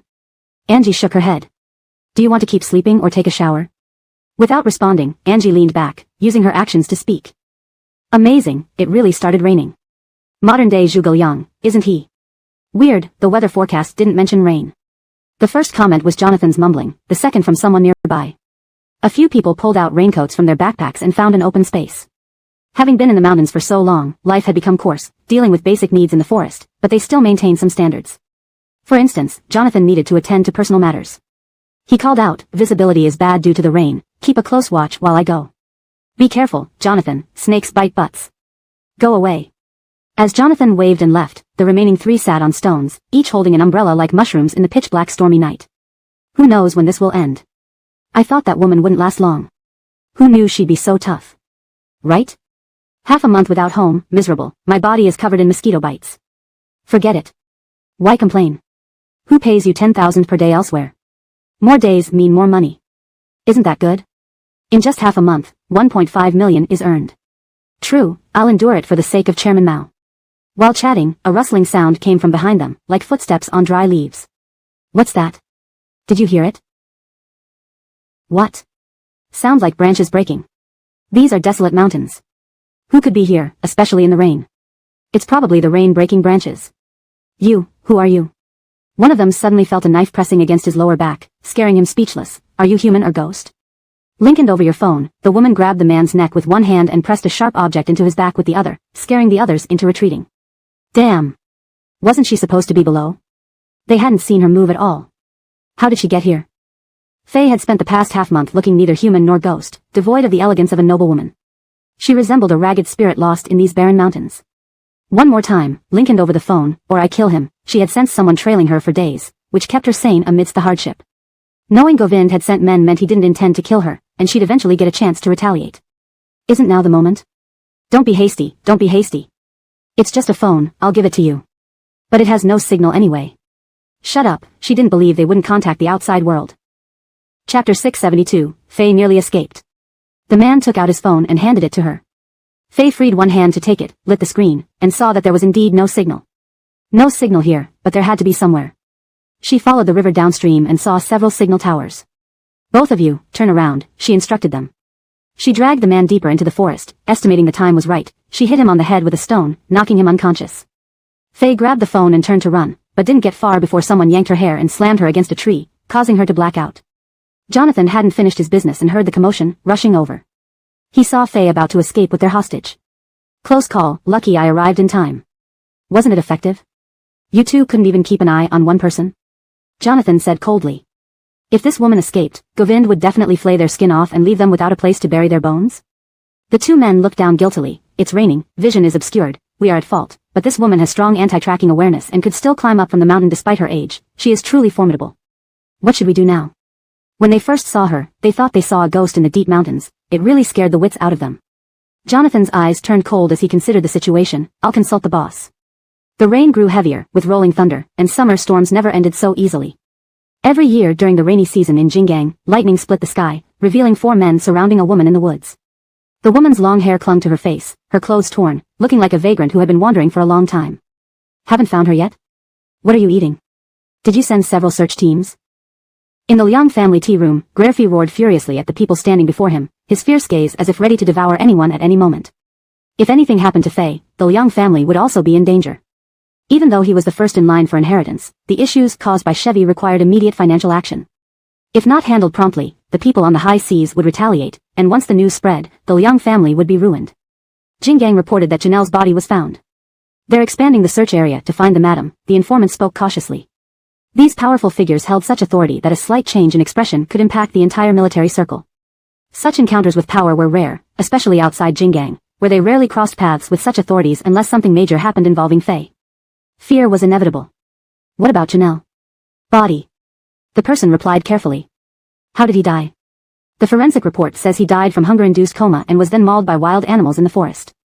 Crash, the sound of a shattered teacup near the door. Graffy knew it was Nadella. Looking at the person before him, he waved his hand. Keep searching, find her dead or alive, increase the efforts. Yes.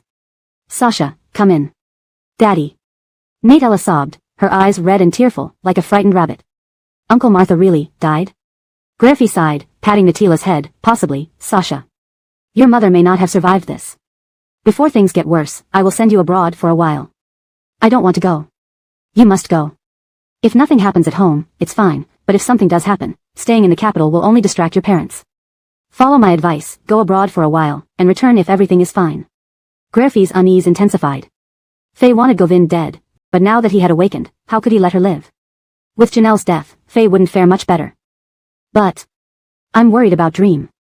Just listen to me. Graffy's expression hardened, leaving little room for negotiation. What about brother? Should he come with me?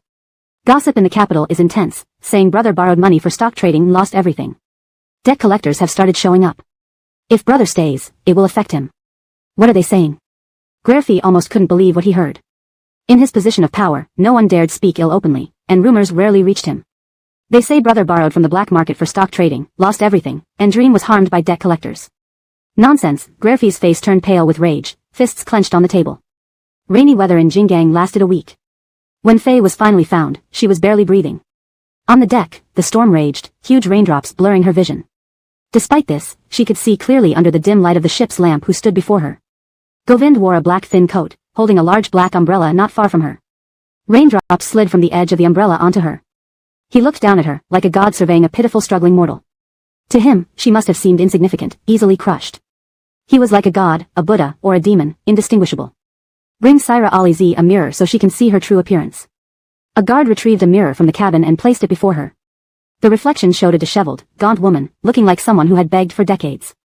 For a moment, Faye wanted to scream, refusing to accept the image as herself. Her life, carefully crafted to sit atop the Liang family as its matriarch, now seemed like a fleeting dream. Govind, if you have the guts, kill me. Kill you? The man with the umbrella looked down at her coldly, as if she were a stranger, not his own mother. You think too much, Syra Ali Z. Why would I kill you? I will ensure you live to experience disgrace and loss, live to watch everything you've schemed for over 30 years, turn into a dream. Drag her up, throw her ashore. Govind, you won't kill me, but I'll eventually kill you. Whether you kill me or I kill you, first, the Liang family dies. Hashtag chapter 673. Is there someone lying over there? Still not asleep? Govind returned home at 2 in the morning. Angie, dressed in a bathrobe, came upstairs from the downstairs audiovisual room, with a drowsy cat trailing behind her. You watched a movie? Was it for business entertainment? Angie glanced at Govind under the lamplight and noticed droplets of water on his clothes and mud on his trouser legs. She could guess what had happened. This didn't look like he'd been entertaining clients. Govind didn't hide it and took Angie's hand to lead her upstairs. I dealt with Faye. Still alive? It had been almost 20 days now. The capital was already in turmoil, and it was said that the Liang family was being investigated. The creditors wouldn't let them off either, and Graerfi would forget about promotions. This outcome was precisely what Govind wanted to see. She's very resilient. Angie believed Faye was tough. Someone who could plan 30 years ahead needed considerable perseverance to get this far. What are you going to do next? Let her live and watch everything she weaved turn into a dream. Govind entered the closet and tossed his jacket into the laundry basket. Angie leaned against the door, watching him. Have you arranged everything in the capital? John will take care of it. Speaking of John, I haven't asked you, did you two reach some kind of agreement? Govind continued undressing, then stopped and said, a mutually beneficial agreement. Could you elaborate? Govind hesitated, remembering something. You'll know when the time comes. Seeing his hesitation, Angie was even more convinced. John had stayed so long in Jinggang, eating and living at Kimberly's place and refusing to leave their house. Just these facts alone made her believe that the agreement between Govind and John was definitely related to Kimberly. He helps you deal with the Liang family and sets up plans in the capital, while you help him get Kimberly. Am I right? Govind stiffened, looking at Angie. He paused mid-step, unsure how to explain. Seeing his anxiousness, Angie knew she was right. How do you plan to help him pursue Kimberly? This is something others can't assist with. So? Angie wasn't willing to let it go. Two men making deals involving a woman, especially her best friend, sounded too much like selling out for personal gain. It depends on John himself. I can only put in a good word for him at the Chu family. Govind gave an honest explanation, wanting to go shower but seeing Angie wasn't moving, he added, honey, can I take a shower now? If you dare have any ulterior motives, you're headed for cold storage. Don't worry, honey. I value this chance of probation. Is there someone lying over there? Who would be here in the pitch black? Maybe it's the female ghost from the reservoir. Seriously, shall we go closer and check? I won't go, I'm not afraid of ghosts, okay? In a county town 100 miles from Jinggang, workers were patrolling the reservoir. Continuous rainstorms worried them about rising water levels causing floods. No one would think to come here at night otherwise. A few days ago, someone drowned here. People these days don't fear death. They choose wild swims over swimming pools. Dozens have drowned over the years. Want to go? Leave me out. You, without anyone accompanying him, the other person didn't dare go either. Fine. Maybe I was wrong. They patrolled once more and returned. The next morning, just before dawn, they heard cries for help by the reservoir. Dressed hastily, they approached and found a person barely breathing. I told you it was a person. What are you waiting for? Call the police. Police cars and ambulances arrived simultaneously. As nurses uncovered the person's face, the nearby officer recognized her. Isn't this the one who went missing in the river in Jinggang recently? It's her. Do you have a photo? Pulling out a phone, someone checked work photos and quickly contacted Jinggang. Faye woke up a week later. In the months she was gone, the Liang family had been trampled into the ground in the capital. Graerfi was demoted during the investigation. Forget promotions, getting back in power was near impossible. Meanwhile, because Faye was still considered missing, selling off assets to repay debts was complicated. Creditors frequently demanded money, leaving the Liang family in chaos. Outside the hospital room, Haider Shaoxia spoke with a doctor, learning specifics before leaving. Nate Boss truly has foresight. If Faye had appeared earlier to settle debts, Graerfi wouldn't have been implicated. Now, surviving the blow from opponents is considered lucky. Nate Boss wanted them to be trapped, watching helplessly as they fell from grace in the capital. How fitting. Once high-ranking officials are associated with vice, their future is bleak. Darren and Haider Shaoxia stood in the elevator, chatting idly. Faye returning to the capital and repaying those billions of yuan debts from offshore will probably leave her nowhere to turn. A once rich family falling apart must feel awful. It's like rebirth starting from bankruptcy day. Dream, in the ward, Nadella cried tearfully, squatting beside the bed, calling out to Faye. Originally planning to leave the country, she was stopped at the airport. At such a critical moment, higher-ups wouldn't allow her departure. The Liang family had been under close surveillance since news broke. Cough, the bedridden person coughed weakly, opening her eyes. Her first sight was Graerfi standing beside her. Seeing his pale face and weary expression, she vaguely sensed the situation was dire. How bad is it? The incident has occurred. Focus on recovering, don't worry about the rest. I asked you, how bad is it? Faye shouted with all her strength. Before Gracie could answer, Nadella blurted out, Dream, Dad was demoted, and our properties were sold to pay off interest. Everyone outside is mocking us. Without Faye around, they couldn't raise funds, so they kept selling properties to stabilize the situation. Chapter 674, Govind is now what you once were. Cough, cough, the severe blow made the person lying on the bed cough violently. Nadella sat on the edge of the bed, stroking her back comfortingly, almost close to tears. Dream. You go out, I need to talk to your dad. Nadella didn't dare refuse, so she closed the door and stepped out, looking at Gracie standing nearby. After steadying her breath, she said, It's Govind. Gracie seemed unsurprised by this result and simply nodded. I know. I won't let him off.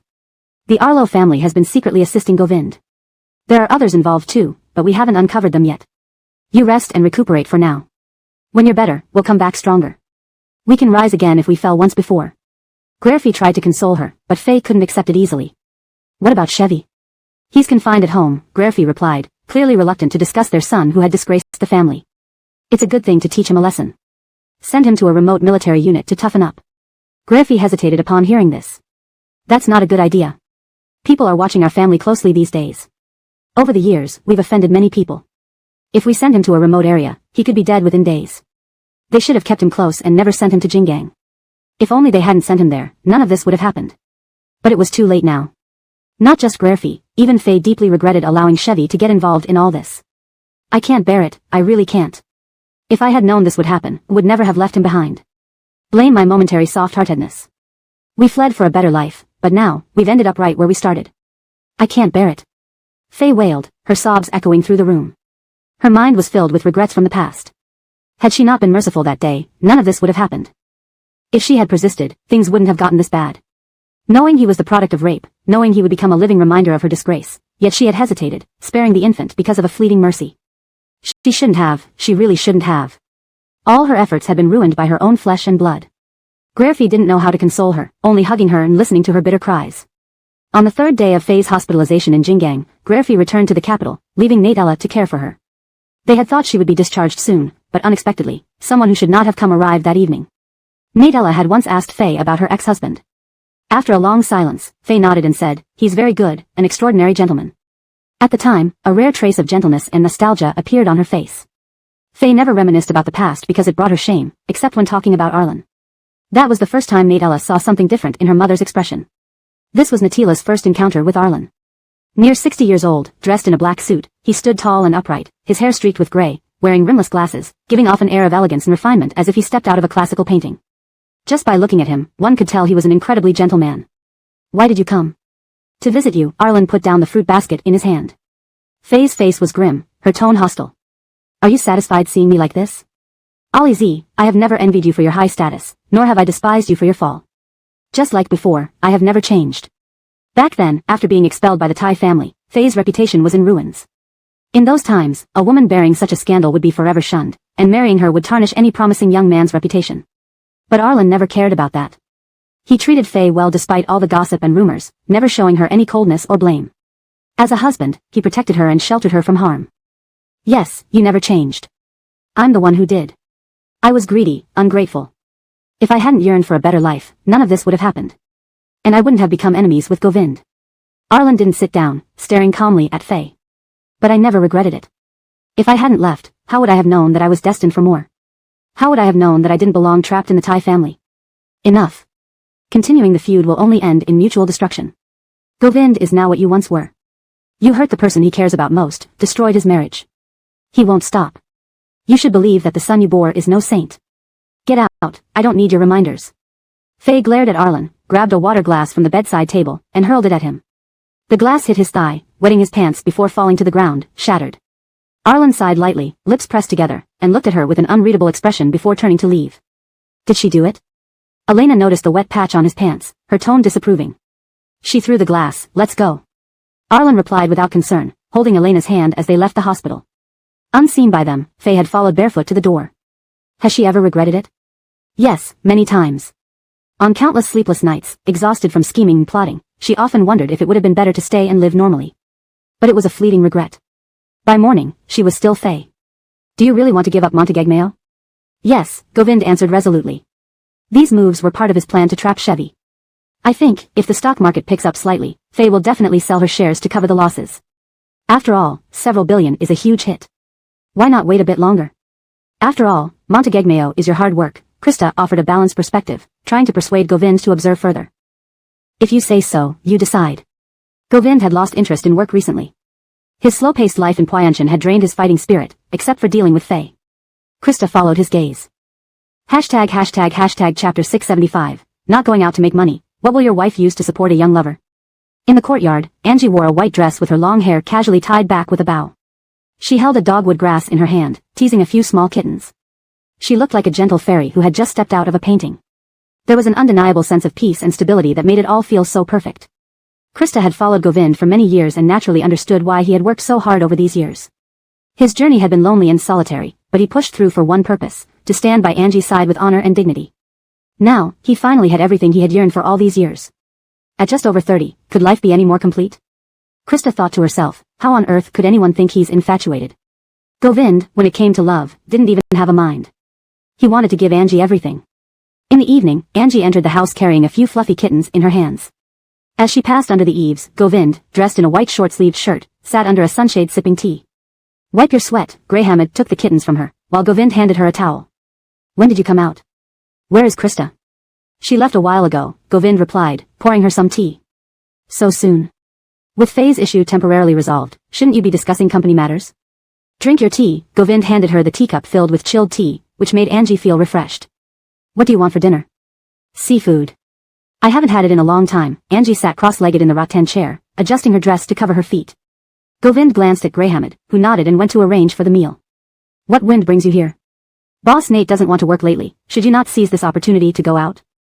Kimberly was about to leave work when the receptionist informed her that Krista had arrived. Although they knew each other, Krista rarely bypassed Angie to see her directly. This visit must be about something important. I need a favor. Tell me, and I'll see what I can do. Krista might need help, but in Jingang, her connections were far more useful than Kimberly's. Arrange a drink for Angie tonight. Why don't you ask her yourself? Krista, if I asked, Boss Nate wouldn't let her out. Please help. Kimberly paused, holding her cup, then couldn't help but laugh. What happened? Did you try to set Angie up and got caught by Govind? Do I have the guts? She wouldn't dare even if given 1,000 lives. At 7:30 p.m., Angie appeared at the usual bar where Kimberly hangs out. She expected only Kimberly, but found Krista and John there too. Come, sit. Krista greeted her as if seeing a long-lost relative. You didn't tell me you were both coming. John swirled his wine glass, glancing mildly at Krista. Christy doesn't welcome us. Angie tooted, neither harshly nor gently. It's no wonder Ignatius can't get a girlfriend. Krista echoed, exactly. If you want to attract a girl, listen more and talk less. Ignatius, keep your mouth shut. The three women chatted endlessly, from gossip to business ventures, and eventually to male models. After a few rounds of drinks, Krista saw her chance and began trying to convince Angie. Is the mansion comfortable? Quite comfortable. Do you want to live there forever? Krista continued. Angie. Think about it. Isn't it annoying having Boss Nate constantly glued to you? You barely get a moment to breathe, let alone have some fun or fly away. Even keeping your wings intact is an achievement with him. Kimberly. Damn, this woman must have eaten a tiger's heart or leopard's gall. If Boss Nate finds out, he'll skin her alive. Having a man always guarding his wife at home, what's the point? If he has the ability, he should earn money. Without earning money, how can he provide a luxury car, a mansion, or even afford mistresses? Without money, what will his wife use to buy bags or support young lovers? Angie was stunned by Krista's words. Before she could respond, John deduced that Govind likely didn't want Montegegmeo anymore. Seeing Krista's urgency, he figured she was indirectly trying to intervene. Boss Nate has earned enough money to ensure their wealth and happiness for the rest of their lives. Bah! What if they have a prodigal child? The family fortune wouldn't last. Shut up, Krista warned him, pointing a finger. John nodded and complied, staying quiet while recording the conversation secretly under the table. If I were you, I'd kick Boss Nate out to make money while you relax in the mansion. When you're happy, play with the cats. When you're not, hire a few male models to entertain you. How carefree and enjoyable would that be? Distance makes the heart grow fonder, right? Otherwise, with him watching you every second, how can you enjoy a princess-like life? Krista strained to instill this mindset into Angie. After half an hour of talking until her throat was sore, the door to the private room opened. Standing at the entrance in a white polo shirt and black slacks was Govind. His gaze towards Krista was cold and intimidating, like venomous eyes. Am I drunk? Krista slapped her face to clear her head, looking back at Angie. Is the person at the door your husband? Angie had also drunk some, but not much compared to Krista. Yes, it's my husband. Really? Yes, Angie nodded heavily. I must be drunk. Even if you are, that person at the door is still my husband. Krista, knowing Nate Yama found out she was brainwashing his wife, she doubted her survival chances. Dizzy bar. With a loud thud, Krista collapsed face first onto the table, either drunk or pretending. Kimberly, well played, she fainted pretty fast. Chapter 676, Sprinkling Pepper on Underwear. In the car, Milagros massaged her temples. She had a headache but didn't dare to say anything. The person beside her looked as dark as a pot's bottom, while in the front seat was someone who was utterly drunk. Govind had taken her away already, and still hadn't spared Krista. It wasn't clear if Krista was genuinely drunk or pretending. He showed no signs of regaining consciousness even after being dragged into the car. Ali drove, noticing the tense situation. He gripped the steering wheel firmly and headed steadily towards Puyin Mountain. Headache? The man asked coldly. Milagros murmured an acknowledgement. Were you having a pleasant chat? I drank too much, I can't remember what we talked about. Milagros made an excuse to evade. No need to guess that John had ratted her out. This cunning woman. Milagros took out her phone and sent a WeChat message to Kimberly. Take revenge for me, thanks. Or else our sisterhood ends here. Kimberly responded quickly, sending a picture showing a man's tanned arm with a row of 5 mountains, finger marks. Revenge is done, is it enough? Not yet. Kimberly, wait a bit. Soon, Kimberly sent a short video. Milagros muted her phone and opened the video. She watched as Kimberly sprinkled pepper from a bottle onto the underwear in a drawer. Milagros felt quite impressed. She gave Kimberly a thumbs-up emoji. You're welcome, Lincolnsons. Calm down. I'll treat you shopping tomorrow. My lax discipline is my fault. Promise this dog will behave around you next time. Don't rush. Wait until you both are sober to talk slowly. I have plenty of time these days, Govind said sternly, determined to discuss tonight's events thoroughly with Milagros. Milagros was shocked. But, this has nothing to do with her. She's the victim. Too bad. Sacrificed the fellow Taoist practitioner for self-preservation. I didn't know Krista came to me for this. Besides, she was the one tricking me. I didn't do anything. Nor did I agree to anything. If you blame me, I'll be upset, Milagros mumbled. You shouldn't believe everything you hear. We're married. Do we have no trust between us? We've only had good days for a few days. Now you're giving me the cold shoulder. Do you want to argue? Do you want to break up? Do you have a point now? Milagros, who usually argued boldly, faced Govind's questioning and scoffed. What did I do? Why can't I have a point? Sir, Syra, we're here. Ali stopped the car just as tensions reached their peak in the back seat. Milagros glanced at Govind, perhaps feeling guilty, and hastily got out of the car, even circling around to open the passenger door to help Krista out. Who would have thought, just as she opened the door, Krista leaned over and vomited loudly. Damn. Really drunk? Not faking it? The summer breeze carried the smell of vomit across the courtyard, making it unbearable. Seeing this, Ali reached out and moved Milagros aside. Syra, let us handle it. Milagros quickly retreated several steps and hurried into the house. Make sure Athena is settled, change her clothes, and give her hangover medicine. Yes. In the master bedroom, Milagros casually tossed her phone on the vanity table and took clothes to go into the bathroom. Before leaving the closet, she saw Govind approaching with a cup, offering her hangover medicine. Drink this before you shower. Milagros complied and gulped down most of the cup. Did Krista say anything else besides that? Get you to focus on making money. You're the boss. If you slack off, wouldn't the employees be worried? Rest for a while, spend more time with you, isn't that good? Of course, it's good, Milagros's voice softened. But in your short rest, those employees might interpret it as negligence. Many people rely on their jobs at Monteghegmeo to support their families. If they lose their jobs, how will they pay their mortgages, take care of their wives and children, and support their elderly parents? In today's economic environment, finding a satisfactory job is incredibly hard. Do you still care about this? Of course, I care. If I didn't, my studio would have closed long ago.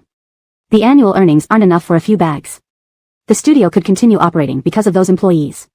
Though wages weren't high, it wasn't losing money either. For the employees, those small sums were substantial incomes. The view from atop a giant is entirely different from the view on the ground. As Krista said those things to you, just tell her you have plans. Govind took the cup from her hand. Go shower. Not arguing anymore? This was it? He wasn't going to scold her? Milagros observed him cautiously. Seeing that he indeed wasn't angry, she happily went to the bedroom.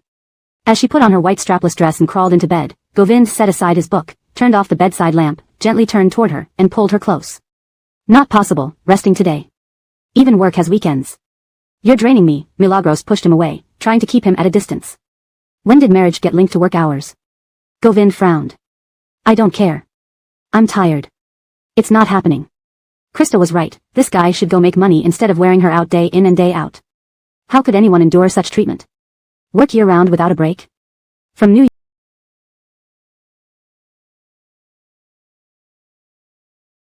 Year's Day to New Year's Eve? Bang!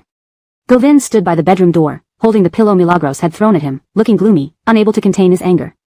TSK, so pitiful. He found it pitiful and was mocked by a drunk. Govind's temper flared. Awake? Then leave. Don't stay in my house. I'm almost broke, and you owe me mortgage payments. If you don't help me get rich, I might move in with you and take Hu Lincolnsons out every day for fun. Find models. Hu Lincolnsons is generous with food, drink, and everything else. If I'm happy, maybe buy me a bag. Imagining my wonderful life makes me so glad. Living off others' generosity would be my fortune. While fantasizing about her future, Krista pulled up her pants and sat on the steps. They remained in a standoff. When Graham came up with a cup of water, seeing the scene, he hesitated, unsure whether to approach or retreat. The atmosphere was suffocating. Syra, if you withdraw Montegegmeo's shares, perhaps some losses can be recovered. How much? Roughly 200 million yuan. In the past, Faye would have left Govind to deal with this situation. But now? No, this money might be their chance to turn things around. If withdrawn, Govind has ways to bring Montegegmeo back to life. Ignoring it means turning Montegegmeo into an empty shell. Chapter 677, Hospital Visit in the Middle of the Night. Kimberly, what did you do? From inside the closet of Kimberly's apartment, a furious roar came from Jack. She sat on the bed munching on chips while lazily watching him stand at the door, holding up boxers. What did I do? The bird's out, Ignatius, can't you dress properly? Parading around late at night? Jack was so angry that his face turned pale, the hand holding the boxers trembled whether from pain or fury. This crazy woman had sprinkled pepper powder all over his boxers. Just as he put them on, an excruciating pain shot through to his skull. She almost sent him to meet his ancestors. Did she want to end his family lineage and cut off his sexual happiness for the rest of his life? You are absolutely insane. If I become impotent, you will spend your entire life as my widow. Kimberly casually glanced at him, as if there's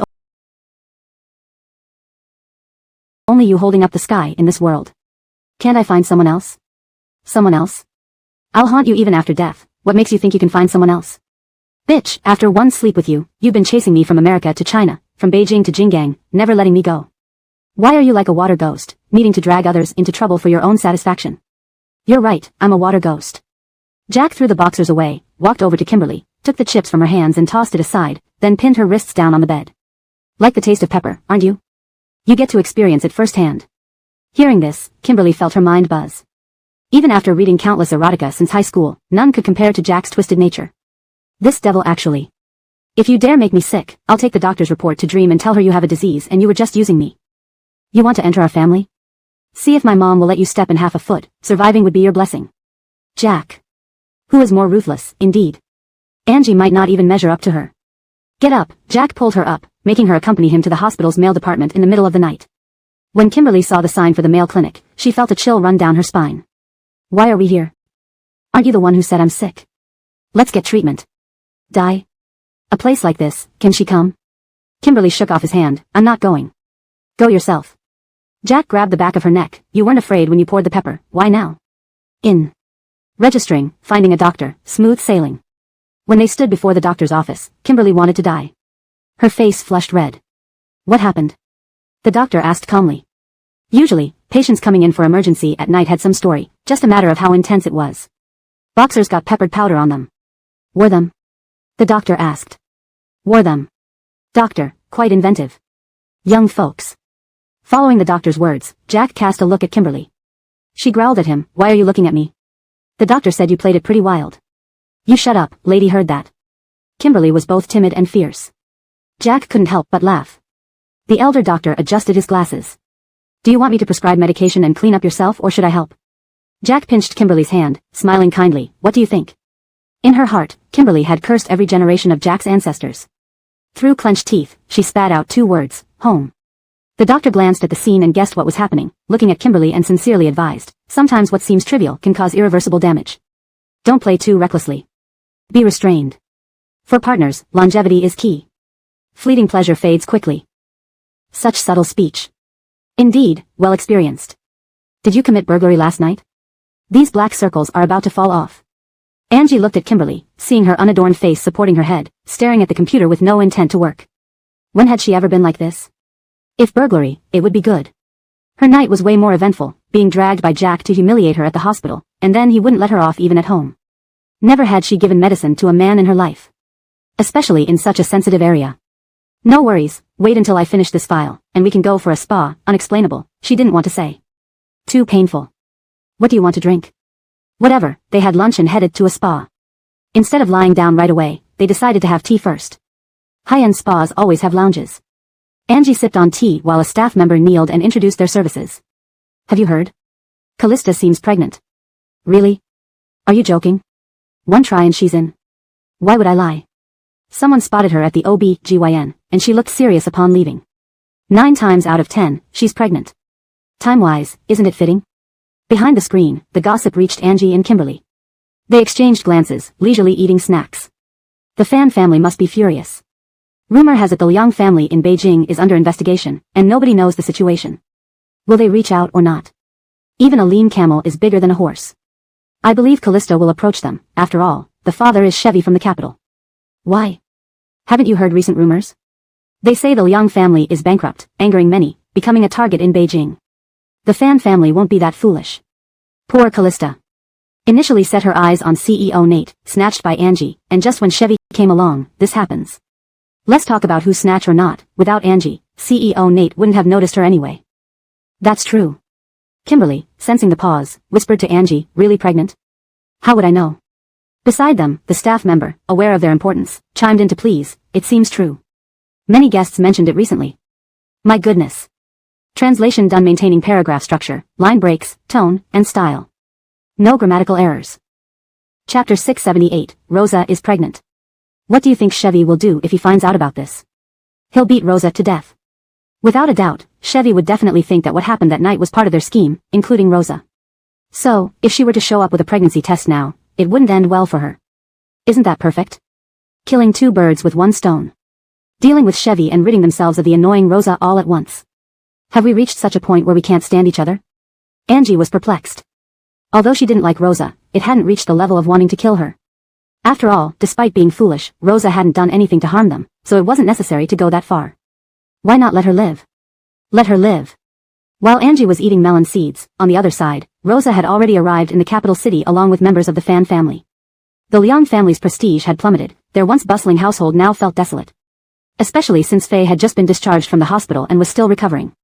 Guerfi had been tirelessly maneuvering in the political arena to maintain his position, but no one dared to help him despite his efforts. The atmosphere in the entire courtyard was heavy, and even the servants and drivers wished they could become invisible. Syra, security at the gate informed us that there's a Mr. Fan and a young lady at the gate saying they want to meet us. Do not see them. The Liang family had been closing its doors to visitors lately. It made no difference who came, especially someone of low status. They said it concerned Sam. Chevy? What's wrong with him this time? She remembered how Fei had used Chevy as her trump card to get closer to Guerfi. Now, she only had harsh words for her son. His mistakes had destroyed decades of effort by the Liang family. That person at the gate is the girl Chevy slept with in Jinggang. Fei was stunned and glanced at the person beside her, her eyes filled with murderous intent. A faint sense of foreboding crept over her heart. Let her in. Tom was led into the tea room by the Liang family. Once inside, she thought, indeed, this is an influential family. The Fan family had been doing business for over 20 years and lived comfortably with luxury cars and mansions. However, entering the Liang residence revealed a stark contrast. The elegance of an influential family couldn't be bought merely with money, it was cultivated through generations. Mr. Liang, please. The door to the tea room opened, and Fei, dressed in a light green qipao, sat gracefully at the head of the table.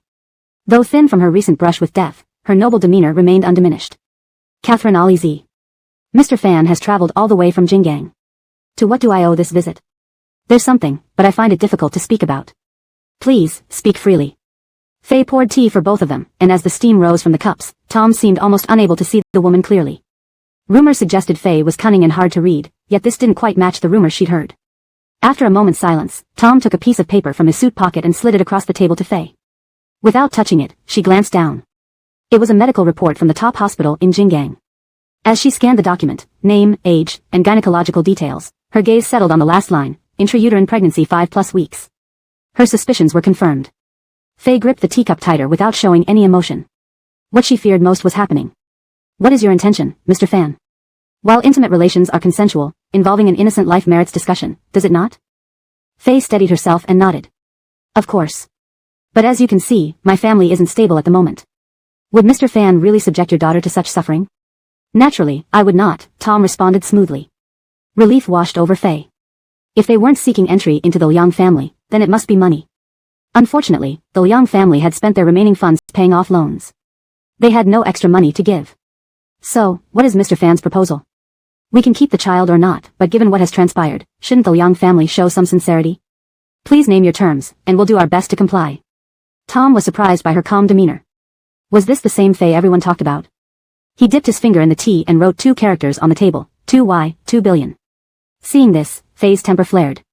The Montegegmeo deal left them with exactly 2 billion, and now Tom showed up before the money reached her hands. Coincidence? Or orchestrated? This is a significant amount. We need to discuss it. Faye sipped her tea calmly. Her wrist adorned with a luminous jade bracelet exuded sophistication. Every aspect of her, down to her hair, radiated nobility. Rosa's eyes lingered on the bracelet. I understand, Tom said, pulling out a business card and handing it to Faye. If Catherine Alizi decides, contact me. I won't disturb you further. Throughout the conversation, Rosa remained silent, entering and leaving like a soulless puppet. Father, can we refuse the money? Refuse it for what? For her to marry into the Liang family? Do you want to die? Haven't you seen the current state of the Liang family in the capital? If you had a brain, you'd know better than to say such things. Get to the airport. I don't have time to waste on you. The two left the Liang family compound for the airport. As Rosa checked her boarding pass, she didn't notice someone pushing a luggage cart behind her. Just as she stepped back to avoid a queue, she collided with the cart. Pain surged through her body. Note, this translation maintains the paragraph structure, tone, and style of the original text while ensuring fluency and natural English. Chapter 679, The Child in My Belly is His Offspring. Syra, it's done. Faye was still sitting in the tea room. This was already her second pot of tea. The sandalwood in the incense burner had completely burned out, leaving only a faint fragrance floating in the air. Leaning back in the armchair, her eyes half closed, she looked weary from afar. Certain? The woman's voice was cold and devoid of emotion. The person at the door nodded slightly. Certain, the hospital has already confirmed it. Go on then. Throughout the conversation, Faye didn't even glance up once. Demand money? Who did they think they were talking to? As the matriarch of the Liang family, what sort of people had she not dealt with? How many pregnant women had she confronted and dismissed? Negotiate terms with her? She would see. Who did they think they were? Trying to play the card of honorable mother due to child status in front of her? Wait. The voice from inside the tea room halted the man's departure. You asked me to investigate who has been close to Govind lately in the capital, have you? Yes, I'm investigating. Apart from the Arlo family's eldest son, no one else. There must be more. For Govind to get a paternity test, it meant he had found out who that person was from back then. As long as they were alive, there would be traces. She had to find that person. At the hospital, Callista woke up in near despair. Tom stood by the door watching her cry, indifferent like observing a stranger. Indeed, if not for Faye's actions, he would have found it strange. How could this ruthless matriarch let them leave unharmed? It must be Angie. It must be her jealousy. She can't stand to see me happy. Yes, it's her, muttered Callista, lost in her delusions. Tom listened and felt she was utterly stupid. How could she dare challenge Angie like this? What did she have to fight with? Her intelligence level was negative. And Angie? Don't you know who it is? Tom couldn't help but shout. Callista shook her head vehemently. You mean the Liang family? No, impossible. The child in my belly is their offspring. They wouldn't do such a thing. Impossible. Why not? Do you think we're living in the Baker dynasty? Dreaming of becoming honored because of your child? Just stay quiet and don't imagine nonsense. I heard that Callista is pregnant. In Puyan Mountain, Govind was sitting in his study, looking at the computer screen. Angie leaned against the door as Govind reached for the mouse and turned off the screen. Didn't you tell someone to do something about it? Do I need to tell anyone? Govind leaned back in his chair, his gaze mocking as he looked at Angie. The Fan family wouldn't miss this opportunity. Tom had made some progress in business years ago, but in recent years, it had stagnated without any significant breakthroughs. Now, with Callista pregnant, he would prioritize money. In business, everything depended on money. With enough money, anything was possible. Opportunities come few and far between, missed once and there might be no chance again. Govind moved his chair back slightly and patted his thigh, indicating Angie to come over. Angie walked in and sat on his lap, staring at the now sleeping computer screen. What have you been busy with? Preparing for a comeback? Faye withdrew Chevy's funds from Montegegmeo. A comeback is feasible. Angie turned to look at him anxiously. Then what are we waiting for? Let's get started. Govind hugged her, inhaling the scent of essential oils on her skin, and nuzzled her neck contentedly. So eager to push me out? Annoyed by me? Well, not really, just worried that staying home too long will make you sick. Think about it, capable people like you should go out and develop the world. If the sky falls later, it'll crush us little ones. It won't fall on you, said Govind, amused by Angie's usual exaggerations. He always indulged her whims. What if it does? Unless I die. Angie pursed her lips and responded, oh. Govind held her gently, idly playing with her palm as if she liked meeting cat paws. This man, whenever he played with her palm, was usually deep in thought. Angie had grown accustomed to it. Nesting in his chest, listening to his strong heartbeat and the faint scent of tobacco, Angie suddenly remembered she hadn't seen Govind smoke recently. She softly asked, you haven't smoked much lately. I'm planning to quit. Why? Govind's chin brushed against her hair, his movements gentle as if whispering, smoking is harmful to health. That's all? Yeah, that's all. Not wanting Angie to press further, Govind changed the subject lightly. If Montegegmeo needs to run, I need help. Shall we invite friends for a barbecue in the yard? Do you want me to help? Angie picked up on his intent. He nodded, yes. Give me the list, I'll arrange it. Good. The next day, Elsie brought the company's planning department staff up. Angie briefly outlined the requirements, handed her the names, and asked her to prepare the invitations based on the list. The Montague family? Ascari? Yes. Is there an issue? Wearing a traditional Chinese qipao in white linen, her long hair tied up with a wooden pin, Angie exuded a serene gentleness, matured by time. No issues, just wondering if the Montags would want to get involved with you. The guests of Mr. Nate, not related to me. Moreover, last time, Ascari went through great lengths to find me but didn't speak to me. You think she came for me? True, I'll arrange it. Ascari had worked hard both domestically and abroad, elevating the Montague family's business. With Garth's efforts, the two siblings focused on the Montague family's development, making significant progress. Receiving the invitation, Ascari paused momentarily. Thinking it was from Angie, seeing it was from the Nadies slightly startled her. The Nadies? So, it was Govind and Angie's idea? What's Govind up to? Ascari handed the invitation to her father. He glanced at it and remained silent for a moment. Maybe he saw our intentions. With Garth coveting his wife, regardless of whether Govind saw it or not, shouldn't he keep his distance? Note, the paragraph structure and line breaks are preserved as per the original text. Hashtag chapter 680, she is someone's wife. Everyone could see that Garth had a thing for Angie. Despite Angie being fully aware of this and keeping her distance, it didn't stop Garth from secretly harboring feelings for a married woman. A man who achieves great things does not fuss over trivial matters. Chairman Nate's thoughts are beyond our comprehension. Is someone lusting after his wife considered a trivial matter? Ascari found it hard to understand. If this was about Govind's magnanimity, then it was far too much. You should stop talking about other people lusting after his wife. That person is your own brother, Montague father interjected, visibly displeased with Ascari's remarks. Ascari awkwardly touched his nose, muttering, but he's still lusting after someone else's wife. I can't be blind just because he's my brother. Call Garth back and bring him along. Let him open his eyes and see that they are a legally married couple, protected by the law. He should put away those improper thoughts. As Ascari dialed Garth on his phone, he shook his head. Raising children like these is pointless. Raising children like these is pointless. On Friday, the gates of Puyun Mountain opened. Security was doubled at the entrance, and Isaiah personally supervised the operation. Guests arrived one by one, showing their invitations before being allowed in. Govind hadn't invited many people, only a few long-term business partners and trusted figures like Garth, Darren, Hyder Shao, and their family members. Kimberly and John were also among the invitees. The gathering was small, fewer than 50 people. Angie wore an elegant and classical Chinese Zhangyancha dress, exuding the aura of a wealthy lady from a grand mansion of old times. When the Montague family arrived, their car drove through the gate, and with just a glance, everyone saw the sign, Natehua Garden, hanging at the courtyard entrance. Spring breeze caressing the threshold, blossoms revealing the fruits. Govind had a bit of romance in him. Sister Jimin, second Sam Montague, Angie greeted them warmly. Ascari handed her a gift. I brought you a present. Wow, thank you. I'll take you to the back garden. Rumors say Chairman Nate's Puyun Mountain estate costs hundreds of millions and rivals some of the best foreign estates. Seeing it today, it's indeed true. Angie smiled faintly. A house of 10,000 rooms serves only 5 feet at night, 3,000 beds accommodate but one resting place. It's just a home, not as mythical as rumors suggest. They walked through the corridors to the back garden, encountering servants letting cats out. Angie paused briefly to let a few kittens dart past. Please come this way. The back garden had been professionally decorated, festooned with lights and flowers, more like a banquet hall than a barbecue venue. Green lawns were adorned with grills and wooden tables, while chefs skillfully prepared food. The sizzling meat filled the air with a fragrant aroma. Where did the chefs come from? Ascari, always interested in food, asked.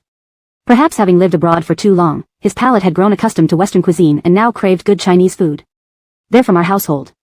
If Sister Jimin wants to eat again, you're welcome anytime. Askari laughed. I might just take you up on that offer. A gentleman's word is as binding as a team of horses. Sister Jimin, please sit wherever you like. I'll greet other guests. As Angie left, Askari scanned the guests strolling across the lawn. Some were familiar, while others were new faces. Even though some of these new faces weren't completely unfamiliar, they were usually seen associating only with big shots like Govind. Ordinary people rarely mingled in their circle. Sister Jimin has arrived, Kimberly said, approaching with a wine glass, noticing Garth. Sam Montague is here too. Aren't you afraid of seeing a loving couple together? President Chu, you misunderstand me. Garth remained composed, as if admiring Angie wasn't shameful. A graceful lady deserves admiration, right? But she is someone's wife. The fact that she's married doesn't negate her excellence. Do you think Angie is only excellent because she's someone's wife? Garth deflected smoothly, dignifying his attraction in a way that couldn't be contested. Kimberly nodded in agreement. They say soldiers are stubborn, but not Sam Montague. Stereotype, Garth responded with a smile as they continued chatting. Meanwhile, Angie finished greeting the last batch of guests with Govind and joined them in the back garden. Compared to Angie's elegant poise, Govind appeared casual in his white shirt, collar slightly unbuttoned, adding a touch of laziness as if this were merely a casual get-together with friends. This gathering was deliberately arranged by Govind, partly due to the Montague family's request. With Grairfy stepping down in the capital, someone had to take his place, a capable person who could serve his interests. The Montague family had stood firm in Jinggang for decades and naturally understood the situation. Since they sought something, they would lower their stance. Business thrived on mutual benefits and shared interests, making negotiations easier. By the grill, Govind waved the chef away, took a cigarette from his fingers, and replaced the chef's work, flipping the skewers and sprinkling pepper, all done smoothly, as if he'd been a street vendor for years. Chairman Nate knows how to grill? Askari asked, holding a wine glass at the side to avoid the smoke. Seen it before, but not very proficient, the man replied with a smirk, looking a little rascally. Not humble at all, Chairman Nate, Askari joked. Govind chuckled softly but didn't respond immediately. Instead, he glanced around the garden, fixing his gaze on Angie nearby. Summoning a servant, he handed most of the skewers to her. Give these to the Syra. Though a simple gesture, it felt extraordinary in Puyin Mountain, emanating from Govind. Such actions didn't seem fitting for a young, successful business tycoon who should stand at the pinnacle, commanding respect, not indulging in earthly desires for a woman. General Manager Montague? Govind's call snapped Askari out of his reverie. Looking down, he saw the lamb skewers offered to him. Sending most of the skewers to Angie showed a husband's love for his wife, while leaving 2 for her was polite to a guest. Chairman Nate's skills are impressive. Maybe you could start a new industry if things go south. Sam Montague has been back for months, hasn't he? There's a vacant position waiting. Doesn't the Montague family have any plans? Govind skewered beef and placed it over the fire, his eyes fixed on the meat, speaking casually as if discussing everyday matters rather than the future of the Montague family. Chairman Nate, please give us guidance. Translation provided based on the structure and style of the original text, ensuring naturalness and fluency in English. Chapter 681, Everyone in Jinggang knows that Garth has his eye on my wife. The Montague family naturally wants to climb up, but ascending 2 ranks within half a year requires not only outstanding individual capability but also connections within the government. It was evident that the Montague family's relationships had reached their limit, and going further would place them beyond reach. Now, with Govind extending this olive branch, it would be foolish to let such an opportunity slip away. Askari wasn't dumb, since Govind had spoken, she must seize this opportunity. The path is clear but difficult, Govind said, tossing the cigarette into the trash bin and picking up his wine glass to prevent any accidents from burning. A bottle of red wine worth thousands looked like tap water to him. What ordinary people could only dream of, he casually discarded after picking. Mountain climbing is always tough. If it were smooth, it wouldn't be our turn, Askari said eagerly. If you can guide the Montague family today, we will be at your service. Askari anxiously watched Govind as if fearing he might change his mind and miss a great chance. Govind flipped the skewer in his hand, the tender meat curled slightly over the flame, fat dripping onto the charcoal, sizzling softly. Despite the surrounding noise, Askari could only hear faint sounds. Everything around seemed to stop with Govind's silence, except for the moving skewer. A person without ambition cannot achieve great things. However, too much ambition may involve others, Govind commented. Montague Zone, how do you find this beef? Askari felt a chill. Govind was giving her a hint. When fresh, they're crowded together, but once cooked, they align perfectly. Govind handed over the skewer and signaled Alali to bring a towel. Everyone in Jinggang knows Garth has his eye on my wife. If I elevate your family further, won't others mock me for incompetence? Montague Zone should know what to do, Govind wiped his hands and gave the towel back to Alali. He walked straight towards Angie, who was playing with a cat along with Kimberly and Elena. Askari's eyes shifted from Govind to Garth, chatting happily with John. Her heart sank. Govind's intentions were clear. He could elevate Garth but needed to dispel rumors. The best way to do so would be for Garth to get married. Otherwise, gossips wouldn't stop. No benefactor wanted his subordinates entangled with his wife, especially when both parties were exceptional. What are you thinking about? You've been distracted all night. Back home, Garth handed a cup of water to Askari. She drank most of it, then hesitated before speaking. Govind talked to me tonight. He said he could help you rise in rank, but you need to get married. Garth asked, surprised, to whom? Since Govind brought it up, Garth thought of arranged marriages among powerful families. Except for Elena, no one else was around Govind. Montague's parents listened anxiously. Askari shook her head. He didn't say, just that helping you rise is possible as long as there are no more rumors about you having eyes for Angie. Relieved that it wasn't an arranged marriage, Garth considered Govind young enough to not demand such conditions. But if he did ask, they would have no choice but to comply. You're at the right age to marry. Find someone suitable or let the family decide for you. That makes sense, Montague's mother agreed. Even Askari found Govind's request reasonable. With marriage, promotion followed, everyone wanted double joy. All right, I'll listen to your arrangements, Garth said sarcastically, sacrificing one for the happiness of millions? Millions? Do you have that power? Garth's father retorted. All right, give it a night's thought. If you can't decide, I will. Garth fell silent. In Puyan Mountain's underground wine cellar, guests gradually dispersed. Darren, Hyder Shao, and others stayed, chatting on the sofas. Young people chatted easily. John sat lazily, scrolling through chat logs on his phone while Kimberly glanced repeatedly, feeling irked yet stubborn. Until Elena coughed, Arlo General, Kimberly's getting mad. Who? Don't talk nonsense. Your eyes are almost poking his screen, Elena teased. Kimberly drank to hide her unease, rolling her eyes. Here, John offered his phone. What for? Look yourself. Kimberly saw Jingang first, then upon taking the phone, exclaimed, Callista miscarried? What happened? John replied, normal. Faye always handles these things smoothly. He recounted an old story about a pregnant woman showing up at Liang family's elder's birthday party, claiming to carry Guerfi's child. Faye invited her respectfully, ensuring her comfortable stay until childbirth. Result? 1 in 10,000 chance, amniotic fluid embolism. Publicly, that was the story, but everyone knew better. Faye couldn't be outwitted by someone like Callista. Impressive. Kimberly marveled. Meanwhile, Angie glanced at Govind, curious about his reaction, but saw none. Chapter 682, Dark Liver, be careful of giving birth to a black baby. As midnight approached, everyone had nearly finished drinking and began to leave one by one. Kimberly, half drunk, leaned on Angie's arm, rubbing against her like a little dog. I want to sleep with you tonight. Think it's easy? You should first ask Boss Nate if he agrees. John stood beside them, grabbing Kimberly's arm to prevent her from falling. The latter indignantly pushed away his hand. None of your business. Staying over is fine, Angie thought for a moment and nodded. Upon hearing this, Kimberly's eyes lit up. In the guest room. Kimberly, forgot friendship for romance. What if I give the master bedroom to the two of you? Govind appeared at the top of the stairs, leaning against the railing, his gaze calmly teasing as he looked at John. A ragdoll cat squatted next to him, blinking cutely at the people below. Dark Liver, be careful not to give birth to a black baby. Kimberly huffed, cursing under her breath as she left with John. Just as they reached the courtyard, ready to open John's car door, a calm voice called out in the night wind. The midnight was dark, and only dim yellow lights illuminated Puyan Mountain's yard, not too bright but clear enough. Kimberly, having drunk too much, thought she heard her father calling but couldn't see clearly due to the dim light. A few days apart, and you don't recognize your own father? F***K. Wasn't he supposed to be on a business trip? Govind sent the invitation to their house. This man said he couldn't come due to the trip. If her father were here, would she dare flirt so openly with John in front of him? Clang, John, who was supporting her, was pushed aside and bumped into the car. John. Everyone. Kimberly smiled awkwardly, trying to appease him. Of course I can. You're my real dad. Even if you turn to ash, I'd still recognize you. How could I not? Since I've had too much to drink, let's go home. Kimberly hooked her father's arm, looking like she was about to flee, wanting nothing more than to leave quickly. Staying here felt like being cornered by John. Kimberly, after sleeping with me, are you planning to run off with your pants on?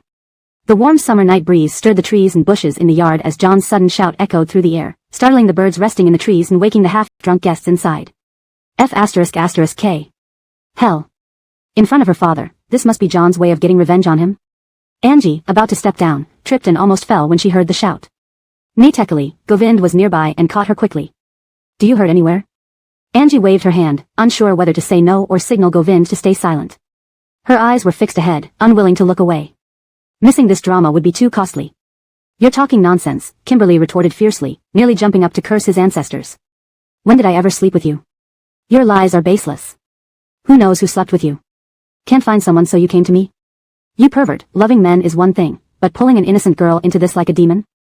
Dad, he's gay. Kimberly looked pitifully at her father, her face earnest, insisting it was the truth. That look practically radiated sincerity. Havelock's gaze shifted past Kimberly to John. He had heard of Arlo family's 2 sons in the capital. One was said to be frivolous, involved in the entertainment industry, while the other had some hidden illnesses and abnormal sexual orientation. He knew Omar was in the entertainment industry, so this must be the other son. Havelock's gaze turned cold, then glanced at Kimberly. Really? But didn't your aunt say you two have been cohabiting? Cohabiting doesn't mean we're dating. We could be sisters. Kimberly marveled at her quick thinking, realizing her intellect was wasted as just a small boss. John. Onlookers. Is that so? Havelock asked dubiously, knowing all too well what his daughter was like. Looking at John's angry face, his doubts deepened. Of course. Kimberly answered firmly but avoided meeting John's eyes. Kimberly, everyone can bear witness. Just now, you were kissing and hugging me. Do you kiss and hug your female friends? Which one of us is abnormal? I was drunk, confused between humans and animals. Humans and animals? Is that so? Shall we take your father to your apartment to check the trash bins? They hadn't cleaned up last night's battlefield. If they went now, they'd find proof easily. Your father should flip the trash. Stop blabbering. Dad, let's go. Kimberly wanted to get out of there fast. Who knew what might happen if she stayed any longer? Kimberly turned toward the car but couldn't pull herself free. Mr. Nate, Ignatius is your friend. I want to hear an impartial opinion. Kimberly, hell? John turned to look at Govind, eyes filled with warning. You better tell the truth. Not just the parties involved, even bystanders like Darren stared intently at Govind, curious how he'd handle this mess. What you see isn't always true, and what you hear isn't always false. People's opinions and perspectives are colored. Why don't you spend some time observing yourself? Govind's words seemed meaningless, deftly passing the buck back to them. Leaving them to solve it themselves. Kimberly choked with anger, stepping forward to berate Govind but was stopped by Havelock. It's late. Want to stand in someone else's yard and start cursing? It's getting late. Let's reschedule our tea session, Mr. Nate. Take care. Govind nodded as he watched Havelock take Kimberly away. His gaze landed on John, eyebrows raised slightly. Havelock plans to take over the glass window projects for the new developments in the capital. Good luck, Ignatius. Thank you. With everything laid out, John wasn't stupid enough not to know how to proceed. My foot. Everyone had left. Angie sat on the sofa, cradling her ankle and wailing. Govind squatted beside her, gently lifting her leg onto his knee. Let me see. It's swollen. Earlier, you said you were fine. His tone carried a hint of blame. I didn't say I was fine. I told you not to speak and to let me watch the show. Govind almost laughed at her cheeky reply, truly a match for him. Allely, call Elena back. People who had just left, still drunk, were summoned back. Chapter 683, Can you help me bathe? As soon as they entered the living room, Elena came up close, grumbling. Am I your pet cat or dog? Called to come and waved away as you please, not treating me like a human at all? At least you buy cat grass, cat treats, and cat cans for them. Now look at me. Haven't I been taking good care of you recently? Govind's stern voice cut through her tirade. The warning tone in the man's voice made Elena shut up. Probably due to Milagros's foot injury, which was swollen like a bun, it had put everyone on edge and slightly transferred his frustration onto Elena. Elena pouted, Why are you yelling at me? Not taking good care of your own wife but have the nerve to yell at others? Why don't you blame the earth for rotating too fast that your wife couldn't stand steady? Govind. Govind has always pampered Elena immensely. In his early 20s when Arlen brought Elena and her son over, the young girl was timid and submissive. When Elena decided to spend her life with Arlen, he didn't object. Knowing his presence might make the three uncomfortable, he stayed abroad for many years and even lived in an apartment after coming back. Elena is the type who blooms with a little warmth. Initially shy and pitiful, once familiar, she could be quite a handful. Over the years, she became a doctor, annually managing to get Montegegmeo's charity donation quota completely filled. He gave money and manpower without any complaints. Everyone knew that Govind treated Elena well, simply because he wanted Elena and Arlen to live happily together in their later years as a form of repayment for those 20-some years of nurturing. Go get an x-ray at the hospital. See if the bones are hurt. Now? Milagros was reluctant, glancing at Govind. Not going is fine too. It'll just swell for a month until it subsides, or we can cast it tomorrow. You stay home and do nothing, but I don't suggest that. Staying indoors for a month won't be easy.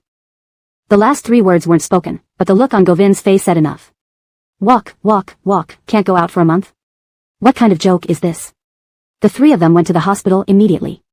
Elena got an x-ray and found a colleague from orthopedics to review it. No bone damage, just rest properly. Don't use the injured leg much for a week, and it will heal. Don't underestimate it. I've seen too many people whose first x-rays seemed minor but ended up needing casts on their second visit. The doctor reiterated the instructions meticulously. Milagros nodded obediently. Getting home by nearly 2 in the morning, everyone was extremely tired. Barely holding on to her energy, Milagros started removing her makeup. Can I bathe? Need help? Get a stool for me to sit on while bathing. No big deal, I'll call you when I'm done. Govind responded with a nod, making sure she held onto the sink firmly. I'll get the stool for you, hold on tight, don't push yourself. I know, she muttered, almost sounding like her mother. Water splashed in the bathroom as Milagros watched through the mirror as Govind adjusted the water temperature, a warm stream flowing through her heart. In caring for someone, he was almost born for it. After setting the right temperature, the man helped her into the bathroom. Should I help you undress? I can manage myself. We're old spouses, what haven't I seen? Milagros rolled her eyes. My leg isn't working, not my hands. Get out. I'm watching you. Milagros, boss Nate, how am I supposed to wash with you watching? You chat while soaking in the bath plenty often. Bathing and soaking are different things. Soaking involves foam and rose petals. What can you really see? Bathing is stark naked. What if you fall if I leave? Pft, pft, pft, what superstitious talk. Stalemate ensued. Govind couldn't win against her stubbornness. Closing the bathroom door and leaving it ajar, he feared missing any potential emergency inside. Behind him, the shower continued. Milagros quickly finished her shower, barely managed to put on her sleep robe before Govind returned almost instantly, carrying her to the bed. Passing the cabinet near the bathroom, he noticed a cigarette on top, slightly wrinkled as if tortured by fingertips. Are you really quitting smoking? In the process of quitting, trying hard.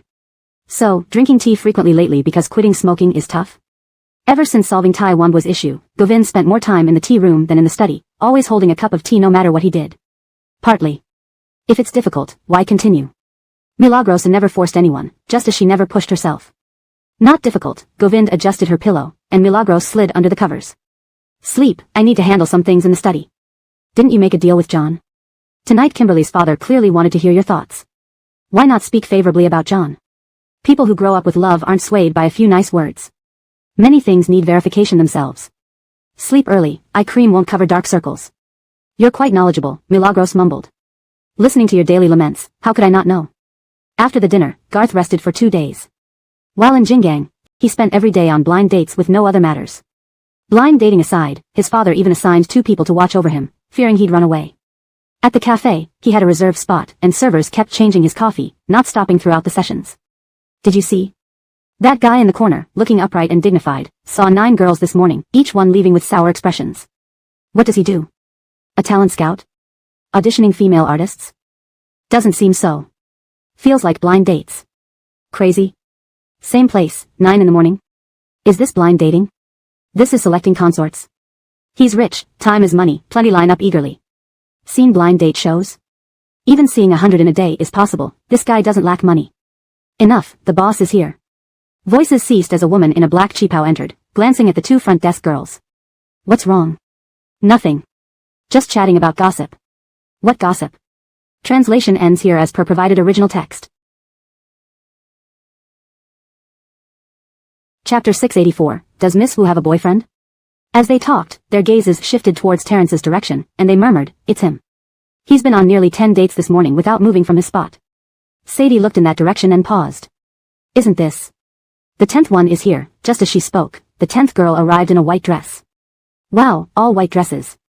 Is he into something specific? She had never seen a decent person go on 10 dates with girls so uniformly dressed in one morning. If this wasn't prearranged, how could it be so consistent? I'll go deliver the coffee, the waiter grumbled as he worked. Give it to me. Sadie reached out to take the coffee from the waiter. She carried the tray toward Terrence. The closer she got, the clearer the conversation became. Can you do laundry, cook, do housework, sweep, mop? I don't like girls who are too flashy. I hope we can get married soon, preferably after which you follow me into the military. The girl opposite. Second Sam Montague must be insane. Which of the girls you dated isn't from a matching family background, pampered and raised with golden spoons? Even if your family isn't rich enough to rival a nation, there are at least 3 or 5 nannies dedicated to catering to their needs. How many years has the Baker dynasty fallen, yet Second Sam Montague still thinks this way? No wonder, despite your good looks and noble background, you're still single at 30-something. And join the military? Marriage is for a better life, not to live among stinky men. The girl had quite a temper. After a thorough rant, she didn't even wait for Terrence to speak before leaving with her bag. Sadie, standing nearby with the tray, was taken aback. A hint of uncontrollable amusement flickered in her cold gaze as she looked at Terence. Still want coffee? Upon hearing this, Terence slightly turned his head. At first sight of Sadie, he thought he had mistaken someone. They had met once in Nanzhou, parted hastily, knowing only that she was a friend of Angie, but not what she specifically did. What a coincidence. Not really, this coffee shop belongs to me, Mr. Montague. You've already become famous here today. Terence seemed not at all embarrassed, instead leaning back lazily in his chair. Forgive my behavior, put the coffee on the bill. I'll settle everything later. Does that mean there's more? Sadie nodded and returned with the tray. She placed it on the counter, told the waiter not to gossip, then turned to enter the private room. Miss Wu. Terence, recalling something, called out to stop her. Since Govind was doing this, anyone he approached would likely be suspicious. It might be safer to find someone close to Angie, to avoid any future worries. Yes, second Sam Montague. Do you have a boyfriend? Sadie frowned. What does second Sam Montague mean by that? I need a wife. Sadie's eyes twinkled with amusement. So the tycoon novels were real? If I hadn't read some tycoon novels recently, I'd believe you. If second Sam Montague drank too much coffee, should I send you some water to sober up? I'm serious, Miss Wu. I can't do laundry, cook, sweep, mop, or join the military. Are you still serious, second Sam Montague? The man chuckled lightly. That's just an excuse to get rid of others. Sadie licked her lips, smiling broadly. Have you heard my story, second Sam Montague? Marrying me won't just affect your prospects, it might even jeopardize the Montague family. Go find out. Firstly, she had no intention of getting married, and secondly, she didn't want to ruin Terence, who was young and capable, contributing to the country. She wasn't that heartless. Who are you talking about? Ascari was momentarily stunned upon hearing the name Terence mentioned. The owner of Ting Feng Building. How do you know her? Why can't I know her? Terence wondered why everyone seemed wary when mentioning her. You can, but it's best if you don't. Sadie isn't simple. She was rescued by Angie while traveling abroad. At first, she was thought to be Chinese, but later investigations revealed she was from the high seas. When Angie mysteriously disappeared for months earlier, she was hidden by Sadie. Stay away from her and don't think about anything inappropriate. Your positions are opposed. Ascari repeatedly warned. No wonder. She suggested he look into her background. So, did Sadie help Govind set up Chevy on the high seas ship with usurious loans? Uncertain, but it's possible. For Govind to interact with people from the high seas and make them work for him, Sadie probably played a part. These past few years, aware of her special identity, she hasn't gotten too close to Angie publicly, but she has helped resolve many issues for him despite the lack of visible interaction. I understand. How was the matchmaking today? Ascari changed the subject. Terence shrugged. Not great. Either they're crazy or I am. Everyone wore white dresses, making it seem like they came for a funeral. Unlucky. Ascari. I'll go out tonight and won't return. Tell grandfather. On Monday, Montegegmeo stocks saw substantial capital inflows, showing signs of recovery. People cheered. Govind gradually became busier starting this week, while Angie stayed home, occasionally inviting Kimberly over for company. Kimberly often brought along spa therapists, manicurists, or various other things. Approaching Mid-Autumn Festival, the two began making mooncakes at home. John returned to the capital? Yep, otherwise, would I feel so relieved? Once he left, Kimberly felt the air fresher and breathed easier. What about your dad? My dad? He's busy with his business, rarely home, no time to manage me. Kimberly shook her head happily, unaware that she was stepping into a lifelong torment with John. In the evening, Govind returned home just as Angie's mooncakes came out of the oven. Before Kimberly could say anything, Angie carried the mooncakes upstairs to his study, proudly presenting them to Govind. Where did these come from? Try them. The princess was unusually excited, eager to find some sense of accomplishment. Govind always indulged her. Taking a piece of mooncake, he popped it into his mouth while turning on the computer. How are they? Not bad. As the computer started up, Govind noticed Angie lingering. I have a video conference, about half an hour. You're busy, don't let me disturb you. Angie happily hobbled out. Halfway through the night, Govind emerged from his study, sensing something off. His stomach was rumbling loudly as he made multiple trips to the bathroom. Chapter 685, One Day I'll Die Because of You. Sir, what's wrong? In the living room, Govind was leaning on the sofa, holding his abdomen, with a pale face. He was trying to figure out if he had eaten something that he shouldn't have today. He had breakfast at Puyin Mountain. Although there were engagements at noon and night, all people involved were insiders, so no one would try anything sneaky. The only unexpected thing was the mooncakes brought by Angie. Where did the mooncakes come from? Before Angie came, everything at Puyin Mountain was managed by Greyhamid. Celebrating festivals, eating specific foods, decorating rooms, these were all part of her duties. Occasionally, Angie would get involved when she had the leisure time, and Govind let her do as she pleased. It wasn't a bad thing for a spoiled young lady to occasionally want to experience a different life. But today, almost got caught because of Angie. The Catherine and Miss Chu made them together, Graham had said, hesitantly. Despite the chef's guidance, given their skills, just watching them was enough to make her cringe. For Sir to actually eat it? Isn't this like throwing caution to the wind? Pampering a wife shouldn't go to such lengths. Govind. Alright, went through so much trouble just to try and poison him. Quite a difficult task for Angie. Go fetch the medicine. Cold sweat beaded on the man's forehead, lying uncomfortably on the sofa while the sound of water in the bathroom filled his ears. Angie, after her bath, stood at the doorway calling out to Govind a few times, seemingly asking him to help her up. What is it? The man spoke through the throbbing pain in his head, his tone unfriendly. You help me up. Do it yourself, the man growled. Angie, puzzled, tossed the towel aside and hopped over using a cane wedged under her arm towards the living room. Seeing him lying on the sofa with a pale complexion, she panicked. What happened? Where does it hurt? Govind sighed heavily, raising his heavy eyelids to look at Angie. One day, I will die because of you. What did I do? Did you eat the mooncakes you made? Angie felt a bit guilty. No. How could she dare to eat something she made herself? What if she poisoned herself? She had a flash of fear. So, is this condition because Govind ate something she made? Graham had came back with medicine and warm water, helping Govind sit against the sofa, watching him take the medicine. Sir ate the mooncakes Catherine made, causing vomiting and diarrhea. Angie. Govind sighed, managing to sit up. Help me to bed. Graham had helped him to bed, tucking him in, then looked at Angie. Catherine, should I ask Alalie to come up? No, you can go down first. Angie actually wanted to agree. Normally, she couldn't handle caring for someone, not to mention being semi-crippled now. Difficult. Sure you don't want Alalie here? I'm worried you'll kill me. If you can't care for someone, then learn. That won't happen right away. Angie grumbled, sitting beside the bed. Govind, with a headache, covered his eyes, not wanting to see her anymore. It caused him pain. Really sick. We should go to the hospital. I didn't know my mooncakes would make you ill. Angie tried pulling Govind's arm, but he remained motionless. Govind? What will I do if you die? What do you mean? Wouldn't you be happy with more power and money after my death? Marry young men with my fortune and keep 10 or 8 mistresses here, none of whom would even know about each other. Angie's eyes gleamed, a tempting idea. But this moment called for honesty. Nonsense, having you alive is wealth.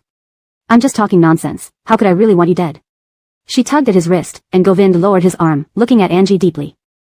Knowing Angie's loose tongue, he still fell for her soft words every time. Others might be lovesick, but he became brainless in love. Govind, unsure who to be angry at, rolled over and ignored her. Why are you still upset? What did she do? This man, moody as ever, acting erratically. Govind? Boss Nate? Jichu? Jichu. Why are you still mad? I didn't do anything. Angie pulled at the blanket, nudging her head into his neck, displaying her shameless side. This made Govind itch, grabbing her head and burying it into his neck. At one point, when his lips brushed past her face, Angie braced herself for a kiss. But, damn. Later in the night, his condition worsened, leading to an urgent trip to the hospital. Over these days, the hospital had become all too familiar. Elena, half asleep, arrived and stared at Govind hooked up to an 4, feeling a headache. Are you two playing a new game to deepen your feelings? This hospital feels like home.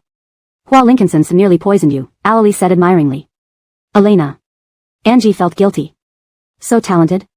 What did you do? Just, mooncakes. Hardening her resolve, Angie confessed. Elena nodded in admiration. Next morning, Govind woke up to find 2 women sleeping on the sofas. Struggling slightly, he saw each of them taking up a side of the sofa, sleeping boldly. Wanting to wake them but not willing to disturb them, he thought perhaps his sins from a past life led to encountering Angie and Elena.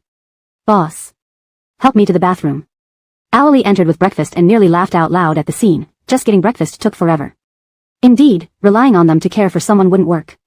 Upon seeing Govind return to the company, everyone felt a lift for 2 days, thinking they were close to making big money. But soon after, news came that Govind was on sick leave. Thinking he was lovesick again, they rushed to the hospital early in the morning, planning to confront him angrily. However, upon entering, seeing him weak and connected to an 4, they instantly lost their anger. Do you think I'm faking it? Govind guessed Krista's intentions immediately. How could you think that? Concerned about you, I lost my appetite this morning. Really? Have some breakfast? Is there any for me? Yes, just don't give any to Elena. Chapter 686, just delivering food, it's not like I can poison him. Callista had been staying in the hospital in the capital for a week. When she was ready to be discharged, Tom came to pick her up. These past few days, she had stayed alone in the hospital except for the hired caregiver. Approaching her discharge date, Tom, looking rather grim, stood silently by the door watching Callista pack her things. As a father, he did not offer any casual pleasantries.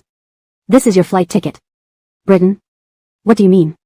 Callista felt a slight panic when she saw the details of the ticket. Wasn't this an attempt to send her away? All these years, no matter what kind of trouble you've caused, I haven't held it against you as long as it wasn't too outrageous. But look at you now, returning to Jinggang. Do you think there will be a place for you here anymore? How would others view you? Could you still find a suitable match that matches our family status? Rather than staying here and tarnishing our family name, it might be better if you went abroad. Not afraid of people talking about me, but afraid of me disgracing the family, right? Callista understood this clearly. Tom's eyes turned cold upon hearing this sarcastic remark. Is anything wrong with that? My mother and I have worked hard all these years to build our business. You are the only daughter we have. We don't expect you to inherit the business, just live a good life and behave decently. But look at what you've done. One misstep from you can undo all our efforts. Have we been unfair to you? Luxury cars, mansions, designer goods, have you lacked anything? Look at the mess you've made, is that human behavior? Tom had spent his entire life working tirelessly, while Callista kept holding him back. It was like he was a donkey pulling a cart that never climbed the hill. Whose idea is this? Yours or Dream's? Both of ours, Tom said coldly. She understood. No wonder no one from the family came to visit her during her extended stay at the hospital. In the past, even the slightest issue would bring her own mother rushing over, yet this time no one came. When I was young, you always said you were busy and didn't have time to take care of me, so you let me hang out with those people. Then when I grew up, you wanted me to become someone capable, but you never thought about creating a good environment for me. Throwing me among crooked trees, yet expecting me to grow into a towering tree? A plant grows straight in hemp without support. White sand turns black when mixed with ink. If the original has flaws, no matter how good the copy is, it won't change that. This translation keeps the proverbial style of the original Chinese saying and ensures it reads naturally in English while maintaining its meaning. Callista was enraged, her eyes turning red. She brushed past Tom and left the room. By the time he reacted, she was already gone. Isn't that Callista? Chevy Ping usually acts so high and mighty in the capital, but in Jinggang, she looks like she's desperate for anything. I thought she was some celestial being. Is this really a celestial being? If this is one, Jinggang's princess must be fuming. Hilarious.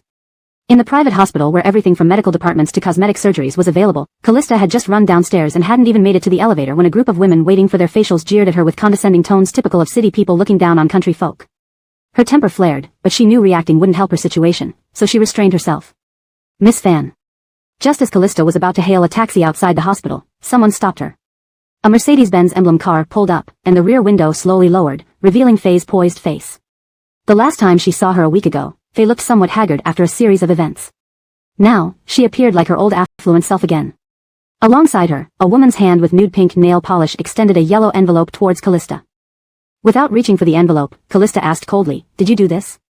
Faye's lips curled slightly, unapologetically. "Yes. Miss Fan, in my lifetime, I've met dozens of people like you, whether they're 20-something youngsters or middle-aged power players. They all have one common goal, to pursue fame and wealth. But they forgot, I used these tactics 30 years ago. I know what each person thinks and can precisely pull them down from their pedestals.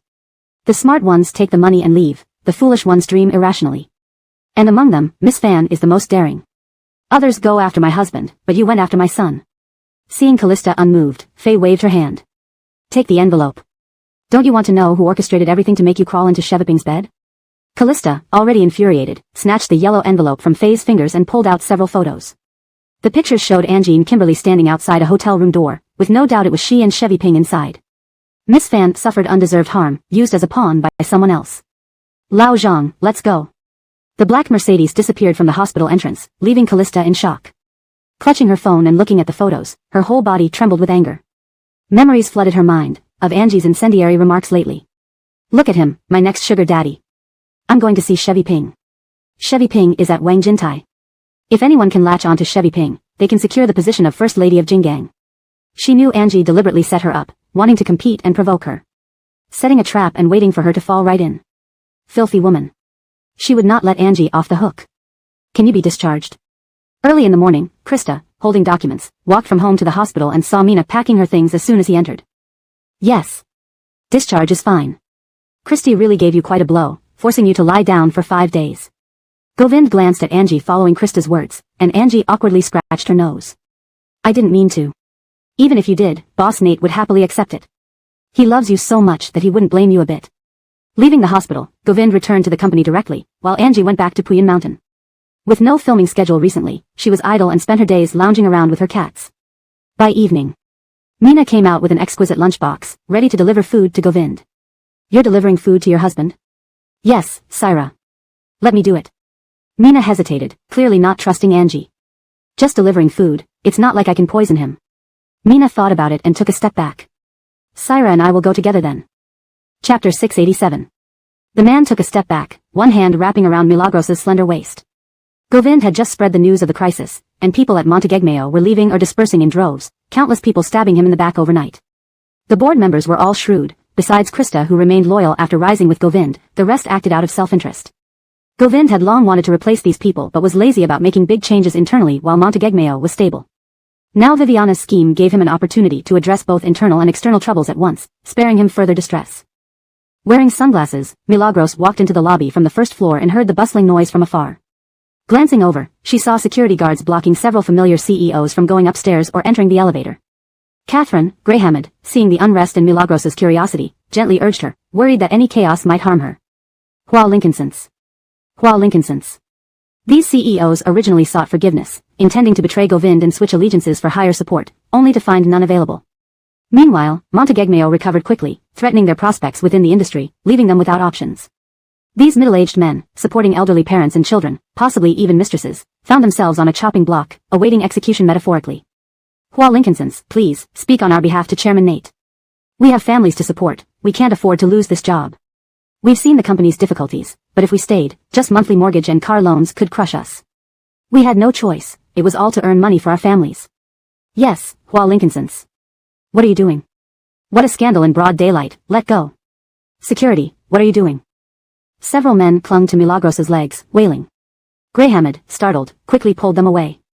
The guards, shocked by the scene, only reacted after Greyhammed shouted at them. Upstairs, Elon received the news and rushed into the meeting room, barging in without checking Govind's reaction.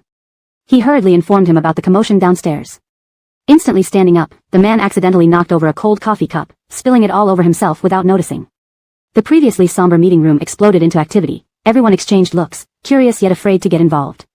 Downstairs, Milagros felt as if her legs were trapped in quicksand, held tightly by the men, impossible to pull free. Greyhammed tried pushing them off, but they wouldn't let go. The scene was chaotic until the elevator doors opened. The man appeared with a dark expression, striding forward silently, kicking one of the men on the shoulder hard enough to almost break his bone. Seeing Govind, the man crawled towards him in desperation, finding hope. Taking a step back, Govind scooped Milagros into his arms, barking at the guards, "What are you doing?" Instantly, several guards pounced on the men, only relaxing when the elevator doors closed. "Did they hurt you?" Govind asked as the elevator doors shut, examining Milagros carefully. She shook her head. "Why did you come here?" "Milagros, to bring you lunch." Govind raised an eyebrow. "Where's the food?" "Where was the food?" Given the chaos, if it still existed, it would be unsuitable to eat. Sighing softly, he softened his tone, holding her hand. "Company is unstable lately, try not to come. Send Greyhammed or the staff. There are plenty of capable people at Puyan Mountain." "I didn't know it was unstable," she said, adjusting her skirt. She wore a simple white dress today, casual yet elegant, with a touch of icy elegance. "Your dress is dirty. I'll have someone bring you a change." "Yes, should I go home first?" Govind, initially inclined to agree due to the ongoing meeting, hesitated. Despite having many tasks waiting, he didn't want her to leave. Having her nearby brought him comfort. "I'll take you home later." Entering Govind's office, Milagros found it unusually messy, papers scattered everywhere. A sofa near the window had a blanket draped over it, partially obstructed by a whiteboard detailing recent projects. This reflected how busy Montegegmeo had been recently. Night had fallen, and Govind's meeting was likely to last indefinitely. Milagros, deciding to wait, took off her shoes and lay on the sofa, browsing Weibo, alternating between reading insults and praises directed at herself. Eventually, she came across a gossip post about interesting events involving Hong Kong elites.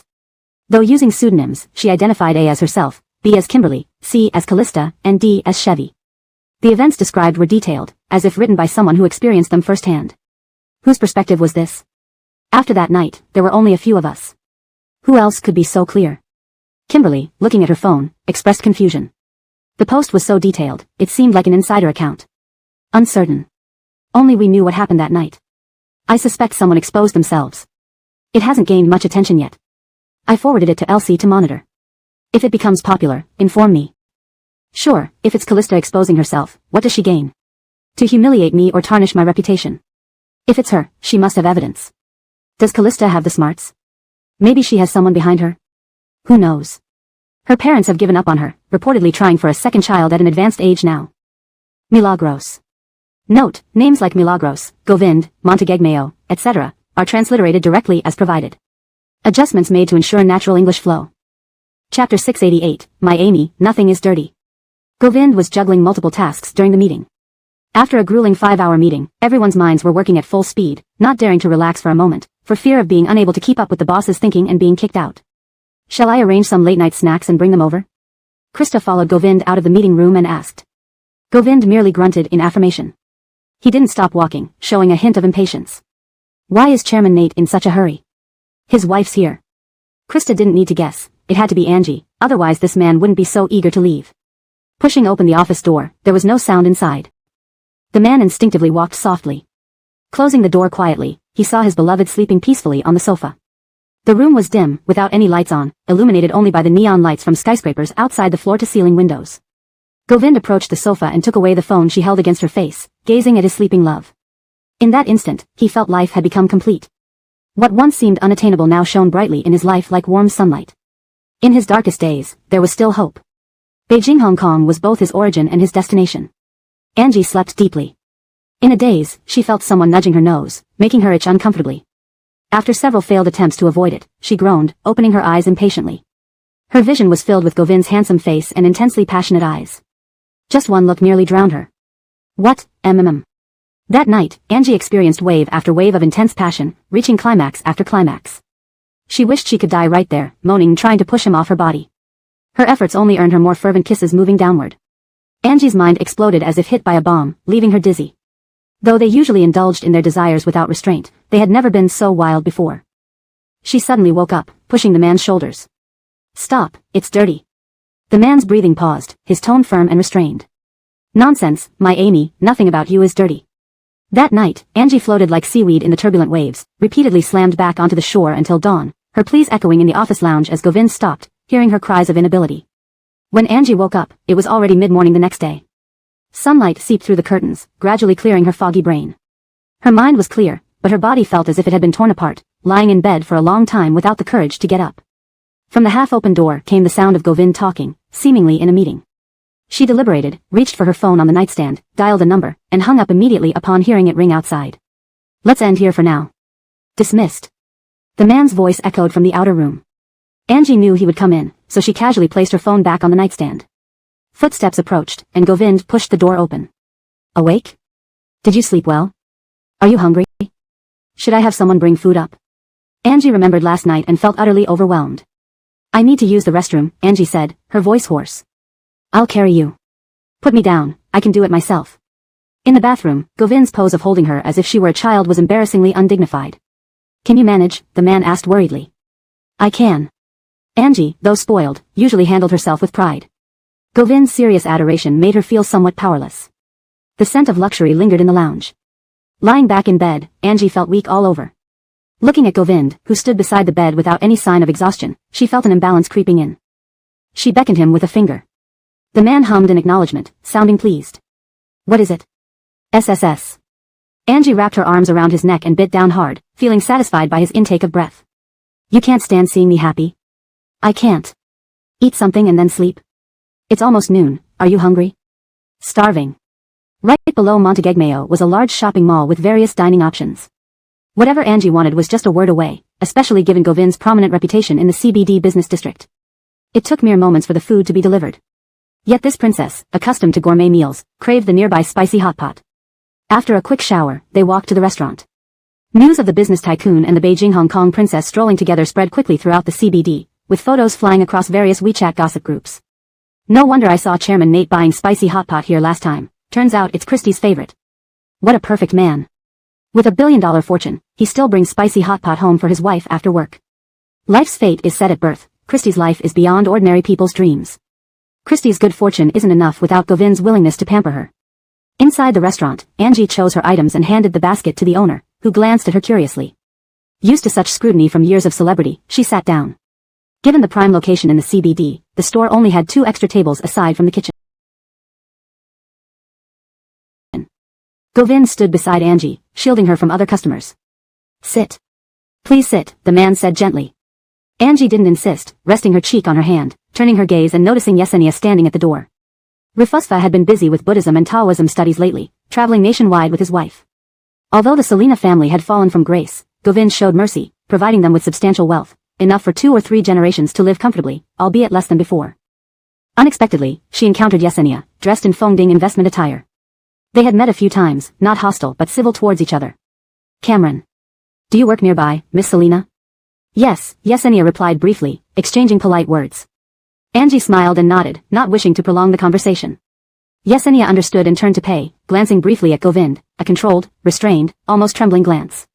For a second, it nearly caught Govind's attention. Chapter 689, On Call? Even to the bed? Govind accepted the meal from the boss and left with Angie, hand in hand. The crosswalk in the CBD business district was immaculately clean, with no trace of litter on the road. Lincoln-some men and beautiful women strolled by, making it seem like a scene straight out of an urban love story. While waiting for the traffic light, Angie's phone rang. She glanced at it briefly. Before she could react, Govind gently squeezed her palm. Don't play with your phone while crossing the street. She put her phone away calmly. The incident with Rosa seems to have been exposed online. The man looked puzzled. Back in the office, Angie sent him a link to the post. Govind checked it while she had lunch. Do you think who posted it? I'm not sure. Whoever wrote the details so clearly must be one of the parties involved. John and Kimberly don't have the time, so it has to be Rosa or Chevy. If it really were these two, wouldn't they be outing themselves? It's not impossible. People often resort to extremes when they feel cornered and can't find a better solution, said Govind. Angie paused, her chopstick suspended midair. Who went to extremes? Chevy or Rosa? Govind placed his phone on the desk, its screen lit up without warning. Chevy isn't desperate enough yet. A struggling camel is still bigger than a horse, the Young family is still fighting back, and it will take some effort to completely crush them. Rosa? Does she have that kind of brainpower? Because she lacks it, it's easier for her to be used as a pawn, Govind remarked as he walked to his desk and glanced at the computer screen. Just then, someone knocked on the office door. Alfonso stood at the entrance, announcing that people had gathered in the meeting room. Clearly, he was busy, even coming down to accompany her took some squeezing of time. Govind nodded, indicating for Alfonso to leave. He walked over to Angie and patted her head. Eat well. I'll have someone keep an eye on Rosa. How are you planning your afternoon? Spa. Angie shot him a glare filled with resentment, causing Govind to burst into laughter. With a look of indulgence, he operated his phone at the desk. Soon after, Angie received a bank deposit notification. A staggering 5 million. As the saying goes, money talks. 1 second ago, Angie's resentful glance turned into adoration. Mr. Nate, have a good meeting. I'll take care of myself. If you need anything, just call me. I guarantee I'll be on call. On call? Wherever you call? Govind's words carried a double meaning. A fleeting image flashed in Angie's mind, reminiscent of their intense kiss in the jungle last night. It felt like being swarmed by countless ants, tickling and craving attention. Go away. Song. What's wrong? Nothing. Yesenia snapped back to reality, glanced at his colleague, and smiled awkwardly. Really nothing? You didn't eat the takeaway you got. Oh, you went to this restaurant for hot pot, right? I saw in the chat group that Chairman Nate of Montegegmeo and Christie also visited. Did you meet them? Yes. Yesenia didn't want to discuss this topic. But his colleague seemed oblivious and kept prying non-stop. How was it? Were they super handsome and cool? Chairman Nate is many girls' dream. Too bad he's already taken, we can only daydream at night. Song, did you secretly dream about Chairman Nate? Yesenia's hands froze while opening the takeaway bag, quickly denying, no. Well, I heard your family used to be wealthy, so you probably had many opportunities to meet him in person, unlike us, who can only admire from afar. Distance creates beauty, seeing him up close might shatter our fantasies. True enough, once someone merges with reality, all filters crumble. But Govind wasn't that kind of person, prompting Yesenia to retort firmly, Chairman Nate isn't like that. His assertive response left his colleague stunned. Noticing the boss approaching, the colleague muttered, if it's not true, why get so defensive? That day, Yesenia skipped lunch. Initially planning to go to the cafeteria, he turned towards the lobby upon seeing gossip in the chat group, eager to witness the couple's interaction up close. What he saw almost made him lose control. Weren't they supposed to be getting divorced? Didn't they say they had a strained relationship? Angie had tried to stab him, yet he didn't let go. After some time, Yesenia entered the restroom, checking each stall before making a call. Later that evening, Govind and Angie returned to Puyin Mountain. Their cat greeted them eagerly, rubbing against them and meowing. Angie took off her shoes, sat cross-legged on the carpet playing with the cat, while Govind sat on the sofa, feeling a wave of warmth looking at the scene. Many men strived hard to return home to see their family happy, he was almost there. If Mr. and Catherine have a child, it would be very cozy. Indeed. Mr. would be a very meticulous father. The servants in the yard chatted idly. Just then, Graham had passed by, casting a cold glance, which halted their conversation. Inside, Govind's phone rang. He picked it up and, to Angie's surprise, didn't get up but instead put it on speaker. The investigation you asked for on Rosa revealed some information. After the Liang family incident, Tom reportedly intended to send Rosa abroad and had booked her a flight. However, Rosa didn't board the plane and returned to Jinggang instead. The hospital cameras captured her meeting with Viviana, who gave her a yellow envelope. Its contents remain unknown. Note, I've made slight adjustments to ensure it reads naturally while maintaining accuracy. The character in Viviana was added for completeness, assuming it's a name and should be fully spelled out. Where does she live in Jinggang? At a small hotel. The Fan family has given up on her, so she likely doesn't have much money and can't afford a better place. Govind nodded, acknowledging. Keep an eye on her without alarming her. Understood. Govind ended the call. Angie sat on the carpet, leaning against the sofa, nodding thoughtfully. It seems Faye is behind the scenes. Patience. Once Darren returns to the capital, everything should settle. What's he waiting for? Given Govind's intention to cooperate with the Montague family should have hurried back to the capital. Govind's lips pressed slightly, pausing before replying. Perhaps he's resolving his personal affairs. This translation aims to maintain the original tone, style, and structure while ensuring fluency and accuracy. Chapter 690, an intense yet hazy afternoon. At the end of October, undercurrents surged in the capital. Faye moved around various quarters of the capital trying to pull the Liang family one last time. As long as Graerfi did not go to the border and remained in the capital, there was still a chance for things to turn around. Chevy, though still in the capital, had vanished as if from thin air. No one had seen him since. How did it go? The top officials in the capital seemed to have all agreed in secret, deliberately keeping us at arm's length. Faye had anticipated this. Seated in her car with a troubled look, she remarked, when the hares are dead, the dogs will be boiled. Everyone seemed so eager to curry favor back then, yet now they avoid us like the plague. Deliver this to him and tell him I'll be waiting at the cafe beneath the West City Wall tomorrow at 3 in the afternoon. The driver glanced at the yellow envelope in his hand and nodded.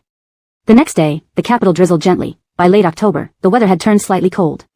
Faye, dressed in a cheapao and wearing a cashmere scarf, sat inside a private room in the cafe, gazing at the obsequious man opposite her. I thought Cornelius wouldn't come today. How could I miss such a gracious invitation from Catherine Alizi? Naturally, I rushed here immediately. Is that so? But didn't I hear that you kept silent during the decision-making meeting on aiding the Liang family, even siding against us? Cornelius's expression froze, his fingers resting on his knees tensing slightly.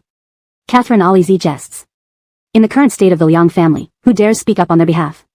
While it's true I owe you a debt of gratitude, losing my livelihood over this would be foolish, wouldn't it? Besides, if a few kind words would have any effect, I'd gladly offer them. But knowing it would be futile, why dash headlong into failure? Wouldn't you think I'm foolish, Catherine Alizi?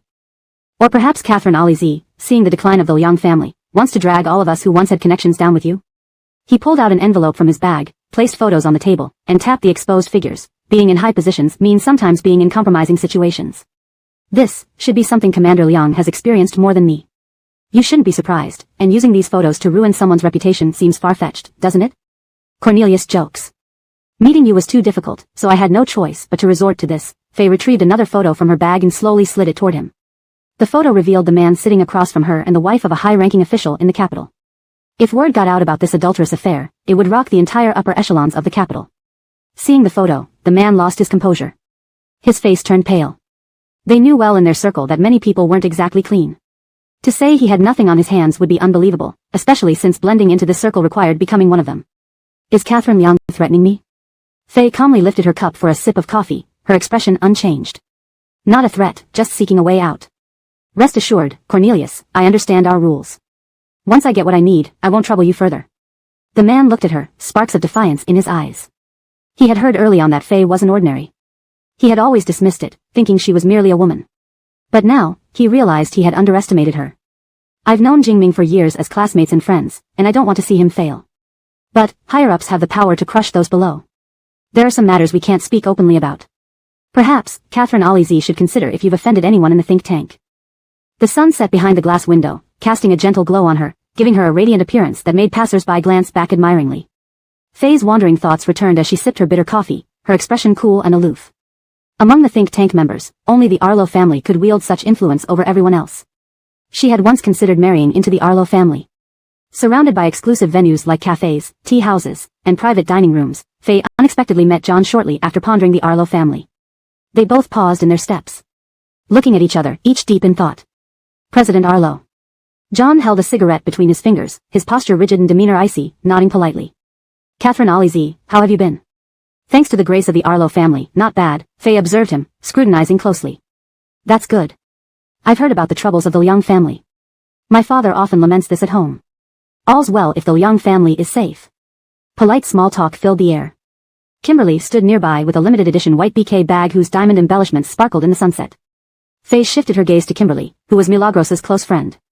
What was her relationship with John? Just one glance was enough for John to notice, subtly moving to block her view. Faye withdrew her gaze, guessing their complicated relationship. Her lips curled slightly into a shallow smile, unbothered. Tell Ignatius I appreciate his concern and will visit soon to thank him. What did Faye mean by that? Kimberly was baffled by the intense undercurrents and tension between them. John stroked her head gently, speaking softly. Dear, your little brain isn't suited for such thoughts. Don't worry about it. This was business between two men, him and Govind. Kimberly rolled her eyes silently. After settling Kimberly in the private room, John called Govind to update him on progress. Where are you going? In the evening, Milagros opened her sleepy eyes to see Greyhammed packing luggage in the closet. Govind, in a bathrobe on the balcony, shaved with a clear scent of shaving cream wafting through the room. A rare weekend off for Govind saw them cozying up at home. Upon waking, passion ignited, leading to an intense yet hazy afternoon. Note, names like Faye, Graerfi, John, Milagros, Govind, etc., are used as transliterated names to preserve their Chinese origins accurately. Chapter 691, I'll go with you. Guaranteed not to hold you back. The person on the balcony slowly came back to their senses, put away the razor, and strode in with long legs, wearing a set of linen pajamas. Sitting on the edge of the bed, he tenderly brushed the wet hair off Milagros's forehead with a gentle and slightly indulgent tone, to the capital. Now? Aha. Have you slept enough? The man's fingers trailed from her ear through her disheveled hair to the back of her neck, probing past her shoulder blade, feeling a patch of dampness from sweat. He then lifted her up from the bed. He called for Greyhammed to bring in a warm, damp towel. I can take a shower and will be ready. Milagros felt somewhat uneasy with an outsider present, as it made her self-conscious. You might catch a cold easily, dry off first, then go wash later. Govind pressed Milagros to his shoulder, pulling aside her nightgown and pressing the warm towel against her back. The warm touch felt so soothing that she was almost tempted to snore. She nestled closer to him, finding a comfortable position. Seeing this, Govind softened. Holding his beloved tighter unconsciously, the familiar scent brought a sigh of relief, and the fresh lemon aroma cleared his mind. Milagros recalled that she hadn't seen him smoke for quite some time, and asked rather dubiously, You really quit smoking? Quitting wasn't easy for a 10-year-old smoker. Govind decided to quit just like that, demonstrating determination rivaling that of Kwafu chasing the sun. When have I ever lied to you? Milagros's eyes flashed. A yes was a yes, but dragging it out would hurt feelings. Why did you quit? The man spoke in a coaxing tone. You'll know eventually. Over a month later, when Milagros stood in the hospital holding a gynecology lab order slip, she finally understood what Govind meant. This dog man was thinking ahead, playing the long game. This trip to the capital may take some time. Stay in Puyin Mountain. If there's anything, they can come find you, but only go out if necessary. Is it okay? Milagros pushed him away and prepared to lean against the headboard. Seeing this, Govind reached around her and adjusted the pillow behind her. Dealing with Viviana? Yeah, a worm doesn't stiffen without dying properly. It will take some effort for the Liang family to completely crush them. I'll go with you. Guaranteed not to hold you back. Govind pressed his cheek against his cheekbone. Keeping her in Beijing harbor didn't sit well with him. Taking her along posed risks. Neither option was ideal. The man looked down at her, his gaze clear and almost piercing through her soul, unreadable. His long fingers held her knuckles, slowly rubbing them, a favorite gesture of his when he thought. Milagros remained silent, waiting for him to speak. Not suitable. It's better if you stay home. Milagros. So much pondering, and that's the conclusion? I'm going. Fruity, Govind sounded somewhat helpless. Think about it, if I don't go with you and get into trouble here, you'd have to split up to save me, right? Long journey, dangerous enemies, who knows, I might be dead by the time you come back, ugh. Before Milagros finished, Govind caught her chin and kissed her. First. Greyhammed emerged from the closet, intending to say the luggage was packed, only to see the scene, causing her to gasp and retreat hastily into the closet. Pack for Syra too. In the bedroom, the male owner's steady tone rang out, signaling the situation was over. Greyhammed exhaled in relief, responding affirmatively. Pack things that are convenient. No dresses, troublesome. If something happened, running in a dress wouldn't be quick. In the evening, the couple left. Rarely did Govind choose commercial flights over private ones. At the airport waiting hall, he handed a boarding pass to Milagros. We're not on the same flight. Separate, 20 minutes apart. You and Isaiah will wait for me at the airport. Why? Just in case, the man said succinctly. Milagros roughly understood, She had heard Freddie mention before that families shouldn't travel on the same flight, especially during unstable times, lest an accident result in total disaster. Separating provided relative safety. At 10 p.m., Milagros's plane landed first, and she waited with Isaiah at baggage claim. With her coffee still half finished, Govind appeared. His good looks, chiseled features, and years of executive demeanor drew gazes like reverence or admiration. Initially, everyone thought this man was a young, wealthy bachelor. When he walked toward the woman sitting nearby, hearts broke all over the luggage hall. He tenderly stroked her hair, leaning forward, speaking gently, softening his usually stern aura, as if afraid to frighten her. As people waited for luggage, they occasionally glanced over, trying to understand. They saw the gentle girl push the coffee cup forward, which the man took and sipped from, returning it to her after sensing she was done. Until they left, murmurs lingered, praising such a beautiful love story. Someone recorded a video and uploaded it online, pushing it onto trending topics. The richest man in Beijing Harbor and a new celebrity in the entertainment industry became a widely discussed topic. Fans mourned, hoping this sister would focus on acting. Yet, outsiders remarked, why stay in the entertainment industry when her husband had such status? The entertainment industry? Occasionally visit for fun. Not heading to the hotel? Milagros watched as the car veered off course, feeling puzzled. To the Arlo family, Govind replied. In the capital, social hierarchy was starkly divided. The wealthy and officials resided in the south, while workers lived in the west and commoners spread across the east and north. Moving further south opened wider roads, cleaner streets. Arlo family villa complex wasn't limited to one building. Milagros had visited one earlier, but today's place was where generations of the Arlo family had lived. The aged courtyard resembled the French concession style, modest yet serene, a 3-story brick house with simplicity and elegance. Milagros? Chapter 691, I'll go with you. Guaranteed not to hold you back. The man on the balcony slowly came back to his senses, put away his razor, and strode in wearing a linen pajama set. He sat on the edge of the bed and gently brushed the wet hair off Milagros's forehead. His tone was tender, tinged with affection. We're going to the capital. Now? Yep. Are you well rested? As he spoke, his fingers trailed from her ear through her disheveled hair, down to the nape of her neck, and then over her shoulder blades, feeling the damp sweat there. He lifted her off the bed. He called Greyhamid to bring in a warm towel.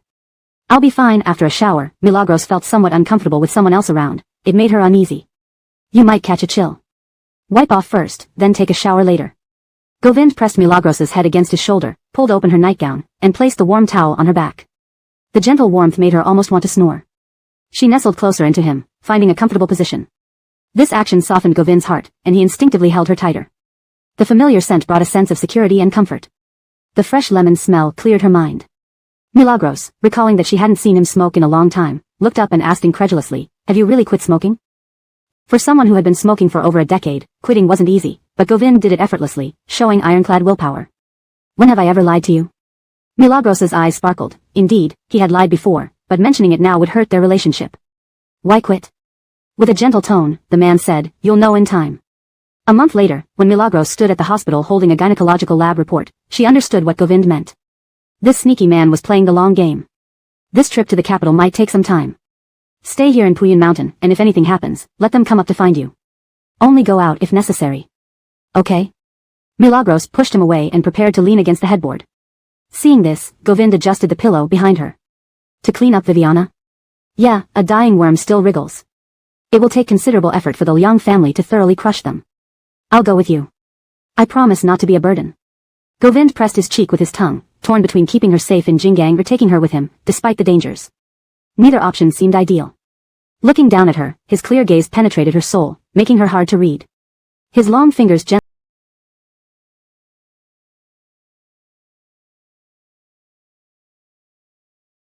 rubbed her knuckles, a habit he had when deep in thought. Milagros waited silently for him to speak. Not appropriate. You'd better stay home. Milagros. So much deliberation, and that's your conclusion? I'm going. Amy, Govind sounded helpless. Think about it this way. If I don't go with you and get hurt while staying in Jinggang, you'd have to come rescue me, right? With the journey being so long and dangerous, who knows what could happen by the time you get back, Before Milagros could finish, Govind kissed her, catching her by the chin. First, Greyhamid emerged from the closet, intending to say the luggage was packed, but seeing the scene, she gasped and retreated back into the closet. Pack for Catherine as well. In the bedroom, the master's steady voice indicated that the intimate moment was over. Greyhamid sighed in relief and responded affirmatively. Pack practical items, no dresses, they're troublesome. Just in case, dresses wouldn't help if they needed to run. In the evening, the couple left. Uncharacteristically, Govind chose regular commercial flights instead of his private jet. At the airport, he handed Milagros a boarding pass. We're not on the same flight. Separate flights, 20 minutes apart. You wait with Isaiah at the airport for me. Why? Just in case. The man's tone was brief. Milagros understood. Freddie had mentioned before that it was best not to travel on the same flight, especially during turbulent times, to avoid catastrophic outcomes. Separating reduced the risk. At 10 p.m., Milagros's plane landed first. She and Isaiah went to baggage claim to wait. Before finishing her coffee, she saw Govind approaching. His handsome face and striking features drew people's attention. As a successful businessman, he exuded an aura that commanded respect. People couldn't help but look at him admiringly. Thinking he must be a wealthy bachelor, they were disappointed when he walked toward the woman sitting nearby. Their hearts broke collectively. He tenderly stroked her hair, bent forward to speak, his expression softening, almost as if afraid to startle her. Onlookers watched curiously, waiting for more. Seeing this, Milagros offered her coffee cup. Govind accepted it, took a sip, and handed it to Isaiah to discard. After the couple left, people buzzed about, fascinated by this love story of beauty and brains, which resonated deeply. Someone uploaded a video online, sparking heated discussions. Photos were shared, stirring half the entertainment industry. Milagros was dubbed a life winner. Fans mourned, hoping she wouldn't focus on romance but return to acting. But observers remarked that with such a wealthy and high-status husband, why remain in show business? Entertainment, occasional entertainment is enough. Shouldn't we go to a hotel? Milagros asked, noticing the car heading further away. To the Arlo residence, explained Govind. In the capital, rich and influential people lived in the south, workers in the west, and ordinary families in the east and north. As they headed south, the area became more spacious and cleaner. The Arlo family owned multiple villas. The one Milagros visited earlier was just one. Today, they arrived at the ancestral home, an old courtyard resembling those in the French concession, a 3-story brick house, simple yet elegant. Milagros? Chapter 692, Govind unscrewed the water bottle and handed it to her. Calm down. Kimberly was forcibly brought home by John. Upon reaching the doorstep, she adamantly refused to go in, begging and even throwing a tantrum until she was allowed to stay in the car out of boredom. She idly started playing a game on her phone. Before she could finish her game, while lifting her head to relieve her neck, she noticed someone passing by the car. The Arlo family's ancestral residence was ancient, dating back to the 1990s. The building had its share of issues, one being its dim lighting. At first glance, she thought she might have been mistaken. But as Govind's figure appeared, his imposing presence was hard to ignore no matter where he stood. Even in the dark, just his silhouette was enough to capture anyone's attention. Shall you go in first? Angie glanced at Govind and asked softly. Govind nodded slightly and handed her the bag. Don't leave the courtyard. Don't worry. Angie reassured him. Kimberly looked at her game and then at Angie, pushed the car door open, shifted over to let Angie in, and said while looking down at her phone screen, wait a minute, I'm about to win. You really are close sisters. Angie couldn't help but comment. Kimberly huffed, of course. If it were strangers, I'd have turned off my phone long ago. Why be so formal with family? Just as she finished speaking, her phone emitted a sound of victory. Kimberly placed it beside her, turned sideways, and asked Angie, why did you come here? Govind came, so I decided to join in. Kimberly recalled the events of that afternoon. John had run into Faye not long ago, and after calling Govind, he arrived at the Arlo residence within hours. Could they be plotting against Faye? He probably came to deal with Faye, Kimberly told Angie, who nodded in understanding. In the early hours of the morning, after discussing matters in the study of the Arlo family villa, Govind emerged from the house, stood in the courtyard, and calmly asked, how far along are you with Kimberly? The step with Chulin is almost complete. In that case, allow me to congratulate you in advance, Govind said with a smile, reaching into his pocket for something. His hand brushed an empty pocket and withdrew awkwardly. John noticed he was craving a cigarette and pulled out a pack from his pocket, offering it to him. Govind resisted, waving it away. I've quit. Quit. For this man, life revolved around a few pleasures, smoking, drinking, or women. Govind stayed clear of women, rarely touched alcohol unless it was for work, and the only thing that made him seem human was smoking. In earlier years, people described him as never without a cigarette. Now, he quit smoking too. Preparing to have a child? John saw through him, fixing his gaze on Govind with a faint smile. Does Christy know about your plans? You want to be a father before she's fully grown? Govind patted John's shoulder. Worry more about yourself. After finishing up, Govind drove Angie back to the hotel. As the car left the grounds of the Arlo residence, Angie caught a glimpse of a figure standing under a tree. Stop the car. What's wrong? Angie lifted her chin, gesturing Govind to look. The streetlights cast a yellowish glow, creating intricate shadows on the road like fairies dancing in the night, ethereal yet haunting. Nadella, hearing the car door close, turned her gaze and saw Angie standing by the car wearing simple jeans and a white short-sleeve shirt. Anyone else would look ordinary in such attire, but Angie wore it with an effortless ease. She stood lazily next to the car, one hand resting on the door and the other hanging by her side, looking at Natella like a victor beholding a vanquished foe. Silent condemnation stung the most. Though there was no direct animosity between her and Angie, indirectly, they had become enemies. Once, she revered Angie as an idol. Now, they were adversaries. Natella stepped down the stairs and walked towards Angie along the asphalt road, stopping in front of the black Maybach. With a mocking tone, she said, "Congratulations, Christy." Angie smiled lightly and nodded, her face showing a kindness usually found in elders. "It's too soon, Luciang. Your congratulations can wait. The downfall of the Liang family ruined decades of effort by my mother. This has been your husband's long-cherished wish. Now that it's achieved, your congratulations aren't premature." A night breeze swept through, stirring Angie's hair around her ears.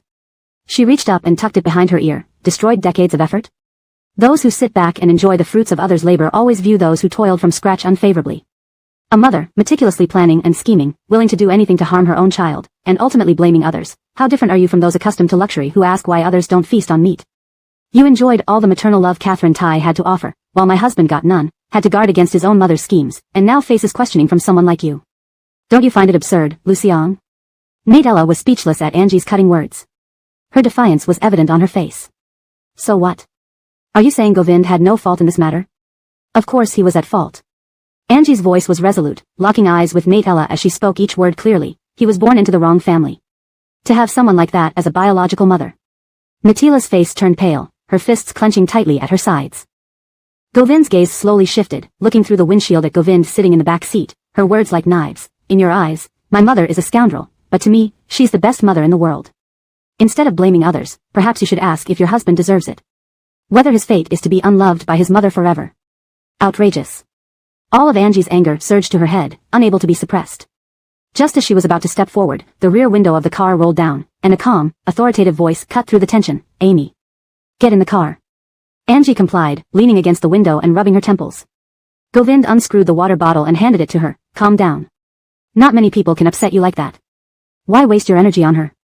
Did you hear that?"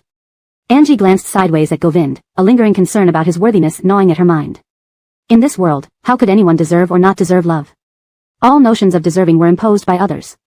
A mother brings a child into the world without their consent, denying them love and warmth, refusing to admit her mistakes, and covering it up with claims of unworthiness. It was the epitome of wickedness.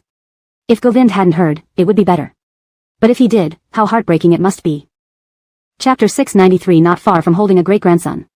Govind knew what Angie was worried about, and his heart softened at her concern. In a gentle tone, he replied, "No." "Really?" Angie didn't believe him.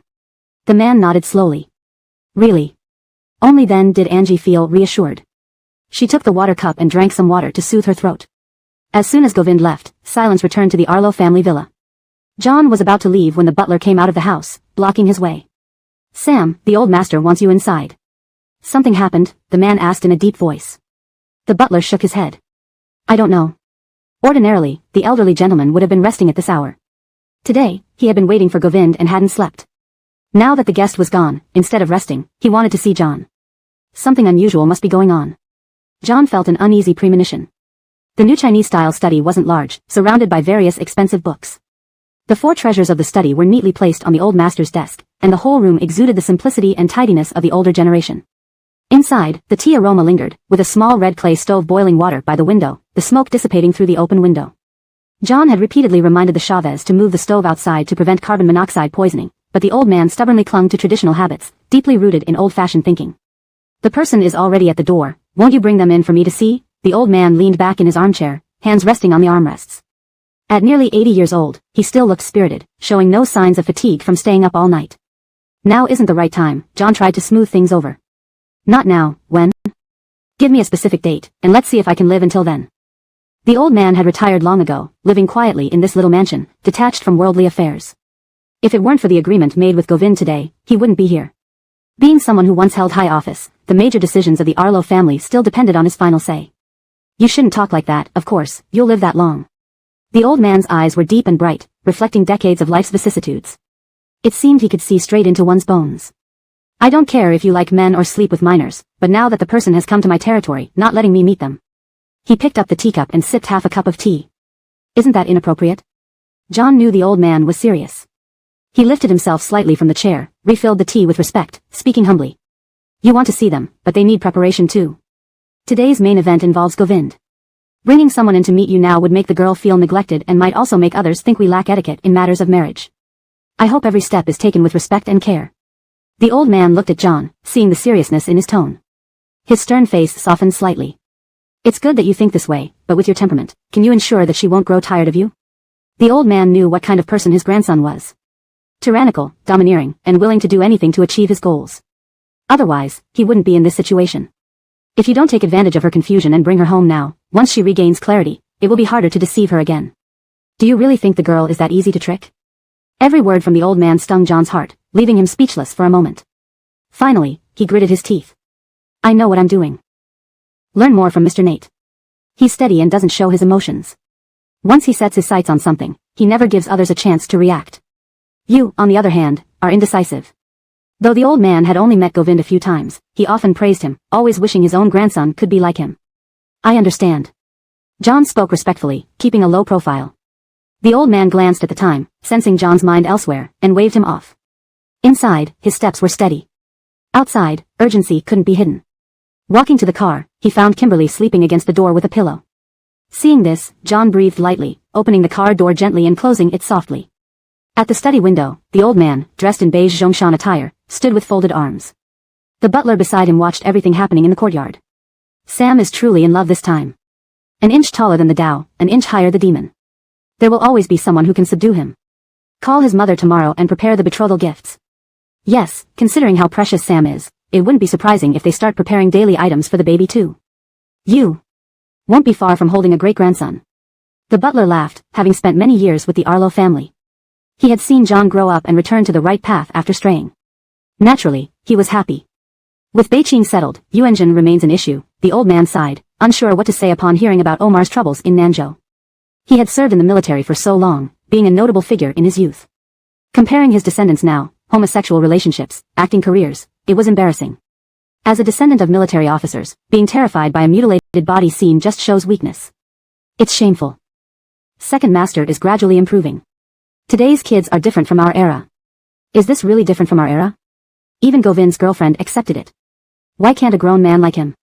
Forget it. Let's rest early. What did you talk about with Basil tonight? Angie asked while washing her hands in the bathroom as they returned to the top floor of the hotel where Govind stayed. The man walked over to her, standing at the other sink, turning on the faucet. We discussed the Liang family. Faye knows we're allied with the Arlo family. They will find us and set up a trap, waiting for her to fall into it. Is Basil the same person I usually see at grand ceremonies? Yes. Chapter 694. The sound of running water gradually ceased. Govind grabbed a towel nearby to dry Angie's hands, attending to her first before tending to himself. Are you hungry? Not really, just sleepy. I'm going to take a shower. Go ahead, I'll get your pajamas. The man's tone was unusually soft, so soft that it made one want to bite into him. Angie thought about it but didn't dare act on it, fearing further punishment. The sound of water began again as Govind leaned against the bathroom door. He subconsciously tried to reach for a cigarette in his pocket but realized he hadn't brought any when his fingertips touched empty space. Normally a person with strong control over himself and his emotions, today had been different. Twice he had acted out of habit, and now he felt inexplicably irritable. He lifted his hand, fingers brushing the dresser beside him, trying to dispel the agitation, but to no avail. After her shower, Angie emerged wearing a robe. As soon as she opened the bathroom door, she felt a cool breeze rush in. Turning her head, she saw Govind standing on the balcony of the suite, letting the wind blow past him. On the 36th floor, the wind was chilling. I'm done. Govind was suppressing his irritability. Hearing the sound, he abruptly turned around, unable to hide the impatience on his face, which Angie immediately noticed. Her hand holding the towel paused. Did I do something wrong? No, the man replied stiffly. Angie watched him enter the bathroom, mumbling something incomprehensible. Where did this anger come from? It was just past 1 a.m. when Angie got into bed, adjusting herself to sleep. She felt the mattress dip slightly beside her. Before she could react, Govind scooped her close, his hot kiss trailing down her smooth neck, lingering tenderly. Unresistible. Angie always prioritized pleasure, and she relished Govind's attentiveness. For him, it was an outlet for his agitation. For her, it was an escape from desire. Amidst their entwining, her long fingers pressed against his waist, arching her back eagerly to meet him, urging him faster. Ancient wisdom wasn't wrong, even heroes could be ensnared in the comforts of love. Breathing in the suite finally slowed. Govind lay there, supporting his head, watching the woman nestled against his chest, gently stroking her back until she drifted into sleep. Where have you been? I called you and you didn't answer. Do you know how worried I was? Nadella returned home late at night, unsure why she wandered aimlessly like a ghost, avoiding coming home.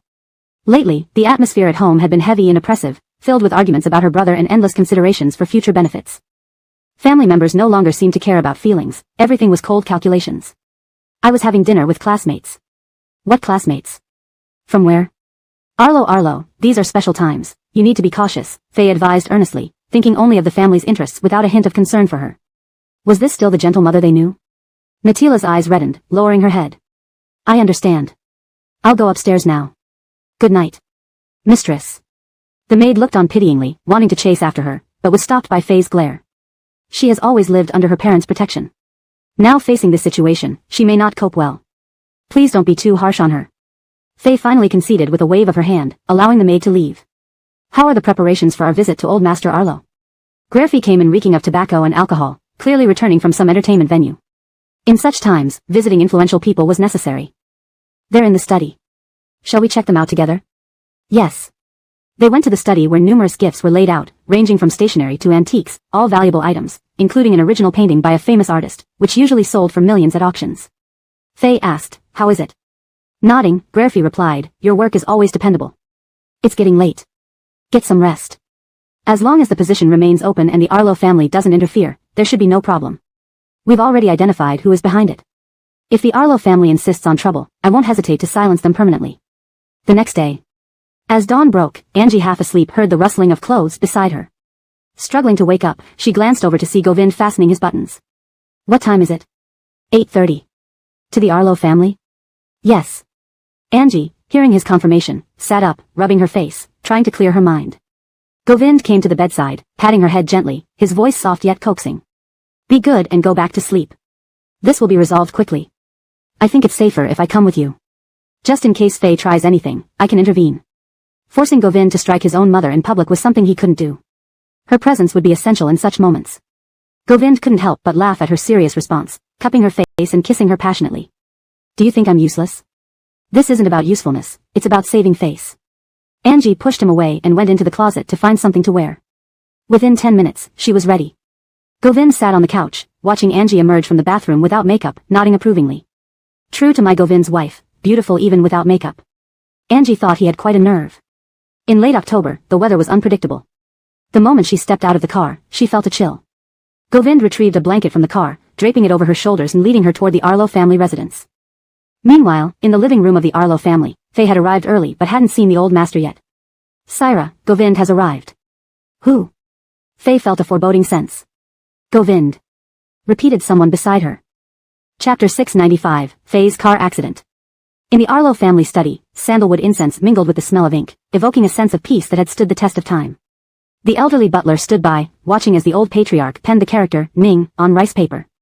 The strokes were gentle yet measured, embodying the resilience in his life, sharp and assertive in youth, now settled into the quiet wisdom of age. The guests have arrived. Catherine Faye has already met with Chairman Nate, the butler informed softly. The old patriarch nodded. No hurry, we'll go out later. It wasn't his place to interfere in the affairs of this mother and son. In the Arlo family living room, Faye glared at Govind and Angie standing near the entrance. Hatred seethed within her after weeks of torment. Seeing Govind again brought it all back, the humiliation, the pain of childbirth, and the stark reality of her plight. It was you, wasn't it? She accused. Everything orchestrated by Govind, using even the Arlo family as pawns. How did the richest man in Jingang move such powerful people?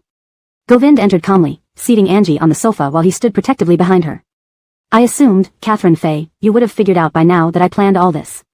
Faye had hoped for respite from the Arlo family, only to find Govind waiting, watching her struggle helplessly, making them think they found a breakthrough. All an illusion, controlled by him. I'll make sure you have no way out.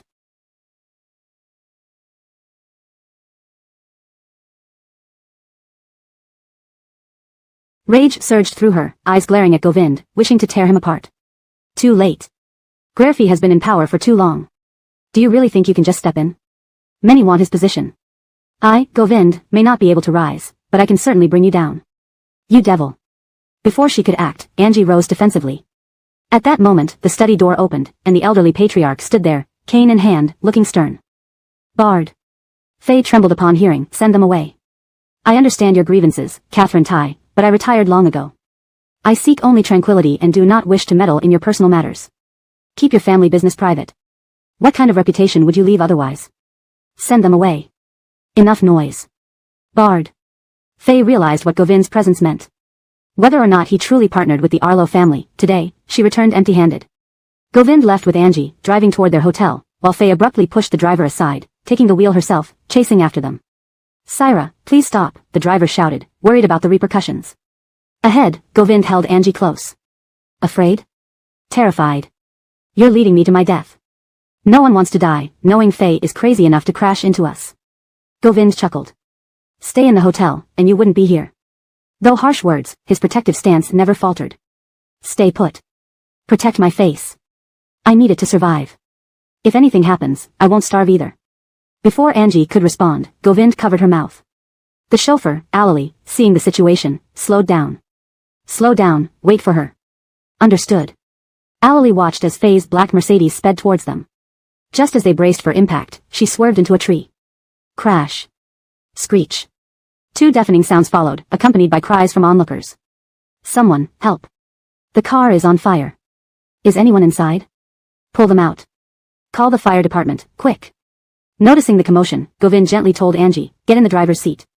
Alali and I will check. If things go wrong, drive away. What happened? Faye crashed into a tree. She's driving recklessly, why should we care? Alali, let's go. Alali saw merit in Angie's logic. Their intervention wouldn't change the outcome and might provoke retaliation. Whatever happens, don't give her any chance. She's Faye, nothing more. Drive. Angie, holding Govind firmly, stared coldly at Alali. Listen to Catherine Nate. Govind soothed her, easing her anger. They drove off, leaving the chaos behind. Chapter 696, wishing you both a long and blissful life, with 8 sons in one birth. It was already a week later when Govind had finally settled everything in the capital. On November 3rd, they returned to Jingang and bought gifts at the mall before heading back. Upon inquiry, Angie learned it was Elena's birthday. At 3:30 in the afternoon, they returned to the Nate residence. In the courtyard under the November sky, orange trees were laden with red fruit, those within reach had been picked, while the unreachable ones basked in the autumn sun. Govind led Angie into the house, noticing her fixed gaze on the orange tree. Want some? I don't want to eat, I want to pick. The man's gaze fell on the tree, where only the oranges out of reach remained. Alright, let's go inside first. What do you mean? Angie asked. I'll take you to pick them after. Let's go inside for now. The two entered the house. Elena was busy in the kitchen, with Arlen assisting her. Though the house didn't lack servants, these two preferred to do things themselves, creating an atmosphere of mutual love and cooperation, much like the traditional division of labor between husband and wife. Jichu and Amy are back? Sit down for a moment. Old Nate, go keep them company, Elena called from the open Western-style kitchen before they could even get close. Govind placed the items he was holding on the dining table, removed his coat, and saw Arlen emerge. Dad, he greeted, then added, hold on, I'll take Amy for a walk around the yard first, you can continue working. Don't go too far, dinner will be ready soon. Got it. In early November, it wasn't too cold. Govind held Angie's hand and walked toward the orange tree in the yard. The branches weren't too high but intertwined densely, making it easy to get scratched if one tried to force-pick the oranges. Elena always respected her staff and wouldn't have them risk injury by climbing the tree. Angie stood beside the tree, contemplating how to climb it when she heard rustling leaves. Hey, be careful. This early November day, Angie watched Govind, wearing suit pants, a white shirt, and high-end custom leather shoes, climb the orange tree just because she said she wanted to pick oranges. Her biological father, though flawed, had given her immense love both materially and emotionally. Sometimes, she wondered about the deep connection between her and Govind, which surpassed all expectations. Was it his concern during every business trip? Or his willingness to get water in the middle of the night without complaint? Could it be that despite his status and wealth, he would do something so humble as climb a tree for her? Years later, when Angie became successful in the entertainment industry and interviewed by journalists, her simple answer to what kind of person her husband was, loves his wife and children. Asked for more details, she replied, in daily trivial matters. What's wrong? Govind asked, descending from the tree with several oranges, noticing Angie standing still below as if under a spell. He gently touched her cheek with the back of his hand, careful not to soil her fair skin with his own dirted palms. Amy? The soft call drew no immediate response, except for her fingers slipping through his waistband, burying her face fiercely into his chest. Silent, yet childishly upset. What's wrong, baby? You climbed just because I said I wanted to pick. Didn't you think about what would happen if you fell? Angie mumbled. Govind's heart softened. His hold tightened protectively. Foolish girl, my worry is not for myself but for your happiness. If making you happy means falling once, so be it. Nonsense. TSK TSK TSK. Alright, TSK. Just then, Elena returned from the hospital, exhausted. Before she could enter, she saw Govind walking from the backyard, one hand holding Angie's and the other carrying 2 oranges. Reflexively reaching for one, her hand was swiftly evaded. These are for your sister-in-law. 2. Can't I have one?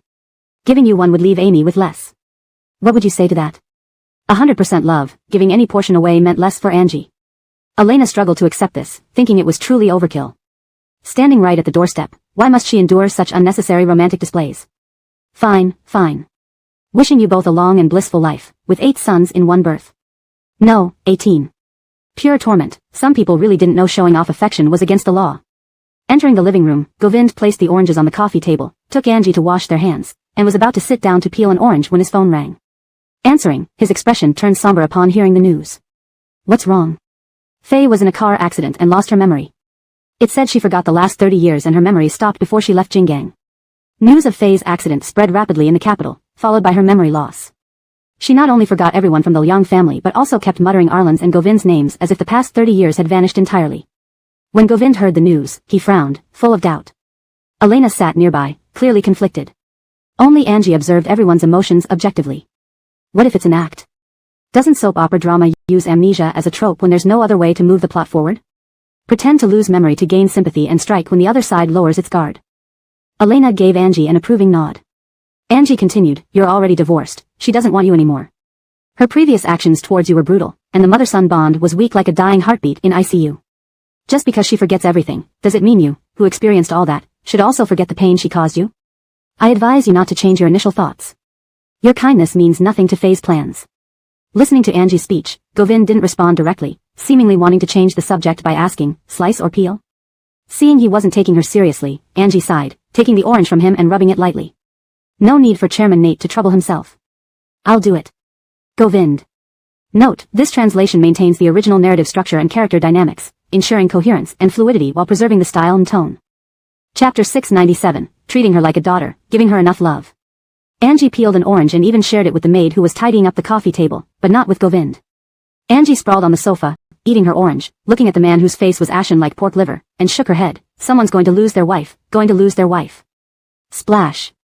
Seeing Angie go downstairs to the bathroom to wash her hands, Govind pulled out a cushion from behind him and threw it at Elena's head. Even eating can't shut your mouth.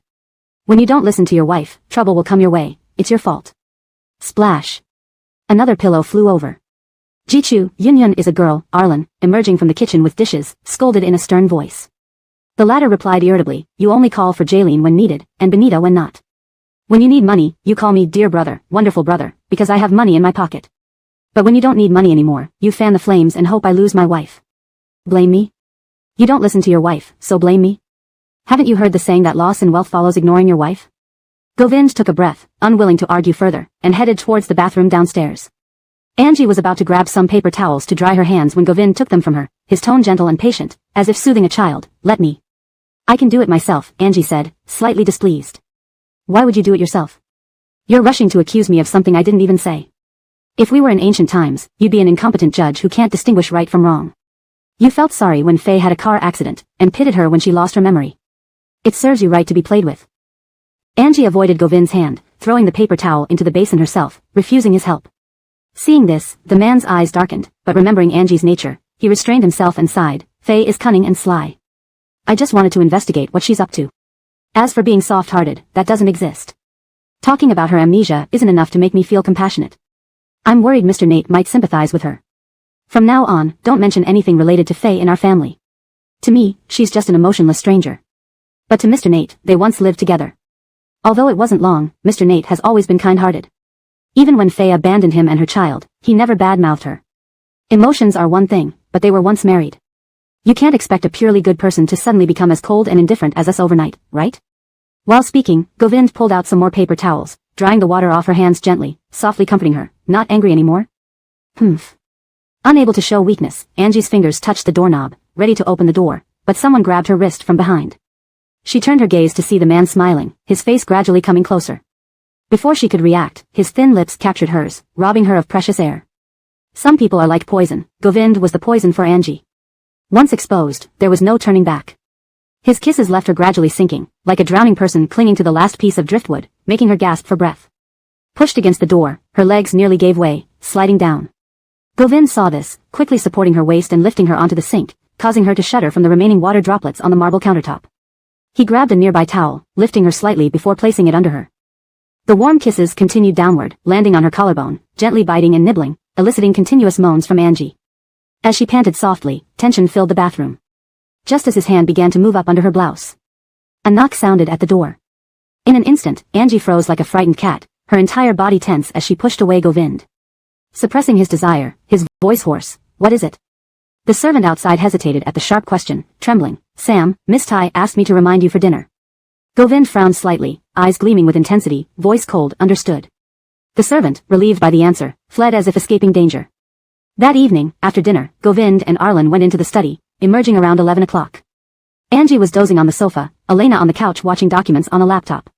Elena happened to have a blanket, preparing to cover Angie. Seeing Govind come out of the study, she lowered her voice, afraid to wake Angie. "It's raining lightly outside. Since Guogua is asleep, don't move her around. Let the maid tidy up the room. Will you stay overnight?" Govind walked to the sofa, looking at the steady breathing figure, nodded in agreement. "Then you stay with Guogua, I'll go upstairs to prepare." Though it was preparation, it was quick since the rooms were cleaned daily. They simply changed the bed linens. Downstairs, Elena sat on the sofa, scratching her head, brows knitted tightly. Govind glanced at her and asked with concern, "Trouble?" "Something like that.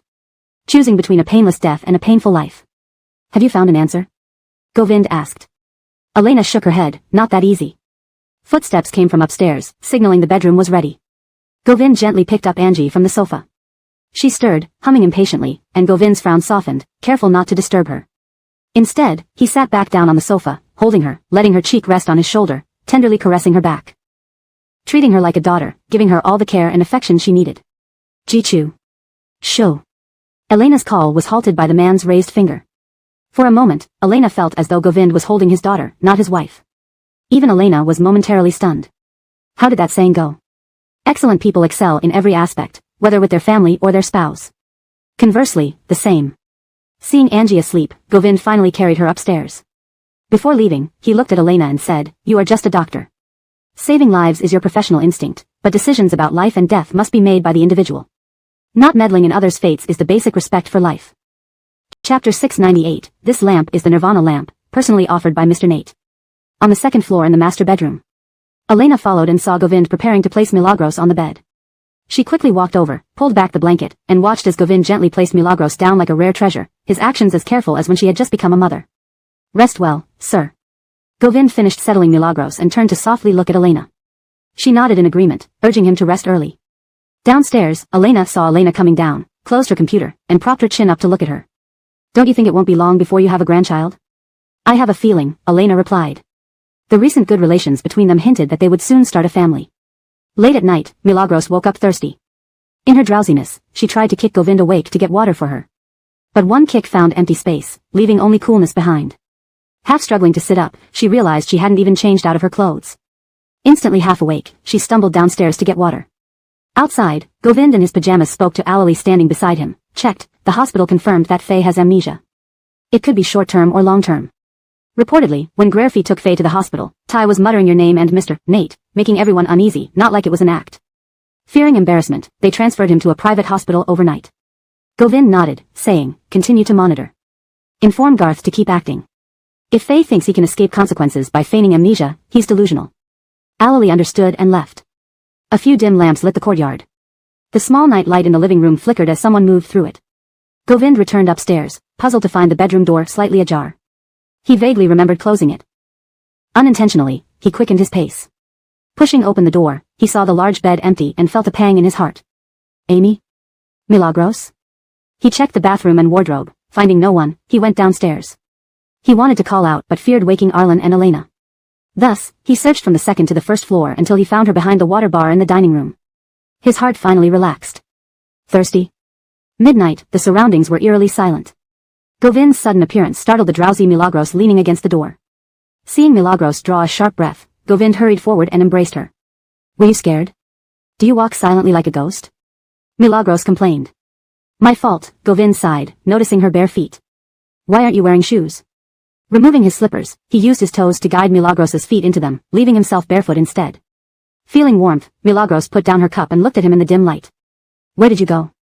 Allali came, we chatted in the yard. Finished drinking? If so, let's go upstairs. Milagros nodded. In the bedroom, a dim lamp cast a warm glow. As Govind guided her towards the bed, Milagros suddenly let go of his hand. I'll take a shower. Tomorrow morning, showering now will wake you up and you'll keep me up too.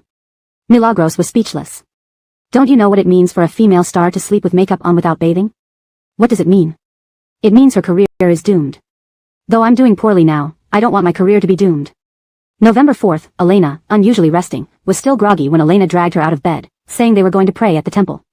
No guessing what for. Elena didn't want to go, but Elena wouldn't give up. Your brother will have kids soon, and you're still single. Don't you worry.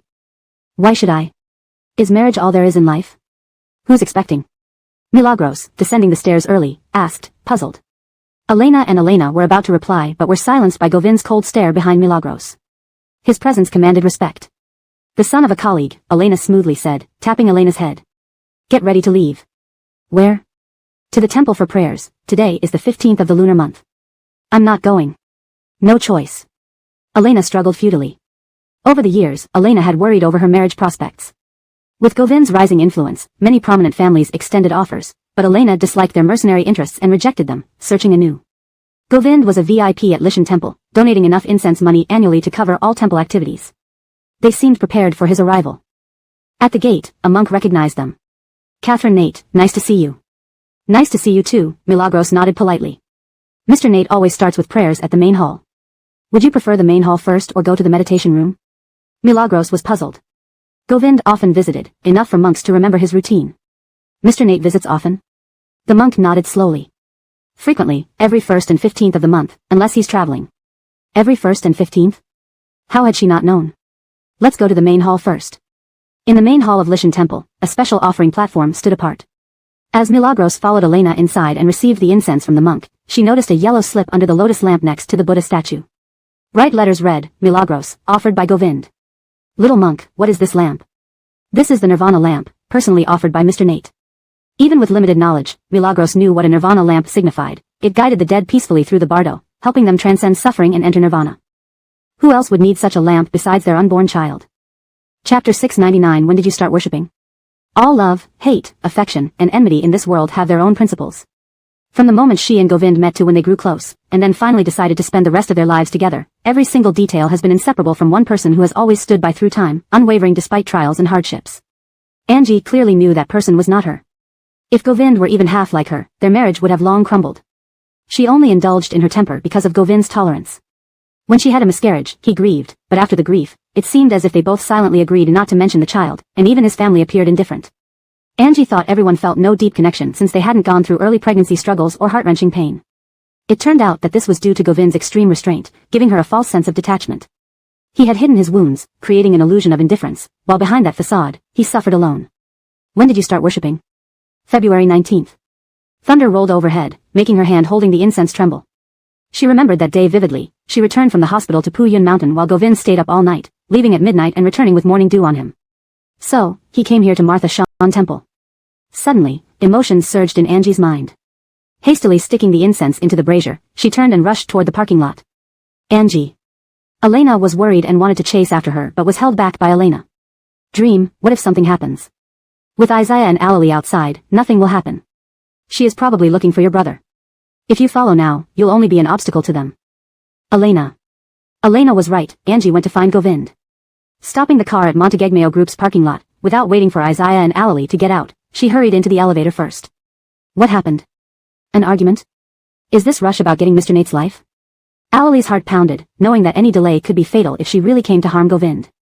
Isaiah stepped out first as the elevator doors opened. Even if my young miss comes to claim Mr. Nate's life, it would still be Mr. Nate's fault. He doesn't deserve death. Where do you place the law? Not dying isn't part of my young miss's creed. Isaiah remained loyal to Angie, always remembering whom he served. Govind had a press conference today and didn't go to the temple with Elena. As the conference was about to begin, Krista confirmed the final details with the secretaries. Suddenly, the office door burst open. Everyone was startled, wondering who dared to cause trouble at the top floor. Turning around, they gasped collectively. Angie stood at the door, eyes red, looking past the crowd straight at Govind, appearing like a wronged woman deserted by her scoundrel husband. Everyone out. Seeing her, Govind's heart tightened. Rising from his chair, he waved everyone away. As people left, Govind approached Angie, bending slightly and softly asked, "What happened? Who bullied our baby girl?" Angie's almond eyes brimmed with tears, making Govind's heart ache. "Did a little monk upset you?" Govind embraced her, trying to tease a response. Seeing her buried face against his chest, he joked further, "Not the monk? Then definitely the Buddha." Upon hearing this, Angie's nose twitched, and tears cascaded down her cheeks, soaking his shirt. Feeling the warmth, Govind's heart quivered.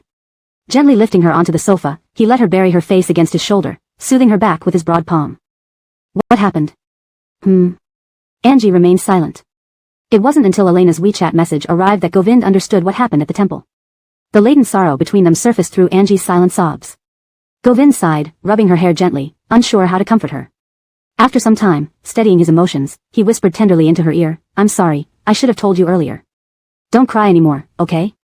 My heart will break if you keep crying. Don't cry, listen, alright? Your eyes will swell and won't look pretty." Alright, Govind's gentle whispers filled the room, startling Elon when he pushed the door open, uncertain whether to enter or retreat. "Is there something wrong?" "Mr. Nate, the press conference starts soon. Oren says it's time to head down." The conference was crucial for Montegegmeo's comeback, and Govind must attend. However, Angie's unexpected visit made Elon uncertain. "Let Oren go." "This." Elon hesitated. "What?" The cold stare sent chills through the office. And nothing, Elon left hastily, repeating Govind's words to Krista, nearly choking on coffee. "You want me to go? Is Govind crazy again? His brain is addled with love. I wish I could prescribe medicine for his bad habit." Clattering the cup onto the table, Krista wiped his lips and strode towards Govind's office. Angie sat up straight, her eyes still red, sniffing sadly like a small rabbit just teased. "Go to the conference. It's important." "The conference isn't as important as you are," Govind laughed wryly, wiping her tears with a handkerchief. "I'm fine." "Really fine?" Govind doubted she'd have come all the way from the temple if she were fine. "Uh-huh." Her choked voice pierced his heart. Sighing, he hugged her tighter. "You must have saved my life in a past life, otherwise, why would this happen in this one?" Chapter 700, I have never seen my wife as my accessory. Krista was in a rush to push open the door of Govind's office when the door swung open from the inside before she could touch it. Their eyes met, and her unguarded expression lingered on her face. Govind's handsome face, clouded with excessive worry for his wife, immediately caught her attention. "Change your shirt," Krista pointed at his collar. It was wet with tears from Angie. The man touched it briefly, nodded, and then turned into the room. He emerged wearing a clean suit, his tall frame and sharp features exuding an air of authority without even needing to be angry. That day, Montegegmeo Group's press conference was held in the conference hall downstairs. Various media outlets were present, eagerly anticipating the company's future direction. After all, Govind hadn't appeared before the media for a long time, and after a stock market upheaval, Montegegmeo had lost billions. People wondered if he could still hold on to his position as the richest man in Jingang. When Govind stepped out, the audience gasped. Firstly, because his appearance and demeanor were outstanding. Secondly, it had been a long time since they'd seen this business tycoon, causing some excitement. The first half of the press conference went smoothly until near the end when the journalists noticed his mind seemed elsewhere. A shift in topic led them to ask about his personal life.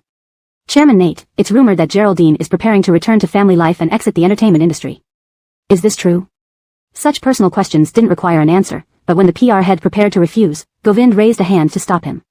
Looking directly at the reporter, he replied seriously, "I haven't heard my wife mention this yet. As far as I know, she loves her career and hasn't considered leaving the industry. Of course, if one day she gets tired and wants to rest, would support her. Her happiness is what matters most." "Do you plan to enter the entertainment industry to pave the way for Geraldine?" the media asked further. Hearing this, Govind chuckled, "Do you think she needs it? Considering her acting skills, she has the highest box office among new actresses. In terms of assets, she comes from the Hua family and is President Selenag's only daughter. Whether it's personal ability or financial independence, my wife is a capable and independent woman. It's insulting to suggest otherwise. Let me be clear, my wife is not an accessory. I hope the media doesn't make such assumptions." Ending the question session, Govind gestured for the PR head to take over while he hurriedly walked upstairs, seemingly in a rush to get somewhere. "Where is she?" Govind rushed back to his office, checking the resting area without finding Angie. Dialing her number, concern laced through his voice. "At the spa downstairs, my eyes are swollen, I need to reduce the swelling." "Govind, so, why bother?" Angie remained Angie, her actions wouldn't change just because she was emotional. Govind wiped his face and headed downstairs to the spa where Angie was about to enter a treatment room. Seeing Govind, the receptionist stuttered, having only heard of him but never seen him in person. Govind was a legend in Jingang. Meeting him today was truly surprising. "Mr. Nate, can I help you with anything?" "Finding my wife, Angie." "Hua miss?" Yes, I'll take you to her." Govind nodded and followed the receptionist to the back treatment area. Many people glanced their way, whispering. Envy was prevalent. Those who resented others' success couldn't help but feel spiteful. Angie had made many enemies in Jinggang's elite circles, confronting any noblewoman who displeased her. Rumors of Montegegmeo's downfall had earlier pleased many who wanted to see Angie fall. But in a few months, he had already turned things around. Some people are born lucky, choosing the right birth and spouse. Did you see Montegegmeo's press conference? Govind referred to his wife as my wife every time. He emphasized her independence, winning many fans. Rich, handsome, and respects women, a combination bound to win. No more, I'm annoyed. In the treatment room, Angie was ready to lie down when she saw Govind walk in, slightly taken aback. Finished with the conference? Yes. Angie nodded. You waited for me upstairs? It's fine, I'll wait here. Angie. As long as Mr. Nate is happy. November 7th, a Monday. Arlen and Elena left the Nate residence for school when they were stopped at the school gate by a very young girl, younger than the doctoral students they usually taught. At first glance, Arlen vaguely recalled someone familiar. Teacher Nate, hello. May I have a moment to talk with you? The visitor was sincere, which moved Arlen as an educator. But only slightly. Are you one of my students? No, I'm Faye's daughter, Nadella. Upon hearing Faye, Elena's face darkened, grabbing Arlen's wrist, recalling Govind's warning. Let's talk here. Teacher Nate, Nadella looked earnestly. Arlen hesitated, glancing at Elena. She, however, showed no sign of backing down, meeting his gaze with clear refusal. Respecting her always, Arlen didn't argue. Turning to the anxious Nadella, Elena is my wife. What do you want to say? Let's discuss it here. But... Nadella hesitated, perhaps seeing Arlen's resolve. She sighed. My mother was in a car accident and has amnesia. She remembers nothing except the year she married you. I came to ask if you would come to the capital to help find a way for her to remember. Shouldn't you consult doctors for this? Elena interrupted before Arlen could respond. Given that they separated 30 years ago, don't you think such matters should remain buried, as you young people often say about exes? Translation provided by AI translation tool. Chapter 701, Nadella kneels down at the school gate. Nadella had no other choice, otherwise, she wouldn't have come to find Arlen. Faye was now in a confused state of mind, sitting on her hospital bed every day and calling out for Arlen and Govind, as if she had forgotten the existence of her young family members. Her memory had a gap starting 30 years ago, which was not a good situation. After consulting many doctors, they all suggested bringing the involved parties to stimulate her, hoping it might help. If not for this, how could she have come to Jinggang to find Govind? Having known each other for 30 years, isn't that worth at least one visit? Outsiders say Teacher Nate has a compassionate heart, being gentle and kind, a living Buddha among scholars. But to me, he's also just a cold-blooded executioner who watches others die. Elena, upon hearing Natila's words, felt an explosion of emotions. How could she be so shameless? How could she have the nerve to say such things? You've said you've known each other for 30 years. Then why don't you go back and ask your mother what happened 30 years ago? A woman who abandoned her husband and son to run away, never once coming back to see her own child. What is there about her worth our sympathy? Standing as a beneficiary and condemning others with morality, do you even deserve to do that? To bring calamity upon oneself, one cannot expect to live. A person who can scheme and harm their own flesh and blood for a lavish lifestyle, what right do they have to seek anyone's pity? Not to mention Buddha, even God would shake his head and walk away upon seeing such a person. When committing sins, only concerned with personal gain, but when suffering seeks divine protection, ridiculous and absurd. Aspires to be immortal while remaining human, wishes to ascend heaven while still on earth. Elena's sarcastic remarks left Natila's face fluctuating between red and white, changing unpredictably. Seeing her pulling Arlen and preparing to leave, she realized this might be her only chance. She reached out and held on to Arlen. Please, I beg you. Begging him? Elena's expression turned cold, and she brushed Natila's hand away. Do I need to remind Luciang that he is my husband? Ignoring Elena, Nadella stared intently at Arlen with unwavering eyes and pleaded, I beg you. Let's go, echoed Govind's warning voice in Elena's mind. Father has always been soft-hearted and kind to others. If the Liang family pleads before him, there's a chance he might get involved. Lenore must stop him. Bang. Seeing that Arlen was moved but couldn't speak because of Elena, Nadella, without hesitation, knelt down at the school gate. In full view of everyone, at the bustling entrance of Jinggang University, Natila's sudden kneeling placed Arlen under immense pressure. Passing students stopped to watch, unsure of the drama unfolding before them. While they wouldn't think the upright Teacher Nate would have any love or hatred toward this girl, it didn't mean there wasn't a history between them. Feeling humiliated by Natila's actions, Elena gripped Arlen's hand tightly. Noticing her emotions, Arlen gently patted her hand. You're not asking for help, you're forcing it, Arlen stated firmly. You are very much like your mother. Back then, she did the same thing. After 30 years, some mistakes can only be made once, not twice. 30 years ago, soon after giving birth to Govind, during a time of scarcity, it was despised for a mother not to breastfeed her child. Born into high society, Faye had undergone changes, harboring resentment and immersed in her own world, completely lacking any sense of maternal responsibility. Unable to stand watching his child starve, Arlen had no choice but to take his newborn son from house to house, begging for milk from colleagues who had just given birth. He raised Govind alone, doing the work of both a father and mother until he was half a year old. As a man, he became proficient in changing diapers, washing baby clothes, and soothing the child. He thought this was the worst, believing life couldn't remain bad forever, that things would eventually turn around. But they didn't.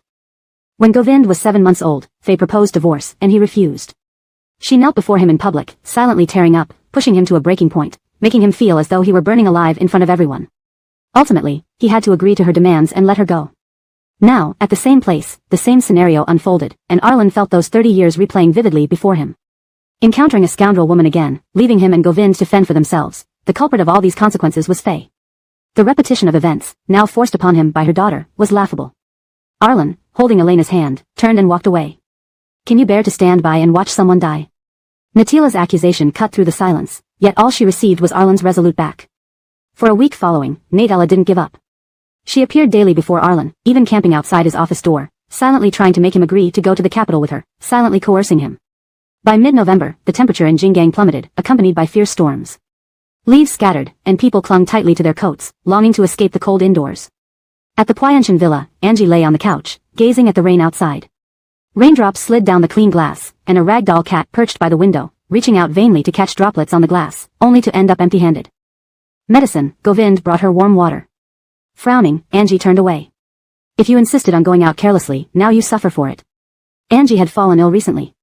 Days earlier, with good weather, Elena and Kylie complained of boredom. The three of them went to Govind's private horse stable to ride. Initially fine, the sky turned hostile almost instantly, with heavy winds and rain drenching them. Upon returning, Elena, with robust health from frequent hospital visits, remained unaffected. Kylie had a slight cough, but Angie fell ill severely, running a high fever all night, prompting Govind to berate Elena over the phone. Chapter 702, Playing a Forbidden Love Game? Listen to me, Govind coaxed patiently. Angie pulled the blanket over her face and mumbled from beneath, no. If you don't listen, you won't be allowed to go out anymore. Your activity range will be confined to Puyan Mountain. Playing a forbidden love game? Angie blinked at him, her long eyelashes fluttering like a butterfly's wings. Govind wished he could open her head to see what was inside, his thoughts racing. Angie tried to evade, her unwillingness to take medicine clearly etched on her face. Seeing this, Govind sighed, his expression taut with concern. He put down the medicine and handed Greyhammed a pot of hot water. If you don't want to take the medicine, drink more water. Finish all of this. Angie glanced at the 1.5-liter kettle of hot water and then at the medicine in front of Govind. After some deliberation, she chose to drink the water. Cold medicine worked quickly, but it made one drowsy and lethargic, making her feel groggy and uncomfortable throughout the day. Seeing her obediently drinking the water, Govind's grim expression softened slightly. Lately, Govind had been busy with work, and Angie had not been idle at home either, inviting PhD students from the film academy to hone her acting skills. However, her illness halted everything. For Angie, stopping lessons meant just paying extra for the teacher, a negligible expense to her. For Govind, the situation was different. Stopping many projects would result in losses reaching into 9 figures or more. Therefore, when Krista brought several blonde-haired, blue-eyed men into Puyan Mountain that afternoon, Angie was not surprised. She gave up the living room to them and curled up on the chaise by the bedroom window. Covered in a blanket, she watched the early winter rain outside. Outside, Greyhammed waited in the living room, ready to respond to her calls. Every hour or two, he would check on her to see if she needed anything. Greyhammed often marveled at how fortunate Catherine Nate was to meet Mr. Nate. He pampered her, indulged her, and followed all her habits. Despite his vast wealth, he never showed any sense of superiority. Sometimes, he cajoled her, an earnest emotion that resembled coaxing a child. Greyhammed. Catherine Nate. Take the cat downstairs. With the cat taken away, Angie fell asleep on the sofa. When she woke up, the sky was growing dark, and the number of cars in the courtyard increased from 3 or 4 to 7 or 8.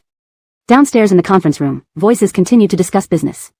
As Angie descended the stairs, her gaze swept past the conference room where Govind sat in a white shirt with rolled-up sleeves, his collar slightly open, elbow resting on the armrest of the chair. His eyes were focused solely on the data displayed on the large screen. Catherine Nate.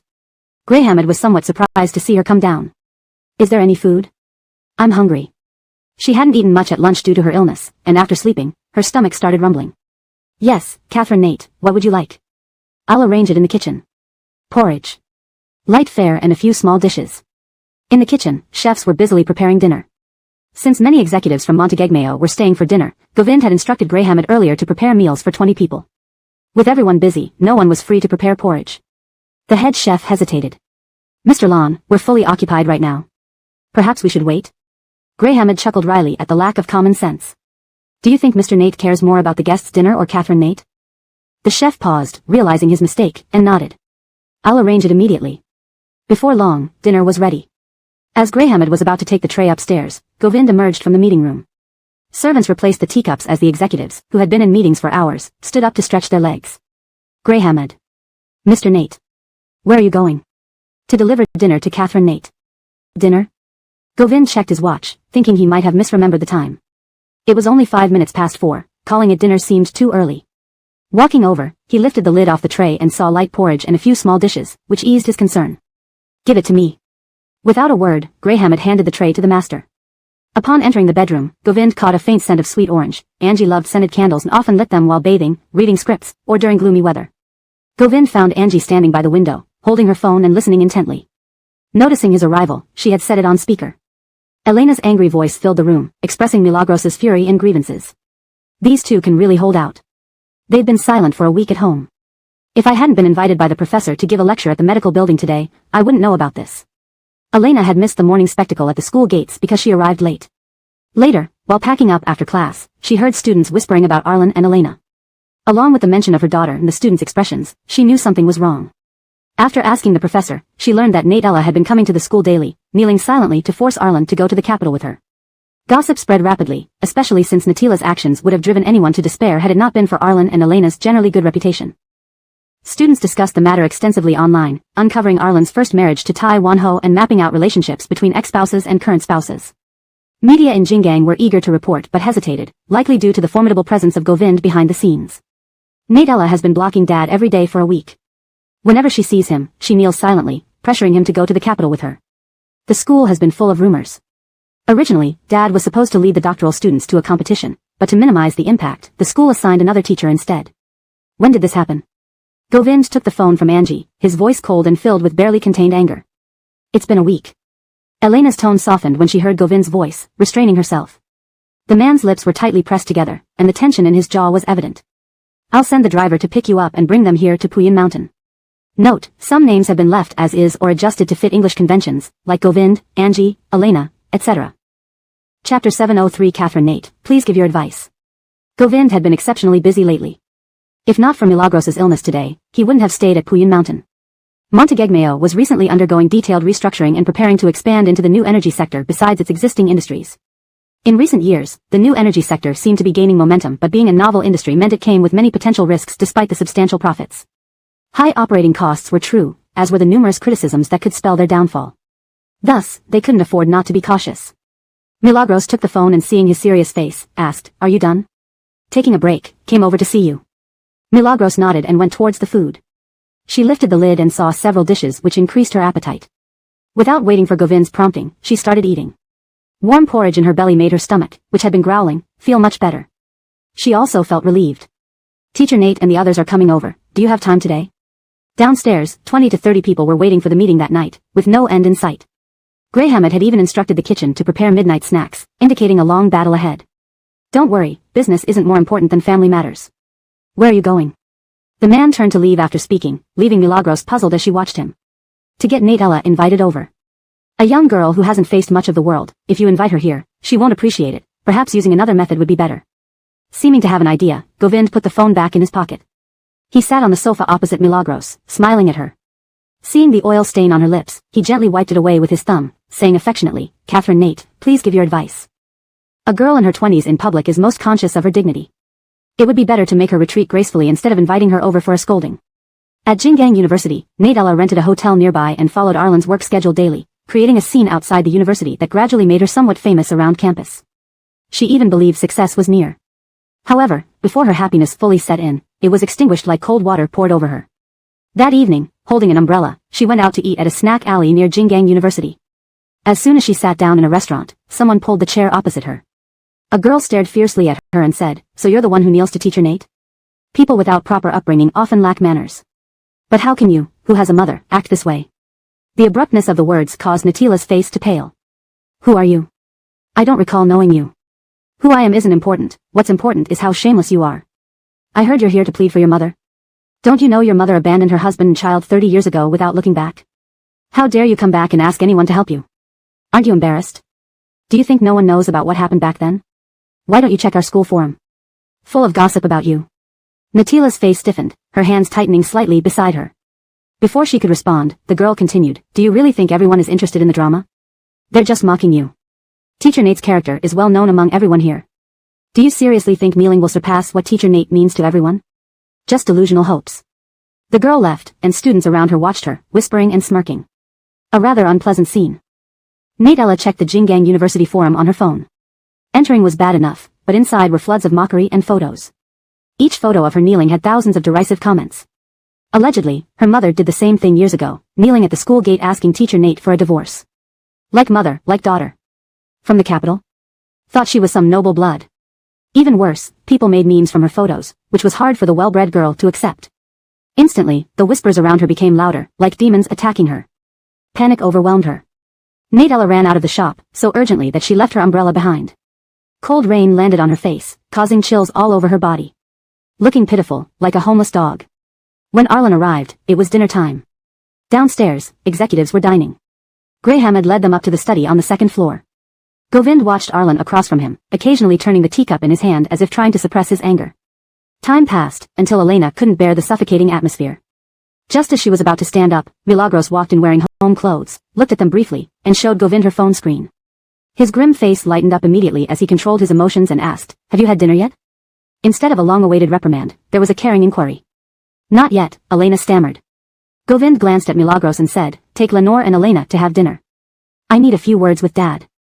Knowing they had something to discuss, Milagros nodded and led Elena away. Outside the study door, Elena sighed with relief, clinging close to Milagros. What did you show my brother-in-law that instantly changed his mood? Milagros handed her the phone, revealing Natila's pathetic pictures. It's just that Natella annoyed him. Once solved, he's fine. How did you solve it? Best you didn't know. Not very honorable. Milagros knew such methods because she grew up in this environment. Govind, due to the cutthroat business world. Elena, living far from this world, didn't need to see its ugly side. Chapter 704. A pair of large hands gripped her ankle and pulled it back onto the bed. There were certain matters that, if others didn't mention them, Elena wouldn't ask about them much either. Upon entering the small reception hall of Milagros' study, Graham came in with the servants to set up the meal. However, there were only 2 servings on the table. Elena's gaze fell upon Milagros as she asked with concern, Amy isn't joining us? I have my meal at 4, I'm not hungry. Seeing her lackluster appearance, Elena was somewhat worried. Your cold hasn't fully recovered yet? Almost. Graham had heard Milagros say, almost, but didn't know how to respond. How could it be nearly over without medication? She thought this, but didn't have the courage to speak up. On the other side, Govind was in his study. After careful deliberation, he spoke, what happened in the past is history. We should focus on living our present peaceful lives instead of getting involved in other people's affairs. Meeting by chance brings fate, parting among the crowd ends it. Arlen understood the logic behind these words, but he felt this person was indeed kind-hearted. Hearing Govind's statement, he sighed softly, she's still your mother, letting her live would repay her for giving birth to you. Letting her live? How easily said. Leaving Faye alive, once she regained her senses, would mean certain death for him. Don't just think about yourself, consider Lenore too. She has been by your side for so many years. If she knew of your thoughts, how heartbroken would she be? Not intervening and letting me end everything swiftly would be doing Lenore a favor. After all, Lenore is now part of our family. After saying this, knocking sounded from outside the room. Ali came up to urge Govind to the meeting downstairs. The man rose, leaning on his knees, and looked at Arlen, speaking calmly like stating facts, your conscience and kindness can't redeem an ambitious executioner. What happened 30 years ago should not be repeated. I don't want anyone to disrupt the tranquility between me and Milagros, even if that someone is you. The last 3 words were enunciated very clearly by Govind, almost as if he was afraid Arlen wouldn't hear him. The sound of the door frame brought Arlen's thoughts back to the present. He deeply knew that Govind was right, but some things, well, forget it. That night, Govind's meeting lasted until midnight. The sound of engines starting one after another echoed in the courtyard as everyone drove down the mountain and departed. Having seen them off, Govind went into the bathroom on the first floor to wash his hands. Graham had handed him a towel to dry his hands, and the man took it, asking, where's Syra? Has she gone to sleep? Did she take medicine before sleeping? Graham shook her head hesitantly. Even Mr. Nate's words hadn't worked, so she had no effect either. Did she have extra food? She said she felt dizzy and couldn't eat. Sighing, Govind waved his hand to signal her to leave. In the master bedroom on the second floor, a dim light remained. Walking quietly inside, the man saw the slightly raised area of the large bed and approached, sitting on the edge and touching her forehead. One touch revealed. Her high fever made her drenched in sweat. Govind immediately dialed an internal line to have Ali call the doctor upstairs. Suddenly, the Puyan mountain estate became chaotic because of the mistress's fever. In the bedroom, Greyhammed kept coming and going, fetching water to help lower Milagros's temperature physically. At 1:30 a.m., Milagros woke up groggily, looking at Govind in the dim light, her long lashes fluttering weakly. Awake? How are you feeling, dear? Milagros tried to speak, but her throat was hoarse. Get her some water, Govind's hurried voice rang out. Greyhammed quickly fetched a glass of water. Supporting Milagros to sit up against him, he fed her half a glass of water. But the faint smell of heavy nicotine lingering around him made her regurgitate it all. From his thighs to the floor, she vomited uncontrollably. Even the meal from 4 in the afternoon joined the mess. Govind was startled, anxiously holding Milagros and glancing towards the door, his eyes filled with impatience and a hint of menace. Where's the doctor? He's on his way, almost here, Ali stammered, as if Milagros wasn't vomiting the water she had just drunk, but their futures. Go and hurry him up. The man's heart pounded, unsure where to hold her without hurting her fragile state. Finally, as the vomiting stopped, Greyhammed wiped Milagros's lips with a damp towel. Govind cradled her against his shoulder, soothing her gently. Lincoln in there, the doctor is on his way. He wasn't sure whether he was talking to Milagros or himself. Who he was comforting was unclear. Milagros, exhausted from vomiting, wanted to find a warm place to rest, but turning her head exposed her to Govind's strong cigarette scent. Her empty stomach revolted, leading to another round of vomiting, tears streaming down her face. Trembling all over. When Govind tremblingly helped her, she feebly pushed him away and collapsed on the bed. Smoking smell, stay away from me. Raising his sleeve to smell, Govind's face darkened. During the 12-hour-long meeting, though he didn't smoke himself, the senior executives often lit up during drowsy moments to stay alert. Having experienced such situations before, he understood, so he had tolerated the smoke for those 12 hours. Although he didn't indulge in smoking, he couldn't escape the lingering scent. Shall the master go take a shower? Maybe by the time you finish, the doctor will be here. With a grave expression, Govind nodded and looked at the mess on the floor. Stay with the madam and get someone to clean this up. Understood. Sure enough, when Govind emerged from the bathroom, the doctor arrived right then. After checking Milagros and seeing her high fever and refusal to take medicine, they administered intravenous fluids to stabilize her condition. Govind barely slept that entire night, frequently waking to check Milagros's temperature, fearing another bout of fever. Morning came, and he dozed off on the sofa for a while. Waking up breathless in the morning, Milagros saw the man resting in a single-seat sofa by the bed, his brows furrowed, tense, and not deeply asleep.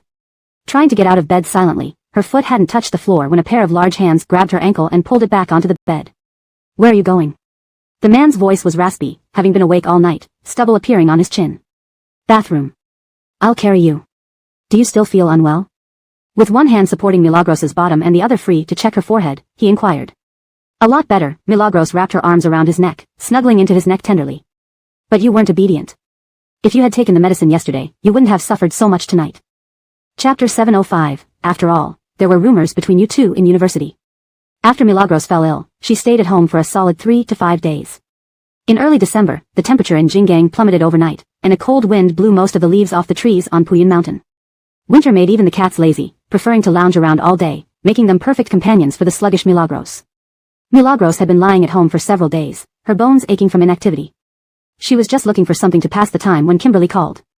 She picked up, but instead of hearing Kimberly's voice, she heard Havelock's cold, angry voice. You have no choice. Kimberly retaliated fiercely, her yelling as loud as Havelock's. What era are we living in? The Baker dynasty is long gone. Do we still follow parental commands and matchmakers' arrangements? Other people may sell their daughters for glory, selling them to normal people. But you? Selling me to a gay man? Are you insane? During the brief pause in Kimberly's argument with her father, she looked at her phone and saw that the call was connected. On the other side, she said, come pick me up. Stop right there. Block her, don't let her out, Havelock roared behind her, his voice so loud that Milagros had to hold the phone away from her ear. Dead, came Kimberly's voice from the other end. I told you to come pick me up. Milagros put the phone back to her ear. I'm scared. Either you come pick me up or I'll tell Govind that you're messing around with your college crush again. Milagros. What do you mean messing around? Watch your language. I don't care. Anyway, I know your husband helped John scheme against me. I've already written this grudge down. Milagros. Was she paying for Govind's mistakes? You go find the person responsible. If I had the guts, would I be calling you? Hurry up, or this old man will end up in the hospital. Their relationship seemed precarious. An hour later, Milagros arrived at the Chu residence. The atmosphere in the living room was heavy, with Havelock and Kimberly locked in a stare-off, neither willing to back down. If not for their resemblance, anyone would think they were enemies. Sir, Geraldine has arrived. A servant carefully informed Havelock in the living room. He glanced at Kimberly and sighed deeply. You're only good for calling Milagros when you're in trouble. At least I'm better than nothing. Be thankful. Kimberly said, grabbing her bag to leave. Havelock watched her furiously, his voice cold and grave. If you dare to leave, you won't get a penny from this house ever again. Kimberly laughed, shrugging indifferently. Do as you please. I can buy cars and houses by myself. If you want to marry, go ahead. Ungrateful child. Ungrateful child. In the car, Milagros watched Kimberly climb in, resting her head on her hand with an indifferent tone. Why did you two fight? That old man wanted me to marry John. Kimberly huffed, picking up Milagros's thermos to drink water. Gulping it down, she nearly spat it out. Wrinkling her face, she complained, what is in this thing? Ginger tea, Milagros replied, taking the thermos from her, capping it tightly, and handing her a bottle of mineral water. Kimberly. I heard from John that Govind plans to enter the new energy market and has been traveling to various universities looking for talent. With all that busy work, isn't he rarely home these days? Kimberly blinked expectantly at Milagros. Speak clearly, she suspected something was up. Concern about Govind coming home wasn't usually a good sign, especially after wanting revenge just a moment ago. Can I stay at your place for a few days? Why not go back to your own apartment? John is still in Jingang. I don't want to see him.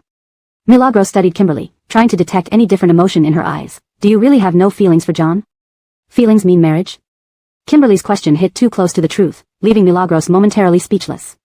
In modern society, casual relationships are rampant. A fleeting pleasure can comfort life's displeasures. What does marriage bring besides endless troubles? You have to care about everyone's emotions constantly, guard against infidelity, manipulation, and dangers from marriage. Why should I marry? Of course, someone like Govind who earned everything himself doesn't have these problems. I'm just talking to myself. The cars stopped at Puyan Mountain Courtyard. Milagros got out first, followed closely by Kimberly. As they entered, Graham had greeted them, but before he could speak, Isaiah handed Milagros a phone, Mr. Nate's call. Milagros took the phone to the living room, where Govind asked if she felt better and whether she could go out. Is there something important? There's a talent introduction conference at the universities tonight. I want you to join me. Milagros responded with a, do I need formal wear? Wear what you usually do. Isaiah will take you out at 6:30. I'll send you the address. After hanging up, Kimberly glanced at her but noticed a script under the teahouse table. Picking it up, she paused upon seeing the writer's name. Are you really going to accept this? I'm considering it. Are you crazy? If Govind, that petty man, finds out you're accepting this script, he won't stop. I'm an actor, accepting a script and acting in it is my job. Is it illegal? Besides, accepting others' work or his is inevitable. This script was written for me, fitting me perfectly. That's true. After all, you two had rumors in university. He must have feelings for you. Otherwise, why would he spend 2.5 years crafting the script for you? Milagros's preferences have always been clear, both as a child and now. Lincoln men were her top choice, and if they were also talented, it was even better. Haider Singhji was handsome and talented, even his name was poetic. How could he not be her ideal type? Do you really have no ulterior motives? What motives? Am I crazy? Leaving a man like Govind to get involved with a poor boy? What if you get tired of rich food and crave simple dishes? That's for others, not me. Milagros snatched the script from her and threw it back under the table. Living such a carefree life, knowing what she wanted was crucial. Girls who didn't know what they wanted and lacked clear goals were the ones who made such basic mistakes. Chapter 706. John can get Kimberly on his household registration within a month. At 5:30, Angie went upstairs to get ready. She wore a black turtleneck sweater paired with gray dress pants, her long hair neatly tied up at the back. The whole look exuded a cold beauty typical of women from the south of the Selenagsa River. Kimberly leaned against the doorway of the closet, watching Angie pick out jewelry, and sighed admiringly, your face indeed has the charm to bewitch a man like Govind. Not just this life, but probably not even in the next, Angie replied. Have you been reading too many romance novels lately? Angie held up 2 pairs of earrings and asked Kimberly, which one? The pearl ones, they suit your style better. Angie turned around, facing the mirror behind her as she put on the earrings, speaking casually, you always say John is gay. Have you seen him with men? Do I need to see it with my own eyes? Seeing is believing. Without concrete evidence, how can you assume that? Kimberly scoffed, how can it be my imagination when everyone in the capital knows it? In wealthy families, sometimes one has to make sacrifices to avoid becoming a pawn in family politics. Did you ever think this could be John's strategy? Angie closed the drawer behind her and walked over to the dressing table by the window to start her makeup. Kimberly looked at her with a heavy heart, something flashing through her mind. Whenever she was with John, those flamboyant gay men in the capital often tried to get close to him, only to be deterred by his icy gaze before they even got close. If he were really gay, wouldn't he show less disdain? Could it be true as Angie said? Angie glanced at Kimberly in the mirror, seeing her expression change. What are you thinking? Whether he's gay or not, I won't get married before 30. What's so great about being buried alive in a household? After finishing her makeup, Angie picked up a coat and prepared to go downstairs. As she passed Kimberly, she was hugged tightly, with whispers and flattering words that felt no less nauseating than any street thug outside. Sir, at the event venue, Govind was chatting over drinks with some guests. Owlie came in and whispered into his ear, Syra has arrived. Govind nodded slightly, excused himself from the conversation, and went to the entrance to greet her. A gust of cold wind blew in as Angie clutched her coat tighter. Govind naturally pulled her into his embrace. A faint fragrance wafted by, slightly unfamiliar. Did you change your perfume? Angie was puzzled, she hadn't sprayed any perfume. She sniffed her arm and realized, it must be from Kimberly. Lou Martha is preparing for a marriage alliance with the Arlo family. How does she have time to flirt with you? What if she only flirts with me because her family is pressuring her to marry? Govind supported Angie up the steps, softly reminding her, watch your step. You should be careful too. Govind hinted at something. Angie didn't quite understand and glanced sideways at him. What do you mean? I made a bet with Darren for 600 million. We bet that John can get Kimberly on his household registration within a month. Angie, is this what high society people do all day? It's not my fault. Darren wants to give me money. Why would I refuse such an offer? Angie shot him a look. Are you that sure John can win over Kimberly in a month? The man was confident, absolutely. He never made bets without confidence. Before Angie could ask why, someone called her attention. Haider Singhji pushed through the crowd, his eyes sparkling as he hurried toward her, as if he had been waiting for her for ages. Govind looked away from the wide smile on Haider Singhji's face, gracefully releasing Angie's waist and patting her shoulder, giving her the freedom to move. Angie glanced at him and then focused on Haider Singhji. You're here too? Yes. I didn't expect the organizer to invite me, said Haider Singhji, who was wearing a wrinkled white shirt that made him look somewhat disheveled. How did you find my script? I'm still reading it, Angie responded formally. Great, great.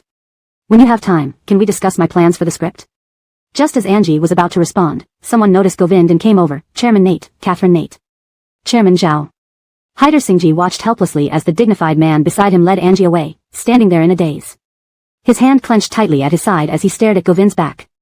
He had struggled so hard to deliver the script to Angie and waited anxiously for this day to discuss his plans. But now, unexpectedly, his chance slipped away. Haider Singhji felt his dreams slipping away. Why are you looking at her? Still think you're back in school? That rich girl cares about you? Forget it. Rich girls like her flirting with commoners like us is just for fun. Do you really think she remembers you after so many years? Your youth won't last, but their wealth grows every day. The person patted his shoulder. Forget it. This networking event was hosted by Jinggang University, inviting renowned scholars and celebrities from the university. Some had already achieved great success, while others struggled. This event aimed to consolidate resources and build the brand of Jinggang University. She's married to the richest man in Jinggang. I heard from the faculty leaders that this event was initiated by her husband to find talented individuals, while the rest are just there for show. Haider Singhji's expression darkened as he brushed off the hand on his shoulder. You're overthinking it. I just wrote a script, and she happens to be a celebrity. The person sighed and saw Haider Singhji walk away, muttering, so stubborn. Throughout the entire event, Govind and Angie were surrounded by people, leaving no chance for him to get close. His inherent pride as a scholar also prevented him from lowering himself to beg for attention. Then, a voice beside him said, I can help you. Chapter 707, just the right time to have a child. Haider Singhji. They say that as one grows older, tastes become more unique. It seems this statement holds true. In the hall, Govind seized the opportunity when no one was nearby and took the wine glass from Milagros's hand. Milagros, feeling slightly embarrassed at her empty palm, pinched her fingertips absent-mindedly and replied carelessly, following Govind's comment, isn't that right? Otherwise, I wouldn't have turned around and eaten your leftover grass. The man laughed suddenly at her words and advanced step by step towards Milagros, wrapping his broad palm around her waist and pulling her close to him, creating an enchanting scene. Speaking of which, should I be thankful that Catherine Nate has such unique tastes? Milagros's ears flushed red due to his flirtation, and she gently pushed him away with her fingertips touching his chest. Mr. Nate, you wouldn't want the media to snap pictures of you publicly flirting with your wife, would you? Govind stepped back 2 paces, following Milagros's gaze to catch the cold glances of a cluster of journalists, who immediately withdrew their attention. Haider Singhji sought you out for something? Govind brought up the topic, noticing the intense look the man had cast on Milagros just now. If it weren't for knowing how clear-minded Milagros was, he might have suspected something between them. He wrote a script and is looking for investment and filming. Govind nodded, understanding fully, and extended his hand toward Milagros. What? The script, let me take a look. Milagros couldn't help rolling her eyes. You still have time for this? With no spare time, but if he wrote some third-rate or fourth-rate film for you, shouldn't I check it? Govind reasoned, his expression serious. Milagros chuckled, glanced around to make sure no one could hear her, and leaned close to Govind, speaking word by word. Don't worry. If it's a third-rate or fourth-rate film, I'll definitely get you to play the male lead. Govind wasn't about to lose, looking down at Milagros with his fingertips intentionally brushing her waist. Is that so? Then how much will Catherine Nate prepare for my pay? One family, what talk of two houses? You're willing to parade me before everyone for humiliation and won't allow me to think of payment? Milagros, taking advantage of Govind's distraction, picked up a nearby wine glass and calmly sipped from it. Whatever, anyway, no matter how much you sell yourself for, half will be mine. Govind. Using the moment of his irritation, Milagros turned away guiltily, her gaze falling upon Haider Singhji walking with a woman in a white dress out of the venue. Instantly, Milagros remembered scenes from the Montague family banquet and followed suit. Today's event was not set in a high-end hotel but rather in a renovated factory-turned-art gallery surrounded by green lawns and an expansive view, complete with a supersized swimming pool at the back. Without any obstruction, one could easily see anyone outside. Yet today, Milagros followed all the way up but saw nothing. What happened? Govind followed her footsteps. Saw an acquaintance. Milagros retracted her gaze, ready to mention the Montague family in the white dress she had seen today, when the president of Jinggang University approached with Arlen. Milagros exchanged pleasantries and greeted them politely. Seeing them engrossed in conversation, she whispered to Govind, "You continue, I'll wander around myself." The man's brows furrowed slightly, turning his gaze towards Milagros, showing visible displeasure. Knowing he couldn't leave, having grown up in Jinggang University's family compound and the current president being a longtime friend of Arlen, he often visited their home during childhood. With Arlen personally bringing someone over now, it wouldn't be polite to decline. He instructed Milagros, "Be careful." And further cautioned, "Call me if anything happens." "I know, not a child anymore." Govind watched Milagros leave, sighing noticeably. "You're still as responsible as ever," the principal observed teasingly. "Wasn't Milagros the girl who used to follow you home while you were studying?" Govind rarely showed discomfort. Recalling past events, the principal looked at Arlen and said with a laugh, "Back then, you were on a business trip." The girl pursued him relentlessly until she finally gave up at his building entrance. He clearly cared but refused to invite her upstairs. Unfortunately, the weather worsened, and just after sending her away, it started pouring rain. Though he didn't say a word, he ran out with an umbrella. He returned drenched hours later like a wet chicken. Asked him if he found her, he just kept silent, head down. Revisiting these memories, Govind was no longer the same young boy, showing neither awkwardness nor unease. Instead, he felt at peace, having caught the one he hadn't managed to win over back then. He chuckled quietly, displaying the poise of a commercial tycoon. Until the principal asked, "Why didn't you catch her back then?" Govind responded frankly, "How could a poor boy chase a princess in a Mercedes?"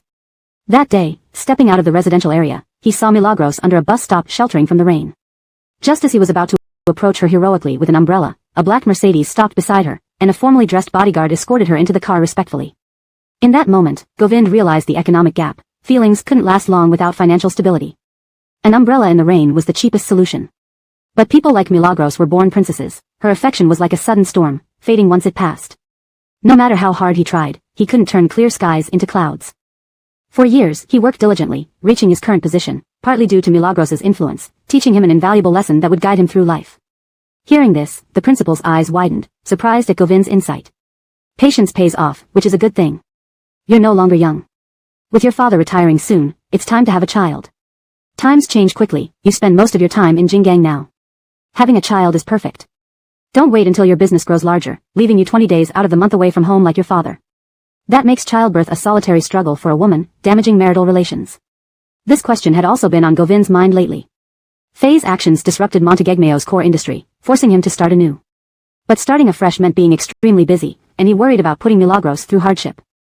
Chapter 708, Govind brings a woman back. Angie walked along the outer pebble path circling the art center. After rounding halfway, she hadn't seen anyone, making her momentarily doubt herself. She paused mid-step, hearing only the melodic violin strains coming from inside the venue. The November weather was so cold that even birds didn't want to linger outside. A cold wind blew through the corridor, making her realize she had stopped between two factory buildings. In between them, it was dark and dim, with only the yellow lights on the rooftops faintly glowing. She initially thought about leaving but hesitated, and a faint sound came from behind another factory building. Frowning, Angie stepped forward, her black boots clicking softly on the pebble path. She deliberately made heavier steps to see if the person would come out due to her approach. Apparently, they did not. She reached the end without finding anyone. After hesitating for a moment, she turned and left. Approaching the venue, she encountered Govind, who had come out looking for her. Despite the distance, Angie could see the worry on his face. His expression cleared upon seeing her, and he approached, wrapping an arm around her waist and pulling her closer. "Did you see anyone?" he asked. "No," she replied. "Do you have a hunch about who it might be?" Angie shook her head. Govind's dark eyes scanned her empty expression, a menacing look that could unsettle even wandering spirits. No rush. Ensure your safety first before doing anything else. Okay. Let's go inside, it's chilly. That evening, Govind, under the recommendation of the president of Jinggang University, recruited several talented technical experts. The next morning, Krista represented Montegegmeo Group and visited these experts' homes with generous gifts, letting them set their own terms. The new hires were taken back to the company and put on board that day. With industry giants and top technical talent forming a new department, Govind hosted a dinner banquet that night to entertain everyone. According to Krista, this ensured that the recruits felt appreciated and willing to work diligently for the company. The senior management of Montegegmeo and the new department colleagues gathered at Wang Jintai, a renowned members-only venue in Jinggang. Standing in a private room there, overlooking the night view of the entire Jinggang riverfront, some places just made ordinary people feel superior by merely standing there. For many, getting into Montegegmeo seemed like an unattainable dream. But now, thanks to years of hard work and study, they stood there. Suddenly, it all felt worth it. Krista held a glass and observed someone standing by the window, lost in thought. He lightly chatted with him. How do you feel? This is all worth it. The latter smiled, raising his glass without speaking. Life was full of ups and downs, and he was currently rising. The higher one rose, the further one could fall. Life was a continuous cycle. At 11 o'clock, Angie had just finished her bath, drying her damp hair while wearing pajamas and descending the stairs.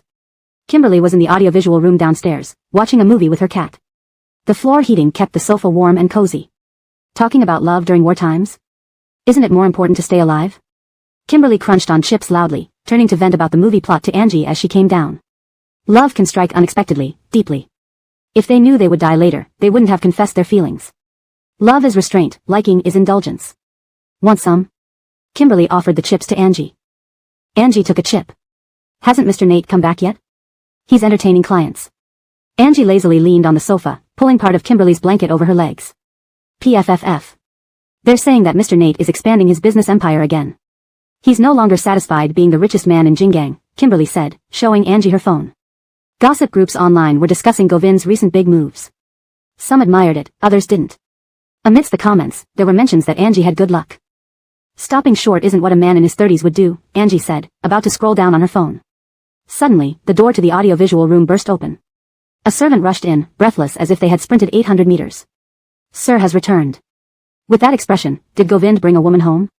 Kimberly got up from the sofa, eager to know more. Following Angie upstairs, they entered the living room where the atmosphere felt off. Graham had approached hesitantly. Ma'am, sir is drunk. If he's drunk, take him upstairs. Why the panic? Graham had looked uncomfortable. The servants couldn't get close to help because Govind had pushed away the one who tried, scaring her so much she nearly cried. Angie saw Graham's hesitation and noticed a woman standing in the corner with red marks on her neck. She gestured for the staff to leave. Approaching the man sitting at the entrance, she crouched beside him. His loose loungewear had slipped off one shoulder, exposing his broad neck. He opened his heavy eyes slightly at the sight of her. Gua. How much did you drink? Govind shook his head. Not much. If you didn't drink much, why are you this drunk? Angie directed her question at Govind but glanced at Ali. He quickly shook his head. I wasn't at Wang Jintai or the company gathering. Help him upstairs, Angie commanded. Immediately, the previously unmanageable Govind became docile, almost like a sleeping kitten. Do you love me, wife? Yes, let's get upstairs. You're just humoring me. Govind stopped on the stairs, turning to look at her with a serious face despite the overpowering smell of alcohol. I really mean it, no joking, Angie said, trying to calm him down with a soothing tone. Kimberly stood against the wall, watching the scene unfold, enjoying the role reversal. I don't believe you, the drunk Govind persisted. Angie sighed, touching his cheek. She tiptoed and kissed his lips lightly. I love you, now let's get upstairs. One day, she'd move her bedroom downstairs to simply dump him in there when he got drunk. Before she could pull away after the kiss, Govind picked her up and carried her toward the bedroom. Ali, should I follow? Kimberly, damn. Watching drama turned into dog food? Angie intended to leave, but as she turned her heel, a slight sound came from behind the other building. Her eyebrows knitted together as she stepped forward, her black boots tapping lightly on the pebble path. She deliberately made heavier footsteps, hoping the person would come out because someone approached. Clearly, they did not. She reached the end without finding anyone, hesitating briefly before turning slightly to leave. As she neared the venue, she met Govind who was looking for her. Even from afar, Angie saw the worried look on his face dissipate upon seeing her. Govind came forward, wrapping an arm around her waist, pulling her closer. Did you see anyone? No. Any idea who it might be? Angie shook her head again. Govind's dark eyes swept over her blank expression, the fierce look in them intimidating enough to scare off even wandering spirits. Don't worry, ensure your safety first before dealing with other things. Let's go inside. It's chilly. That night, under the introduction of the president of Jinggang University, Govind recruited several technical experts.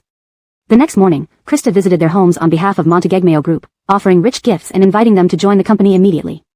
Industry leaders and these new talents expanded a new department within the group. That evening, Govind held a banquet to entertain everyone, ensuring appearances were made right so that they felt willing to work hard for him. Standing in one of Wang Jintai's private boxes, they overlooked the entire Jinggang River, a scene that made ordinary people feel superior just by being there. Wang Jintai was a renowned members-only club in Jinggang, unattainable for most people unless they worked at Montegegmeo. Standing here now after years of education, everything suddenly seemed worthwhile. Krista, holding a glass, looked at the man lost in thought by the window and said casually, "How do you feel?" "All this is worth it."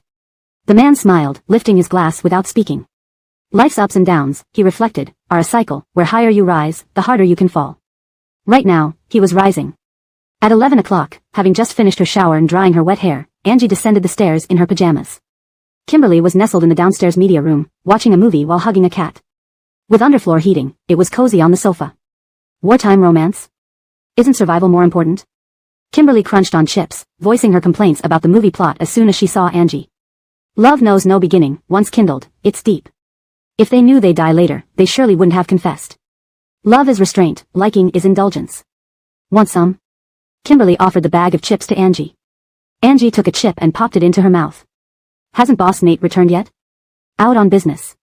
Angie lazily leaned back, grabbing the blanket draped over Kimberly to cover her legs. TSK. They're saying Boss Nate's empire will expand again. He's not content being just the richest man in Jinggang, Kimberly said, opening her phone to show Angie gossip in Jinggang forums, some supporting his recent moves, others doubting it, with a few comments noting Angie's good fortune. Not settling is what men in their 30s should do. Angie prepared to scroll down when suddenly the media room door opened, and a frantic servant appeared, out of breath as if having run 800 meters at top speed. Sir has returned. Do you mean to say Govind brought a woman back? Kimberly stood up, curious, joining Angie upstairs. Upon entering the living room, the atmosphere felt odd. Mina approached awkwardly. Syra, sir is quite drunk. Drunk? Just take him upstairs, no need for such panic. Mina looked embarrassed. This wasn't about not wanting to take him upstairs. Govind didn't let them touch him, pushing away the servant who tried to help him, nearly scaring the young girl to tears. Seeing Mina's hesitation, Angie glanced at the servant standing in the corner, her eyes red, neck bruised, and understood. She waved her away and approached the man sitting by the entrance. Lowering herself, she saw his loose home clothes slide off his shoulder, exposing much of his neck. Opening his eyes, the man noticed her, revealing a flicker of warmth in his cold gaze. Gua. How much did you drink? Not much. Not much and this drunk? Angie directed the question to Govind but her gaze landed on Alali. I wasn't present at Wang Jintai or the company meeting. Alali quickly shook his head, fearing blame. Help him upstairs. Once indecisive, Govind became docile like a sleeping cat, seemingly unaware of how he had acted moments ago. Wife, do you love me? Of course, now upstairs. You're brushing me off. He stopped on the stairs, earnestly looking at her. Except for the alcohol odor, nothing indicated he was drunk. Really, not brushing you off, Angie reassured him, her voice soothing. Kimberly watched the dynamic unfold, amused by the role reversal. I don't believe you. Drunk Govind was stubborn. Realizing this, Angie wiped her forehead, reaching out to stroke his cheek, then kissed his lips softly in front of everyone. Love you, now upstairs. She'd eventually move her bedroom downstairs, to directly deposit a drunk him there. Haha. Before she could pull back, Govind scooped her up and strode toward the bedroom. Alali. Still following? Kimberly. Oh my god. Watching a drama turned into a dog food feast. Note, some Chinese phrases were directly translated as English equivalents may not convey the same tone. Adjustments were made to ensure fluency and naturalness. Chapter 709, Whoever marries you, I'll make him bankrupt. In the bedroom, the romantic scene was deepening. Angie wrapped her arms around Govind's neck as he laid her down on the bed. With one hand supporting her head, he bent down to kiss her passionately, savoring every inch of her like a gourmet meal, lingering where it was familiar, and pressing closer with each passing moment. The gentle yet ardent kisses made Angie lose herself in his embrace. As their emotions escalated, Govind's mind was filled with memories of that rainy evening when she was 17. Amy. Govind whispered her name urgently. Angie responded breathlessly, I love you. The warm sensation near her ear sent shivers through her body. Finally, Govind's hoarse voice echoed, Do you love me? Yes, I do. Angie thrust her hips forward, pressing against Govind's back, silently urging him on.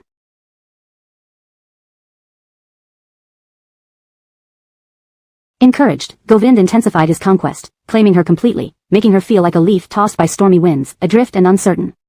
After what felt like an eternity, Angie clung to a shred of rationality and grabbed his arm, her voice barely a whisper, condom. A flicker of emotion flashed in Govind's dark eyes, but he nodded without stopping. Angie reached for the nightstand, but as soon as Govind sensed her movement, he overwhelmed her even more, causing her hand to miss the drawer. Govind. The man's clear eyes now clouded with desire as he hugged her close, rubbing against her, feigning vulnerability. I can't hold back anymore, my dear wife. Afterwards, the remnants of their intimate encounter lingered in the air. Angie calmed herself and glanced sideways at Govind, who slept soundly. She nudged him, but he remained still as a mountain. Govind, let go, I need to take a shower. What? Are you going to let me go? The battle must have been intense, said Kimberly casually at 5 in the morning. The household staff was already waking up to clean the courtyard. The night sky tore open with a pale streak of light. Exhausted from the vigorous activity, Angie came downstairs for water. Just as she lifted her glass, Kimberly's eerie voice startled her. Trying to scare me, ghost? I was here first, elder sister, and now you're accusing me? Kimberly clicked her tongue. Up so early? Anything wrong? There's trouble at the factory, and I need to check it out before traffic gets bad. With the rise of the internet over the past few years, Kimberly's business had thrived, acquiring several factories, some nearby and others in neighboring provinces. Though modest compared to family enterprises, it was still impressive for her age. How are you getting there? By car, my secretary will pick me up and drive me to the mountain pass. Angie nodded, pulling out a chair to sit, massaging her temples, which remained furrowed. Was it too rough with Govind? Angie shot her a glance. What happened at your factory? The Environmental Bureau investigated it. Angie leaned back, looking at her. Did you ever consider? Cough. Cough. Before she could finish, a cough from the doorway interrupted her. Govind stood there in his pajamas, giving Angie a meaningful look. She obediently closed her mouth. She understood. It was just a bet after all. Govind walked in, poured a glass of water, and looked at Kimberly at the counter. Shouldn't you settle your accommodation fees before leaving? Does someone with endless wealth care about my petty charges? Even flies have meat, Govind replied coldly. If you can't pay, ask Arlo Zone for reimbursement. Don't be shameless, Mr. Nate, Kimberly rolled her eyes, placing her cup in the sink, then taking Angie's coffee mug and grinding a fresh brew before leaving under the lightning sky. Angie hadn't expected that Kimberly would return from being an unmarried girl to becoming a married woman. In the dining room, Angie cast a glance at Govind. If Kimberly finds out about this and blames me, I won't let you off. You won't help your husband and instead betray me? Men come and go, but a best friend is rare. Mr. Nate, think carefully. Angie went upstairs to continue sleeping. Kimberly realized she had been tricked only after driving for 4 hours. Opening the office door, she saw the boss's chair slowly turn around. John sat there with a confident smile, holding a pen. Instinctively wanting to run, she did just that, turning around upon seeing John. But when she tried to pull the door open, it wouldn't budge. John leaned back in his chair, relaxed, sneering sarcastically. Run, why aren't you running? Are you not fond of running? Frustrated, Kimberly struggled. Did you send the Environmental Bureau? John tapped the pen cap rhythmically on the wooden desk, smiling but saying nothing. Do you enjoy playing games? I said I didn't want to marry anyone, yet you're dragging me into a tomb. Did I dig up your ancestral grave in my past life? John tossed a file onto the floor beside Kimberly without arguing. The environmental inspection results showed that the plant manager cut costs by dumping wastewater into nearby rivers to pocket the savings. Someone reported it. We have evidence and witnesses. If unresolved promptly, you face bankruptcy or imprisonment. Kimberly bent down, picked up the documents, and flipped through them. Photos, seals, lab reports, and employee statements were all there. Though shaken, she maintained her composure. The responsibility lies with the plant manager. Don't scare me with these, I wasn't raised to be scared. John nodded. True. But what if they insist on blaming you? Realizing something, Kimberly looked at John. You're despicable. If cornered, compliance solves everything. Choose, marry me or face bankruptcy. Given your strained relationship with your father, your independence depends on earning money. Without it, it would be me or someone else. Not anyone else either. Today, John remained unusually calm. Normally, Kimberly's provocations would make him explode, but today, he shrugged indifferently. It doesn't matter. Whoever marries you, I'll bankrupt them. Kimberly. Please note, this chapter contains mature content suitable for adult audiences. Hashtag chapter 710, a loving couple trying to conceive becomes unhappy because of you. Angie woke up in the middle of the day. Govind was sitting by the bedroom window with a tablet in hand. Upon seeing her awake, he naturally closed the tablet and got up to go to Angie, who was lazily rubbing herself on the bed. It's noon, let's get up for lunch. Didn't you go to the company today? On leave, I'm going shopping with you this afternoon. Angie slowly got up, hooked her arms around Govind's neck, and said softly, "Rarely see you do this, Mr. Nate. Are you happy?" Angie nodded, "Of course." Just as she put on her slippers after getting out of bed, her phone rang. Govind glanced over and saw Kimberly's name on the screen. He looked at Angie and kindly warned, "I suggest you don't answer it." Angie's hand paused mid-air, reaching for the phone, looking at Govind questioningly. Govind carried her into the bathroom horizontally and casually asked while squeezing toothpaste onto her brush, "If she asks for your help to get through a tough time, will you help her or not? Depends on what kind of trouble it is. If John is plotting against her, would you help?" Govind handed her the toothbrush. Angie held the toothbrush but didn't move. "It depends on how he plots," she reasoned both emotionally and logically, standing firmly by Kimberly's side. If Kimberly didn't want it, offending John wouldn't be out of the question. How can he plot? Just forcing her into marriage. Govind's casual tone made Angie furrow her brows as she pondered over the word just. "In your eyes, a man deliberately forces an innocent woman into marriage, and it's just nothing much?" "Mr. Nate, from your tone, have you done this before?" Angie was always astute enough to seize upon flaws in people's words, turning others' mistakes into advantages. For a moment, Govind felt a shiver down his spine but quickly suppressed his unease. "Darling, we're talking about John and Kimberly, no need to stir things up." Perhaps fearing Angie might delve deeper, Govind glanced at her toothbrush. "Brush your teeth, let's eat downstairs." By the time Angie was ready and came downstairs, Govind was already seated at the dining table reading the finance section of today's newspaper. The front page featured an interview with Krista. She briefly glanced at it, then looked at the ragdoll cat squatting next to Govind, smoothed out her skirt as Greyhamid pulled out her chair, and sat down. "How's the new project?" Swish, Govind folded the newspaper neatly and handed it to Greyhamid, picking up chopsticks and putting food on her plate while replying, "It's progressing. This leave today is because you'll be on a business trip soon." They had been married for so long, and Govind rarely took whole days off. If he did, it meant something big was coming up. Govind smiled and complimented her, "Catherine Nate, you're always on my mind. So, you do your busy work, and I'll do mine." "Getting ready for filming?" "No, I accepted an entertainment show." "What show?" "Me and My House." This show was a new variety show on Fruit Channel, which had invited her for quite some time, hoping to leverage her status as the princess of Jingang to attract traffic. People were also fascinated by the wealthy lifestyle that they often read about on the internet. After all, not everyone could live like a rich widow. Govind seldom paid attention to entertainment news, nor did he care about new TV shows. Apart from occasionally watching Angie's previous dramas, other matters weren't worth his time. "Filming in Puyan Mountain?" "At my old villa. I don't want my living space tainted with a commonplace atmosphere." She might be carefree, but she still knew that some places were for living and others were for working. In the afternoon, Govind accompanied Angie shopping. Too lazy to put on makeup, she wore a hat and mask instead. While changing clothes in the dressing room, Govind, waiting outside, picked up her phone and set it to silent mode before tossing it back into her bag. Elsewhere, Kimberly stood outside her office door, looking sullen, almost like the earth under her feet seemed heavier. John, in contrast, was relaxed, completely opposite to her low mood. "Can't get through by phone? Need help?" Kimberly angrily put away her phone. "Are you colluding with Govind?" "Not collusion, he just chose me over you. As for Angie, it's best not to tell her. Otherwise, she'll argue with Govind over your issues, affecting their relationship. You don't want to ruin a loving couple trying to conceive, right? And if it escalates further, you'll feel guilty." Bang! Kimberly picked up the ashtray from the coffee table and threw it at John. He narrowly avoided it, leaving the crystal ashtray shattered against the marble wall. "Are you really that shameless? All I need is a wife, what use is face?" These words sounded eerily familiar. Kimberly even thought John had learned such audacity from Govind. It was as if this shamelessness was proudly displayed on their family signboard. "Boss Chu, someone from the upper management is here." The door opened, revealing a man seated calmly. This surprised the visitor. Firstly, he hadn't expected anyone else in the office. Secondly, this man was breathtakingly handsome, with an air far beyond ordinary mortals. Kimberly's mind buzzed with anger.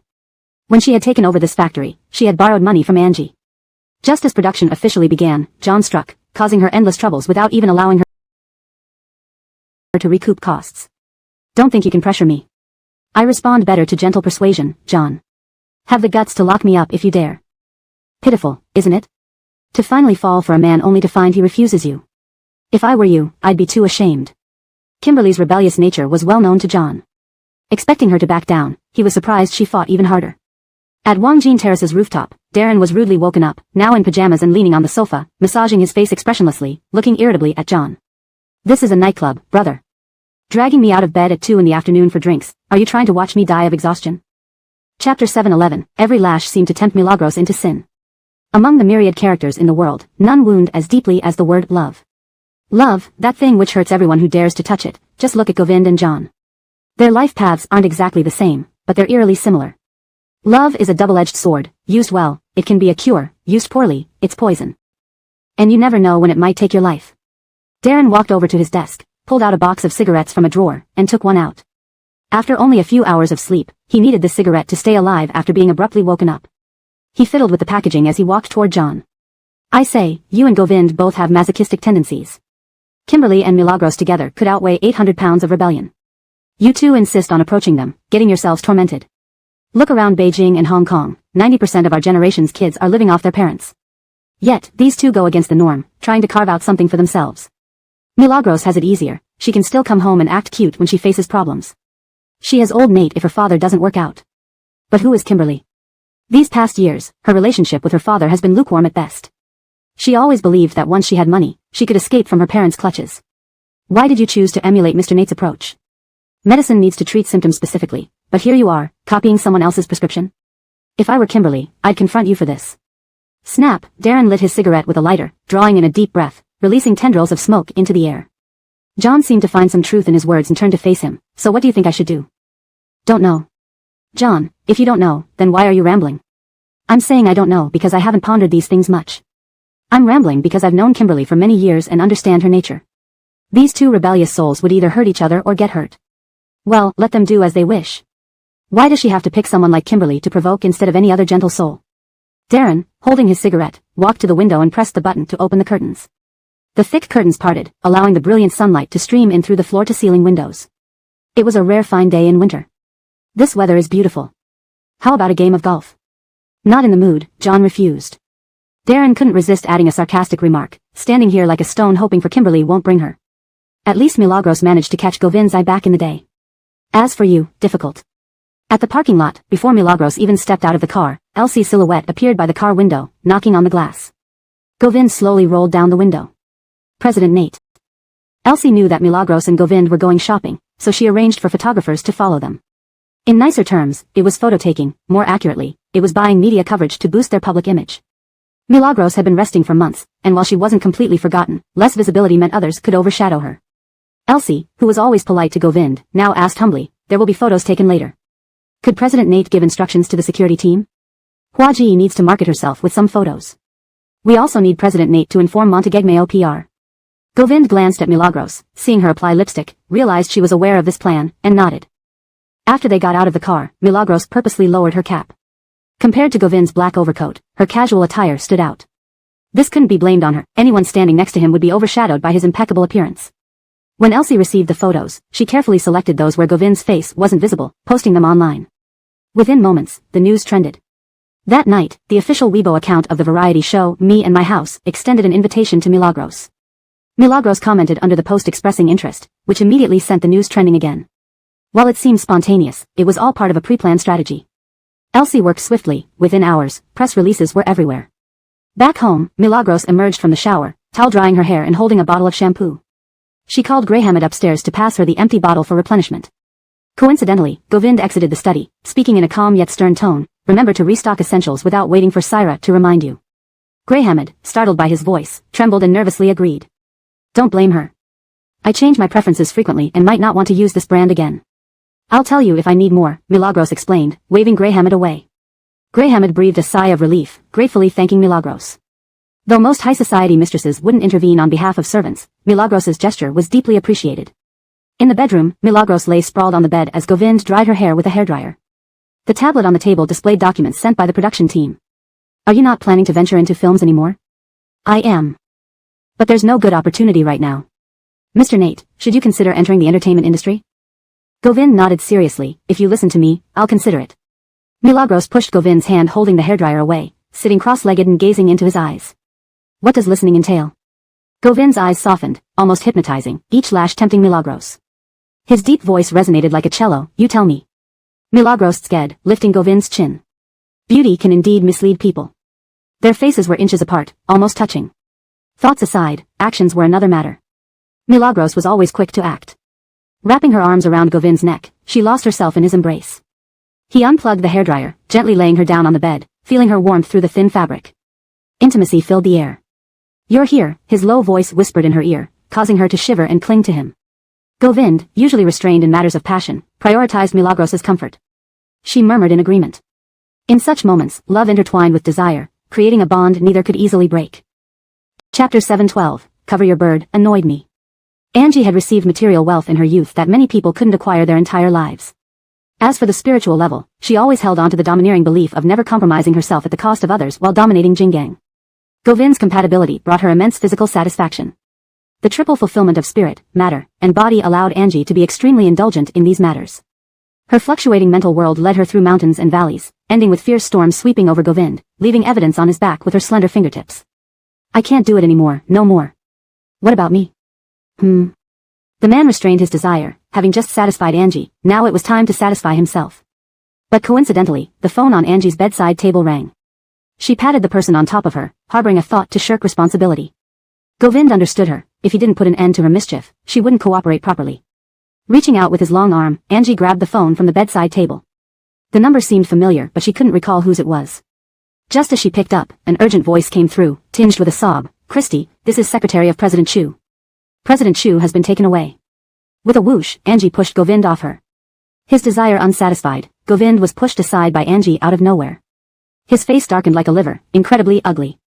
Dark eyes bore into her, his taut back revealing his restrained anger. I told you not to get involved with Kimberly and John's affairs. Angie was equally furious. I won't interfere nor care about your wager with Darren. Get him out of custody first. Is John even a man? Loving a woman means sending her to jail? Does he have any shame? Sitting on the bed muttering curses, Angie suddenly remembered something, her gaze falling on Govind. That's not right. You've done this to me before, didn't you teach him? The familiar taste, the familiar recipe. The man's expression darkened. Nonsense. Angie didn't believe him. You and John were colluding long ago. Don't think I don't know. If Kimberly's situation involves you, I'll never let you off. Angrier by the minute, she pulled the blanket from the bed and threw it over Govind. Cover your bird, annoy me. Govind. So eager when you want it, praising every little thing. When you're done, you treat me like this? Do you need me to remind you how you touched me earlier? Angie, am I spoiling you too much? Angie was too annoyed to argue. Pulling the bathrobe from the side of the bed, she got up barefoot heading straight for the bathroom. Govind strode after her, grabbing her arm. Where are you going? To save Kimberly, where else? John won't let her stay in custody. Did he send a ghost in then? Angie irritably brushed his hand off. If you won't bail her out, I will. Fire raged in Govind's chest. He didn't really want to deal with John and Kimberly, but Angie's stubbornness forced him to carry the person horizontally and toss her back on the bed. Clad in a towel, he loomed over her, grinding out between gritted teeth, stay put. He didn't want to meddle, yet had no choice.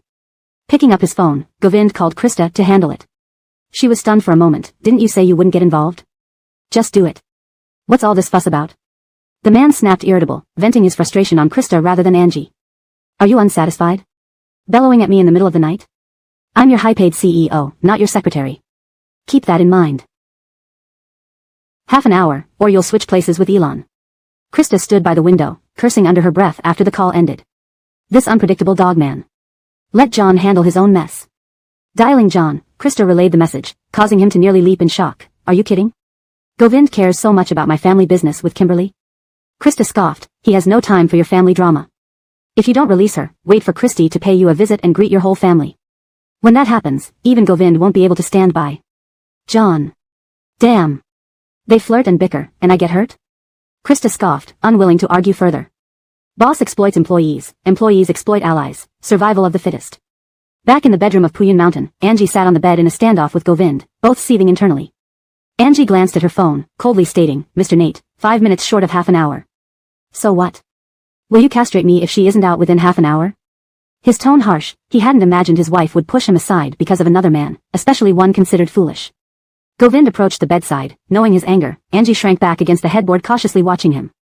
Just as she was about to ask, Govind opened the drawer, looked inside, and slammed it shut. Looking for something, finding nothing, he dialed Greyhamid, asking, where are the cigarettes in the bedside drawer? Greyhamid was terrified, stammering, Sir, you said no smoking at home, so I discarded them. Govind. Being nearby, Greyhamid's voice was naturally heard. Wanting to laugh but not daring, Angie slowly covered half her face with the quilt, exposing her eyes, hiding beneath it, quietly shaking. Why was she shaking? Clearly, laughing until she shook. Is it funny? Angie lowered the quilt, suppressing laughter. Not really. Not funny? Then steady those shoulders of yours. Angie knew his temper flared, unsure whether due to unfulfilled desire or inability to smoke. Flipping out her pack from the wardrobe, she returned with a box of lady cigarettes, lighting one and offering it to Govind. Can't quit, then don't. Don't suffer unnecessarily. Govind glanced at the cigarette she offered, eyes drifting to her face. I didn't know Catherine Nate smokes. Note asterisk the phrase, your bird, and, cover your bird, are informal and somewhat crude expressions. In a translation context, such language choices should reflect natural colloquial use but remain appropriate for the target audience. Here, they are used sparingly and only where contextually necessary. Chapter 7:13 Govind pulled her out by the ankle. Angie had now experienced the feeling of good intentions being met with ingratitude. She had saved someone from a dire situation, and this was how she was treated in return. So be it. She put the cigarette back in the pack and tossed it casually onto the sofa beside her. So be it. Just as she was about to climb into bed after kicking off her shoes, Govind, standing at the foot of the bed, grabbed her ankle and dragged her out. So you think provoking me will just end there? When did I provoke you? Angie retorted. Govind laughed coldly. When did you provoke me? I don't admit it, I didn't. You're slandering. Angie used her perfected triple refusal technique. Govind didn't argue with her but nodded angrily, walked to the bedroom door, and opened both the bedroom and living room doors. Then he returned, grabbed Angie's waist, threw her onto the sofa in the living room, and bit her shoulder. The pain made Angie gasp sharply. She howled. Govind's ravaging soon followed. Angie looked at the open door and then at Govind wreaking havoc on her body. He bit her in places that wouldn't leave visible marks, intentionally making her want to cry out but not daring to. This man had a heart like a honeycomb, full of tricks. At 10:30 p.m., heavy rain poured down, pounding on the car roof. Kimberly came out of the police station wearing only a thin black coat she had taken from Angie's wardrobe when she left Puyin Mountain. She thought she would just finish some business and return home. Who knew she'd have to go through the police station too? If she had known, she would have dressed warmer. Now, she was shivering and feeling dizzy. Her secretary placed a thermos on the floor. Kimberly sniffed and sipped some hot water. Who got me out? I called Christy, perhaps it was her. The person holding the cup changed expression and glanced at the secretary. Did you say anything else besides calling? No, nothing. Kimberly didn't want to worry Angie too much. John may have been right about one thing. She didn't want her own problems to affect Angie's relationship with Govind. After all, it was her own issue and no need to drag anyone else into it. Let's go back to Jingang first. What about things here? It's not urgent. By midnight, Kimberly had rushed back to Jingang, packed some essentials in her car for potential stays outside due to factory issues. The next morning, the first thing Angie did was call Kimberly, who informed her she was on her way to the factory. I've called Ms. Selenag, who knows people there. She arranged it last night, and they said they'd check the situation today. I'll let you know if anything happens. Okay, Kimberly replied. It's not a big deal. Since I didn't manage the factory, it's probably just getting the general manager arrested and fined. How much? A few million. Money can solve the problem. If you lack money, tell me. John wants to make me penniless. Even if I become penniless, I won't beg him. This bastard. Angie knew Kimberly's stubborn nature, defiant but not easily broken. She started her own business against her father's wishes, so it was no surprise she wouldn't submit to John. Don't get too worked up. It's just marriage. You can divorce later or even cheat if you want. That's future talk. Let's see when the time comes. Gotta go. In the early dawn light, a misty haze enveloped Puyin Mountain, making the grand villa look both mysterious and beautiful. After hanging up, Angie realized Govind was already gone. Pulling back the curtains, she saw the fine rain mixed with a lingering fog. Knowing Govind exercised early, she decided to get up and went downstairs in a bathrobe. As she reached the staircase, she heard him speaking in the living room. I'll be busy lately with frequent business trips. Puyin Mountain is under your care. The young Catherine loves to play, remind her subtly if there are any issues. Linkendle any troublemakers within the household and avoid trivial matters bothering her. Winter weather is unpredictable, remind her often to add layers. If Catherine goes out to work, Isaiah must follow closely for her safety and take care of her daily needs. Govind's deep voice, clear as mountain spring water, warmed her heart, making the winter less chilly. Elena once said, my brother may seem cold-hearted, but he's very caring to those he accepts. He wouldn't let anyone down, especially his own. Being such an ally, not to mention his beloved wife, meant more than material wealth. It was about spiritual richness and unwavering support. Such men were rare. Seeing Angie at the staircase entrance, Govind spoke softly, up so early? Going on a trip? Yeah, to Spain for a week to discuss technology. Angie nodded. Is everything packed? Greyhammed will do it shortly. Feeling touched, Angie offered despite her lack of skills, I'll help you pack. Govind paused. You? Not allowed? Govind hesitated but didn't want to discourage her. Experts said not to suppress practical skills, yet when he opened his suitcase in Spain, he found her efforts lacking. No clean underwear, an item impossible for the secretary to buy on short notice. On the second day of his trip, Angie went to the company. Elsie handed her the variety show materials along with financial reports. Comparing them with the same quarter last year showed over 50% growth, even with several months of inactivity. She pointed at the numbers. You didn't lie? Why would I? Though you rested, the company still had other revenue sources and new talent generating income. Looks like I can fully relax and run the company behind the scenes. Elsie took the report from her hands and mockingly said, some dreams are best left as dreams, not to be taken too seriously. Chapter 714, The Spanish IP's Wealthy Tycoon. Apparently, Omar has been improving lately. The show you put on hold should be getting back on track soon. Otherwise, if it's delayed any longer, you won't recoup the losses. What's there to worry about? John has plenty of money. Angie picked up the teapot from Elsie's desk and poured herself a cup of tea. Elsie had just bent down to place the financial report in the safe and, upon raising her eyes, saw Angie bringing the cup to her lips. Don't drink. Angie had just taken a sip when she froze midair with the cup raised. Is it poisoned? Elsie took the cup from her hands, breaking out into a cold sweat. She still clearly remembered Govind's instructions from a few days ago, telling her they were trying for a baby and that she shouldn't expose Angie to alcohol or smoking. The implicit warnings had almost felt like having a knife held to her throat. It's weight loss pills, you don't need them. Drinking it will give you diarrhea. I've had them before, Angie said, recalling her high school days when she first tried weight loss pills.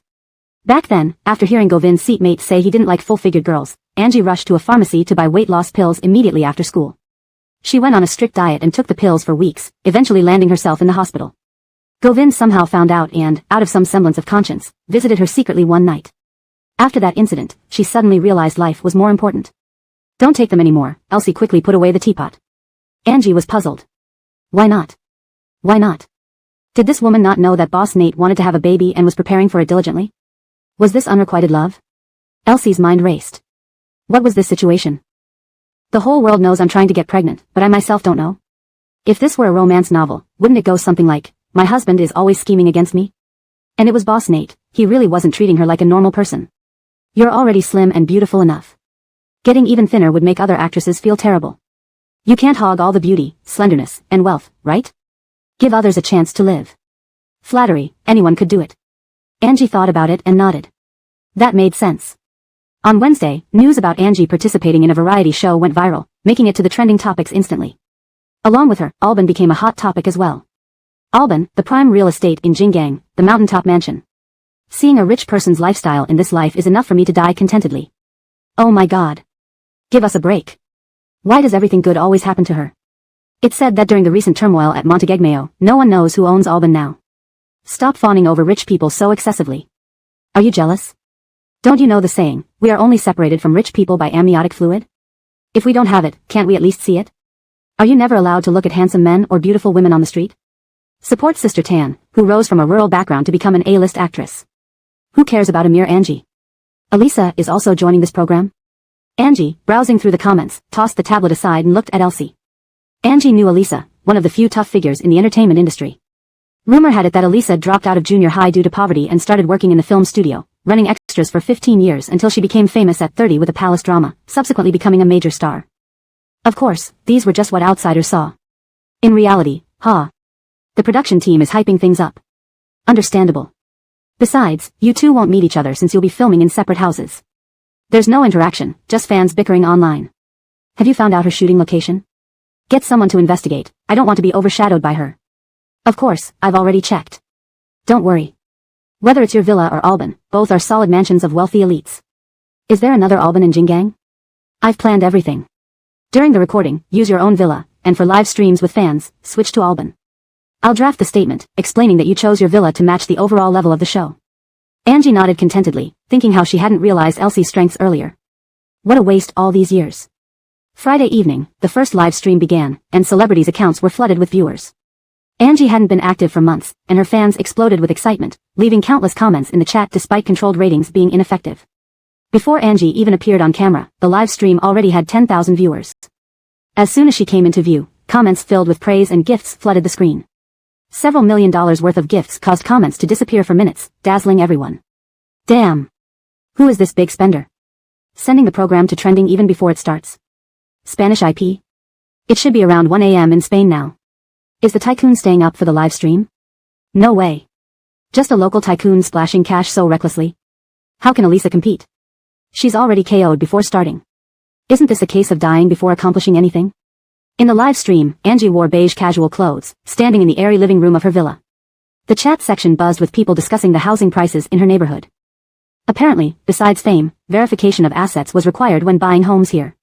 Reminder, this was a coming-of-age gift from Angie's father when she turned 18. Some are still struggling at 18 while others are already living in mansions. What's the point? Relying on dad? And now relying on men. User 0779, send a carnival.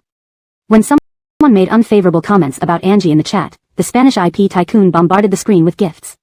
After a few rounds, everyone realized something was off. On the side, Elsie monitored the live stream on her phone outside the frame to ensure no inappropriate comments went unnoticed, which might otherwise give opponents a chance. However, before she even got started, she was stunned by the generosity of the Spanish IP tycoon. Sister Hua sure is amazing. Taking a break for months and still getting pampered by big spenders. Elsie gave a meaningful glance at Angie and sighed. Of course, she'd be pampered, she was the beloved wife. Hashtag end of chapter. Chapter 715, what? Is the husband not at home? Inside a hotel in Spain, Govind was holding his phone and watching a live stream. His gaze occasionally scanned the comments section. Whenever he saw someone posting nonsense, he would immediately start throwing money to make them shut up. For a moment, the comments section was overrun with "Rich Lord," which oddly gave him a sweet feeling. Sir, Elon hurriedly pushed the door open and upon seeing Govind sitting on the sofa, grinning foolishly at his phone, he felt a chill run down his spine. Come in, the man's expression softened as he spoke quietly. Elon awkwardly touched his nose, walked in with the bag in hand, and handed it over to Govind. Boss, I've bought what you asked for and put it here. After saying that, Elon dropped the items and quickly left. Today had been truly bizarre. The boss, who wouldn't even let him buy a cup of coffee usually, actually told him to buy underwear this time. After returning from buying the underwear, he still found the boss grinning foolishly. This was absolutely nerve-wracking. What are you thinking about?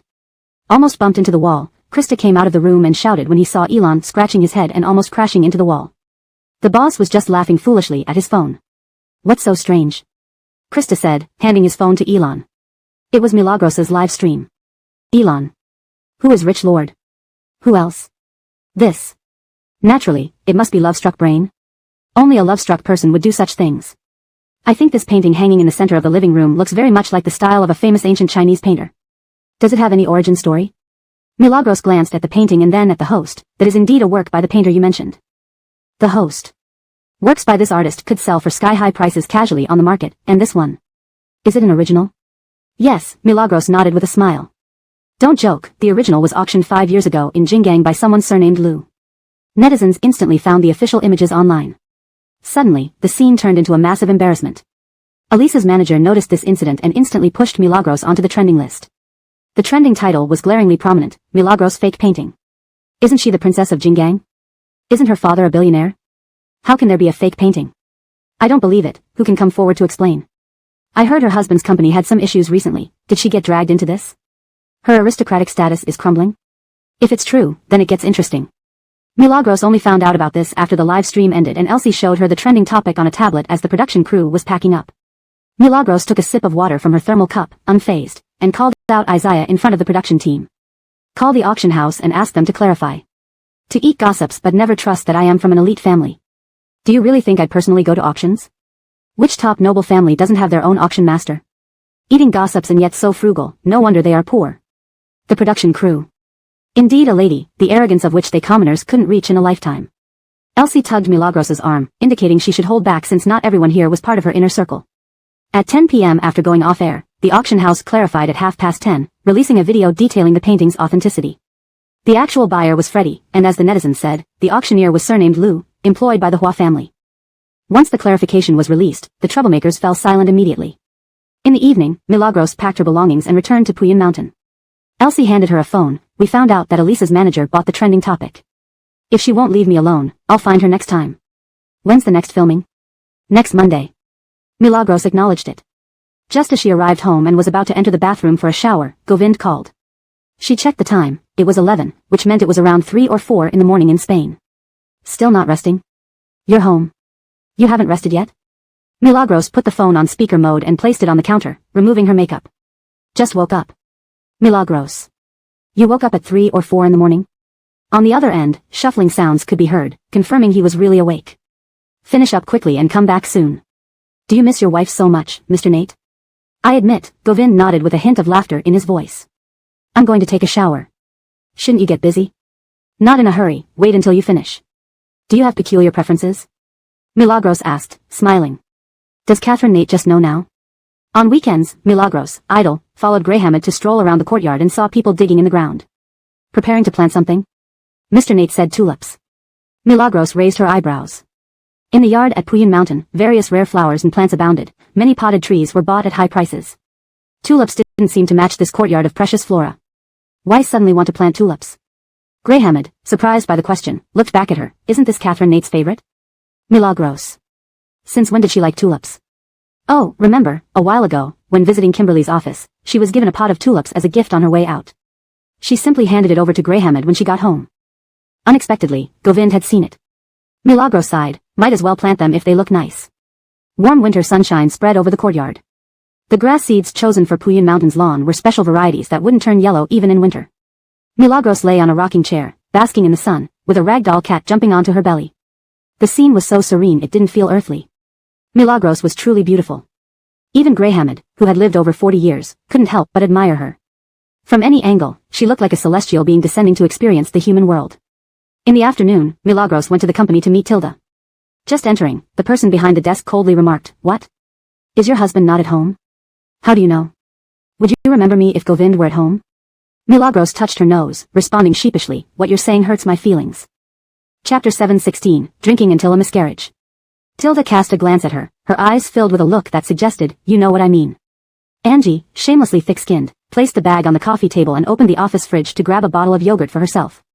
"How's your investigation into Kimberly's matter going? Do you know John's status in the capital?" Tilda paused her work and looked at Angie, who was slurping yogurt right before her. "The Arlos are red third generation.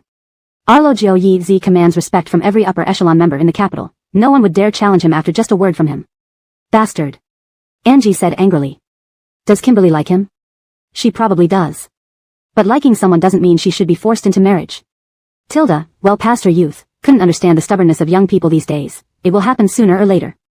He comes from a good family, matches her socially, is young and successful with a lot of money, and likes her too. That's better than an arranged marriage. Angie wasn't happy upon hearing this. "You can't say it like that."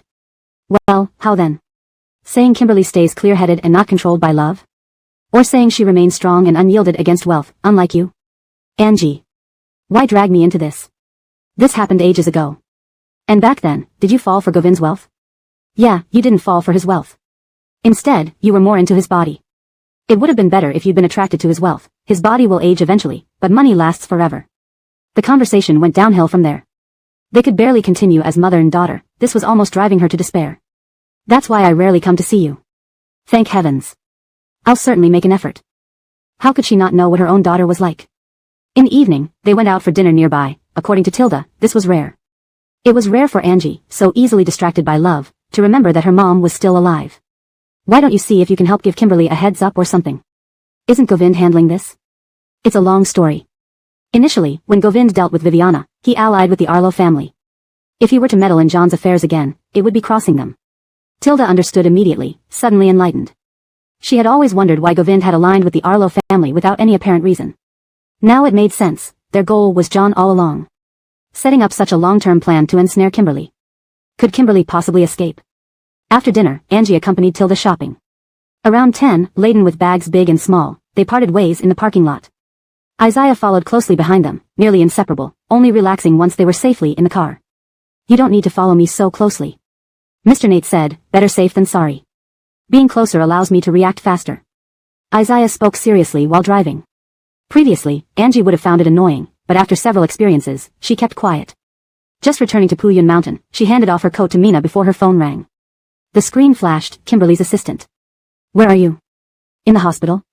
"Why the hospital?" "She drank until she had gastric bleeding and was sent to the hospital. More importantly, the doctor said, Miss Chu is pregnant." I didn't dare contact her family, so I reached out to Christy. Angie felt a thunderbolt strike her, the heavens mocking her. Pregnant? And ended up in the hospital because of drinking. If John knew, he'd probably be beating his chest in frustration. Trying to lure her into marriage, but instead, sending her to the police station and now the hospital. Worse, potentially losing a child too. Where? Z City, People's Hospital Emergency Department. Isaiah, get the car ready. No, prepare the helicopter. Catherine, what's wrong? Kimberly is in the hospital.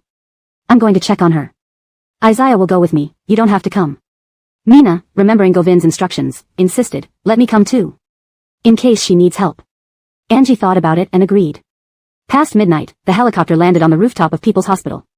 Angie hurriedly found the emergency room, where the secretary saw her like a savior. Miss Chu has been running around for factory matters recently, which inevitably involves social gatherings. She spent the last few days mostly at drinking tables. Yesterday, she vomited a bit, and we thought it was just her stomach acting up, never considering anything else. Today, right after leaving the drinking session, something happened. Back at the hotel, she was kneeling by the toilet vomiting while bleeding profusely. I was terrified. The secretary trembled uncontrollably as she recounted the events. She had tried to shield Kimberly during the gathering, drinking quite a bit herself. That scene had completely shaken her awake. Angie patted her shoulder, comforting her. I'll go in to check. You rest for a while. In the ward, Kimberly was still unconscious, her face pale. Her hand had an 4 drip, and several bottles of fluids hung beside her bed, indicating a prolonged ordeal. The baby? The doctor said it's still there, but very precarious. Angie nodded, pinching Kimberly's hand gently, feeling heartache. Sam Montague on the phone. Darren heard from the manager at Tai tonight that Angie had used Govind's private helicopter parked there to fly to Z City. Remembering Govind's instructions, he asked. Went to Z City? Didn't you go looking for Kimberly? Thanks to John, he had become somewhat clued into public gossip and knew about most of Kimberly's activities. How do you know? Is John with you? Darren glanced at the man sitting on the sofa but didn't answer directly. Nate Boss's helicopter has always been parked on top of Tai. How else would I know? Just tell me if John is here or not. If you're planning to confront him, I suggest changing locations. Don't take action on your own turf. Angie laughed despite herself. Kimberly was in trouble, yet he was still living it up at Tai. Help me ask him if he's still chasing Kimberly. Darren had already asked this question and sighed. President Arlo says she will eventually come crawling back to him. Come crawling back? All right. Tell him to wait, to really wait. Angie tossed the phone to Isaiah, still feeling unsatisfied. Give me my phone back. A quick series of operations led to blocking John. She even blocked Govind.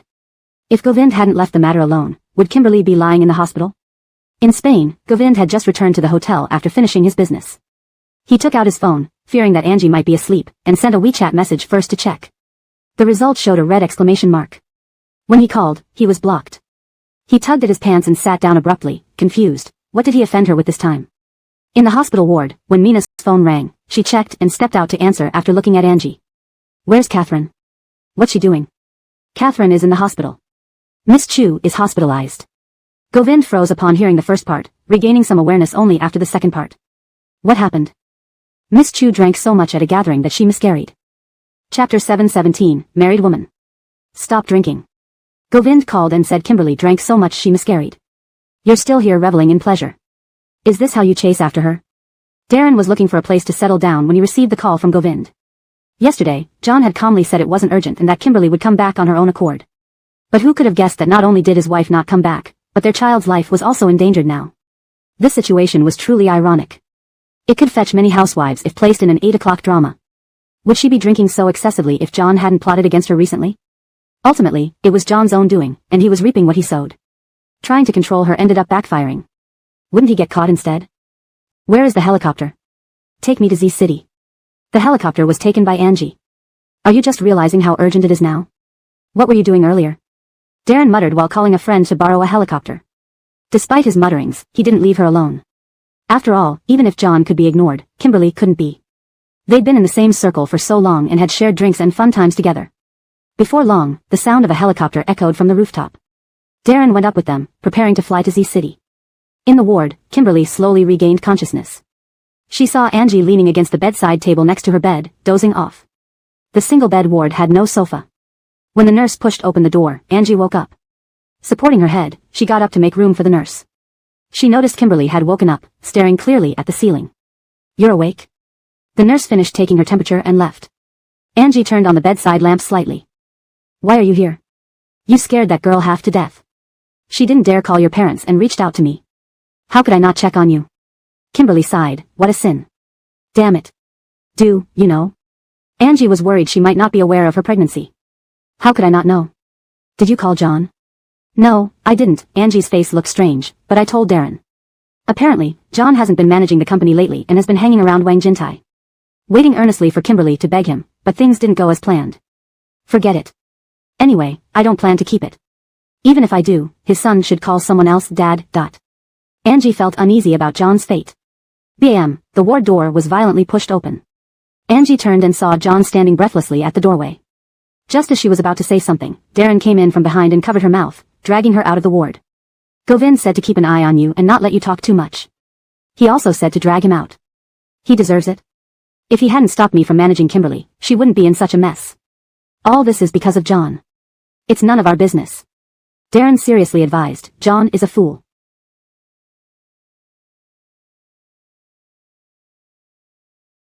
He brought this upon himself. Leave her to handle it. Come on, there's a sushi place in Z City. Let's go. It's 3 a.m., Angie reminded. 24-hour service, Darren insisted. After all, Govind gave him a task. I'm not going, afraid I'll gain weight. That. Spa. No weight gain, Z City's hot springs are great. Go with you to the hot springs? Angie scrutinized him disapprovingly. Darren. Indeed not suitable. Then. Bar? How about it? You've been everywhere in Jingang. Have you experienced Z City yet? I'll take you, and if Mr. Nate asks, I'll take the blame. Are you sure? I'm sure. Darren confirmed. Darren pulled Angie out, leaving Kimberly to close her eyes.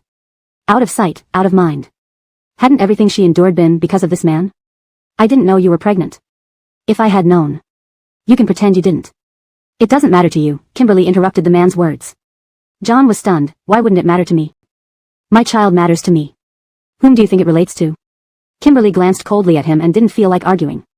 Treating John like air. Kimberly. John realized his tone was too harsh. Controlling his emotions, he bent down slowly and looked at her. I didn't know you were pregnant. If I had known, I wouldn't have done this. Kimberly, let's get married. Kimberly lay on the bed, her eyelids barely moving, showing no intention of opening her eyes. The next morning, the secretary came and informed Kimberly that the factory issue in Z City was resolved. Only then did Kimberly open her eyes and speak a few words. The secretary had seen John before and once found him handsome and wealthy, but now, he was heartless, which made her less friendly towards him. On Sunday, Kimberly was discharged from the hospital and returned to her apartment via helicopter. John closely followed her, fearing she would act uncontrollably. On Monday, Angie had a live program, and Kimberly watched it on TV via her phone. John sat beside her trying to start conversations. What kind of wedding do you like? Do you want it domestically or abroad? Domestically. Your health isn't convenient. What do you think? Kimberly, respond. The premise of having a wedding is getting married first. We don't even have a backstory, and you want to jump straight to the climax? Plop, John took out a marriage certificate from his suit pocket and placed it on the coffee table.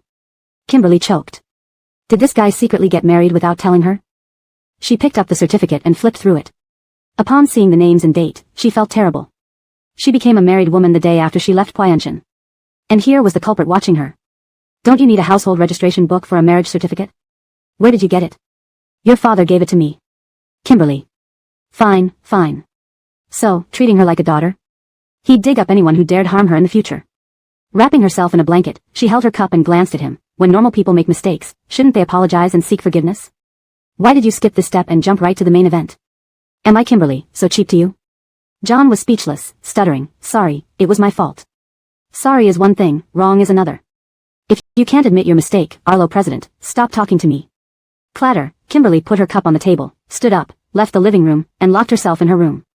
She picked up her phone and called the secretary. Did you reach the place I asked?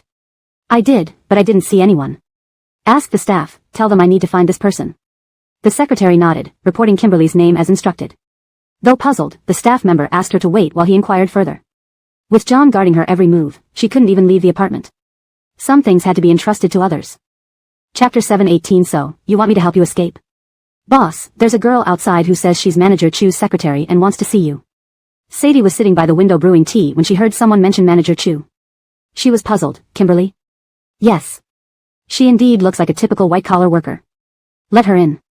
Inside the office, winter sunshine streamed through the large floor-to-ceiling windows, casting a warm glow on the teapot on the table. The light made the faint tea water shimmer with a golden hue.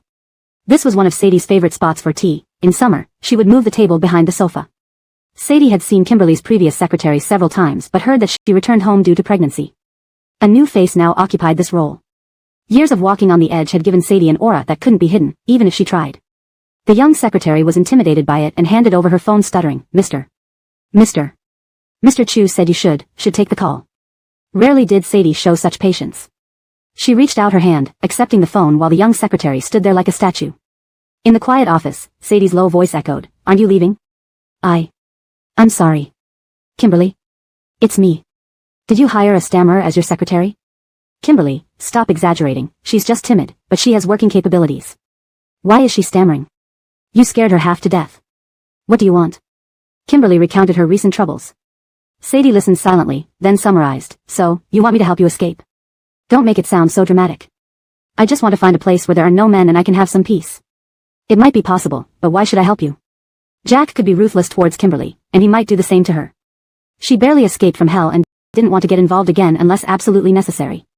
She wasn't willing to help Kimberly. Do it for Angie? Sadie was known for being cold-blooded, always weighing the value of relationships carefully.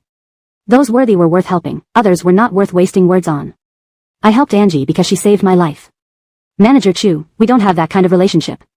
20 million, Kimberly interrupted her, immediately putting a price on it. Here, except for the Huas, everyone needed to pay up front. There was a brief silence on the other end, followed by a light laugh. Angie has a friend in a village near the Russian border. If you're interested, I can send you there. What about living conditions? A village? Would she have to live like a farmer or livestock? She wouldn't last. Sadie took a sip of tea, speaking lightly, with just 20 million. Did you expect me to throw in a few male models for variety? Even emperors in distress know to ditch their troublesome consorts. Are you picky now? Kimberly. What does this mean? 15 minutes before the live stream began, Angie was informed at her villa that they were required to visit the Elisa family. Why couldn't they visit someone else's house? They specifically had to go to the Elisa family? And this wasn't mentioned in the planning document. Wasn't this a last-minute change? How could they do such things? Can they add items not listed in the planning document? The director said the appearance fee would double. Elsie held up a finger and pulled Angie into the bathroom. Money doesn't come for free. 200,000 in less than an hour. Besides, didn't you want to confront Elisa? Isn't this perfect? Come on. Come on. Don't turn down the money. Besides, with this increase, your future appearance fees will rise. Elsie patiently coaxed her. Seeing Angie calm down a bit, Elsie continued, last time, you hit her without meeting her in person. This time, you must strike her face to face, right? What kind of route did she choose? Hardship nostalgia. Elisa, coming from a rural background, had garnered praise for her frugality after the last episode. Having experienced many hardships, she cherished everything she owned. A hemp cloth bag used for 10 years? Unbelievable. As the program started, Angie was in a car. The production team hinted at a surprise, and Angie pretended to ask what it was. Obviously, it was already known, yet she still played along. When they arrived at Elisa's doorstep, Angie feigned admiration for the house. Pressing the doorbell, Elisa opened the door and unconsciously showed her dislike of Angie in the live stream. Elsie, watching the live stream, quickly edited out that scene. Sister Fu, did I disturb you? Angie lived up to her name as a pure flower. Isn't this just an act? Not at all.